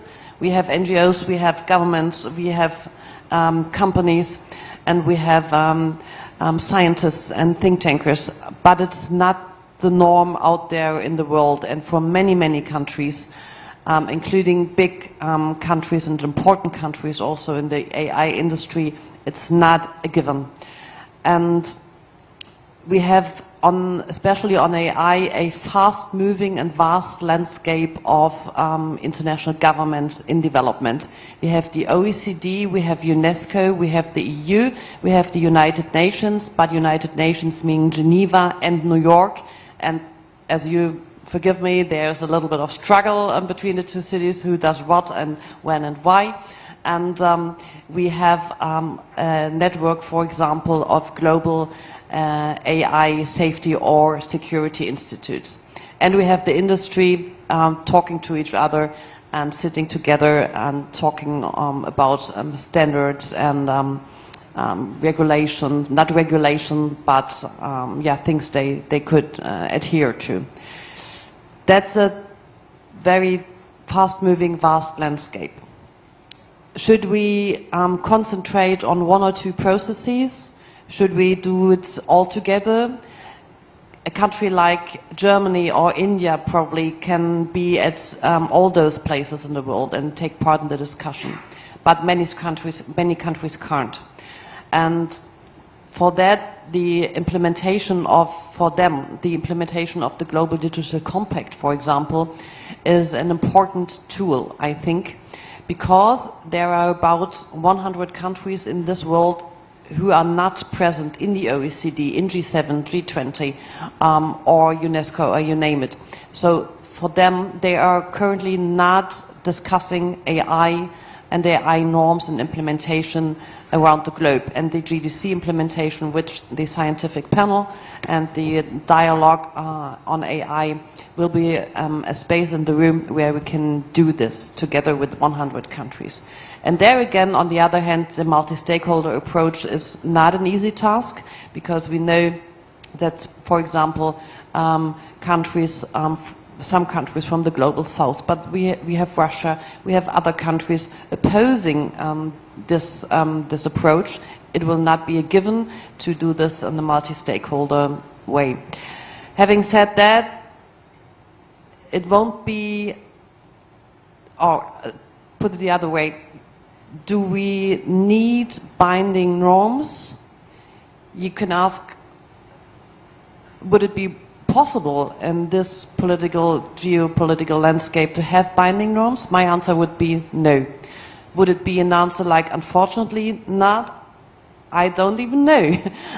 Probably non-binding political norms and guidance is the best we could get on the one hand. On the other hand, it makes it even easier for countries to not adhere to, but even easier to implement those norms in their respective political frameworks and domestic environment. Thanks, Maria. I realize that we're actually running out of time quite a bit, so I'm going to maybe, Catherine, if you could just give us your thoughts on how, again, states could further develop and harmonize these sort of international norms. And then we'll move on, and I'm going to club the other two themes just so that everybody gets a word in. Thank you. Yeah, and I will try to be very, very brief, because Ambassador Maria already mentioned many of the excellent points. But just to say, I mean, I think when we think about AI norms, and Heli mentioned some reflections on this too, in terms of, would we need a set of norms specific to AI? I think we have to take a step back and think about what kinds of norms we mean, because AI, some will refer to it as a dual-use technology, meaning civilian and military, but I like to say multi-purpose, because I think there's even, to encapture all of the applications. So then how do you set norms for the use of this technology? You have to put it in context. Are we talking about in the military application domain? Are we talking about for development? So I think just some clarity in terms of that. And then also, I think it is important to note that while we're not talking specifically yet about AI norms as such, we are having very robust discussions on AI governance that were already mentioned, and the message from Undersecretary General Gill from the United Nations, he spoke about this as well, that through the Global Digital Compact, which was agreed by heads of state last September, it is the first consensus multilateral agreement that AI must be governed for the benefit of humanity. That we need to leverage it for all countries. And components of that include, as was mentioned, a scientific panel to sort of look at the technological developments of this technology, and also a global dialogue platform for states to discuss AI, the opportunities and risks emanating from this technology. So I think in a lot of ways, I would say the discussion is a bit premature for, do we need AI-specific norms on responsible use of AI, in the military context or even in the civilian aspect. But what we need now is to talk about and provide the space for these governance discussions, which are happening now at the UN. Thanks, Catherine. I think what is equally important as far as policy discussions being foundational to this is also to talk about whether we're actually building technical resilience and capabilities. So General Nair and Sachin, I think I'm going to club these questions for you all, but could you just talk a little bit about how we are building AI-enhanced cybersecurity capabilities and this whole point on secure AI, because we need to ensure that the AI that we use is also secure. And just in a world where we're dealing with deep fakes, we're dealing with disinformation, and even the impact of all of this on something like electoral democracy. What are your thoughts on the kind of resilience that we need to build into our AI systems and models? Thank you. I think you heard the discussion on, how it's very difficult to have norms which are binding on countries today, because the ecosystem is, the entire landscape is so full of challenges. You have so much of data. In fact, my personal feeling is that that practically all data which is available across the entire internet today is actually being scraped and used by some AI platform. But there are large number of machine-to-machine data which probably our AI tools are still not being able to capture. So are we in a position to use that data for looking at anomalies, patterns, etc., etc.? I think Sachin mentioned this, that there are capabilities which will showcase if there are any changes, variations which take place in the data flow or in the flow of machine-to-machine information, etc. Now, can you capture this and identify any variations which are there, can be used for finding out anything which has a harmful impact on the data patterns? So I am a firm believer that technology today permits you to use all these AI tools in a secure manner. Yes, as the human mind is the challenge of the human fertile mind, using such technology for harmful means will always outweigh the ones which we are actually looking at contributing to the societal needs. So this conflict will continue, but technology today definitely has capabilities to detect the anomalies which are there, patterns which I had mentioned. So I think we have reached a stage where we should be able to detect in the way data can be manipulated. Like Josna mentioned about deep fakes. Today, I think it is possible. Can we look at frameworks where we leave an imprint so that we can identify the first source, the authentic source? This is something which, again, the nations can sit together and discuss that as a norm. Can we identify the first print which has an authenticity? Can we have some imprint left on it? There's a signature which is there, which we can identify that this is the true first original print which is there on the digital domain. Now, these are some of the measures which we can actually use, but to the manipulation of data through, I'd mentioned, the entire landscape so fast, changing so fast. She mentioned about quantum. These are all emerging domains where it has significant impact on the data flows across nations. So the only way we can probably tackle this is to sit together, have coordination between various nations, the bodies which are looking at incident response, etc., sitting together, passing on information on quick time between nations. So this is the only way we can protect our data for citizens. Josna. Can I approach this in a sentence, watching the clock ticking? So real quick. So two parts, secure AI. So as you know, Google is not new to AI. We have been launching AI. Somebody said 2017, the first Transformer paper was written by Google. Then AlphaFold, you all have heard. When we were evolving AI, we were also evolving how to secure AI. So all that infrastructure got built. And thanks to the resources we had, we have actually published all the best practices, how to secure an AI and build an enterprise-grade AI. It's called SAFE with AI, Secure AI Framework. Talking about misinformation, thanks General Nair, we do have a synth ID a metadata which you can attach on a generated content, and it gets into the waveform of the audio, pixel of the image. You can't see it from naked eye, but Gen AI can tell you it's a generated content, not an original content. I think that it's an ecosystem problem, not just technology problem. We have been working with government, academia, researchers. You have heard of this Shakti initiative during elections. Google is partnering to make sure local fact checkers, local media publishers understand all this, and together we can solve or at least mitigate the problem of misinformation. Thank you. Thanks, Sachin. I know we're on the arc, but we do one last question for 3 minutes? No? Okay. Thank you so much. Clearly, this is one of those topics that an hour and 15 minutes is not enough for, but I hope we can continue to speak about it over dinner and the rest of the conference. Thank you all for your time.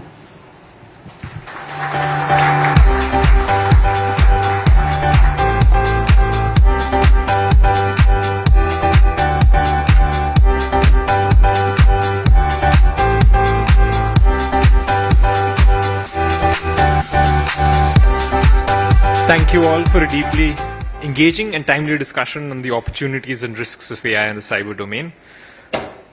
Our final session this evening is a marquee panel titled The State of the World.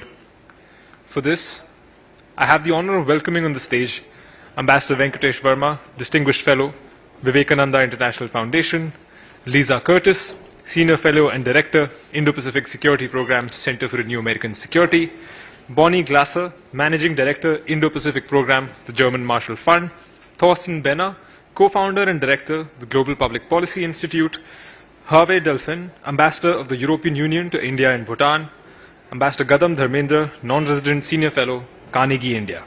Moderating this panel is C. Raja Mohan, Advisor, Council for Strategic and Defense Research. Can we have the video, please?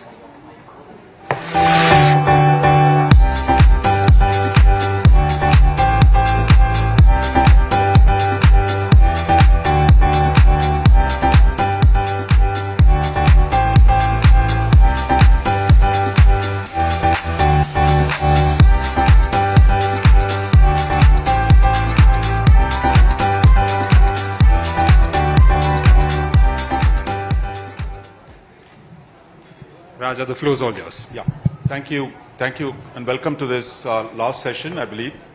So what we have is a very, very expansive subject, nothing less than the state of the world.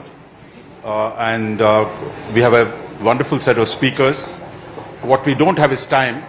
We only have 45 minutes. So we're going to try and go through this. But we have our speakers who are all very good at this kind of thing. So we're going to have a rapid set of initial comments of 2 to 3 minutes, and then we will open up for a second round, and then we'll come to the audience for question and answers. I'm also aware that we're standing between you and the dinner, and drinks and dinner, so we'll try and close this exactly in 49 minutes. So let me say in the beginning, I think when we talk about this state of the world, at least 4 broad themes stand out. One, there is a great technological revolution that is unfolding, which is partly the theme of the Global Technology Summit. We have a crisis in the global trading order, and soon it will extend to the financial order as well. We have a churn in the great power relations. All the major powers are reworking their relationships, that is US, Russia, China, Europe. And then we have 3 major geographies historically, which is Europe, East Asia and the Middle East. All 3 of them today have serious crisis. So I think there is much happening and a lot of uncertainty in terms of given the variable that the American domestic politics has become a principal variable in global politics. We don't know enough of Chinese domestic politics. Given the rate at which defense ministers and generals disappear, I wouldn't presume that there's nothing happening in Chinese domestic politics. So I think the big churn in their domestic politics, and I think how that affects the global system is what we're going to try and focus. But before I go to the panelists, I just want to say one other thing. This is not just about geopolitics or geoeconomics. What is at stake today is really an attempt to restructure modern capitalism. That what's happening in the US is really the challenge to the existing order is about redefining relationship between capital and labor, between state and capital, and also between, while we talked about globalization, capital is still national. That the competing tensions between different capitals, in American, Chinese, European, Russian, not much of it there, but this tension between these competing groups, how they deal with the technological change, how they deal with the territorial and other issues, those have become quite serious. So therefore, we're talking about a more fundamental, deep structural change in the international system. So what we're going to do is I'm going to start with Lisa Curtis. We'll talk about the US, then I'm going to go to Bonnie, who's going to talk about China. Then I'm going to go to Ambassador Verma, who's going to talk about Russia. And then I'll come to Thorsten, who's going to talk about Germany, and Hervé, who's going to talk about European Union. And then I have Gadam Dharmendra, who's going to talk about Middle East. So all of them are going to speak for 2-3 minutes, and then we'll take a second round of questions. So Lisa, the floor is yours. Thank you, Raja, and it's a real pleasure. Thank you, Raja. It's a real pleasure to be here tonight. And despite having worked in the first Trump administration, I would say, I'm still struggling to decipher in many ways the second Trump administration strategy. But let me try to break a few things down. I would say on the security side, we actually are starting to see the outlines of an Indo-Pacific strategy shaping up. We have seen good visits from the Japanese Prime Minister, the Indian Prime Minister. We saw Secretary of State Rubio hold a quad meeting literally on his first day on the job. And we saw a visit by the Defense Secretary to Japan and the Philippines, where he very much reiterated the U.S. commitment to those two important alliances. And we've seen reports about the interim guidance, the Defense Strategic Guidance, which of course is a classified document, but the Washington Post has reported on it. And it reportedly talks about the U.S. need to deter China and to defend Taiwan, and to do this by increasing the U.S. troop presence and posture in the region, improve logistics and pre-positioning of weapons and other stocks in the region. So, if you look at these data points, I think, you see a certain continuity in the Indo-Pacific strategy going from the first Trump administration through the Biden administration to now. However, I think some of these assumptions were turned on their head last week on the so-called Liberation Day, or the Day of Tariffs. And I say that because the tariffs, were across the board, even on our Indo-Pacific partners and allies, and it created tremendous confusion. And I think now, many of our allies and partners and countries across the world, may not see that there is a strategy in place, or they don't understand what it is. And they're probably worried that there may be more chaos and confusion on the horizon. I would also say that with regard to the Indo-Pacific, I think there are reverberations because of Trump's equivocation on support to Ukraine. And I think this will have an impact in the Indo-Pacific, in that it will make our partners and allies feel that we're less reliable, and it could encourage our adversaries because it makes America look weak. And, I see a certain contradiction in the Trump philosophy of peace through strength and this apparent showing of weakness in the face of Russian military aggression. And I think that, unfortunately, the Vegas rule does not apply to strategic affairs, in that, what happens in Europe doesn't stay in Europe. And I don't think you can expect to try to, face down or you can't show weakness in the face of military aggression in one region of the world and expect that that won't impact deterrence in another region. And I would just add that I think there are questions about how the U.S. changing relationships with its European allies, how that's going to impact the global order more broadly. And I think, what we're likely to see is countries turning more to the UK and to Europe when it comes to upholding that rules-based order.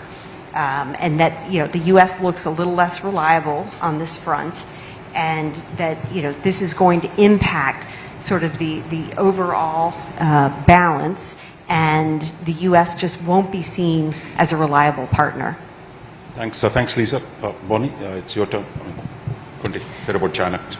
Well, thank you, Raja. And I want to pick up exactly where Lisa left off. I think that the actions of the Trump administration, not only the tariffs, but also the suspension of U.S. aid and many other actions that are being taken, are damaging U.S. credibility and weakening American soft power. And the full consequences, I think, have yet to be felt, but I'm watching closely how the Chinese are reacting to this. And I see a great deal of evidence that they are trying to seize opportunities. And we heard your minister's comment this morning, any country would seize opportunities. But the Chinese, I think, have actually been preparing for this for some time. Xi Jinping came to power in 2012, and I think realized then that he was going to enter a more chaotic world. He started to talk about changes unseen in a century, which entailed both opportunities and risks, but increasingly opportunities. And he very clearly sees the United States in inexorable decline. And what we are seeing since the Trump administration has come in, and particularly since Liberation Day, is the Chinese being very explicit, trying to tell countries that they are a better partner than the United States. So the Chinese top diplomat met with the Japanese and Korean counterparts and told them that close neighbors are better than relatives far away. Xi Jinping actually wrote a letter to your president and called for India to realize a dragon-elephant tango, right? So they've, of course, reached out to Europe as well. So this is really quite explicit. It is true, of course, China won't succeed everywhere. It will likely overstep. But we see efforts for China to expand markets for its goods, to extend its political influence, to try and shape the global order so that it is more favorable to Chinese interests. I think clearly that there will be that China will have difficulties for several reasons. One is widespread concerns about China Shock 2.0, wariness of Chinese dominance and influence, which is in many places, including, I think, in China's neighborhood. And China's economic challenges at home will limit the extent to which, of course, it can step in and give foreign assistance around the world. And the Chinese don't give foreign assistance in the same way that the United States and some other Western countries do.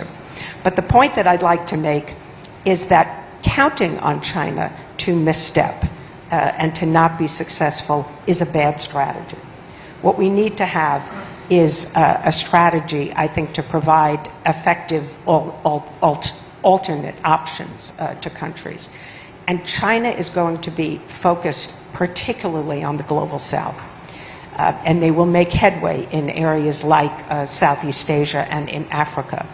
And so I think that other countries really need to step up, to put forward their own visions, even if it is not the United States that are putting forward the best vision, that countries like India in collaboration, and including, of course, Europe and Japan, other countries in Asia, should be stepping up to, I think, make it more difficult for China to succeed in inserting its own norms, its own practices and standards in the international order going forward. Thank you, Bonnie. Venkat? Yeah. Thank you, Raja, and thanks to Rudra and Carnegie India for the invite. About Russia. At the end of December, Russia was completed the third year in the geopolitical doldrums on the equator. Since then, it has moved with the result of the most positive westerlies that it has had for many years. It has become the most successful swing state in global geopolitics today. And what is the evidence for that? The evidence for that is Mr. Stephen Witkoff's presence today in St. Petersburg. He's had meetings in the morning, and the evening he'll be meeting President Putin. And when he completes his meeting, I guess, if you add up the total face time that any Western country has had with President Putin, Mr. Witkoff, the special envoy of President Trump, will score the highest number of hours. Compare that with the, forget FaceTime between leaders, compare that with the engagement between China and the United States of America under President Trump. The meter is near zero. If you want to see the current Trump tariff chart, Russia is at 0, China is at 145%. What is it that the United States and Russia can talk together? They are rediscovering that as big powers, they have tremendous leverage, provided there is a political will to align those issues. And what are those issues? Ukraine is one part of that conversation. As big powers and as global powers, they have much more to talk about. And what then is the Russian strategy? Russia today, after 3 years of war in Ukraine, is too weak to win, and Ukraine is too strong to lose. So the tipping factor is the driving force that the United States of America has had for decades on what is the nature of European security for ever since the end of the Cold War. That said, the Russian strategy is to engage with the United States on Ukraine, but to compensate for its weakness on the military field, to get a peace deal on the negotiating table that will also involve a new reset in Russian and American relations on global issues. Middle East, energy, possibly Iran, possibly American companies coming back into the equation, and arms control going forward, quite apart from housekeeping issues on re-establishing diplomatic links and things like that. If there is a peace deal on Ukraine, supported and sponsored by the United States of America and Russia, it will be welcomed the world over, except in Europe. Europe today is the biggest X factor in the Ukrainian settlement.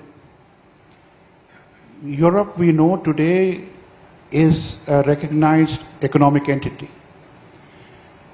Without the United States of America, whether Europe can be a strategic entity is a matter for the future. There is no evidence currently that Europe, including those 29 countries which call themselves the like-minded countries, who wish to step in. Of course, things can change. Germany can change its position. There can be a new coalition. There can be a build-up, a promised build-up.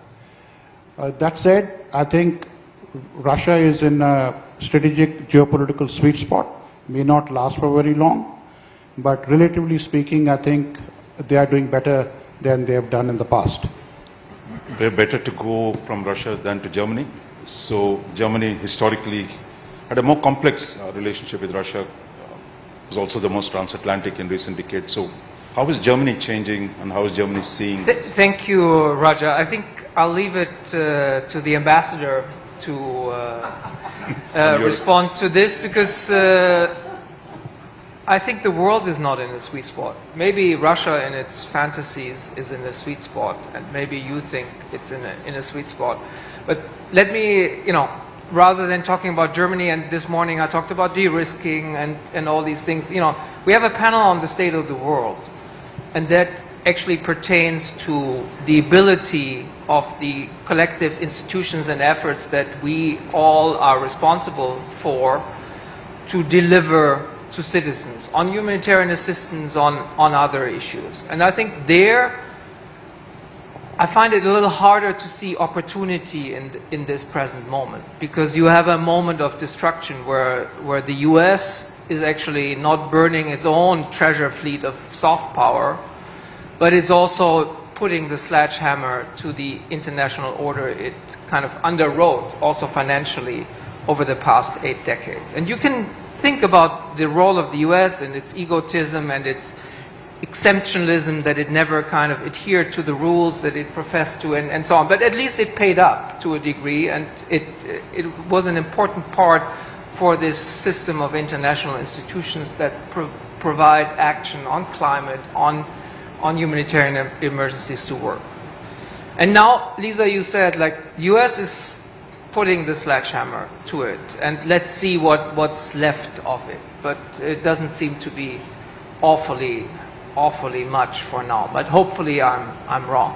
And you said countries are now turning to Europe and the UK, including Germany. I don't think we're in a particularly good position right now to deliver on that. During Trump 1, Germany started the Alliance for Multilateralism. We actually filled a number of the holes in the humanitarian system that the Trump reduction at the time.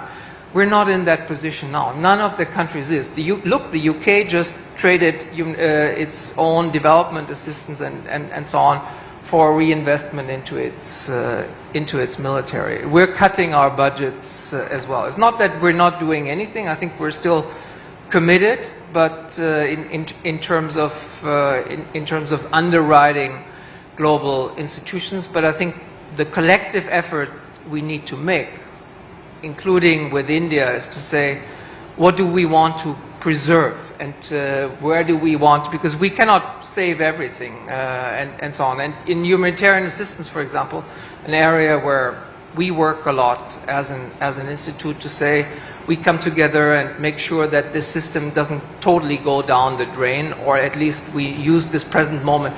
That would be an opportunity to make it more locally owned, locally focused, and so on. But to think about it together with India, also some of India's friends in the Gulf and elsewhere, to actually make an effort. Because if we're concerned about the state of the world, I think our institute started working on global governance. Now I work a lot on deterrence, on de-risking, and all these issues that we need to face as Germany in a hostile and competitive world. But we shouldn't forget about the global institutions, and I think there at least we have not just an opportunity, but also a necessity to work together as Europeans and Indians to somehow at least make sure that this present attempt at destruction on the part of the US doesn't fully succeed.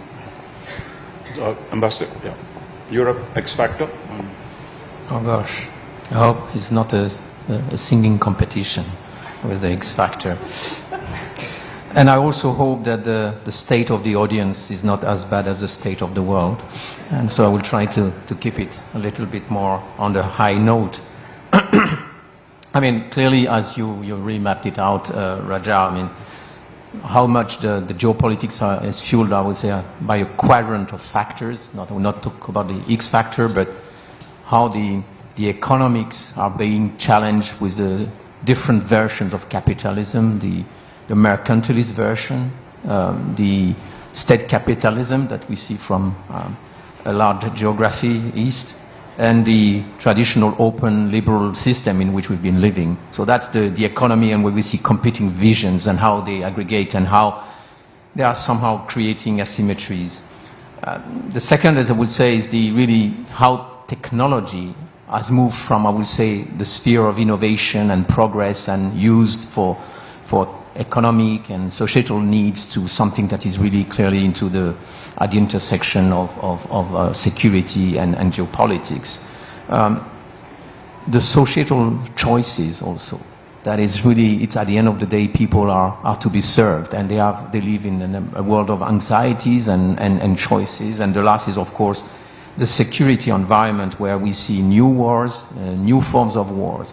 So you have these four quadrants, and clearly the way the four dimensions interact there is a lot of confusion and uncertainty that is generated by this.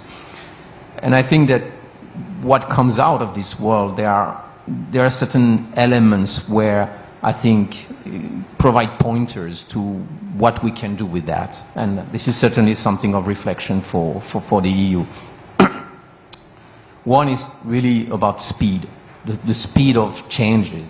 That is so much absorbing, we'll say, attention, even exhausting systems, because you cannot simply keep up.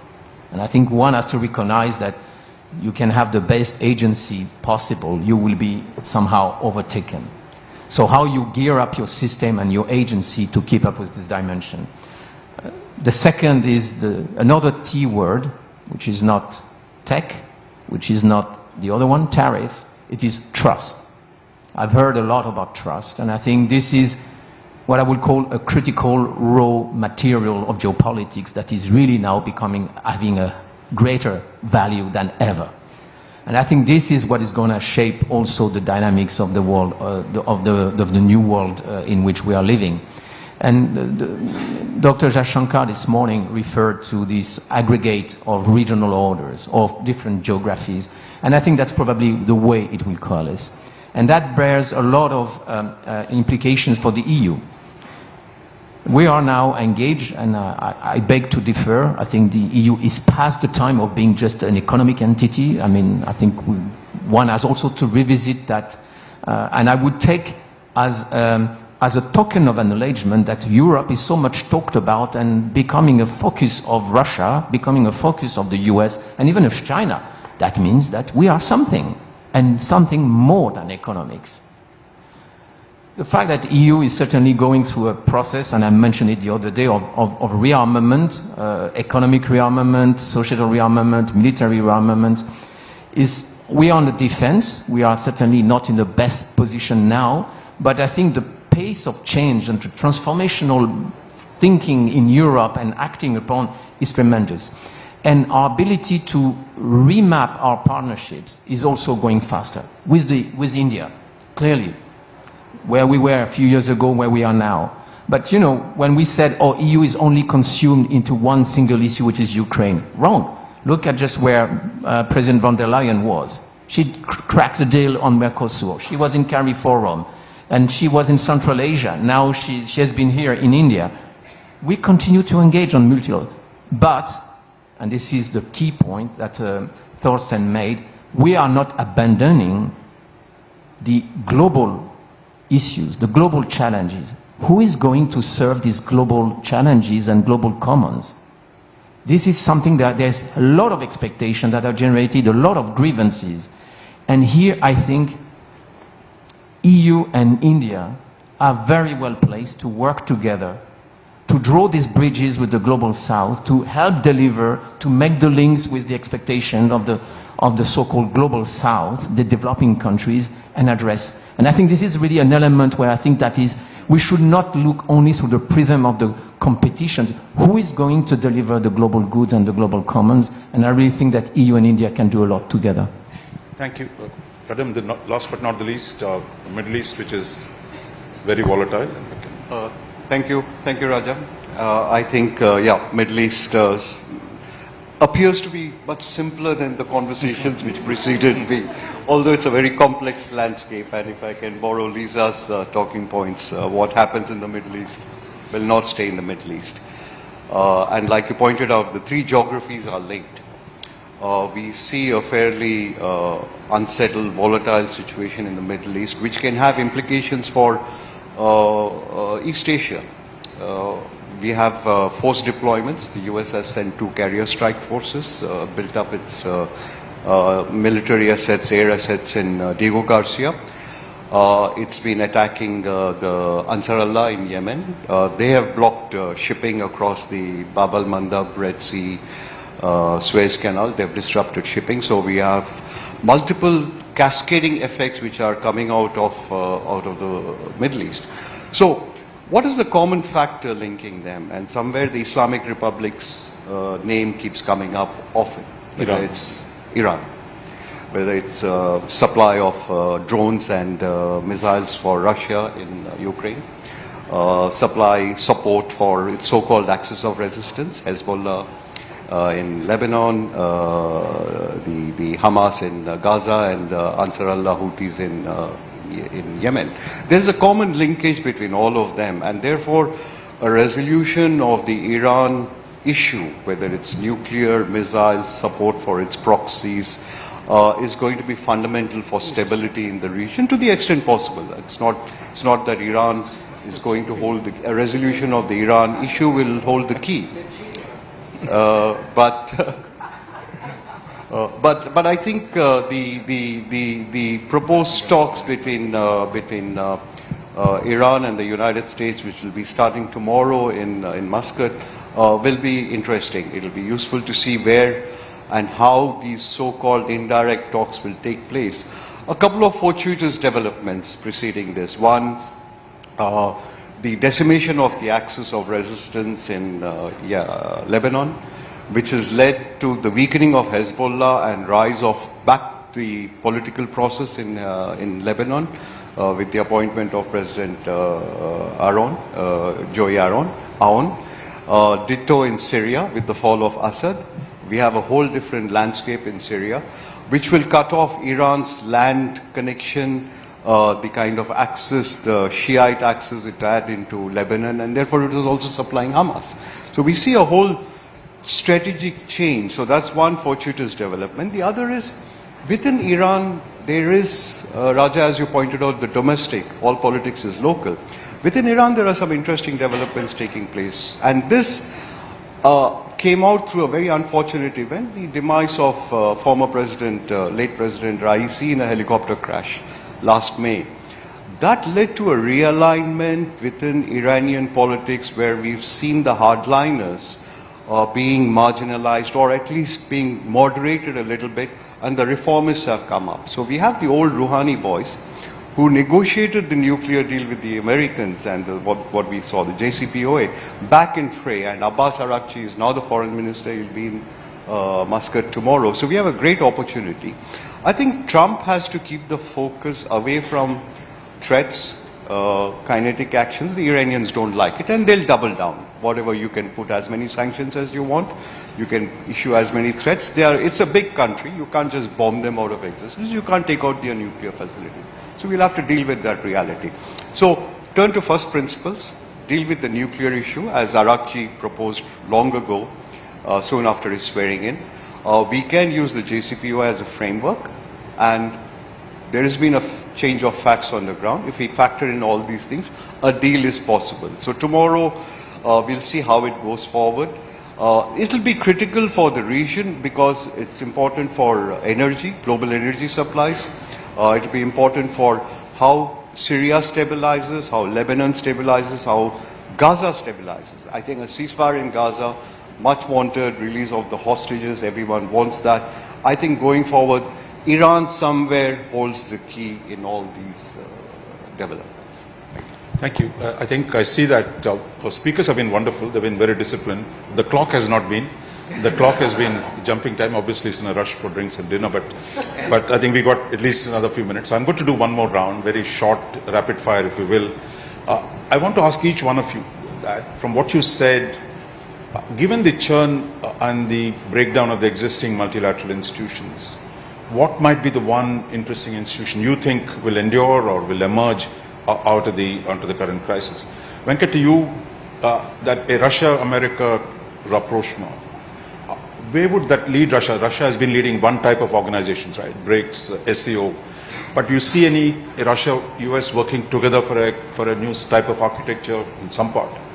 Yes. Briefly, just. Raja, let me go back to your original question, the reforms, restructuring of global capitalism. I think you're spot on, which is the United States is a recalibrating power today, both domestically and its external commitments.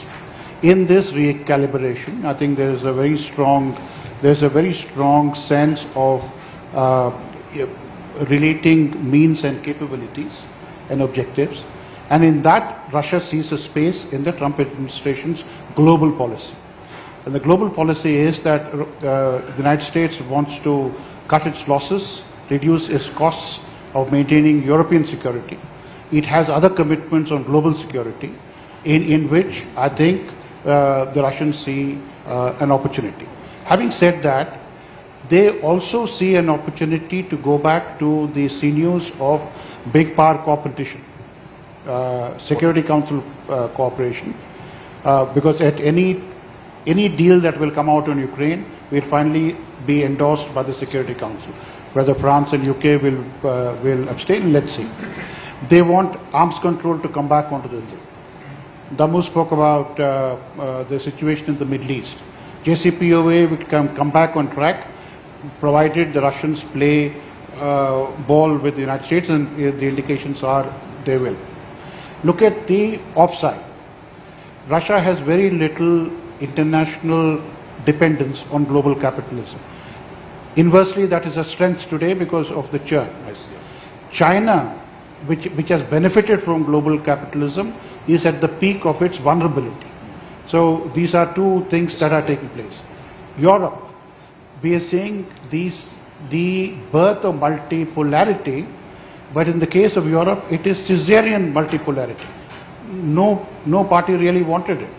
It's the circumstances which are now pushing Europe to choose between trading with China and taking on the tariff pressure from the United States of America. Thanks, Vakit. I think, Lisa, one of the innovations of the American institutionalism has been minilateralism, Quad, AUKUS. You had a whole range of institutions that were created. Do you think they will endure? I mean, in a broader, plurilateral, like-minded coalitions. Is that the way US is going to go? I'm pretty confident that the Quad is going to move forward. Not even just because Secretary Rubio held a foreign ministers Quad meeting on his first day, but because the Quad was revived after a 10-year hiatus during the first Trump administration. And of course, it was taken to new levels during the Biden administration, 4 in-person summits, multiple working groups established.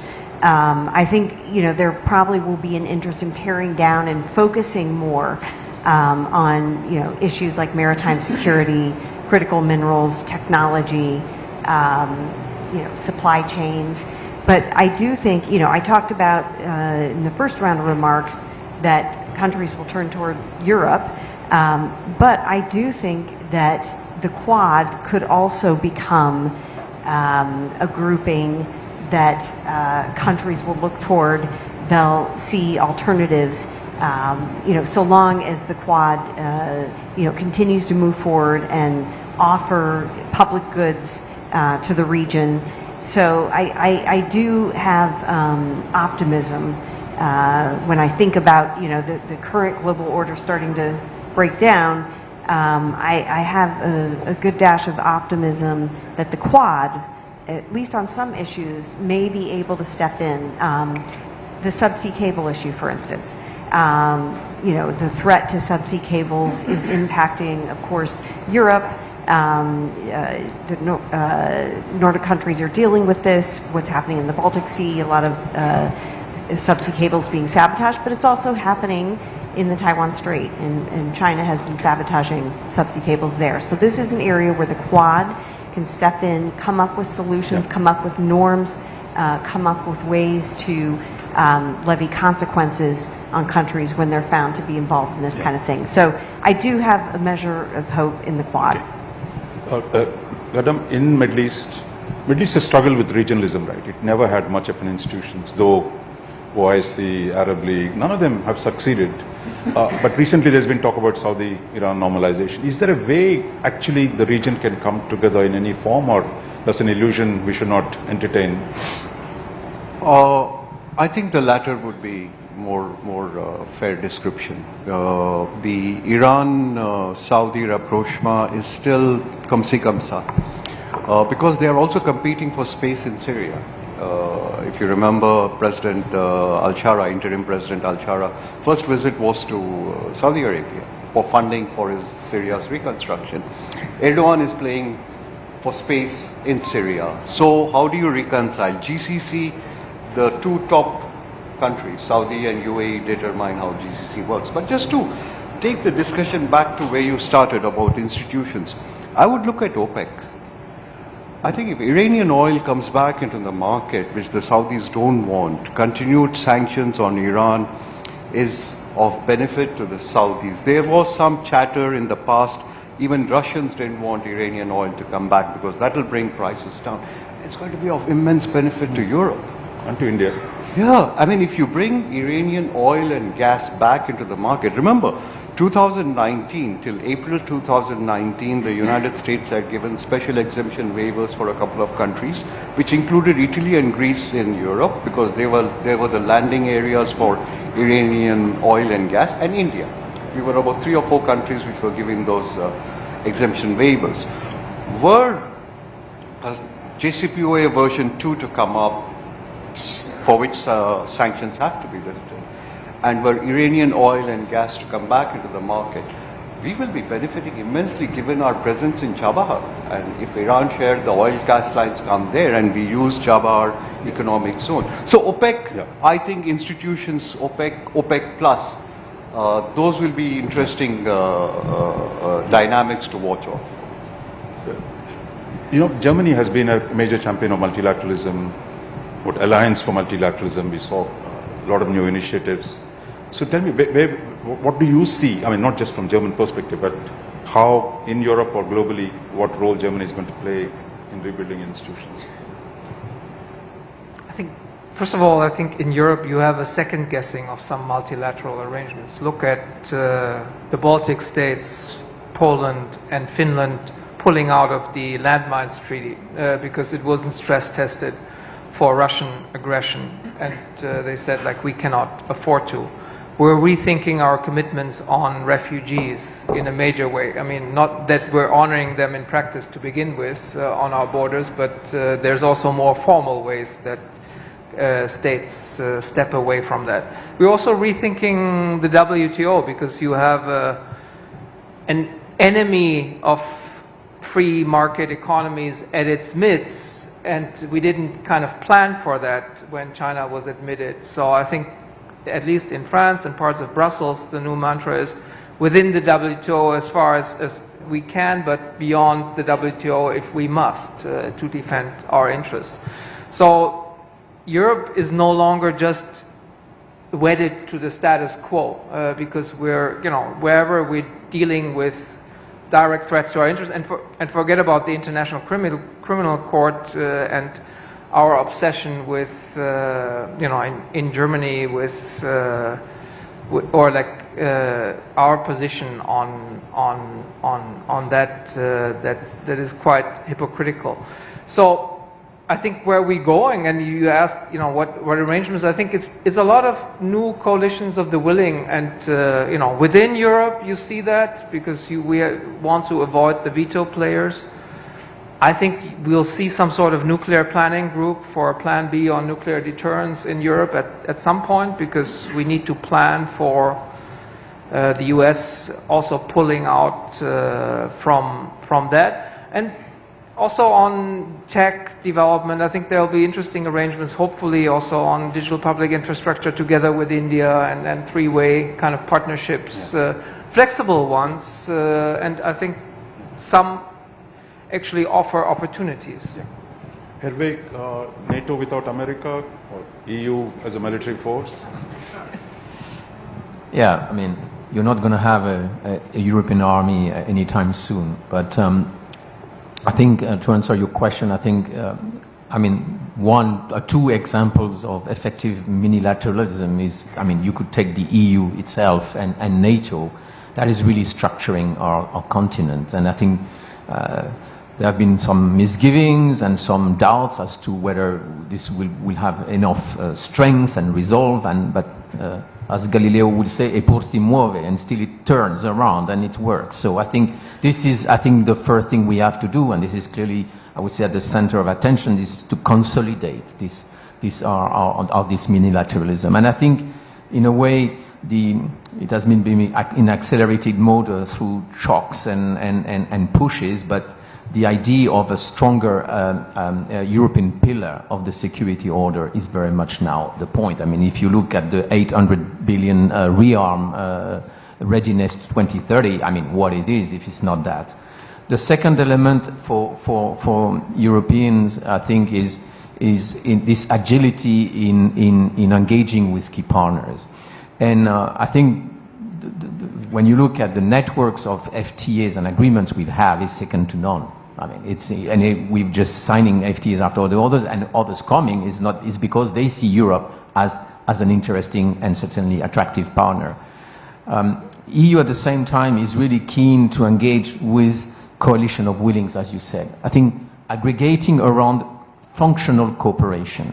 And I think with India we've done a few on the CDRI, the Coalition for Disaster Resilience Infrastructures, on the International Solar Alliance, and we could do many more on the ICs and space governance, AI governance. I think these are areas where really we need to structure, and I think we need to work together. And the third one, which is probably the most difficult, which is the multilateral system. And I understand that there are grievances in terms both on its effectiveness and representation, and there is a hard work ahead of us, ahead of the UN Secretary General. How are we going to reshape that? And it's so easy to tear it up and say, well, you know, it's unreformable, and therefore we have to undermine it. I really think that we need to take it with resolve, and I think the EU will be there. I think clearly there are issues to be addressed, but if it's too easy to let the forces that will work against prevail. And I think EU would certainly look for partners around the world and how can we restore this multilateral system, because at the core of it, if you ask me, what is the nuclear reactor is the UN Charter. You take this out, it's a mess in this world, and not a world I would like my daughters to live in. Bonnie, you've been talking about China building a new order. What might it look like? Very briefly. Well, I think that China's been experimenting with order building for some time, beginning with the Shanghai Cooperation Organization and with BRICS. And we've seen BRICS begin to expand. 4 countries join. There are more countries that are interested in joining.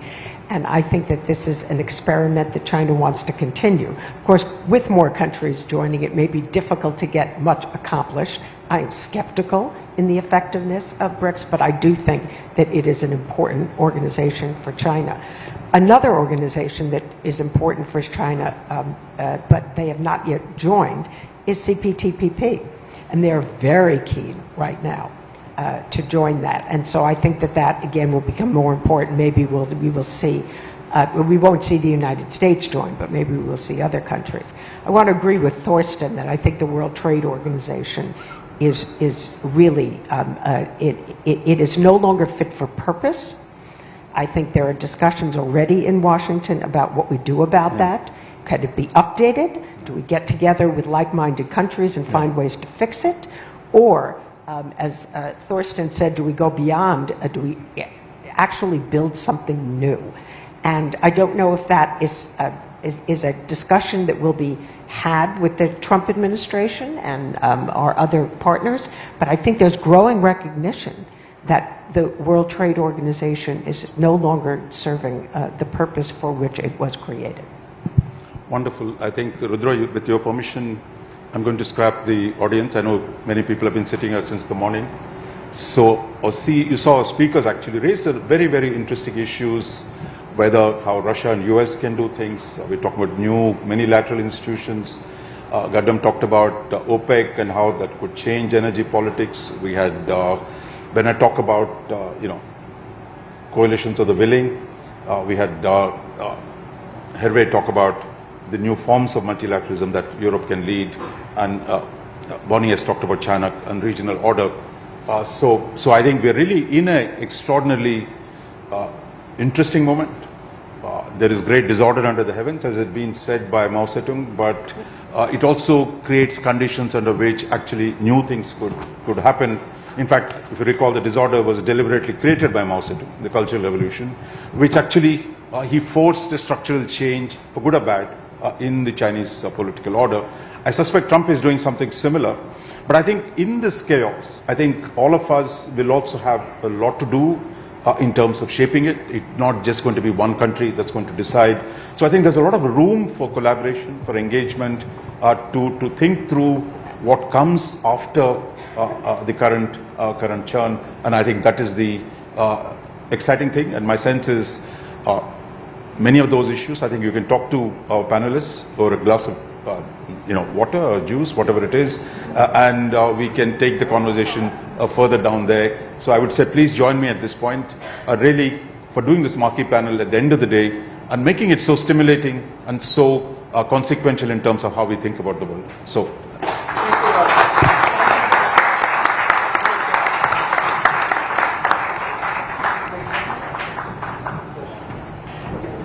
That was the achievement.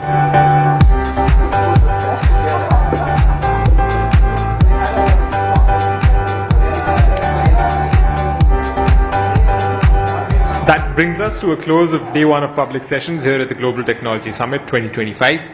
Thank you to all our speakers, panelists, moderators, and of course, to each and every one of you in the audience for joining us today. I hope the conversations were insightful and stimulating. Please join us now for dinner at the Rivalry and for continuing all these conversations. We look forward to welcoming you tomorrow for the second day of public sessions. Tomorrow, please be seated by 10 a.m. so that we can begin the public sessions in time. Thank you.